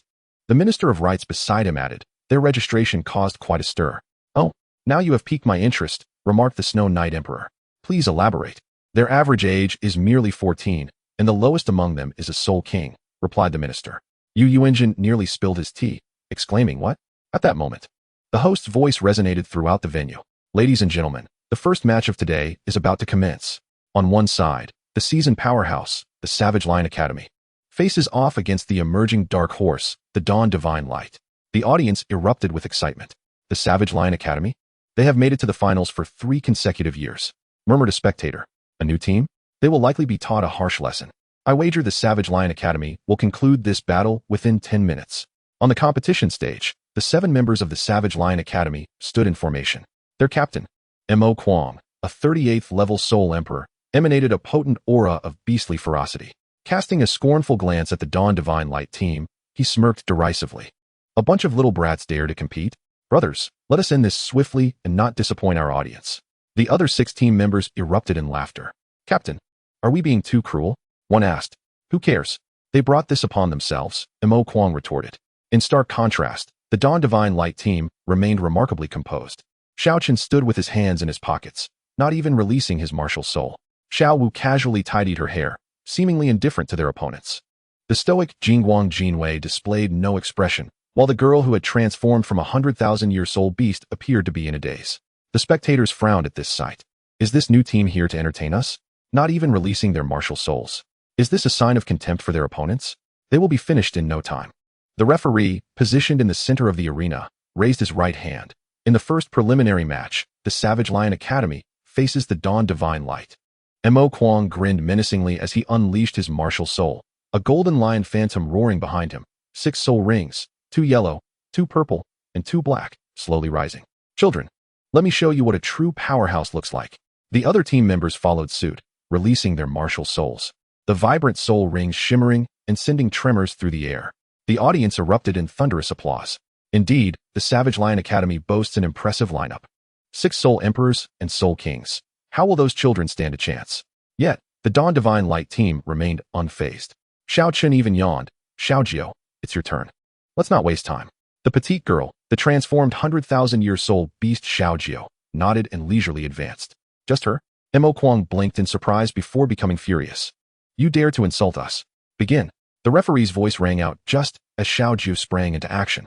Her figure vanished instantaneously, not even fully releasing her soul rings, with only the first black soul ring illuminating. First soul skill, Nine-Tailed Phantom. In an instant, 9 identical figures of Xiaojio appeared on the competition stage. Mo Kwang's pupils constricted. A clone? No, this is. Before he could finish his thought, the 9 Xiaojios struck simultaneously. Bang, bang, bang. 7 muffled sounds echoed almost at once. The 7 members of the Wild Lion Academy barely had time to react before being struck by the 9 figures. Flying off the stage like cannonballs, Mo Kwang crashed through the first row of the spectator railing, blood flowing from his 7 orifices, frothing at the mouth. Even more humiliatingly, this esteemed captain of the Soul Emperor had lost control, a foul odor emanating from beneath him. From the referee's call to the conclusion of the battle, a mere 3 seconds had elapsed. The 100,000 spectators were as silent as if enchanted, not a sound to be heard. In the VIP area, the Snow Knight Emperor gripped the armrest tightly, his knuckles turning white. For the first time, Ning Fengji's elegant visage betrayed a look of astonishment. Yu Yuanjin even stood up in disbelief. This is impossible. The host stammered as he picked up the microphone. The match is over. The Dawn Radiance team has emerged victorious. The audience erupted in chaos. Am I seeing things? 3 seconds?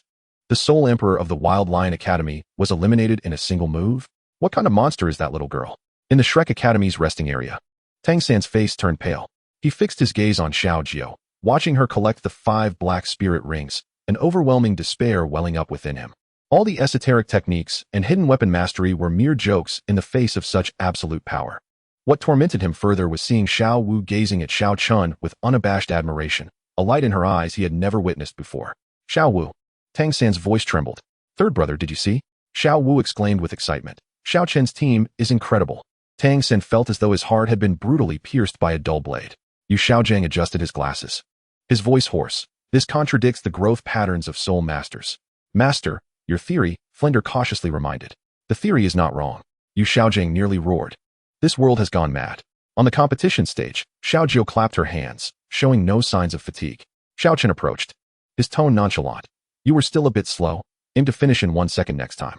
This remark echoed through the microphone, plunging the entire Soul Arena into silence once more. 1 second. That speed seems beyond human capability. The other competitors exchanged glances, many beginning to contemplate whether to forfeit and return home. Competing against such a monstrous team is hardly worth it. It would be better to return to farming. In the VIP section, the Snow Knight Emperor finally regained his composure and spoke quietly to the attendant beside him. Immediately investigate the backgrounds of all members of the Dawn Radiance team. The more detailed, the better. Yes. The attendant hurried away. The envoy from the Star Luo Empire had also produced a communicator, his fingers swiftly documenting everything that had just transpired. This intelligence must be relayed back home immediately. Otherwise, the Emperor would go mad. The murmurs among the audience grew louder. The legend of 3 seconds had been born. Who would dare compete against the Dawn Radiance team in the future? I suspect they are gods descended to Earth. The observer from the Spirit Hall, Cardinal Salus, rose with a grave expression. As a senior member of the Spirit Hall, he was acutely aware of the implications of the recent event. 100,000-year spirit ring, and 5 of them at that. Such an entity could undoubtedly alter the very fabric of the continent. He felt an urgent need to relay this news to His Holiness the Pope without delay. Xiao Chen descended from the competition stage with his team, his demeanor remarkably serene, as if the earlier spectacle was entirely expected. Captain, who is our next opponent? Xiao Jiao inquired with curiosity. I'm not sure, but they should be relatively similar. Xiao Chen shrugged. Who among you wishes to stretch your legs? The war god Golden Guard eagerly cracked his knuckles, saying, My lord, allow me to take this one. It has been far too long since I engaged in a proper battle. Very well, you'll take the next match. As they passed by the Shrek Academy's resting area, Xiao Chen paused and glanced at Tang San, whose face was ashen. Brother San, are you all right? His tone remained calm, yet it struck Tang San's ears like a thunderclap. Tang San opened his mouth, but was unable to articulate a response. You'll gradually acclimate, Xiao Chen reassured him with a gentle pat on the shoulder. After all, this world is vast. Having said that, he led his team away from the resting area. Tang San watched Xiao Chen's retreating figure, his fists clenched tightly, his nails digging into his flesh. Why is the disparity so great? Do I still have a chance? Following closely behind Xiao Chen was Xiao Wu, her face illuminated by a radiant smile. She glanced back at Tang San, a fleeting complexity crossing her gaze, only to be swiftly replaced by her admiration for Xiao Chen. Brother Xiao Chen, where shall we go next? Let's find a place to rest for a bit, Xiao Chen replied, glancing at the sky. We have another match tomorrow. Will there be teams willing to compete against us? Of course, Xiao Chen chuckled. There are always those who dare to face danger. Chapter 41. An invitation from the Pope. Has Xiao Chen triggered a divine-level sign-in, revealing Bibi Dong's secret? In the VIP lounge of the Great Spirit Arena in Heavendo City, the crystal screen repeatedly showcased Xiao Jiao's 3-second sweep of the arena. Freezing on the moment, she retracted her 5 black spirit rings. Emperor Shui Yi tightened his grip on the teacup, his hand trembling slightly. In all my years, I have never encountered such a young spirit king, let alone one with 500,000-year spirit rings. Ning Fengji stroked his beard, his eyes glinting with curiosity. I am quite intrigued to discover who could cultivate such a prodigy. It surely cannot be the handiwork of the 3 sections. Yu Yuan shook his head. If our blue lightning tyrant dragon family possessed such resources, would we still need to depend on others? Just as the 3 were engrossed in their discussion, footsteps echoed from outside. A guard hurriedly entered, announcing, Your Majesty. Envoys from the Spirit Hall seek an audience. The Spirit Hall? Emperor Shui Yi furrowed his brow. Let them enter. As the door swung open, 2 figures stepped inside. The man on the left, with a visage as exquisite as jade, donned a lavish robe, exuding an alluring grace in his every gesture. To his right stood a gaunt figure clad in black, emanating an ominous aura. Jiao Douluo Yuguan, Gue Douluo Gue Mei, Ning Fengji, and Yu Yuan both rose simultaneously, their expressions grave. The appearance of 2-titled Douluo was certainly no trivial matter. Yuguan delicately adjusted his orchid fingers, his voice high-pitched and refined. It is a pleasure to finally meet you all. We have come at the behest of His Holiness the Pope to seek the young friend Xiao Chen from the Dawnlight Brigade. Xiao Chen. The Snow Knight Emperor felt a jolt. What could Bibi Dong want with him? This was not a question for His Holiness to inquire. The specter of Gue Mei chuckled ominously. Pray tell, where might young Xiao Chen be at present? The Snow Knight Emperor's expression darkened, yet faced with 2 formidable titled Douluos, he dared not be overly assertive. They should be in the resting area designated for the participating teams. Thank you, replied Yueguan and Gue Mei, turning to depart. Ning Fengji called out from behind, Gentlemen, do take care. Might I inquire what business His Holiness has with Xiao Chen? Yueguan glanced back with a charming smile. Naturally, it is something of great merit. Once the 2 had left, silence enveloped the VIP room. After a lengthy pause, the Snow Knight Emperor finally spoke. It seems the Spirit Hall has also taken note of this Xiao Chen. The personal involvement of two titled Douluos signifies the weight of Bibidong's concern. Ning Fengji furrowed his brow. If Xiao Chen were to be courted by the Spirit Hall, we would find ourselves in quite the predicament. Yu Yuanjin interjected. Meanwhile, within the Pope's palace in Spirit City, Bibidong, adorned in her resplendent papal robes, sat regally upon her elevated throne. Before her, a crystal orb floated, displaying the match footage of Xiao Chen's team. How intriguing, Bibidong murmured, her crimson lips parting. A 14-year-old captain, a team member who clears the field in 3 seconds. Such a combination surely indicates the guidance of a skilled mentor. Her gaze lingered on Xiao Chen's visage, a youthful yet profound countenance that piqued her interest. Particularly, this Xiao Chen, though appearing merely as a boy, exuded an air of maturity and depth in his eyes. Bibidong rose and approached the window, reflecting, if he could be of service to me, the plan to unify the continent would progress much more smoothly. She turned to the heir, addressing, Yueguan. Guimei should be arriving shortly, correct? Indeed, Your Holiness, a voice echoed within the hall. Bibidong nodded, excellent. I am eager to discern what makes this Xiao Chen so exceptional.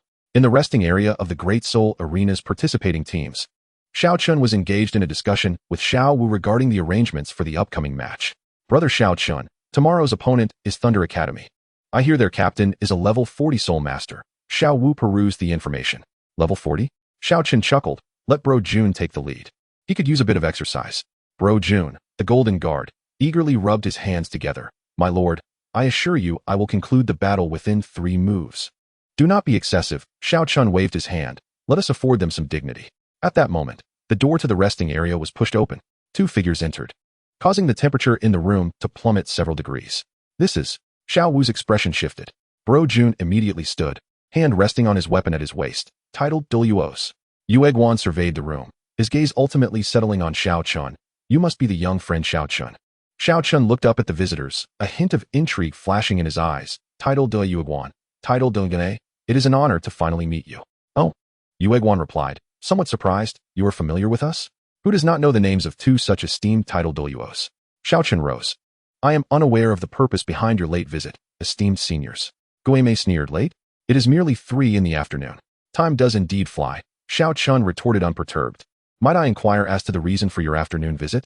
With a light chuckle, Yueguan retrieved a golden invitation from his bosom. His Holiness the Pope extends an invitation to young Xiao Chen for a meeting in the Spirit City. As the words left his lips, a notification echoed in Xiao Chen's mind. Ding! A strong focus from the special storyline character Bibidong detected, triggering a special character sign-in task. Bibidong's gaze. Task requirements. Accept the invitation, proceed to the Spirit City, and complete the sign-in before Pope Bibidong.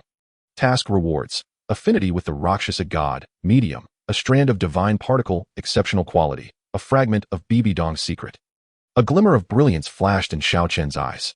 Affinity with the Rakshasa God, Bibidong's secret? This was far more intriguing than any soul ring or soul bone. He extended his hand to accept the invitation, his tone composed. Please convey my gratitude to His Holiness the Pope. I shall be punctual. Yueguan and Guimei exchanged glances, both astonished. They had expected a mere teenager to be flustered by the Pope's invitation, yet Xiao Chen remained unfazed, as if it were the most ordinary occurrence. What captured their attention even more was the faint aura emanating from Xiao Chen that left them feeling unsettled. This youth was undoubtedly extraordinary. Very well, Yueguan said, retracting his elegant fingers, his tone turning serious. We shall escort the young friend to the Spirit City after the competition. Then I am in your debt, Xiao Chen replied with a cupped fist. Once the 2 titled Douluo departed, the atmosphere in the resting area relaxed. Xiao Chen Gij, do you think the Spirit Hall has any ulterior motives for summoning you? Xiao Wu asked with concern. They likely wish to win us over, Xiao Chen mused, toying with the invitation in his hand. After all, our displayed strength is indeed commendable. The breakthrough Golden Guard frowned. My lord, Bibidong is not to be trifled with. Should we consider? No need. Xiao Chen waved his hand dismissively. She is not yet inclined to take action against us. Besides, his gaze fell upon the golden papal seal on the invitation, a playful smile gracing his lips. I too wish to meet this legendary pope. The news swiftly spread, causing a stir throughout the entire Heaven Do city. The Spirit Hall had dispatched 2 titled Douluo to personally invite a mere teenager. What did this signify? It indicated that Bibidong's regard for Xiao Chen surpassed everyone's expectations. In the Shrek Academy's resting area, Tang San's expression darkened upon hearing the news. The Spirit Hall, he ground his teeth, they have indeed made their move. Yu Xiao Gang adjusted his glasses. If Xiao Chen is won over by the Spirit Hall, it poses a grave danger to us. Master, should we? Flinder hesitated. What can we do? Yu Xiao Gang sighed. Faced with such power, what can we accomplish? Tang Sen clenched his fists. I refuse to accept this. Clearly I am. What are you? A voice came from outside. Xiao Chen entered, a gentle smile adorning his face. Third brother, what were you about to say? Tang San's expression stiffened. In nothing. Is that so? Xiao Chen approached him. Why do I hear someone lamenting their discontent? Xiao Chen. Tang San shot up, his eyes ablaze with the fire of unyielding spirit. Who exactly are you? Why are you so powerful? Me? Xiao Chen chuckled, remarking that he was merely an ordinary traveler. Or rather, an unremarkable soul master. Ordinary?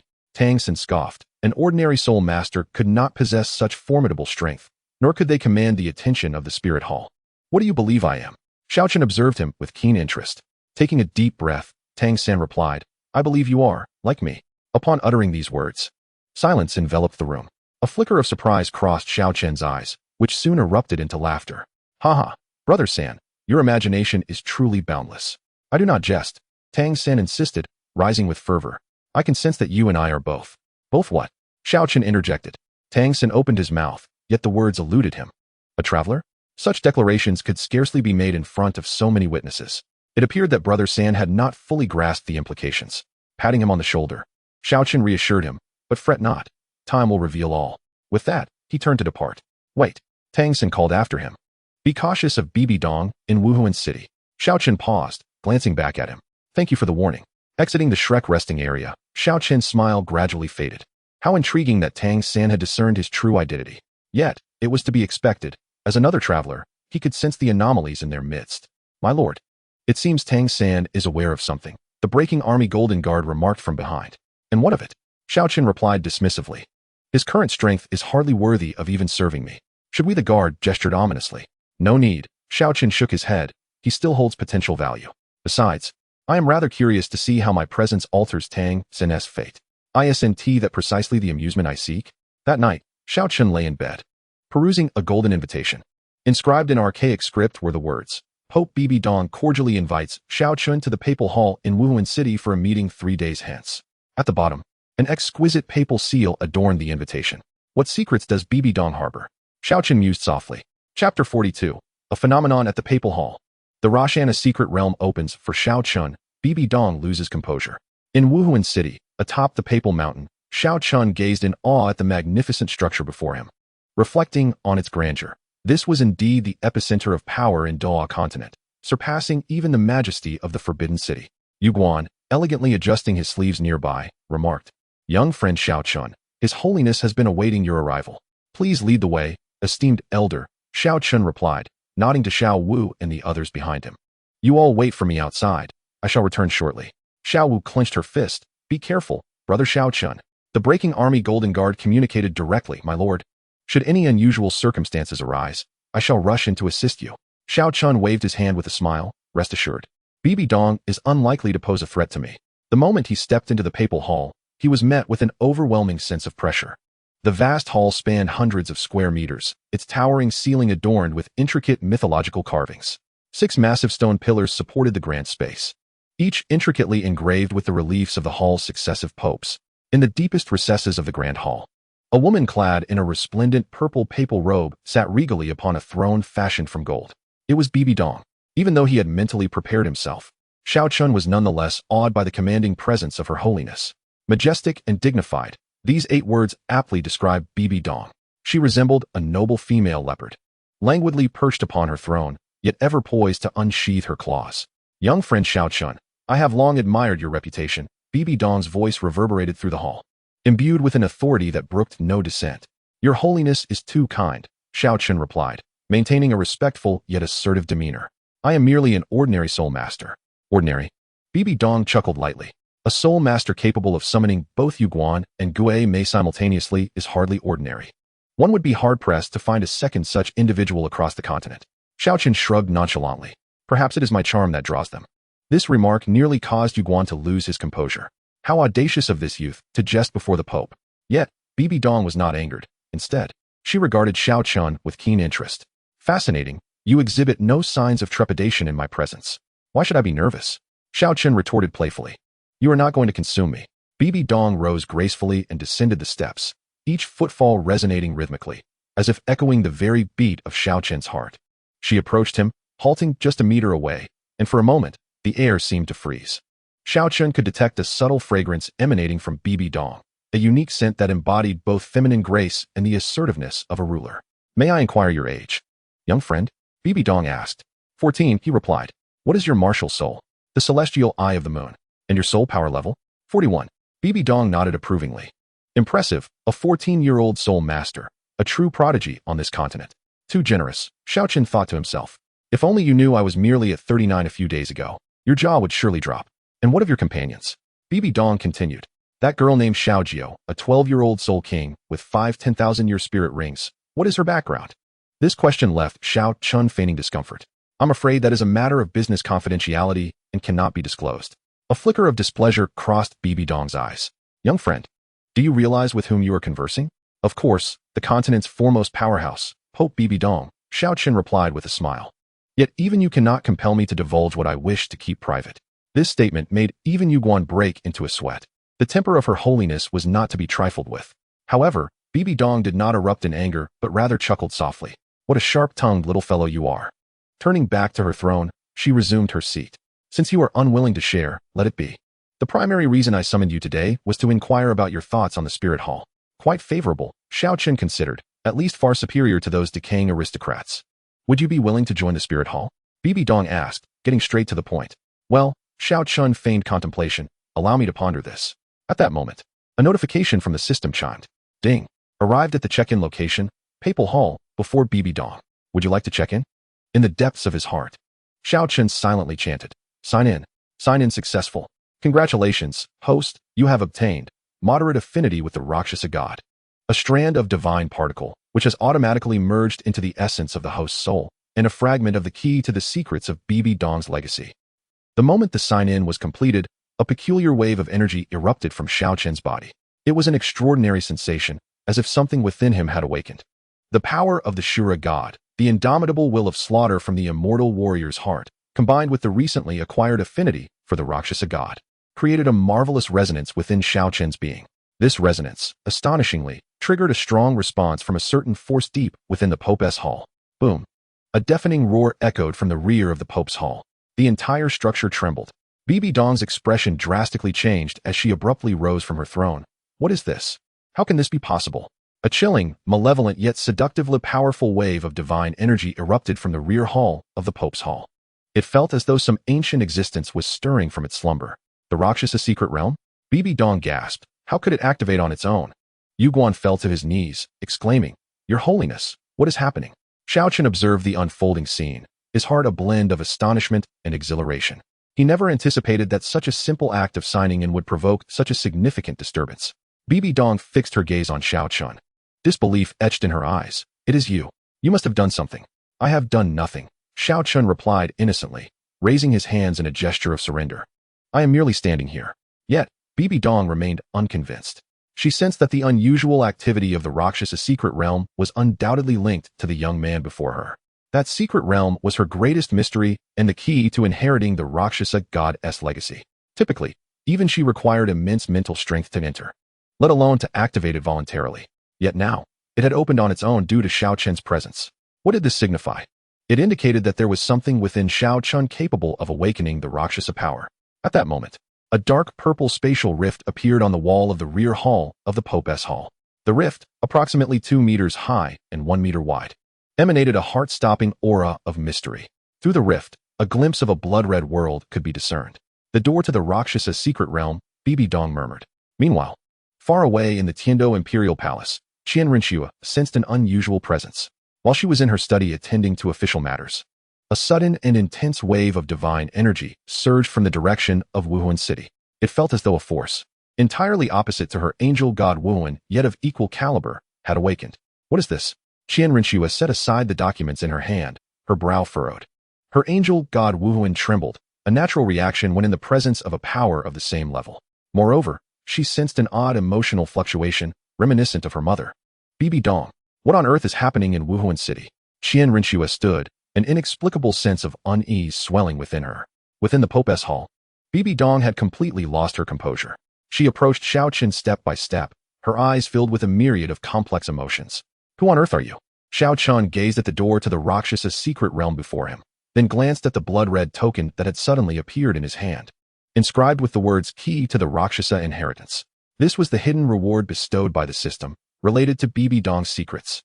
A playful smile crept upon his lips as he mused, Bibi Dong, it seems your little secret is about to be unveiled by me. You dare? Bibi Dong retorted angrily. That belongs to me. Belongs to you? Xiao Chen interrupted, your Rakshasa divine inheritance? At this, Bibi Dong felt as if struck by lightning. Her greatest secret had been unveiled by a mere 14-year-old boy. Impossible. How could you possibly know? I not only know about your Rakshasa divine inheritance. Xiao Chen toyed with the token in his hand, but I also comprehend the significance of this secret realm to you. Bibi Dong's complexion turned pale. What do you want? I desire nothing. Xiao Chen shrugged. I merely think that since this secret realm has opened for me, it wouldn't be too much to explore it, would it? Absolutely not. Bibi Dong firmly rejected. It is far too dangerous inside. Dangerous? Xiao Chen chuckled. To me, danger often signifies opportunity. Observing the tension in Bibi Dong's expression, he felt a surge of satisfaction. This was the effect he had longed for, causing the prominent figures from the original narrative to be thrown into disarray by his presence. The sensation of controlling everything was utterly exhilarating. Xiao Chen strode toward the door of the Rakshasa secret realm, not bothering to look back as he said, Bibi Dong, thank you for your hospitality. Once I emerge from within, we shall discuss the matter of cooperation at length. Stop! Bibi Dong shouted furiously. I will not allow you to enter. But Xiao Chen had already stepped through the threshold of the secret realm. Chapter 43, Bibi Dong witnesses a miracle. Her heart in turmoil. Could he be my calamity? Inside the Rakshasa secret realm, an ominous wind swept through. As Xiao Chen stepped into the dark purple rift in space, it felt akin to transitioning from an air-conditioned room into a sauna, albeit one with sub-zero temperatures. Wow, the ambience here is quite impressive. Surrounded by a sea of blood-red hues, countless wailing souls roared and lunged at him, clawing and gnashing. Had it been anyone else, they would likely have quaked in terror at such a spectacle. But Xiao Chen, he merely yawned. Is this it? The eye of the dark god swiftly opened, rendering the so-called terrifying phantoms as trivial as children playing house in his eyes. The myriad of battle souls subdued within his undying will scoffed audibly, while we, the true battle souls, have yet to speak. You wildlings dare to act like big shots here? With a casual release of the Shura divine power, the wailing souls scattered in an instant, fleeing faster than rabbits. Is this what the legendary Rakshasa divine trial entails? Xiao Chen stroked his chin, pondering. This is less challenging than the minor monsters I encountered in the slaughterhouse. The Rakshasa inheritance key in his hand began to glow, guiding him onward. As he walked, he offered commentary on his surroundings.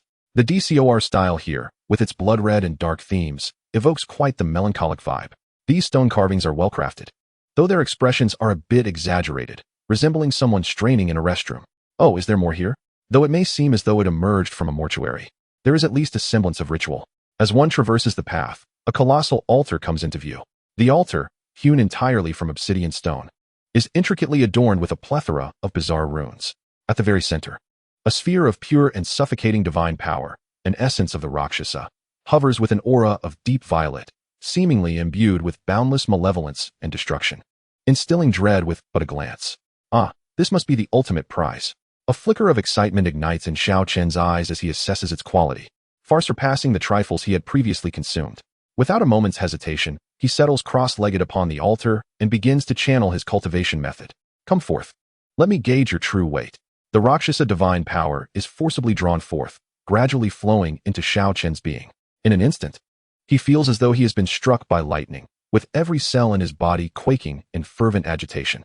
Yet, this agony is fleeting, swiftly replaced by an indescribable sensation of exhilaration, akin to sipping an ice-cold beverage on a sweltering summer day, refreshing him from head to toe. Oh, this feeling is simply transcendent. Xiao Chen's soul power begins to surge uncontrollably. Level 40, level 41, level 42. His soul power escalates as if propelled by a rocket, while behind him, a soul ring of a deep purple, almost obsidian hue, begins to coalesce. This soul ring is unlike any ordinary one. It emanates a heart-stopping aura, as if it harbors demons from the abyss. More terrifying still, its color is so dark that it can only belong to a legendary million-year soul ring. Outside the Pope's palace, Bibi Dong senses the terrifying fluctuations of soul power emanating from the Rakshasa secret realm, leaving her momentarily stunned. How could this be possible? Her voice trembles slightly. The essence of that soul power is unmistakably the Rakshasa divine power. Moreover, there is a pressure she has never encountered before. One that can only belong to a million-year soul ring. A million-year soul ring? Yueguan's voice shifts in pitch. Do such rings truly exist in this world? Gue Mei kneels in submission, exclaiming, "This pressure makes my martial soul tremble." Bibi Dong fixates intently on the entrance to the Rakshasa secret realm, her heart surging with tumultuous waves. She has always believed herself to be the chosen one of the Rakshasa, that this secret realm was her exclusive opportunity. Yet now, a mere 14-year-old boy not only effortlessly enters the realm, but also acquires the Rakshasa divine power she has long coveted. Even more unbearable is the realization that Xiao Chen has manifested the legendary million-year soul ring, an existence so far beyond her reach, even as a 99th level ultimate Douluo. Who is he? Bibidong's voice quavers, her proud visage betraying a rare expression of panic. Suddenly, an absurd thought pierces her mind. Could it be that Xiao Chen is the true chosen one of the Rakshasa, while she is merely a substitute? The moment this thought arises, her heart feels as though it has been mercilessly stabbed. Throughout her life, she had maintained an air of haughtiness, never deigning to show any semblance of weakness to any man. Yet, at this moment, confronted by the extraordinary talent displayed by Xiao Chen, her heart stirred with ripples of emotion she had never experienced before.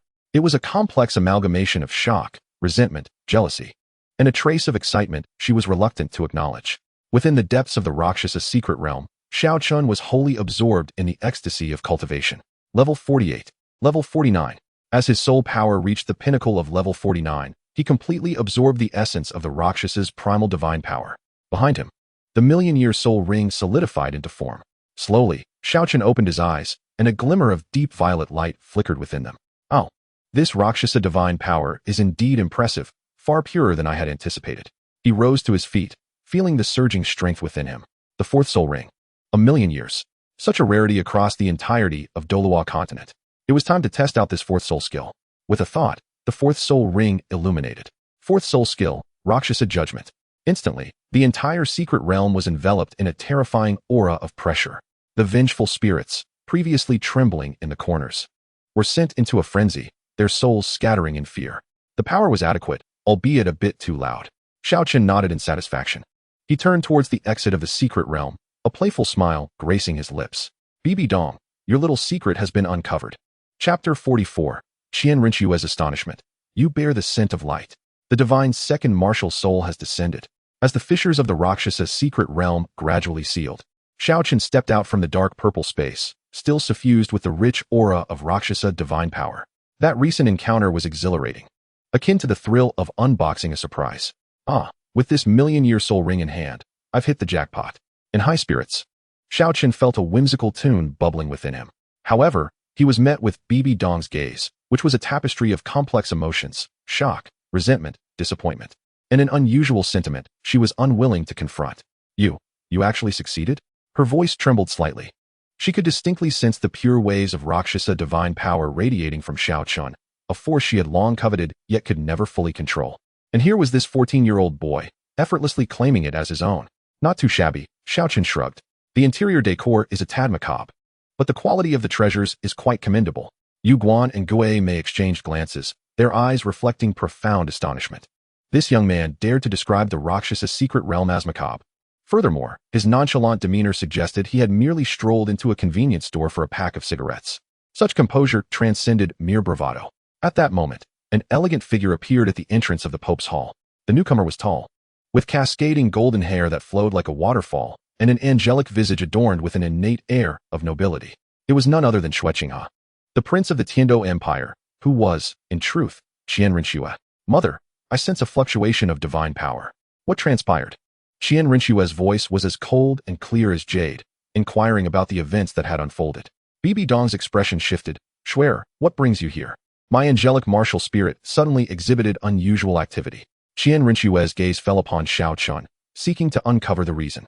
The moment her eyes met his, her pupils constricted abruptly. It was an extraordinary sensation, akin to discovering light in the depths of darkness, warm and inviting. Her six-winged, angelic martial spirit trembled slightly within her, a natural response to encountering divine power of the same rank. You are the renowned Xiao Chen? Qian Rinchue appraised him, intrigued by the rumors of this prodigious youth. You flatter me, Xiao Chen replied with a smile. I merely possess a stroke of good fortune. Qian Rinxue furrowed her brow. She sensed the chilling aura of the Rakshasa divine power emanating from Xiao Chen. Yet what concerned her more was the hidden essence beneath this malevolent force, something fundamentally different from angelic power, yet sharing a similar nature. Fascinating, a smile graced Qian Rinxue's lips.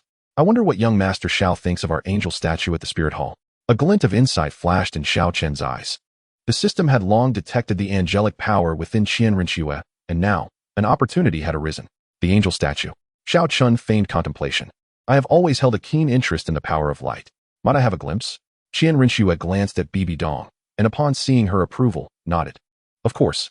The Angel Hall, located to the east of the Pope's Hall, is one of the most sacred places within the Spirit Hall. As they pushed open the heavy temple doors, a wave of pure light energy enveloped them. The interior of the temple was spacious and radiant, dominated by a towering angel statue over 10 meters high, meticulously carved from pure white divine stone. The six-winged angel's likeness was lifelike, emanating a warm and sacred glow. Remarkable. Xiao Chen mused inwardly. Is this the statue of the angel god? It certainly is far more pleasing to the eye than those chaotic, evil god statues. Qian Rinxue stood before the statue and reverently bowed. This is the guardian deity of our spirit hall, the statue of the angel god, she said softly. Throughout the ages, bearers of the angelic martial spirits within the spirit hall have come here to seek the deity's protection. Xiao Chen nodded and approached the statue. Ding. You have arrived at the sign-in location before the angel god statue. Would you like to sign in? Sign in. Sign in successful. Congratulations, host. You have received a tiered reward. Divine Second Martial Spirit, the Holy Dragon King of Light. Reward. Angelic Radiance. Passive skill. Purifies evil. Significantly enhances the potency and affinity of light attribute skills. Boom. The moment the sign-in was completed, an overwhelming aura of pure and radiant divine light erupted from within Xiao Chen. This essence was so pristine that it sent shivers down one's spine, akin to the warmth of a rising sun. Even more astonishing was the ethereal image of the Holy Dragon King of Light slowly coalescing behind him. It was a colossal dragon, several dozen meters long, its body adorned with scales that sparkled like diamonds, crowned with majestic dragon horns, and its expansive wings overshadowing the sun. As the Dragon King's apparition manifested, the entire Angel Hall was enveloped in a dazzling brilliance. A thunderous roar reverberated through the temple, echoing to the heavens. The voice was both authoritative and sacred, as if it emanated from a divine realm. Qian Rinxue widened her eyes, utterly stunned. Her six-winged, angelic spirit manifested uncontrollably. 6 pure white wings unfurling behind her, harmonizing with the ethereal silhouette of the radiant Holy Dragon King. What astonished her even more was that her angelic spirit was, in fact, paying homage to the radiant Holy Dragon King. It was a submission that sprang from the depths of her very lineage, akin to the instinctive reaction of a lesser deity before a superior one. How could this be? Qian Rinxue's voice trembled. How could my angelic spirit? She fixed her gaze intently on Xiao Chen, disbelief evident in her beautiful eyes. There is a scent of light about you, Qian Rinxue murmured. Purer and warmer than my grandfather's divine statue. Xiao Chen felt the surging divine power of light within, a satisfied smile gracing his lips. The radiant Holy Dragon King spirit. This was an existence of a higher order than the angelic spirit. If the angelic spirit was the monarch of the light element, then the radiant Holy Dragon King was its emperor. I apologize, perhaps it is the fragrant shower gel I used today, Xiao Chen jested. Qian Rinxue, are you seriously talking about shower gel at a time like this? But in the next moment, she was deeply captivated by the increasingly potent aura of light emanating from Xiao Chen. It felt like a comforting bonfire in the harsh winter, warming her very soul. Your spirit. Qian Rinxue pointed at the silhouette of the radiant Holy Dragon King behind Xiao Chen. What kind of spirit is this? The radiant Holy Dragon King. Xiao Chen replied nonchalantly. It's considered a rather rare spirit. Rare? Qian Rinxue nearly choked on the word. This was not merely rare. It was clearly a legendary divine-level spirit. Moreover, it was the pinnacle of the light element. After cultivating her angelic spirit for so many years, she had never encountered a light spirit of a higher tier. Yet today, she not only witnessed one, but also saw her own angelic spirit paying respect to it. Impossible, Qian Rinxue shook her head. There cannot exist a light spirit superior to the angelic spirit in this world. Oh, Xiao Chen chuckled. What if I told you? My radiant Holy Dragon King spirit is divine level? Upon hearing this, Qian Rinxue was utterly petrified. Divine level spirit? Wasn't that something that only existed in legends? Moreover, a divine-level spirit of the light element. She gazed at the imposing silhouette of the radiant Holy Dragon King behind Xiao Chen, a tempest of emotions surging within her. If it truly was a divine-level spirit, It would explain why her angelic spirit expressed reverence toward it. Yet this also meant that the seemingly harmless youth before her possessed a talent beyond her reach. Who exactly are you? Qian Ringshu's voice quivered slightly. I am merely an ordinary soul master. Xiao Chen shrugged. I just happen to be fortunate enough to awaken two rather decent spirits. Two. Qian Ringshu's eyes widened in disbelief. You mean, two spirits? Indeed, Xiao Chen nodded. The Dark Moon Eye and the Radiant Holy Dragon King. One leans towards mental prowess, while the other leans towards the power of light. Qian Rinshua felt as though her worldview had been utterly upended. Twin martial souls? And of such extraordinary caliber? Was this even human? At that moment, a voice echoed from outside the hall. Shura, Bibi Dong's figure appeared at the entrance. Having sensed the terrifying fluctuations of divine light emanating from the angel temple, upon witnessing the ethereal silhouette of the Holy Dragon King behind Xiao Chen, she stood transfixed. What kind of martial soul is this? Bibi Dong's voice trembled slightly. She could distinctly perceive the purity of that divine light, rivaling the power of her own Rakshasa energy, and in some way, it seemed to subtly suppress her own. Mother, he possesses two martial souls. Qian Rinshue's voice quavered, and they are both divine. Bibi Dong's expression instantly turned pale. Divine twin martial souls? Such an existence could no longer be described merely as a genius. This was a true prodigy, a favored child of the divine. Gazing at Xiao Chen's youthful visage, she felt an unprecedented sense of crisis swell within her. This boy would undoubtedly become the greatest variable in her quest to unify the continent. Yet, simultaneously, another emotion surged within her heart. If she could harness such a genius for her own purposes. Xiao Chen, Bibi Dong inhaled deeply, striving to keep her voice composed. Your talent surpasses my imagination. You flatter me, Xiao Chen replied, dismissing it with a wave. It was merely good fortune. Good fortune? Bibi Dong nearly laughed in disbelief at his words. To call divine twin martial souls mere luck? What then was she, a rank 99 limit Douluo, to consider herself unlucky? Regardless, Bibi Dong slowly continued. You are the most outstanding genius I have ever encountered. The gates of the spirit hall will always be open to you. Xiao Chen nodded appreciatively. Thank you for your kindness, your holiness. Standing beside them, Qian Rinshua gazed at Xiao Chen's calm visage, a myriad of indescribable emotions flooding her heart. It was a peculiar sensation, a blend of shock, curiosity, and a hint of something she herself was reluctant to acknowledge, an infatuation. Xiao Chen, Qian Rinshua suddenly ventured, May I touch your Holy Dragon King's light? Chapter 45. The first contest between the two maidens. Bibi Dong's midnight discussion, Qian Rinshua's invitation for sparring. The ethereal silhouette of the Holy Dragon King gradually dissipated, and the angel temple returned to its previous tranquility. Xiao Chen retracted his aura, appearing as relaxed as if he had merely yawned. Meanwhile, Qian Rinshua, whose once frosty gaze now sparkled with intrigue, fixated on him. Ahem, Xiao Chen scratched his nose. Miss Qian Rinshua, your gaze upon me is rather disconcerting. Qian Rinshua's cheeks flushed, and she quickly averted her eyes, though she soon found herself stealing glances again. Having cultivated the angel martial soul since her youth, she had never before encountered such pure divine light. The warm and sacred aura compelled her to draw closer. Xiao Chen, Qian Rinshua's tone bore a hint of trepidation. Is your Holy Dragon King martial soul truly innate? Of course, Xiao Chen nodded as if it were self-evident. It couldn't possibly be an acquired addition. Qian Rinshua found herself in a state of bemusement at the metaphor. Install it. Is she equating the martial soul to a computer component? At that moment, a commanding voice resonated from outside the hall. Shura, are you inside? The figure of Bibi Dong appeared at the entrance. She had changed out of the resplendent attire of the Pope and donned a flowing purple gown, exuding less authority and more of the charm of a mature woman. Mother, Qian Rinshua greeted obediently. Bibi Dong's gaze lingered on Xiao Chen for a few seconds, her profound eyes swirling with emotions. The recent surge of divine light energy was palpable even within the Pope's hall. A divine twin martial soul. Such an existence transcended her understanding. Shura, Bibi Dong spoke softly, you may return now. I have matters of significance to discuss with young friend Xiao Chen. Qian Rinshua felt a trace of reluctance, but complied with her mother's command.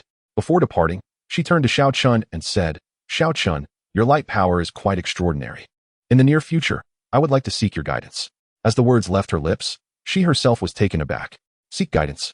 She, a rightful heir of the angel god, wished to consult a mere 14-year-old boy. Yet, inexplicably, she yearned to know more about Xiao Chen. Xiao Chen smiled. If the opportunity arises, I would be glad to.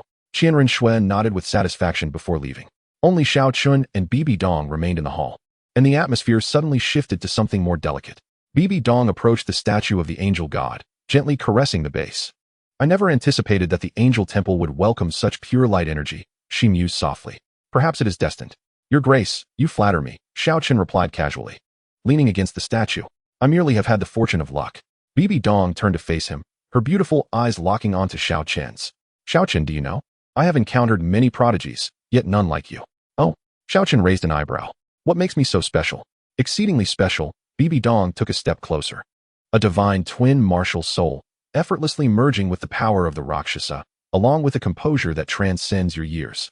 She paused, her tone tinged with curiosity. Who exactly are you? Xiao Chen did not respond immediately. Instead, he retrieved a small feather ornament from his pocket. It was a little trinket awarded by the system during his recent registration at the Angel Temple, emanating a soft golden hue and radiating warmth. This is rather beautiful, Xiao Chen remarked, twirling the feather ornament. What do you think, Your Grace? Bibi Dong's pupils constricted. That is the angel feather. Only those who have undergone the trials of the angel god may obtain such a sacred artifact. Where did you acquire it? I found it earlier in front of the statue, Xiao Chen shrugged. Perhaps it belonged to some senior. Found it. Bibi Dong was nearly amused to the point of exasperation by his reasoning. How could an artifact of such caliber simply be found? Yet, observing Xiao Chen's nonchalant demeanor, she suddenly grasped a terrifying reality. To Xiao Chen, the angel feather might indeed be considered an inconsequential item. This unruffled attitude left her with an unprecedented sense of defeat. Xiao Chen, Bibi Dong took a deep breath, resolved to be forthright. Your talent is exceedingly rare, a treasure found once in a millennium. If you are willing to assist me, the future of the Spirit Hall shall be shared between us. She paused, her voice laced with a hint of temptation. Including the power of the Rakshasa. Xiao Chen halted his playful manipulation of the feather ornament, regarding Bibi Dong with a smile that danced on the edge of irony. Does your holiness believe I need such a thing? This rhetorical inquiry left Bibi Dong utterly taken aback. Did he truly need it? What lay beneath this question? Did Xiao Chen find her offer lacking allure, or did he simply not desire it at all? Bibi Dong discovered she could not fathom the young man before her. His confidence seemed genuine, emanating a tranquility that suggested he held dominion over all. Bibi Dong opened her mouth, but found herself at a loss for words. For the first time in her long life, she was rendered speechless in a negotiation by a single phrase. Xiao Chen chuckled softly, resuming his playful manipulation of the angelic feather. Your holiness, I can sense your yearning when you mention the power of the Rakshasa. Yet, simultaneously, I perceive your reluctance. Bibi Dong's body trembled slightly. He had seen through her. This young man was not only formidable in strength, but possessed a keen psychological insight as well. What do you wish to know? She asked, forcing a smile. For now, it is not urgent, Xiao Chen replied, tucking away the angelic feather. However, I am curious. Your holiness Bibi Dong, your story must be quite remarkable. A complex emotion flickered in her eyes.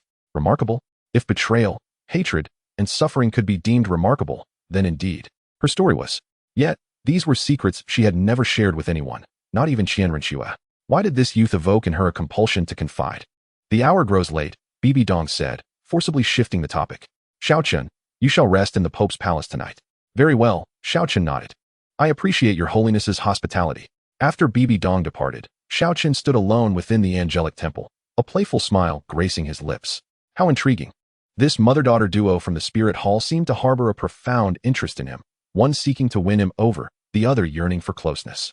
It felt akin to witnessing a captivating drama, where he played both the audience and the lead. Early the next morning, as Xiao Chen emerged from his guest chamber, he encountered a maid standing respectfully at the door.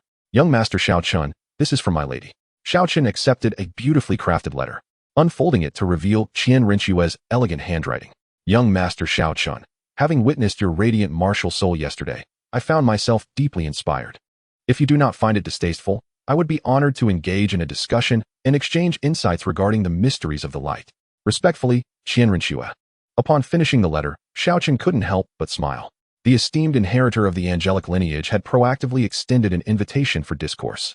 Should this news reach the ears of others, it would surely leave them astounded.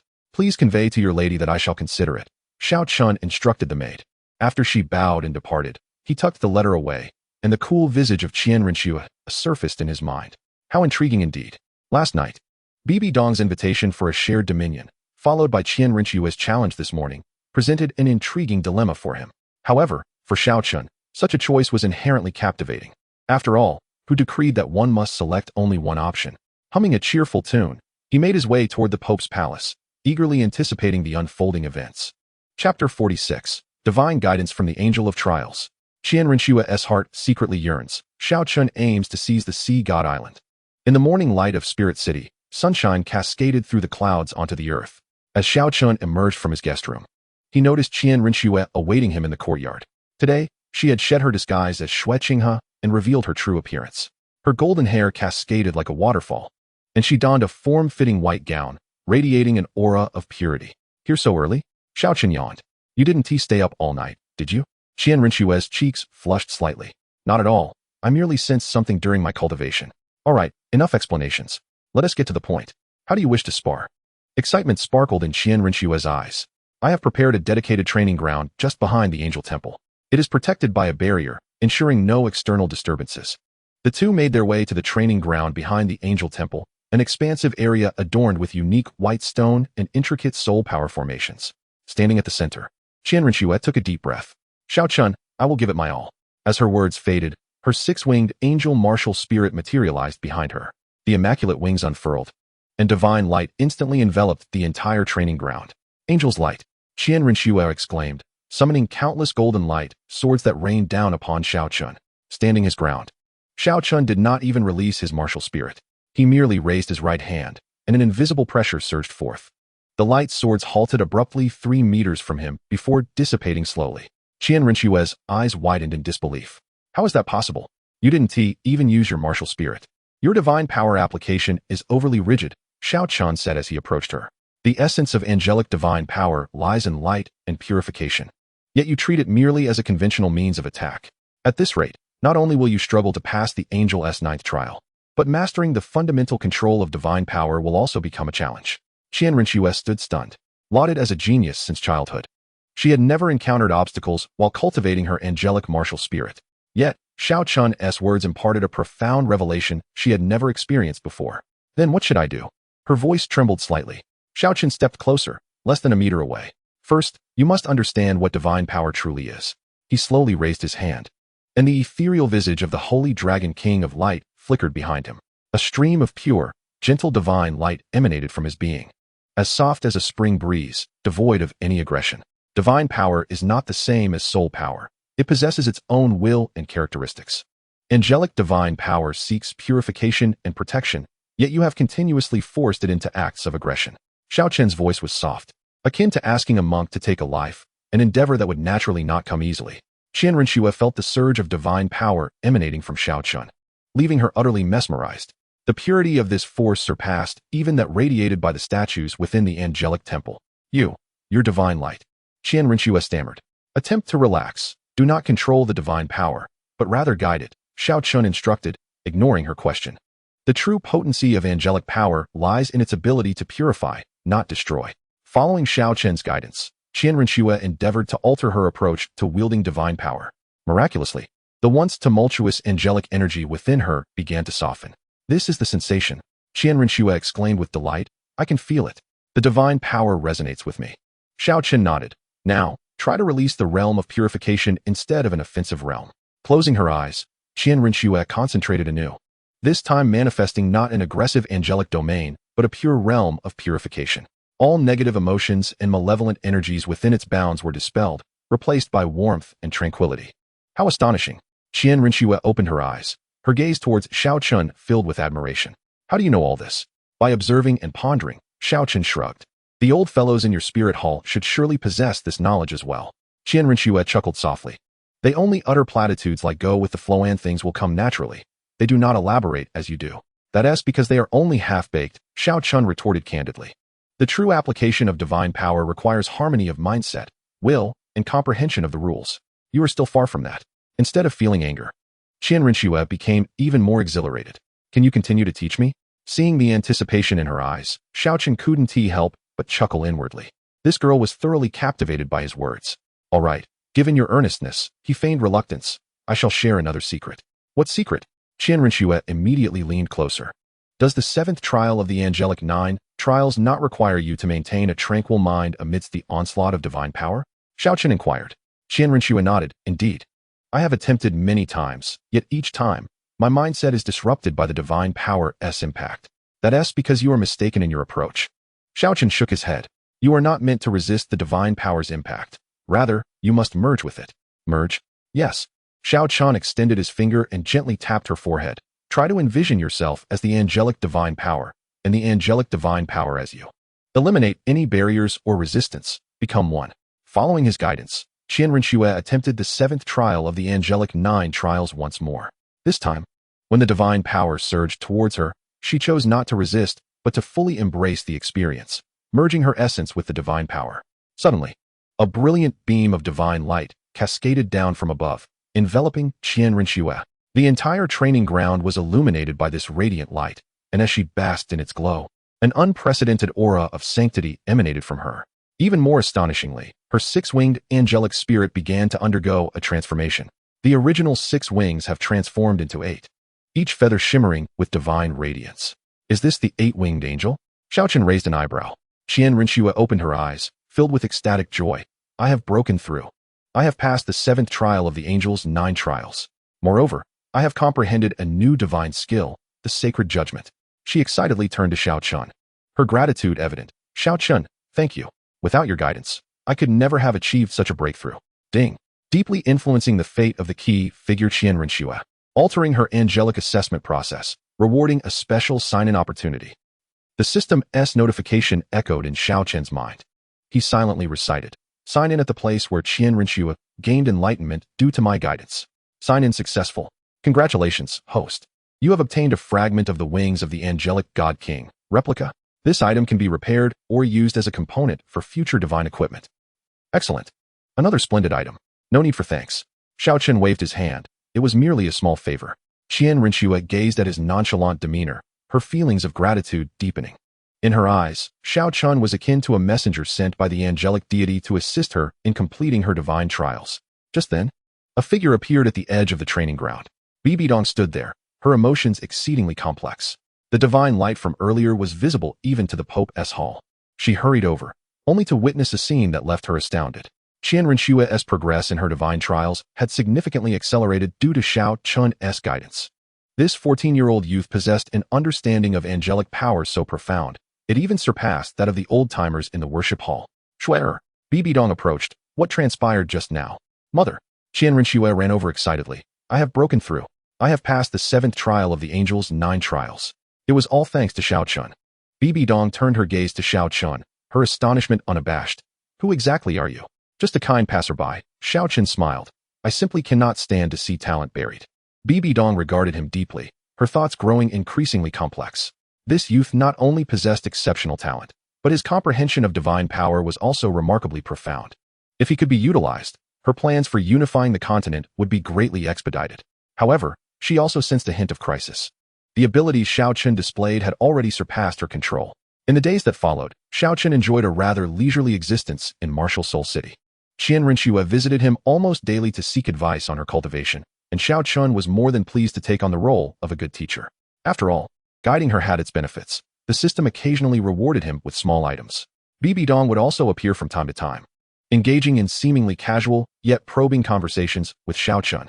One evening, Qian Rinxue sought out Xiao Chen again. Xiao Chen, I have a question to ask you. Qian Rinxue sat on a stone bench in the courtyard. The last 2 trials of the angel's 9 trials require harnessing the power of the ocean to temper the divine soul. Do you know what this means? Xiao Chen felt a stir in his heart. The power of the ocean? Yes. Qian Rinxue nodded. The inherited memories mentioned that one must undergo trials in the purest ocean to complete the final transformation of the divine soul. Sea God Island. In an instant, Xiao Chen experienced a moment of clarity. It appeared that there indeed existed a connection between the angelic divine trial and the sea goddess legacy. Now was the most opportune moment to embark on a journey to Sea God Island. A notification chimed, detected that the host is about to engage with a core plot point, initiating a long-term sign-in task, Waves of the Vast Sea. The Divine Pearl of the Deity. First phase task, arrive at Sea God Island and complete sign-ins at 3 designated points. Rewards, affinity with the sea god's divine power, a divine soul bone, and a mysterious gift package. Warning, Tang San and his companions will arrive at Sea God Island in 1 month. The host is advised to prepare in advance. A spark of excitement flickered in Xiao Chen's eyes. Sea God Island was one of the most enigmatic locations on Douluo Continent. According to the original narrative, Tang San and his companions were about to journey there to undergo the Sea God trial. If he arrived first, wouldn't he seize all the advantages for himself? The thought of Tang San reaching Sea God Island only to find that all the opportunities had been claimed by him made Xiao Chen unable to suppress a smile. What are you thinking about, Xiao Chen? Qian Renxue inquired with curiosity. It's nothing, Xiao Chen replied, regaining his composure.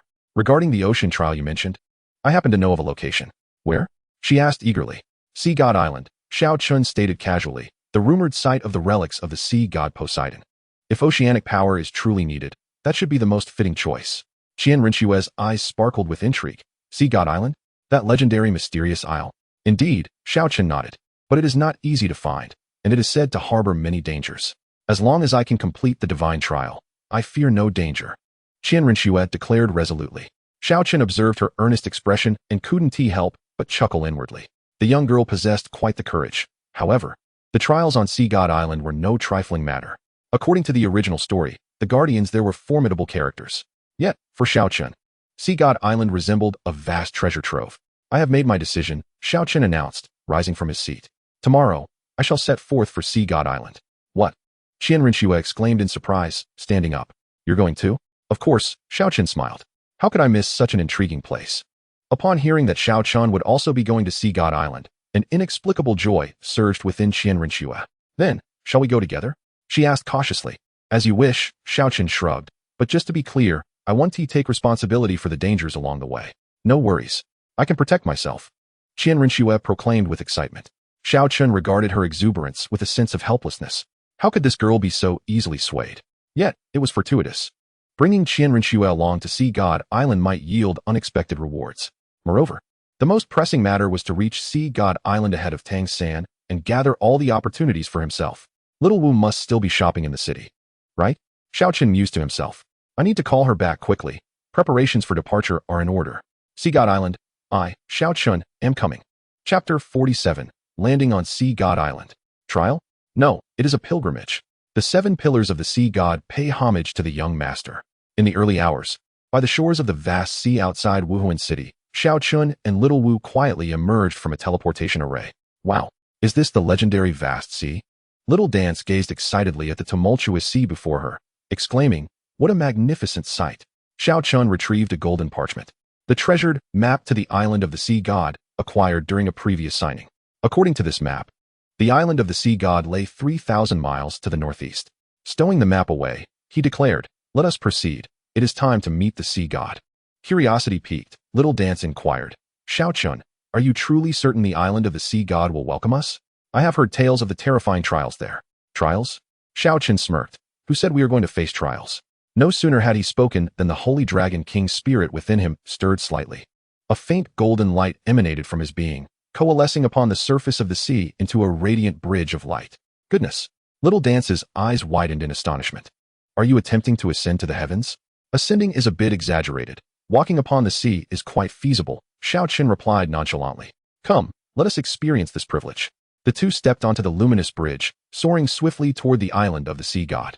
Along their journey, the ferocious sea spirit beasts sensed the divine pressure radiating from Xiao Chen and retreated in terror. A few ancient sea spirit beasts even emerged, respectfully nodding in homage toward the bridge. Why are these sea spirit beasts so obedient? Little Dance marveled. Perhaps it is due to my amiable appearance, Xiao Chen replied casually. However, he was acutely aware that the Holy Dragon King's spirit naturally possessed the ability to intimidate marine creatures, combined with the Shura divine power within him. It was remarkable that these sea spirit beasts did not prostrate themselves in reverence. 2 hours later, a mysterious island emerged in the distance. Is that the island of the sea god? Little Dance pointed toward the distant isle. Xiao Chen nodded. Indeed, the fabled ruins of Poseidon. As they approached the periphery of the island of the sea god, a golden beam of light suddenly descended from the heavens. The light of the sea god? Has the welcoming ceremony commenced so swiftly? Xiao Chen raised an eyebrow. Yet, just as the divine light was about to envelop them, the Holy Dragon King spirit, the Yin God Eye, and the Shura divine power within Xiao Chen resonated simultaneously. With a thunderous roar, the entire island of the sea god trembled violently. A towering golden beam erupted from the direction of Sea God Mountain, far more potent than the earlier divine light. What is happening? Little Dance was taken aback by this sudden turn of events. Subsequently, an ancient and profound divine consciousness swept down from Sea God Mountain, exuding a majestic and overwhelming aura, ultimately locking onto Xiao Chen. Sensing the divine consciousness probing him, Xiao Chen chuckled inwardly. Here it comes. The grand spectacle is about to unfold.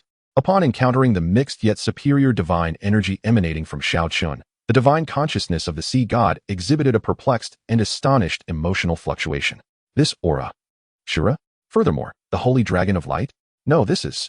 Fragmented waves of consciousness echoed within the divine thought, as if it were striving to recall something. Agreement, bloodline, inheritance. The time has come. Xiao Chen pondered. Could it be that the sea god perceives me as some extraordinary figure? Before he could fully process this, the transformations on the island of the sea god astonished all present. At the Seahorse Sacred Pillar, Seahorse Douluo had just sensed the approach of someone to Sea God Island and was preparing to announce the customary trial rules when, suddenly, his entire body began to tremble violently. Could this be the divine decree of the sea god? The expression on Seahorse Douluo's face changed drastically, and his gaze towards Xiao Chen shifted from scrutiny to fervent reverence. Not only Seahorse Douluo, but the other 6 Sacred Pillar Guardians also simultaneously sensed the disturbance from Sea God Mountain. Quickly, the sea god has important instructions. This surge of divine energy feels unusual. It is the chosen one of the sea god. The 6 Sacred Pillar Doa hastened from their respective pillars and arrived just in time to witness the colossal statue of the sea god atop the mountain radiating an unprecedented brilliance of golden light. Upon sensing the divine aura emanating from Xiao Chen, which sent shivers through their very souls, and the unmistakable guidance of the sea goddess will, the 7 Sacred Pillar Douluo performed a shocking act that left everyone astounded. They knelt in unison, welcoming the chosen one of the sea god back to his rightful place. We pay our respects to the young master. The 7 formidable titled Douluos knelt on the beach of Sea God Island. Xiao Wu was utterly stunned. Xiao Chen? What is happening? Xiao Chen twitched his lips, bemused by the dramatic scene before him. Is the sea goddess reasoning flawed? I merely came to sign in. Yet you have mistaken me for a young master? Ding. Triggered a special fate node. The will of the sea god deity is highly recognized. Detected that the host can perform a super sign-in at the sea god temple. Expected rewards: sea god deity position, initial control authority, divine artifact golden trident, genuine projection capable of growth, sea goddess heart, fragment that can be fused. Warning: this sign-in opportunity is exceedingly rare. The host should proceed to the sea god temple as soon as possible. Xiao Chen's eyes brightened. Goodness, this is a direct bestowal of divine status. Although he was unsure why the sea god had mistaken him for someone else, he saw no reason to refuse such advantageous offerings. I am honored by your kindness. Esteemed seniors, Xiao Chen readily accepted this role. Since the sea god had summoned him, it would be prudent to comply. Seahorse Douluo's voice trembled with excitement. Young master, you have finally arrived. The sea god has awaited your presence for so long. Waiting for me? Xiao Chen was filled with questions, yet maintained an air of inscrutability. Indeed, I did not anticipate arriving so swiftly. Xiao Chen nodded, asking, where is the sea god temple? It is at the summit of Sea God Mountain. Seahorse Douluo quickly rose to his feet, eager to lead the way. The other 6 Sacred Pillar Douluo also stood up, their faces alight with fervor and adoration. The purity of the young master's divine power is truly deserving of being the chosen one of the sea god. In all my years, I have never encountered such a youthful divine powerhouse. Sea God Island is saved. As Xiao Chen listened to their flattering words, he felt a sense of satisfaction. While he remained puzzled as to why the sea god had mistaken him, the feeling of being revered by a group of titled Douluos was indeed delightful. Xiao Chen. Xiao Wu quietly tugged at his sleeve. What exactly is going on? Perhaps I resemble a long-lost acquaintance of the sea god, Xiao Chen replied dismissively. A procession of individuals marched resolutely toward the Sea God Mountain, the residents of Sea God Island. Upon witnessing the 7 sacred pillars escorting 2 young men up the mountain, were rendered speechless in astonishment. Who was that youth, commanding such reverence from the guardians of the sacred pillars? The aura he exuded was far from ordinary. Could he be the heir of the sea god? Whispers of speculation arose, yet Xiao Chen remained entirely unfazed. His mind was preoccupied with the rewards awaiting him in the sea god temple. The sea goddess' divine status, though merely of initial control, it was indeed a genuine divine rank. And the golden trident, the exclusive artifact of the sea god, bore immense power that should not be underestimated. Young master, we have arrived at the sea god temple, remarked the Seahorse Douluo, gesturing towards the magnificent structure atop the mountain. Xiao Chen looked up and beheld an imposing temple radiating a soft golden light. Even more astonishing was the colossal statue of the sea god at its center, currently emanating a dazzling brilliance, as if welcoming a significant guest. The statue of the sea god has never shone so brightly, exclaimed one of the sacred Pillar Douluo in excitement. This is the sea god's acknowledgement of the young master.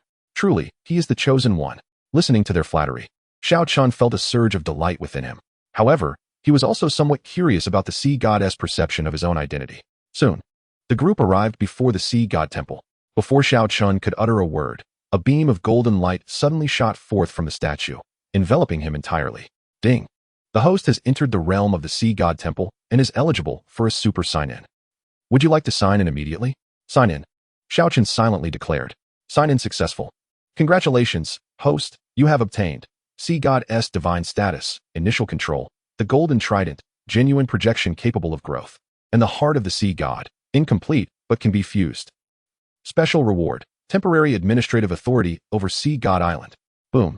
An overwhelming surge of divine power flooded into Xiao Chen's being. It was the pure essence of the sea god's power, imbued with the vastness and profundity of the ocean. Concurrently, a shimmering golden trident materialized from the void, gently descending into Xiao Chen's grasp. The golden trident. The seahorse Douluo exclaimed, nearly leaping with joy. It is indeed the true golden trident. The sea god has truly bestowed the artifact upon the young master. Our sea god island finally has a new master. The 7 sacred pillars once again knelt in reverence. As Xiao Chen felt the formidable power coursing through the trident in his hand, his heart brimmed with exhilaration. Its might far surpassed that of any Haotian hammer. More importantly, with the fusion of the sea god's divine status, his awareness of the entirety of Sea God Island became strikingly clear. Every blade of grass, every tree, each individual location, and even the distribution of soul beasts beneath the sea fell within the scope of his perception. The sensation of wielding such omnipotence was exhilarating beyond measure. Young master, you are now the new master of Sea God Island. The seahorse Douluo said respectfully. Please, issue your first command. Grasping the golden trident and gazing at the 7 sacred pillars kneeling before him, a wicked thought suddenly surged within Xiao Chen's mind. As Tang Sen approaches the shores of Sea God Island, he is unaware that a new master awaits him. The thought brings a smile to Xiao Chen's face. With an air of feigned seriousness, he declares, from today onward, Sea God Island announces a new heir. Pausing for effect. A mischievous glint sparkles in his eyes as he adds, furthermore, should any challengers from Shrek Academy arrive, ensure they receive a proper welcome. In the magnificent Sea God Hall, an overwhelming divine force reverberates. Grasping the shimmering golden trident, Xiao Chen revels in the potent energy coursing through him, a sensation akin to soaring above the ocean waves. Incredible! You've ascended so quickly?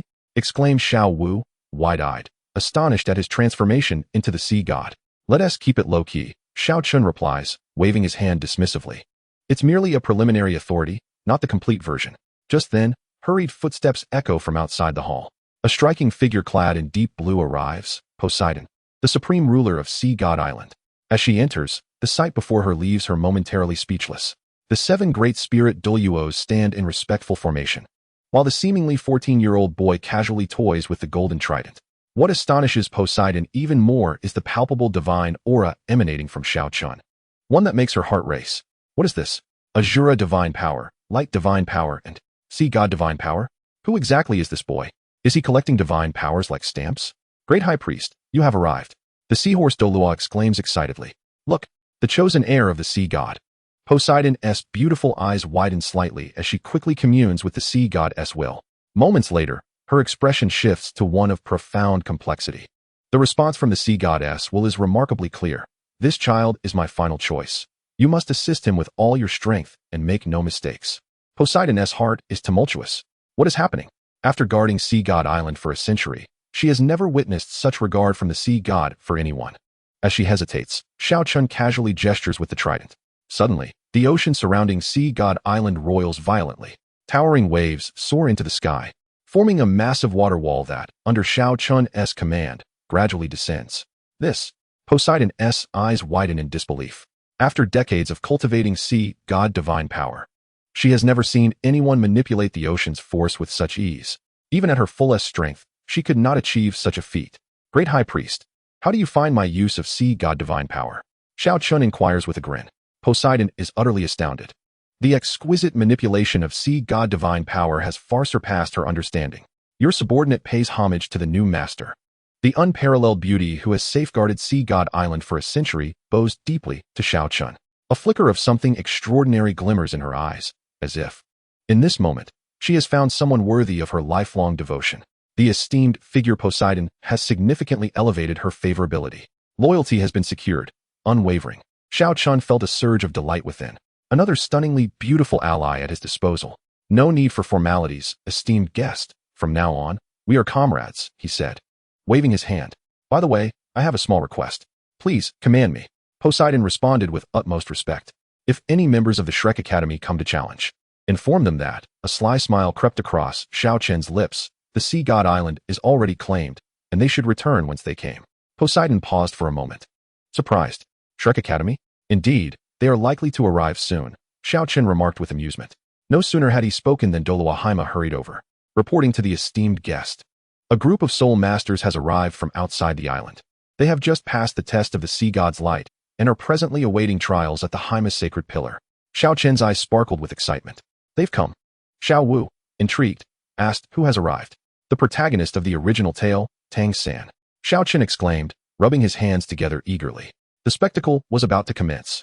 Outside Sea God Island, before the Haima's sacred pillar, Tang San and his companions, after enduring countless tribulations, finally set foot upon this legendary, mysterious land.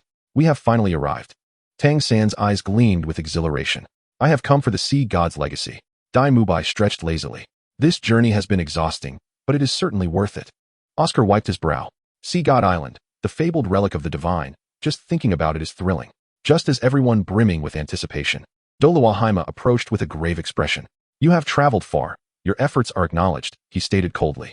However, it is regrettable that the Sea Lord has already chosen an heir to the divine position. You are fated to have no connection with the sea god, and I advise you to depart swiftly to avoid calamity. Tang San was momentarily stunned. What? What do you mean? An heir has been chosen. I have come all this way for the sea god's legacy. Impossible, he bellowed. I am the chosen one. How can the sea god's legacy not belong to me? Douluo shook his head. The will of the Sea Lord is resolute. The young master has already received the divine recognition, and the golden trident has acknowledged its master. You would do well to leave at once. Youth master? Tang San's complexion turned pale. Who is it? Who has seized my opportunity? It is Xiao Chen. Douluo replied nonchalantly. Boom. Tang San felt as though struck by lightning. Xiao Chen. Once again, it was Xiao Chen. His Shrek was crushed by Xiao Chen.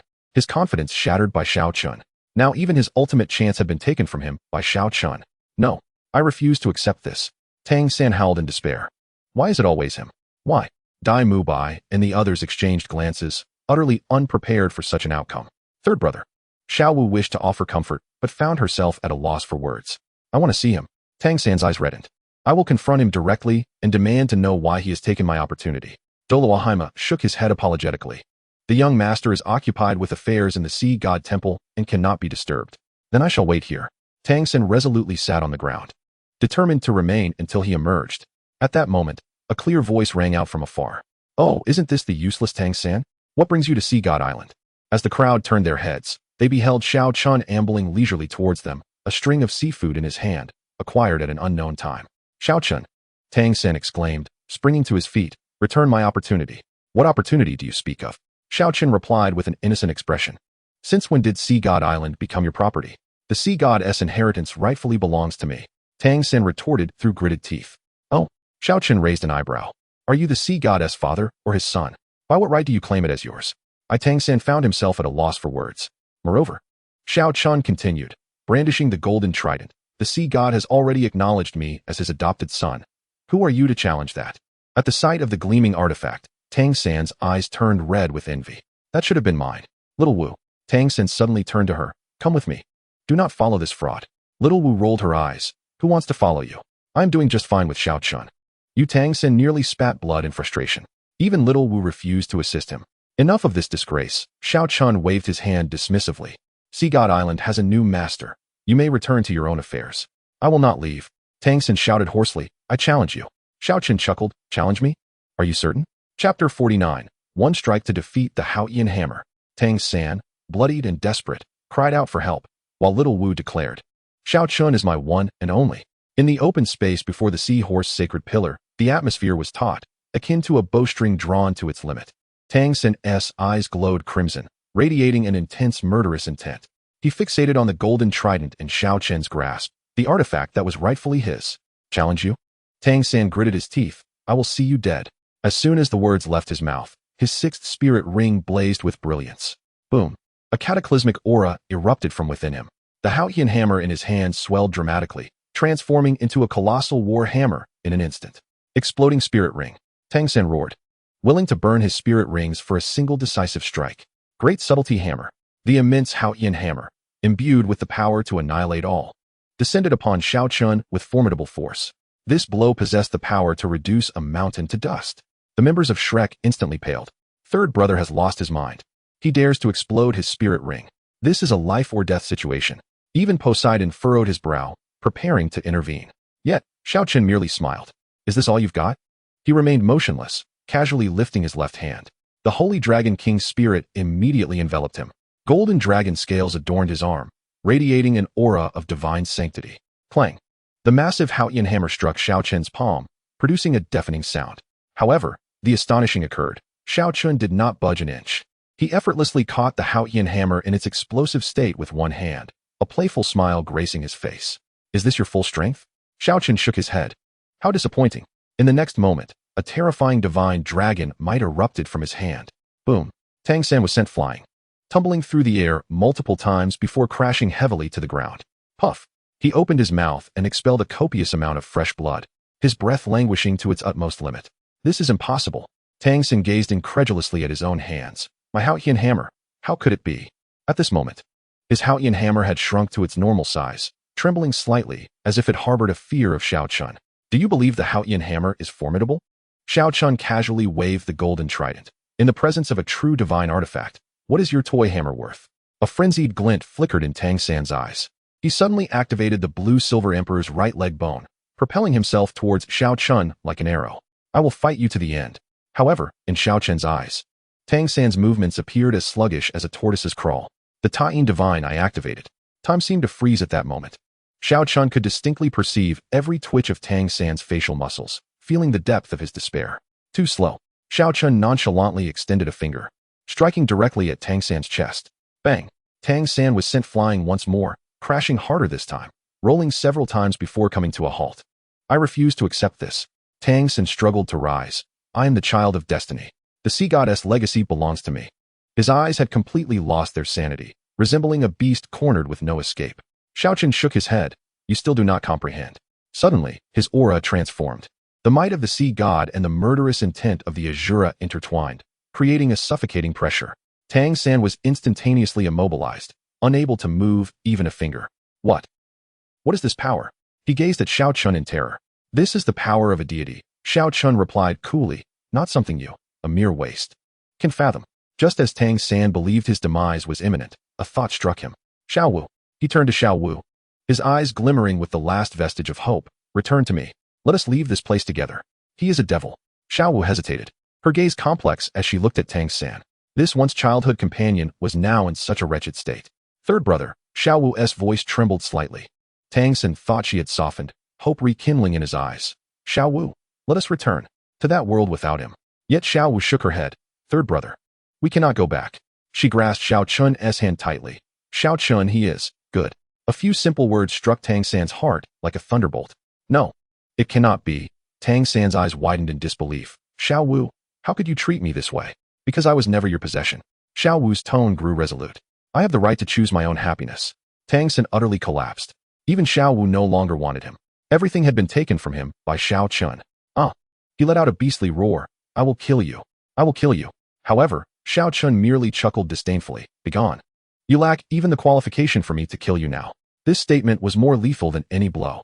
Tang San felt as though his heart had been brutally stabbed. Being disregarded, being deemed worthless, was a torment greater than death. Great High Priest. Without looking back, Xiao Chen spoke.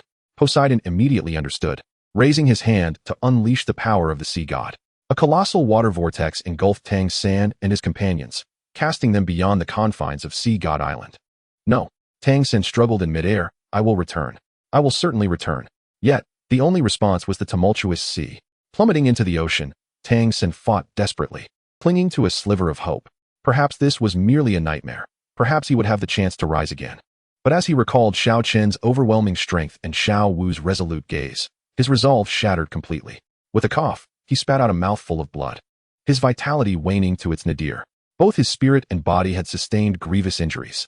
On Sea God Island, Xiao Wu gazed toward the direction in which Tang San had vanished, a flicker of sympathy crossing her eyes. After all, They were childhood sweethearts. She was not made of stone.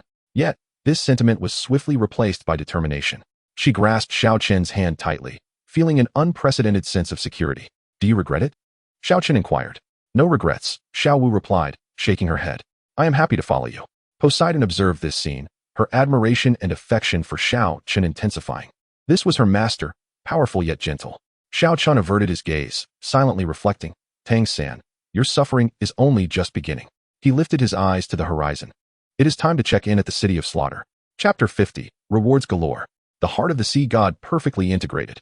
Within the sea god hall, divine might ebbed like a receding tide.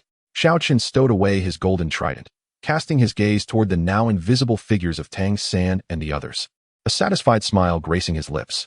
The scene of the original male protagonist being cast out of Sea God Island is simply exquisite. Ding. Detecting that the host has fundamentally altered the fate of the key character, Tang-san, granting an additional sign-in opportunity. Ding. Detecting that the host has perfectly mastered Sea God Island, unlocking a special sign-in point. Statue of the Sea God. Xiao Chen's eyes sparkled with excitement. Oh, more unexpected delights? He hastened toward the depths of the Sea God Hall, where a magnificent statue towering 100 meters awaited him. The statue of the sea god was imposing and sacred, brandishing a trident in a lifelike manner.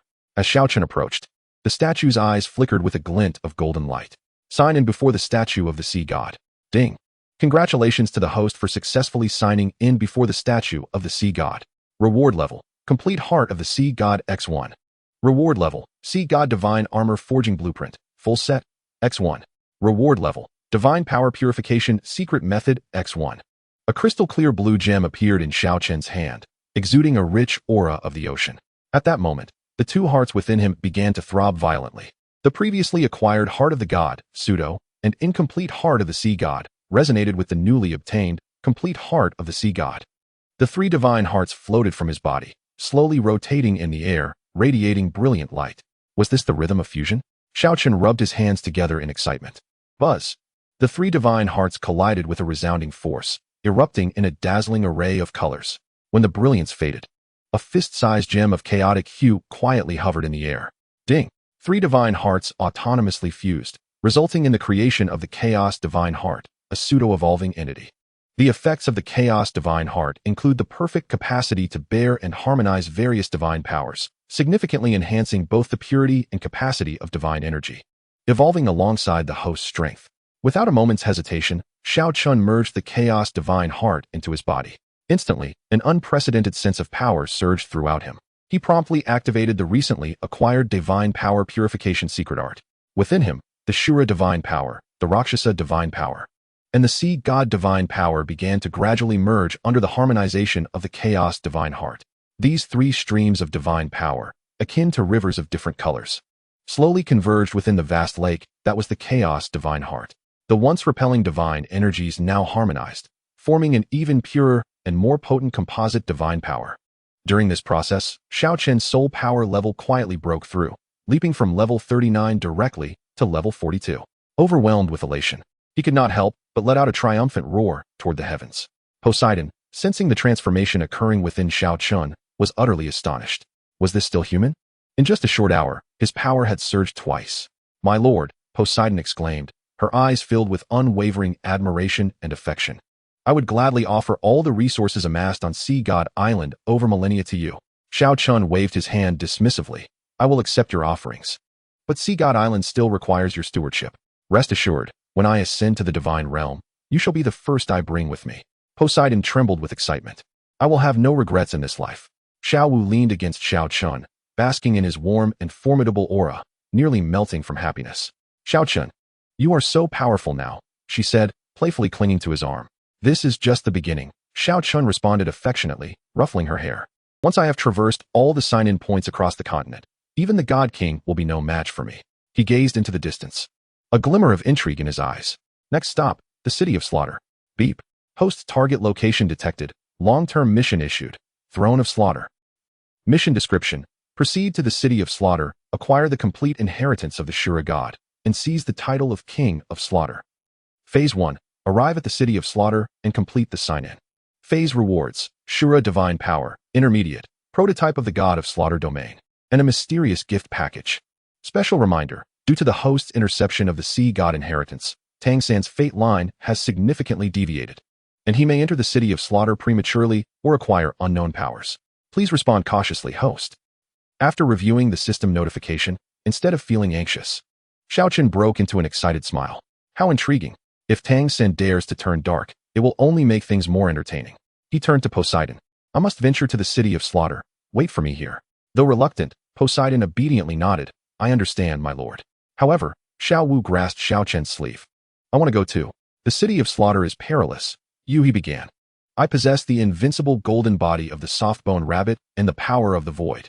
Xiao Wu replied earnestly. Moreover, I have the bloodline of the Moon Emperor within me. Perhaps I could awaken some special abilities there. After a moment of contemplation, Xiao Chen found her reasoning compelling. The bloodline of the Moon Emperor is indeed enigmatic. In a realm saturated with the stench of slaughter, one might truly stumble upon unexpected fortunes. Very well. Let us embark together. Xiao Chen nodded in agreement. Little Wu leaped with joy, exclaiming, wonderful. Posey, with a flicker of envy in her eyes, was soon replaced by understanding.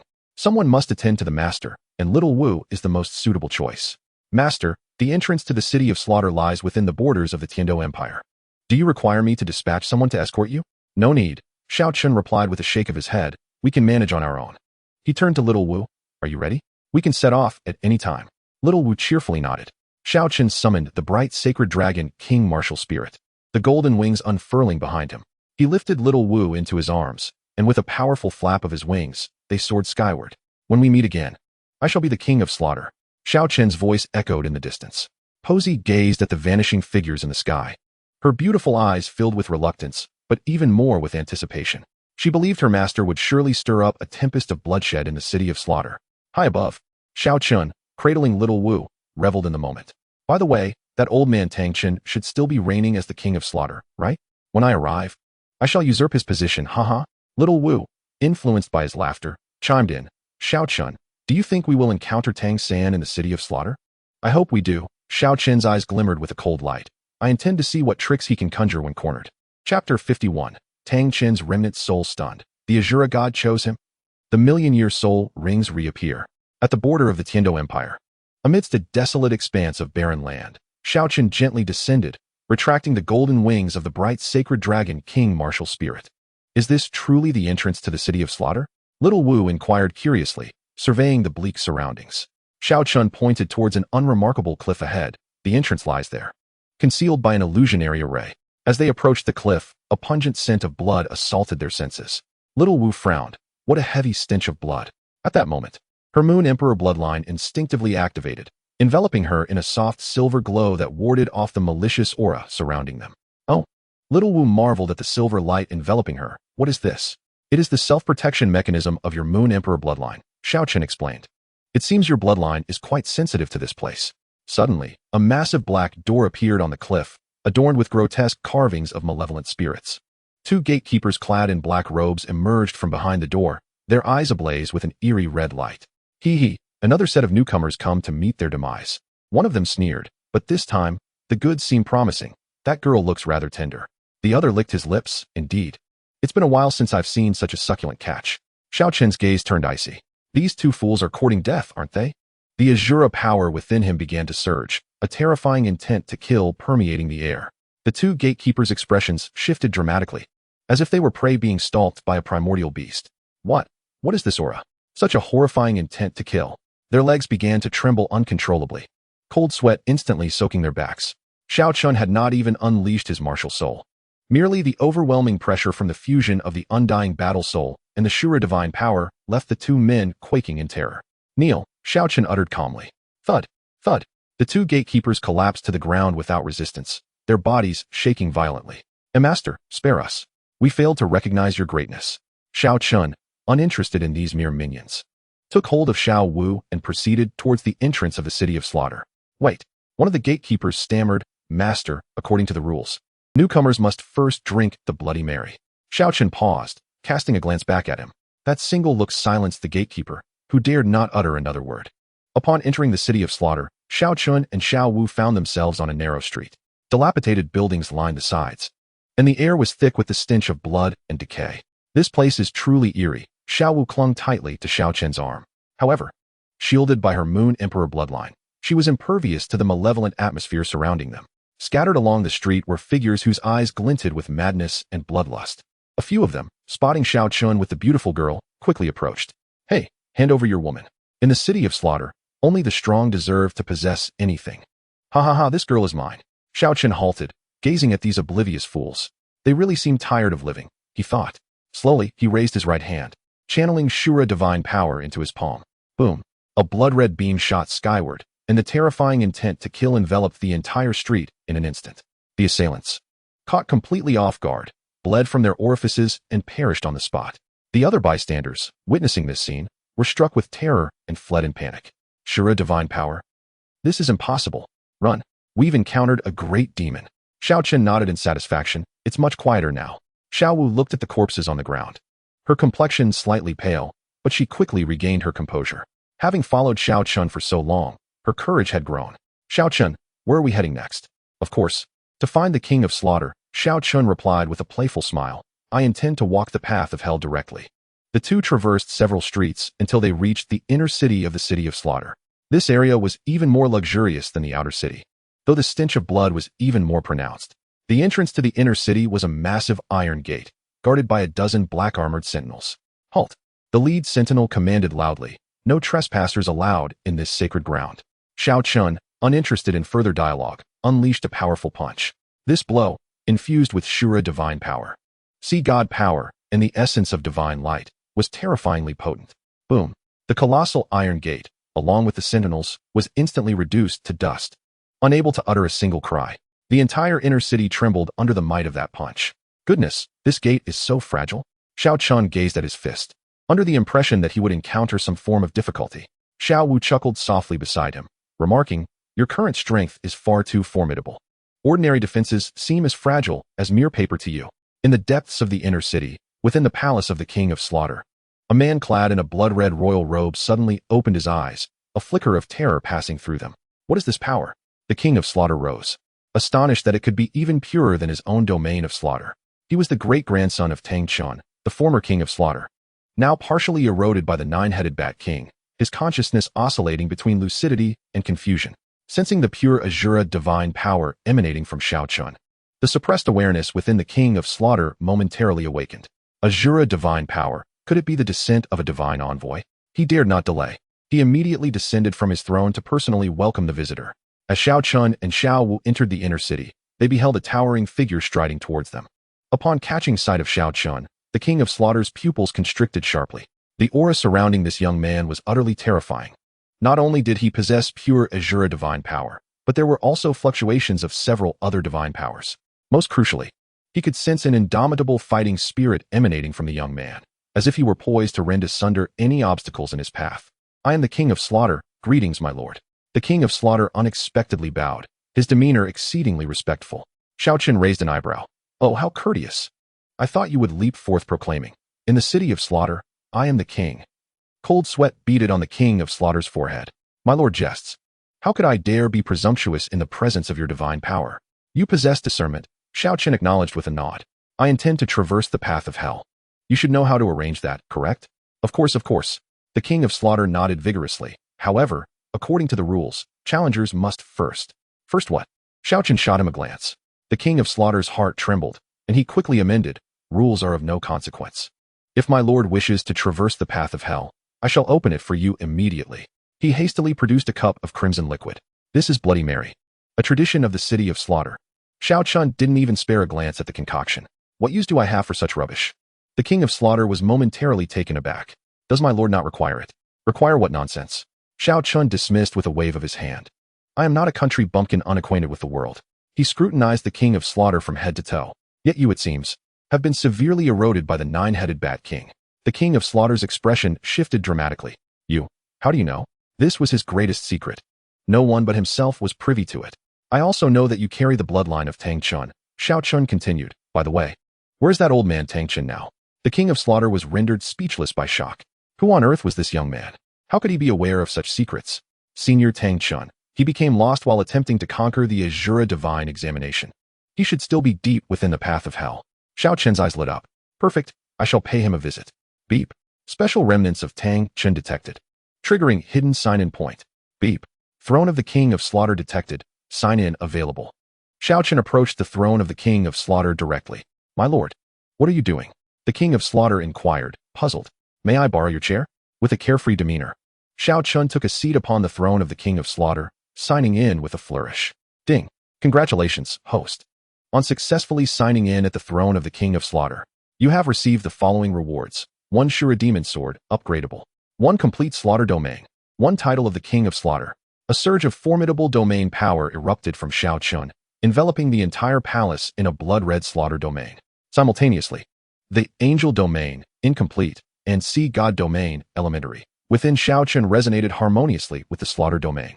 Under the amalgamation of the chaotic Divine Heart, the 3 domains gradually fused, ultimately giving rise to an entirely new domain. Ding. The 3 domains have automatically merged, generating the chaotic domain, evolvable. Feeling the surging power within, Xiao Chen nodded in satisfaction. Not bad, I've grown stronger. The King of Slaughter gazed at Xiao Chen seated upon his throne, his emotions a tumultuous blend. This young man had effortlessly claimed the title of King of Slaughter and possessed a domain even mightier than his own. It seemed a new era was dawning. Now, can you take me to the path of hell? Xiao Chen rose to his feet. Of course. The King of Slaughter hastily led the way. The entrance to the path of hell lay deep beneath the palace, a vast abyss. From within the chasm emerged terrifying roars and anguished cries, as if it were the very gateway to hell. My lord, the path of hell is exceedingly perilous. It is fraught with countless vengeful spirits and malevolent entities, as well as various fearsome beasts, the King of Slaughter cautioned. I am aware, Xiao Chen replied, leaping down without hesitation. Wait for me. Xiao Wu followed closely behind. Upon their descent into the path of hell, innumerable vengeful spirits surged forth from all directions. These spirits were the resentful souls of those who had perished in the city of slaughter, brimming with hatred and murderous intent. So many. Xiao Wu furrowed her brow. Perfect for some practice, Xiao Chen replied with a calm smile. Suddenly, his immortal battle soul roared to life, and countless battle soul phantoms materialized behind him. As soon as these phantoms appeared, they engaged in a brutal clash with the vengeful spirits. However, the outcome was a one-sided massacre. The battle souls within the immortal battle soul were the wills of formidable warriors from ages past, while these vengeful spirits were merely the remnants of ordinary individuals, utterly outmatched. In mere moments, all the vengeful spirits were consumed, becoming sustenance for Xiao Chen. His soul power advanced once more, rising from level 42 to level 43. The experience points from these minor foes are quite commendable, Xiao Chen remarked with satisfaction. Xiao Wu, watching in astonishment, exclaimed, Did you consume them all? Utilizing waste effectively. Xiao Chen shrugged. Come, let us venture deeper into the path of hell. As they pressed onward, they soon arrived at the core region of the path of hell. Here stood an ancient altar, etched with a myriad of dense runes. At the center of the altar sat an ethereal figure, cross-legged. It was a middle-aged man, clad in a time-worn robe, his countenance both imposing and weary. As Xiao Chen approached, the spectral figure suddenly opened his eyes. Who are you? Xiao Chen gazed at the lingering soul before him and spoke softly, I am Xiao Chen. You must be Tang Chen, correct? The spirit of Tang Chen narrowed his eyes in astonishment. You know my name? Furthermore, this aura surrounding you. He meticulously sensed the fluctuations of power emanating from Xiao Chen, his expression shifting to one of increasing shock. The power of the Azura God. You possess pure Azura divine energy. Tang Chen's spirit rose in excitement. And there are other divine powers as well. Who on earth are you? A mere traveler from another realm, Xiao Chen replied nonchalantly, then turned his gaze towards the altar. Surely, I can sign in here? Sign in at the Azura God altar. Chapter 52. Tang Chen's plea for entrustment. DT on. I pay my respects to the Dragon God. Xiao Chen unifies the soul beast realm. By the heavens. Tang Chen's spirit stared at the 8th soul ring, as dark as ink, on Xiao Chen's body, nearly losing his composure. A million-year soul ring. I have scarcely encountered such a thing even in my time. My young brother, you are truly defying destiny. Tang Chen's spirit trembled with excitement. And this Azura divine energy within you is infinitely purer than what I wielded in my youth. Xiao Chen calmly produced the Azura demon sword, Replica. Its blood-red blade emanating a mesmerizing glow in the dimly lit path of the underworld. Do you recognize this sword? Tang Chen's spirit widened his eyes in disbelief. The Azura demon sword.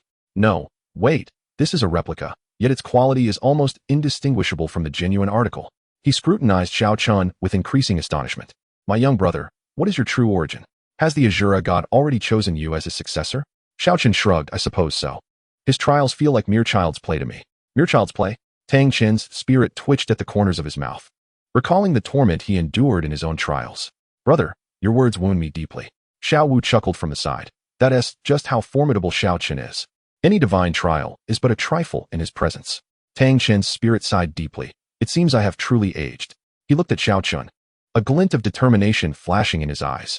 My young brother, I have a humble request. Speak. My spirit can only endure for a short while longer. Tang Chen's spirit said with a bitter smile. During my attempt to confront the Azura goddess trial, I was ambushed by the nine-headed Bat King, severely injuring my soul. Xiao Chen nodded. I am aware. That fiend currently resides within the body of the King of Slaughter. What? Tang Chen's spirit exclaimed in shock. That beast still lives? Fear not. I shall deal with him shortly. Xiao Chen waved his hand dismissively. Please, continue. Tang Chen's spirit regarded Xiao Chen intently. I wish to pass my final consciousness and my understanding of the Azura divine power to you, hoping you can complete my unfinished legacy. What unfinished legacy? To unify the continent and create a world devoid of war, Tang Chen's spirit stated earnestly. And if possible, please take care of the Tang sect, for it is my progeny. Xiao Chen chuckled inwardly. The Tang sect?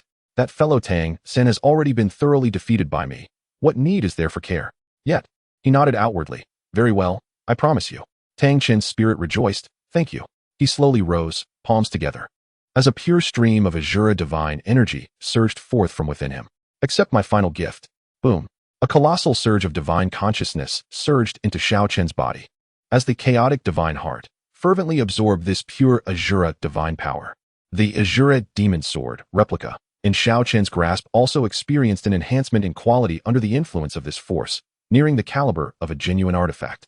Ding. Absorbing the remnants of Tang Chen's soul has elevated the progress of the Azura God's 9th trial to the completion of the 7th trial. The purity of Azura divine power has significantly increased. Mastery over the Azura divine position is now at 30. The quality of the Azura demon sword, Replica, has been enhanced, drawing ever closer to authenticity. Feeling the surging power within, Xiao Chen nodded in satisfaction. Excellent. Yet another fortunate gain. The fading remnants of Tang Chen gazed at his increasingly ethereal form and smiled with contentment. The younger generation is indeed formidable. The legacy of the Azura god has finally found its successor. Suddenly, Xiao Chen recalled something. Do you possess any remarkable hammer techniques? Hammer techniques? Tang Chen's remnants were taken aback. Are you interested in learning the techniques of the Haotian hammer? Just casually inquiring. Tang Chen's remnants sighed. The profundities of the Haotian hammer are all contained within here. He raised his hand, and a beam of golden light pierced into Xiao Chen's mind. Ding. Acquired the Haotian hammer's ultimate skill. Complete Great Sumeru Hammer. Ding. Acquired the Haotian hammer's ultimate skill. Explosive Ring Secret Technique. Xiao Chen's eyes sparkled. These techniques would certainly serve well in confronting Tang San. A delightful prospect indeed. Thank you, esteemed predecessor. No need for thanks. It is I who must express gratitude to you. The form of Tang Chen's remnants grew increasingly faint. Remember your promise. Take good care of this world. With those words, the remnants dissipated entirely. Xiao Chen sheathed the Azura demon sword and took Xiao Wu by the hand, heading towards the exit of the road to hell. Xiao Chen, will you truly care for Tang's sect? Xiao Wu inquired with curiosity. Care? Xiao Chen chuckled. Of course. I shall ensure they do not become overly arrogant. Xiao Wu rolled her eyes. You are truly wicked. The two swiftly returned to the palace of the King of Slaughter. The King of Slaughter awaited their return, rushing forward upon seeing Xiao Chen emerge. My lord, you have returned. How was the trial on the road to hell? It was adequate, Xiao Chen replied casually. By the way, it is time to address the nine-headed Bat King within you. The expression of the King of Slaughter shifted dramatically. My lord, you know? Is that even a question? It is written all over your face, Xiao Chen retorted. Just then, the King of Slaughter suddenly clutched his head in agony, an evil aura erupting from within him. Hee. What of the Azura god's successor? I shall seize your body. A massive spectral nine-headed bat burst forth from the King of Slaughter, claws bared as it lunged at Xiao Chen, without even lifting an eyelid. Xiao Chen responded. Is that all? Dark Moon Divine Eye. A silver radiance shot forth from Xiao Chen's eyes, merging with the pure Azura divine power, instantaneously obliterating the malevolent intentions of the nine-headed Bat King. Impossible. I am immortal. The anguished wails of the nine-headed Bat King echoed throughout the palace before abruptly ceasing. The sanguine hue draining from the King of Slaughter, he regained clarity. Thank you for saving my life, my lord. The King of Slaughter knelt before him, proclaiming, from this day forth, the city of Slaughter shall belong to you. Xiao Chen waved his hand dismissively. You may continue to govern the city of slaughter, but heed my commands. Understood, my lord. Xiao Chen glanced around, feeling the oppressive darkness of the surroundings, which he found quite unappealing. Next stop, the Douluo Forest. Little Wu's eyes sparkled with excitement. Are we going to meet my kin? Not just your kin, Xiao Chen replied with a playful smirk. I intend to subdue all the soul beasts. A notification. A new target has been detected for the host. Mission issued, Sovereign of Soul Beasts. Mission description. Venture into the core area of the Douluo Forest, subdue the ferocious beasts like Tian, and become the ruler of the soul beast realm. Mission rewards. Dragon God bloodline. Aura of homage from myriad beasts, and a mysterious gift package. Rubbing his hands together, Xiao Chen declared, let us proceed to the Douluo Forest. In the core area of the Douluo Forest, at the Lake of Life, Tian was resting by the shores when he suddenly sensed a powerful aura approaching swiftly. Another human dares to intrude upon the core area? Tian scoffed disdainfully. Truly, they are courting death. The Snow Empress, Ice Empress, and other ferocious beasts also sensed the presence and gathered, intrigued. This aura is formidable, the Snow Empress frowned. Far surpassing that of a typical title de law. Regardless of its strength, anyone who dares enter the core area is doomed. The Ice Empress declared, brimming with murderous intent. At that moment, a golden light appeared in the sky. Xiao Chen, cradling little Wu, descended slowly, the wings of the Holy Dragon King unfurling gracefully behind him. A human. Tian stood up, his immense dragon might radiating around him. Have you come to meet your demise? Xiao Chen regarded the black dragon with a calm demeanor. You must be Tian, the ruler of the dragon clan? Indeed. Tian puffed out his chest proudly. I am the golden-eyed black dragon king, Tian. You have trespassed into forbidden grounds. Prepare to die. Xiao Chen chuckled derisively. You think yourself a king? He gradually unleashed the power of his holy dragon king martial spirit. The pure dragon might instantly overwhelming Tian. Tian's expression shifted dramatically. What sort of martial spirit is this? How can it be purer than my bloodline? The holy dragon king, Xiao Chen replied casually, the emperor of the dragon clan. Emperor? Tian's pupils constricted as his bloodline trembled uncontrollably. Not only Tian, but the other dragon soul beasts nearby also felt the terror emanating from the depths of their bloodlines. This was an absolute suppression from a superior bloodline. Impossible. Tian roared defiantly. I am a descendant of the dragon god. Dragon god. Xiao Chen raised an eyebrow. Is this what you mean? A faint aura of his dragon god bloodline emerged, though slight. It exuded a pressure from the very source of the bloodline that petrified all dragon soul beasts instantly. A dragon god bloodline? Tian gazed at Xiao Chen in disbelief. You actually possess a dragon god bloodline? A little, Xiao Chen replied modestly. Tian's legs began to tremble, the frenzy of his bloodline clamoring for him to kneel. No, I refuse to believe it. Suddenly, the Snow Empress erupted. Even if you possess a dragon god bloodline, you are still but a human.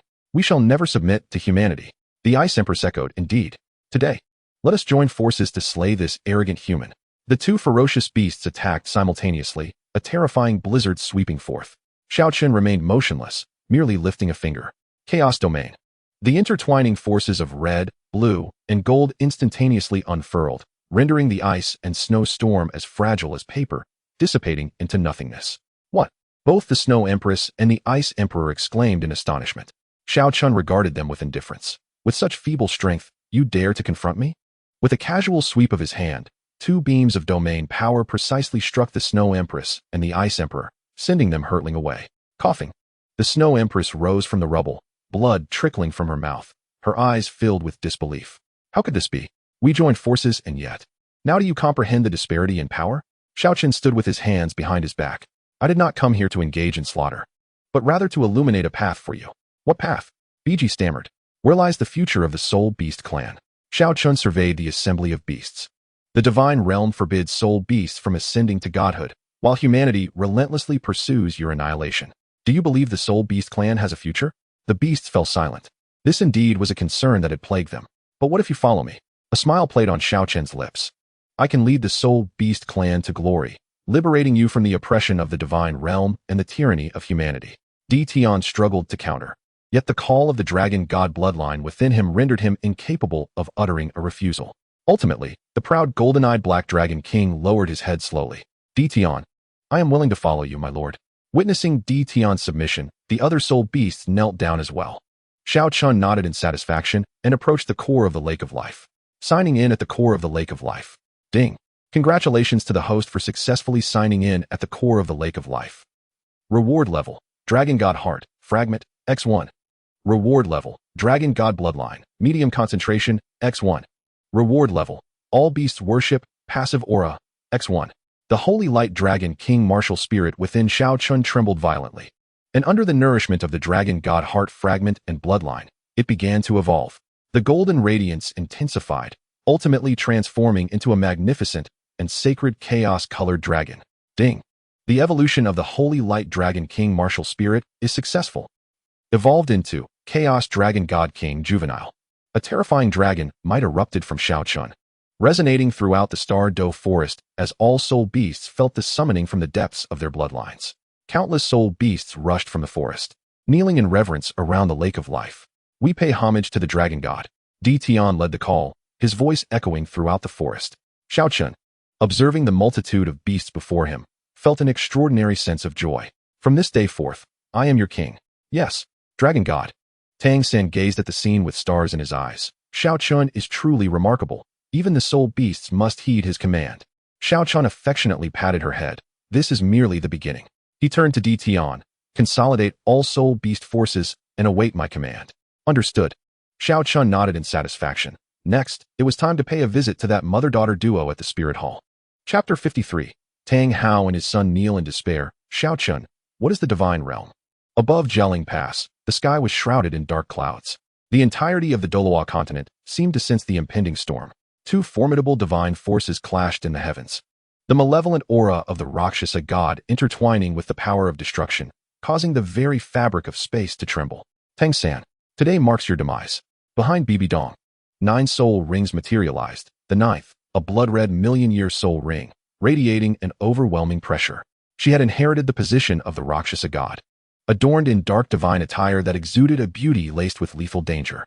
Master, do you truly believe I am still the same obedient disciple of yesteryears? Tang San replied with a chilling smile, unleashing his own divine aura. In his right hand, he gripped a pitch-black scythe, a power bestowed upon him by a nefarious deity. In his quest to combat Xiao Chen, he had resorted to any means necessary. A mere minion of an evil god dares to act arrogantly before me? Bibi Dong scoffed disdainfully. Their auras intensified, warping the surrounding space. Just as the battle was about to erupt, the sky was suddenly illuminated by a golden radiance. A figure descended, akin to a deity gracing the mortal realm. Xiao Chen, cradling Xiao Wu, was followed by the unfathomable Poseidon and the humanoid form of Emperor Tian. Behind him, the phantasm of the Chaos Dragon God King swirled, enveloped by the divine powers of Shura, Sea God, and Rakshasa, resembling a creator deity emerging from the void. Goodness, what a grand spectacle! Xiao Chen mused as he surveyed the two antagonists below. What? Did you commence your duel without extending an invitation to me? How utterly disrespectful. Upon seeing Xiao Chen, Bibi Dong's eyes flickered with a complex array of emotions. Admiration, reverence, and resentment surged within her. This man consistently appeared at the most critical junctures, much like a fated calamity in her life. Xiao Chen, Tang San exclaimed, old grievances and new animosities flooding his heart. You have finally arrived. Today, I shall avenge the blood feud of Sea God Island. He raised the black scythe, the power of evil surging violently. You? Xiao Chen dismissed him with a mere glance. Emperor Tian, this fly is rather bothersome. Understood. Emperor Tian nodded, gently waving his dragon claw. Boom. Tang San, along with his malevolent power, was instantly sent flying thousands of meters, crashing into the ground and creating a massive crater. Puff. Tang San spat out a mouthful of blood, his eyes filled with disbelief. Impossible. I have acquired the power of the evil god. Evil god. Xiao Chen finally regarded him, a mocking smile gracing his lips. You dare flaunt the power of a being unworthy of even being a legitimate deity? He raised his hand gently, and the Chaos Dragon God King let out a mighty roar. Purifying dragon flames descended from the heavens, and as Tang San's evil god power encountered this pure force, it melted away like snow under the scorching sun. Ah, my power! Tang San shrieked in agony, as all the abilities granted by the evil god were stripped away in that moment. He reverted to being the worthless being he once was. Sanner! Tang Hao rushed from the crowd, despair flashing in his eyes as he beheld his bloodied son, faced with a being of Xiao Chen's caliber. He lacked even the courage to intervene. Tang Hao! Oh Tang Hao! Xiao Chen shook his head. Where has the former grandeur of Hao Yan's sect vanished? How is it that now you are too timid to even make a sound? Tang Hao's face flushed crimson, yet he ultimately remained silent. The disparity in strength was insurmountable. Any form of resistance proved futile. Xiao Chen, witnessing Bibi Dong retract her martial spirit, approached her with an air of nonchalance, inquiring about her purpose for being there. Of course, it was to clean up the aftermath. With a serene smile, Xiao Chen remarked on the futility of their skirmishes, deeming them a waste of time. He surveyed the entire battlefield of Jialing Pass, his voice resonating in every corner. From this day forth, the Douluo Continent shall be governed by me, Xiao Chen. The Spirit Hall and the two empires shall flourish under my favor, while those who oppose me shall meet their demise. These words echoed like thunder in the hearts of all present. To unify the Douluo Continent? Such audacity. Yet, gazing upon his godlike figure in the sky, none dared to question his capabilities. Long live Xiao Chen. The soldiers of the Spirit Hall were the first to chant, soon followed by the armies of the two empires. Before overwhelming power, all chose to submit. As Xiao Chen prepared to be crowned the king of Douluo, the sky suddenly split open with a colossal rift. 5 terrifying wills of the divine descended, emanating an aura of inquiry and admonition. Impudent. The voice of the kind god echoed through the heavens. Xiao Chen, you disrupt the order of the lower realms and violate established rules. Do you know your transgressions? A mere soul master dares to proclaim himself king? The voice of the evil god scoffed. Such ignorance of one's limitations. The projection of the Shura god regarded Xiao Chen with a complex gaze. Indeed, you have passed my legacy, but that does not grant you the license to act with impunity. Xiao Chen raised his gaze to the 5 projections in the sky, a visage devoid of reverence. The divine realm? He scoffed, deeming a group of ancient beings unworthy to dictate his actions.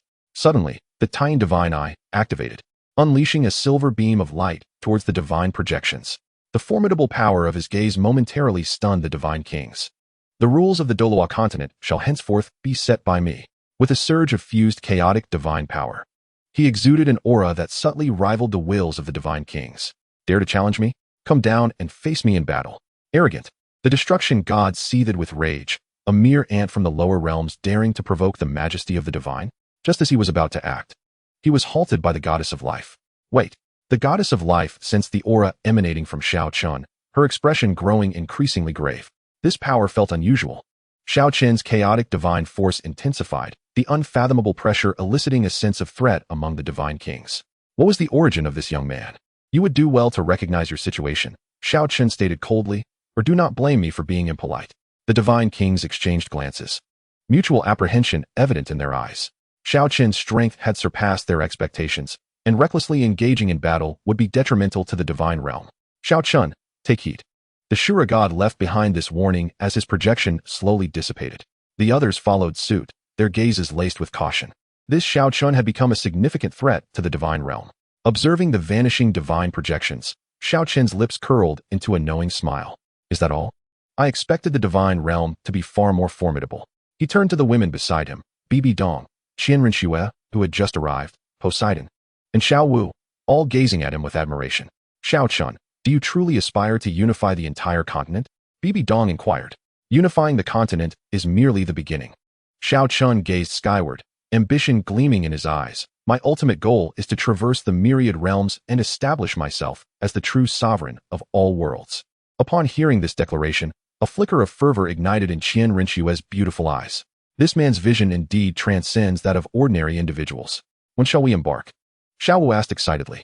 There is no rush. Xiao Chen gently ruffled her hair. First, we must restore order in this world, and then we shall explore broader horizons. His gaze shifted to the kneeling Tang San and his son, a trace of mockery flickering in his eyes. As for these worthless beings, I shall leave their disposal to you. I have no interest in getting my hands dirty. Bibi Dong nodded, a glint of coldness flashing in her eyes. This father and son duo surely deserved to face consequences. Chapter 54, the final chapter of Douluo. The divine edict reshapes the universe. System upgrade opens the multiverse. Grand finale. Above Jialing Pass, Xiao Chen stood with his hands clasped behind his back, the ethereal silhouette of the chaos dragon god swirling behind him, exuding an overwhelming presence that left the continent's soul masters gasping for breath. From this day forth, I shall dictate the rules of this world. Xiao Chen's voice echoed across the continent. All the absurd traditions of the divine realm and the antiquated concept that soul beasts must be hunted, be gone. With a sweeping gesture, a golden decree materialized in the sky. I, Xiao Chen, by the name of the Chaos Dragon God, hereby issue the divine edict. As the decree unfurled, golden light radiated in abundance, the inscriptions becoming vividly apparent. First, soul beasts and humans shall stand as equals. Any who dares to hunt soul beasts shall face death, without mercy. Second, A divine hall shall be established to govern all affairs of the continent. Third, the previous restrictions on ascension shall be abolished. Any who meet the required strength may ascend to the divine realm. With each decree proclaimed, the entire continent resonated with a thunderous uproar, as if the very heavens were acknowledging this pact. Tang San, witnessing this, was nearly overwhelmed with anger. On what grounds? Why should you dictate changes at will? He clutched his chest. These rules have prevailed for millennia. Xiao Chen cast a fleeting glance at him, a sardonic smile curling at his lips, simply because my fist is mightier. Do you have any objections? Tang San opened his mouth, yet ultimately refrained from speaking. What could he say? After all, Xiao Chen had just humiliated the 5 great sovereigns of the divine realm. What qualification did he, a mere failure, have to challenge him? Xiao Chen is truly remarkable. Xiao Wu's eyes sparkled with admiration. From now on, soul beasts need not fear being hunted. This is not the pinnacle of my power. Xiao Chen affectionately tousled her hair. Behold, the grand spectacle is only just commencing. As his words faded, an unusual tremor suddenly reverberated across the continent. Countless beams of belief converged from all directions, a manifestation of the gratitude and reverence of the populace towards Xiao Chen. Long live the God King Xiao. Thank you, God King Xiao, for saving the soul beasts. May the God King live eternally. The cries surged like a tsunami. While the ethereal silhouette of the Chaos Dragon God behind, Xiao Chen fervently absorbed this power of belief. Ding! A significant influx of belief detected. The Chaos Dragon God martial soul is on the verge of transcending its juvenile stage. Xiao Chen reveled in the surging power within him, his spirits exceptionally high. Bibi Dong, come here. Upon hearing the summons, Bibi Dong hurriedly approached Xiao Chen, her eyes reflecting a myriad of complex emotions. You are to take charge of the Divine King Hall, overseeing the affairs of the Wuhuan Hall, he declared, tossing a golden token her way. Remember, everything must adhere to my rules. Bibi Dong accepted the token, her fingers trembling slightly. This man was perpetually domineering, yet she found herself drawn to the thrill of being subdued. I understand, she murmured, biting her lip. But what about you? Will you return? Xiao Chen cast a glance at her, refraining from a direct answer, instead turning to Qian Rengshu. Swear, you are to assist your mother and, in the process, consolidate the 2 great empires. Qian Rengshu's cheeks flushed. It was the first time Xiao Chen had addressed her so affectionately. I understand, she stammered, her voice quivering. Are you heading to the Divine Realm? The Divine Realm? Xiao Chen scoffed. What is there of interest in that wretched place? I am destined for far more exhilarating pursuits. Just then, the sky tore open once more, and the projections of the 5 divine kings reappeared. Xiao Chen, what on earth are you doing? The destruction god roared. Why do we sense fluctuations in the continent's essence?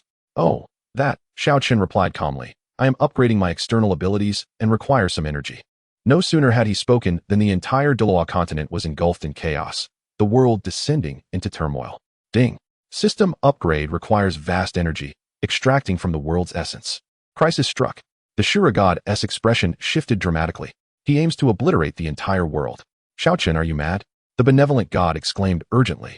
What benefit do you gain from destroying Douluo Continent? Observing the panic among the divine kings, Xiao Chen felt a surge of delight. Why the alarm? Who said I intend to annihilate this place? Suddenly, the chaotic dragon god's projections surged forth, merging into the essence of the continent. In an instant, a miracle unfolded. The previously turbulent essence not only stabilized, but became richer and purer, elevating the soul power concentration across the continent to a new level. How is this possible? The evil god stammered, astonished. He had not only avoided destruction, but had, instead, amplified the world's essence. Xiao Chen chuckled. When I take action, it is always a situation of mutual benefit. Ding. Successfully replenished the world's essence, gaining goodwill from the will of the Douluo world. Ding. Successfully intercepted the Divine King's source power, system analyzing. Ding. The multiverse sign-in system has completed its upgrade to level 20. New functionalities unlocked. Multiverse traversal, world simulation. Sign-in point alerts.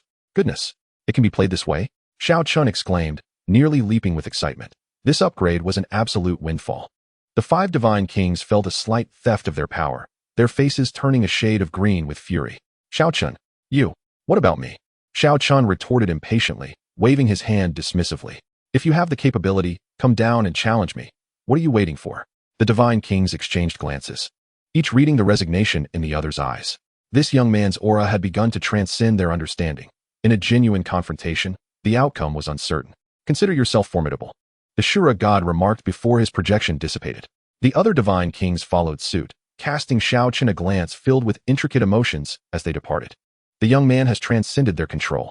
Xiao Chen, Xiao Wu inquired uneasily. You mentioned going somewhere else. Does that mean you will be gone for a long time?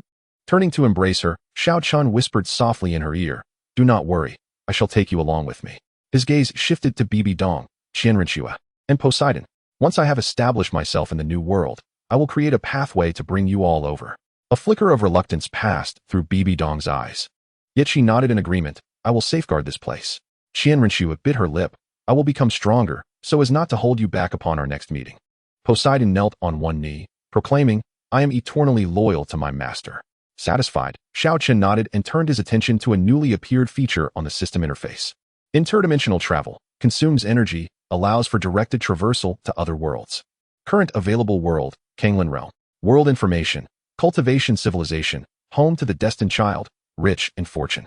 Suggestion, engage in friendly interaction, winking dog emoji. Friendly interaction?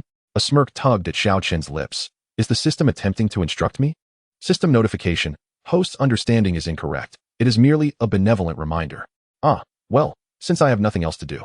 Xiao Chen stretched his limbs, preparing to meet the destined child of the Kanglan realm and compare him to Tang San, that worthless fool. He lifted Xiao Wu into his arms and waved farewell to the others. Farewell, my friends, until we meet again. Interdimensional travel, initiated. A radiant beam of divine light surged into the heavens, tearing apart the barriers of space and revealing a portal to the unknown world. Xiao Chen, cradling Xiao Wu, stepped through, their figures vanishing in an instant. The onlookers gazed at the empty sky, their hearts a tumult of emotions. This man had departed just like that. Just as everyone believed the chapter had closed, in a certain corner of the divine realm, the statue of the god of Shura trembled slightly. His path diverges from ours. A sigh echoed through the divine realm, imbued with deep trepidation and unease. Meanwhile, in the depths of the void, Xiao Chen and Xiao Wu traversed the sea of stars, journeying toward the new world known as the Kanglan realm. What will the new world be like, Xiao Chen? Xiao Wu asked curiously. Whatever it may be, Xiao Chen chuckled. Once we arrive, it will simply be a matter of signing in. Encountering gods to slay and Buddhas to vanquish.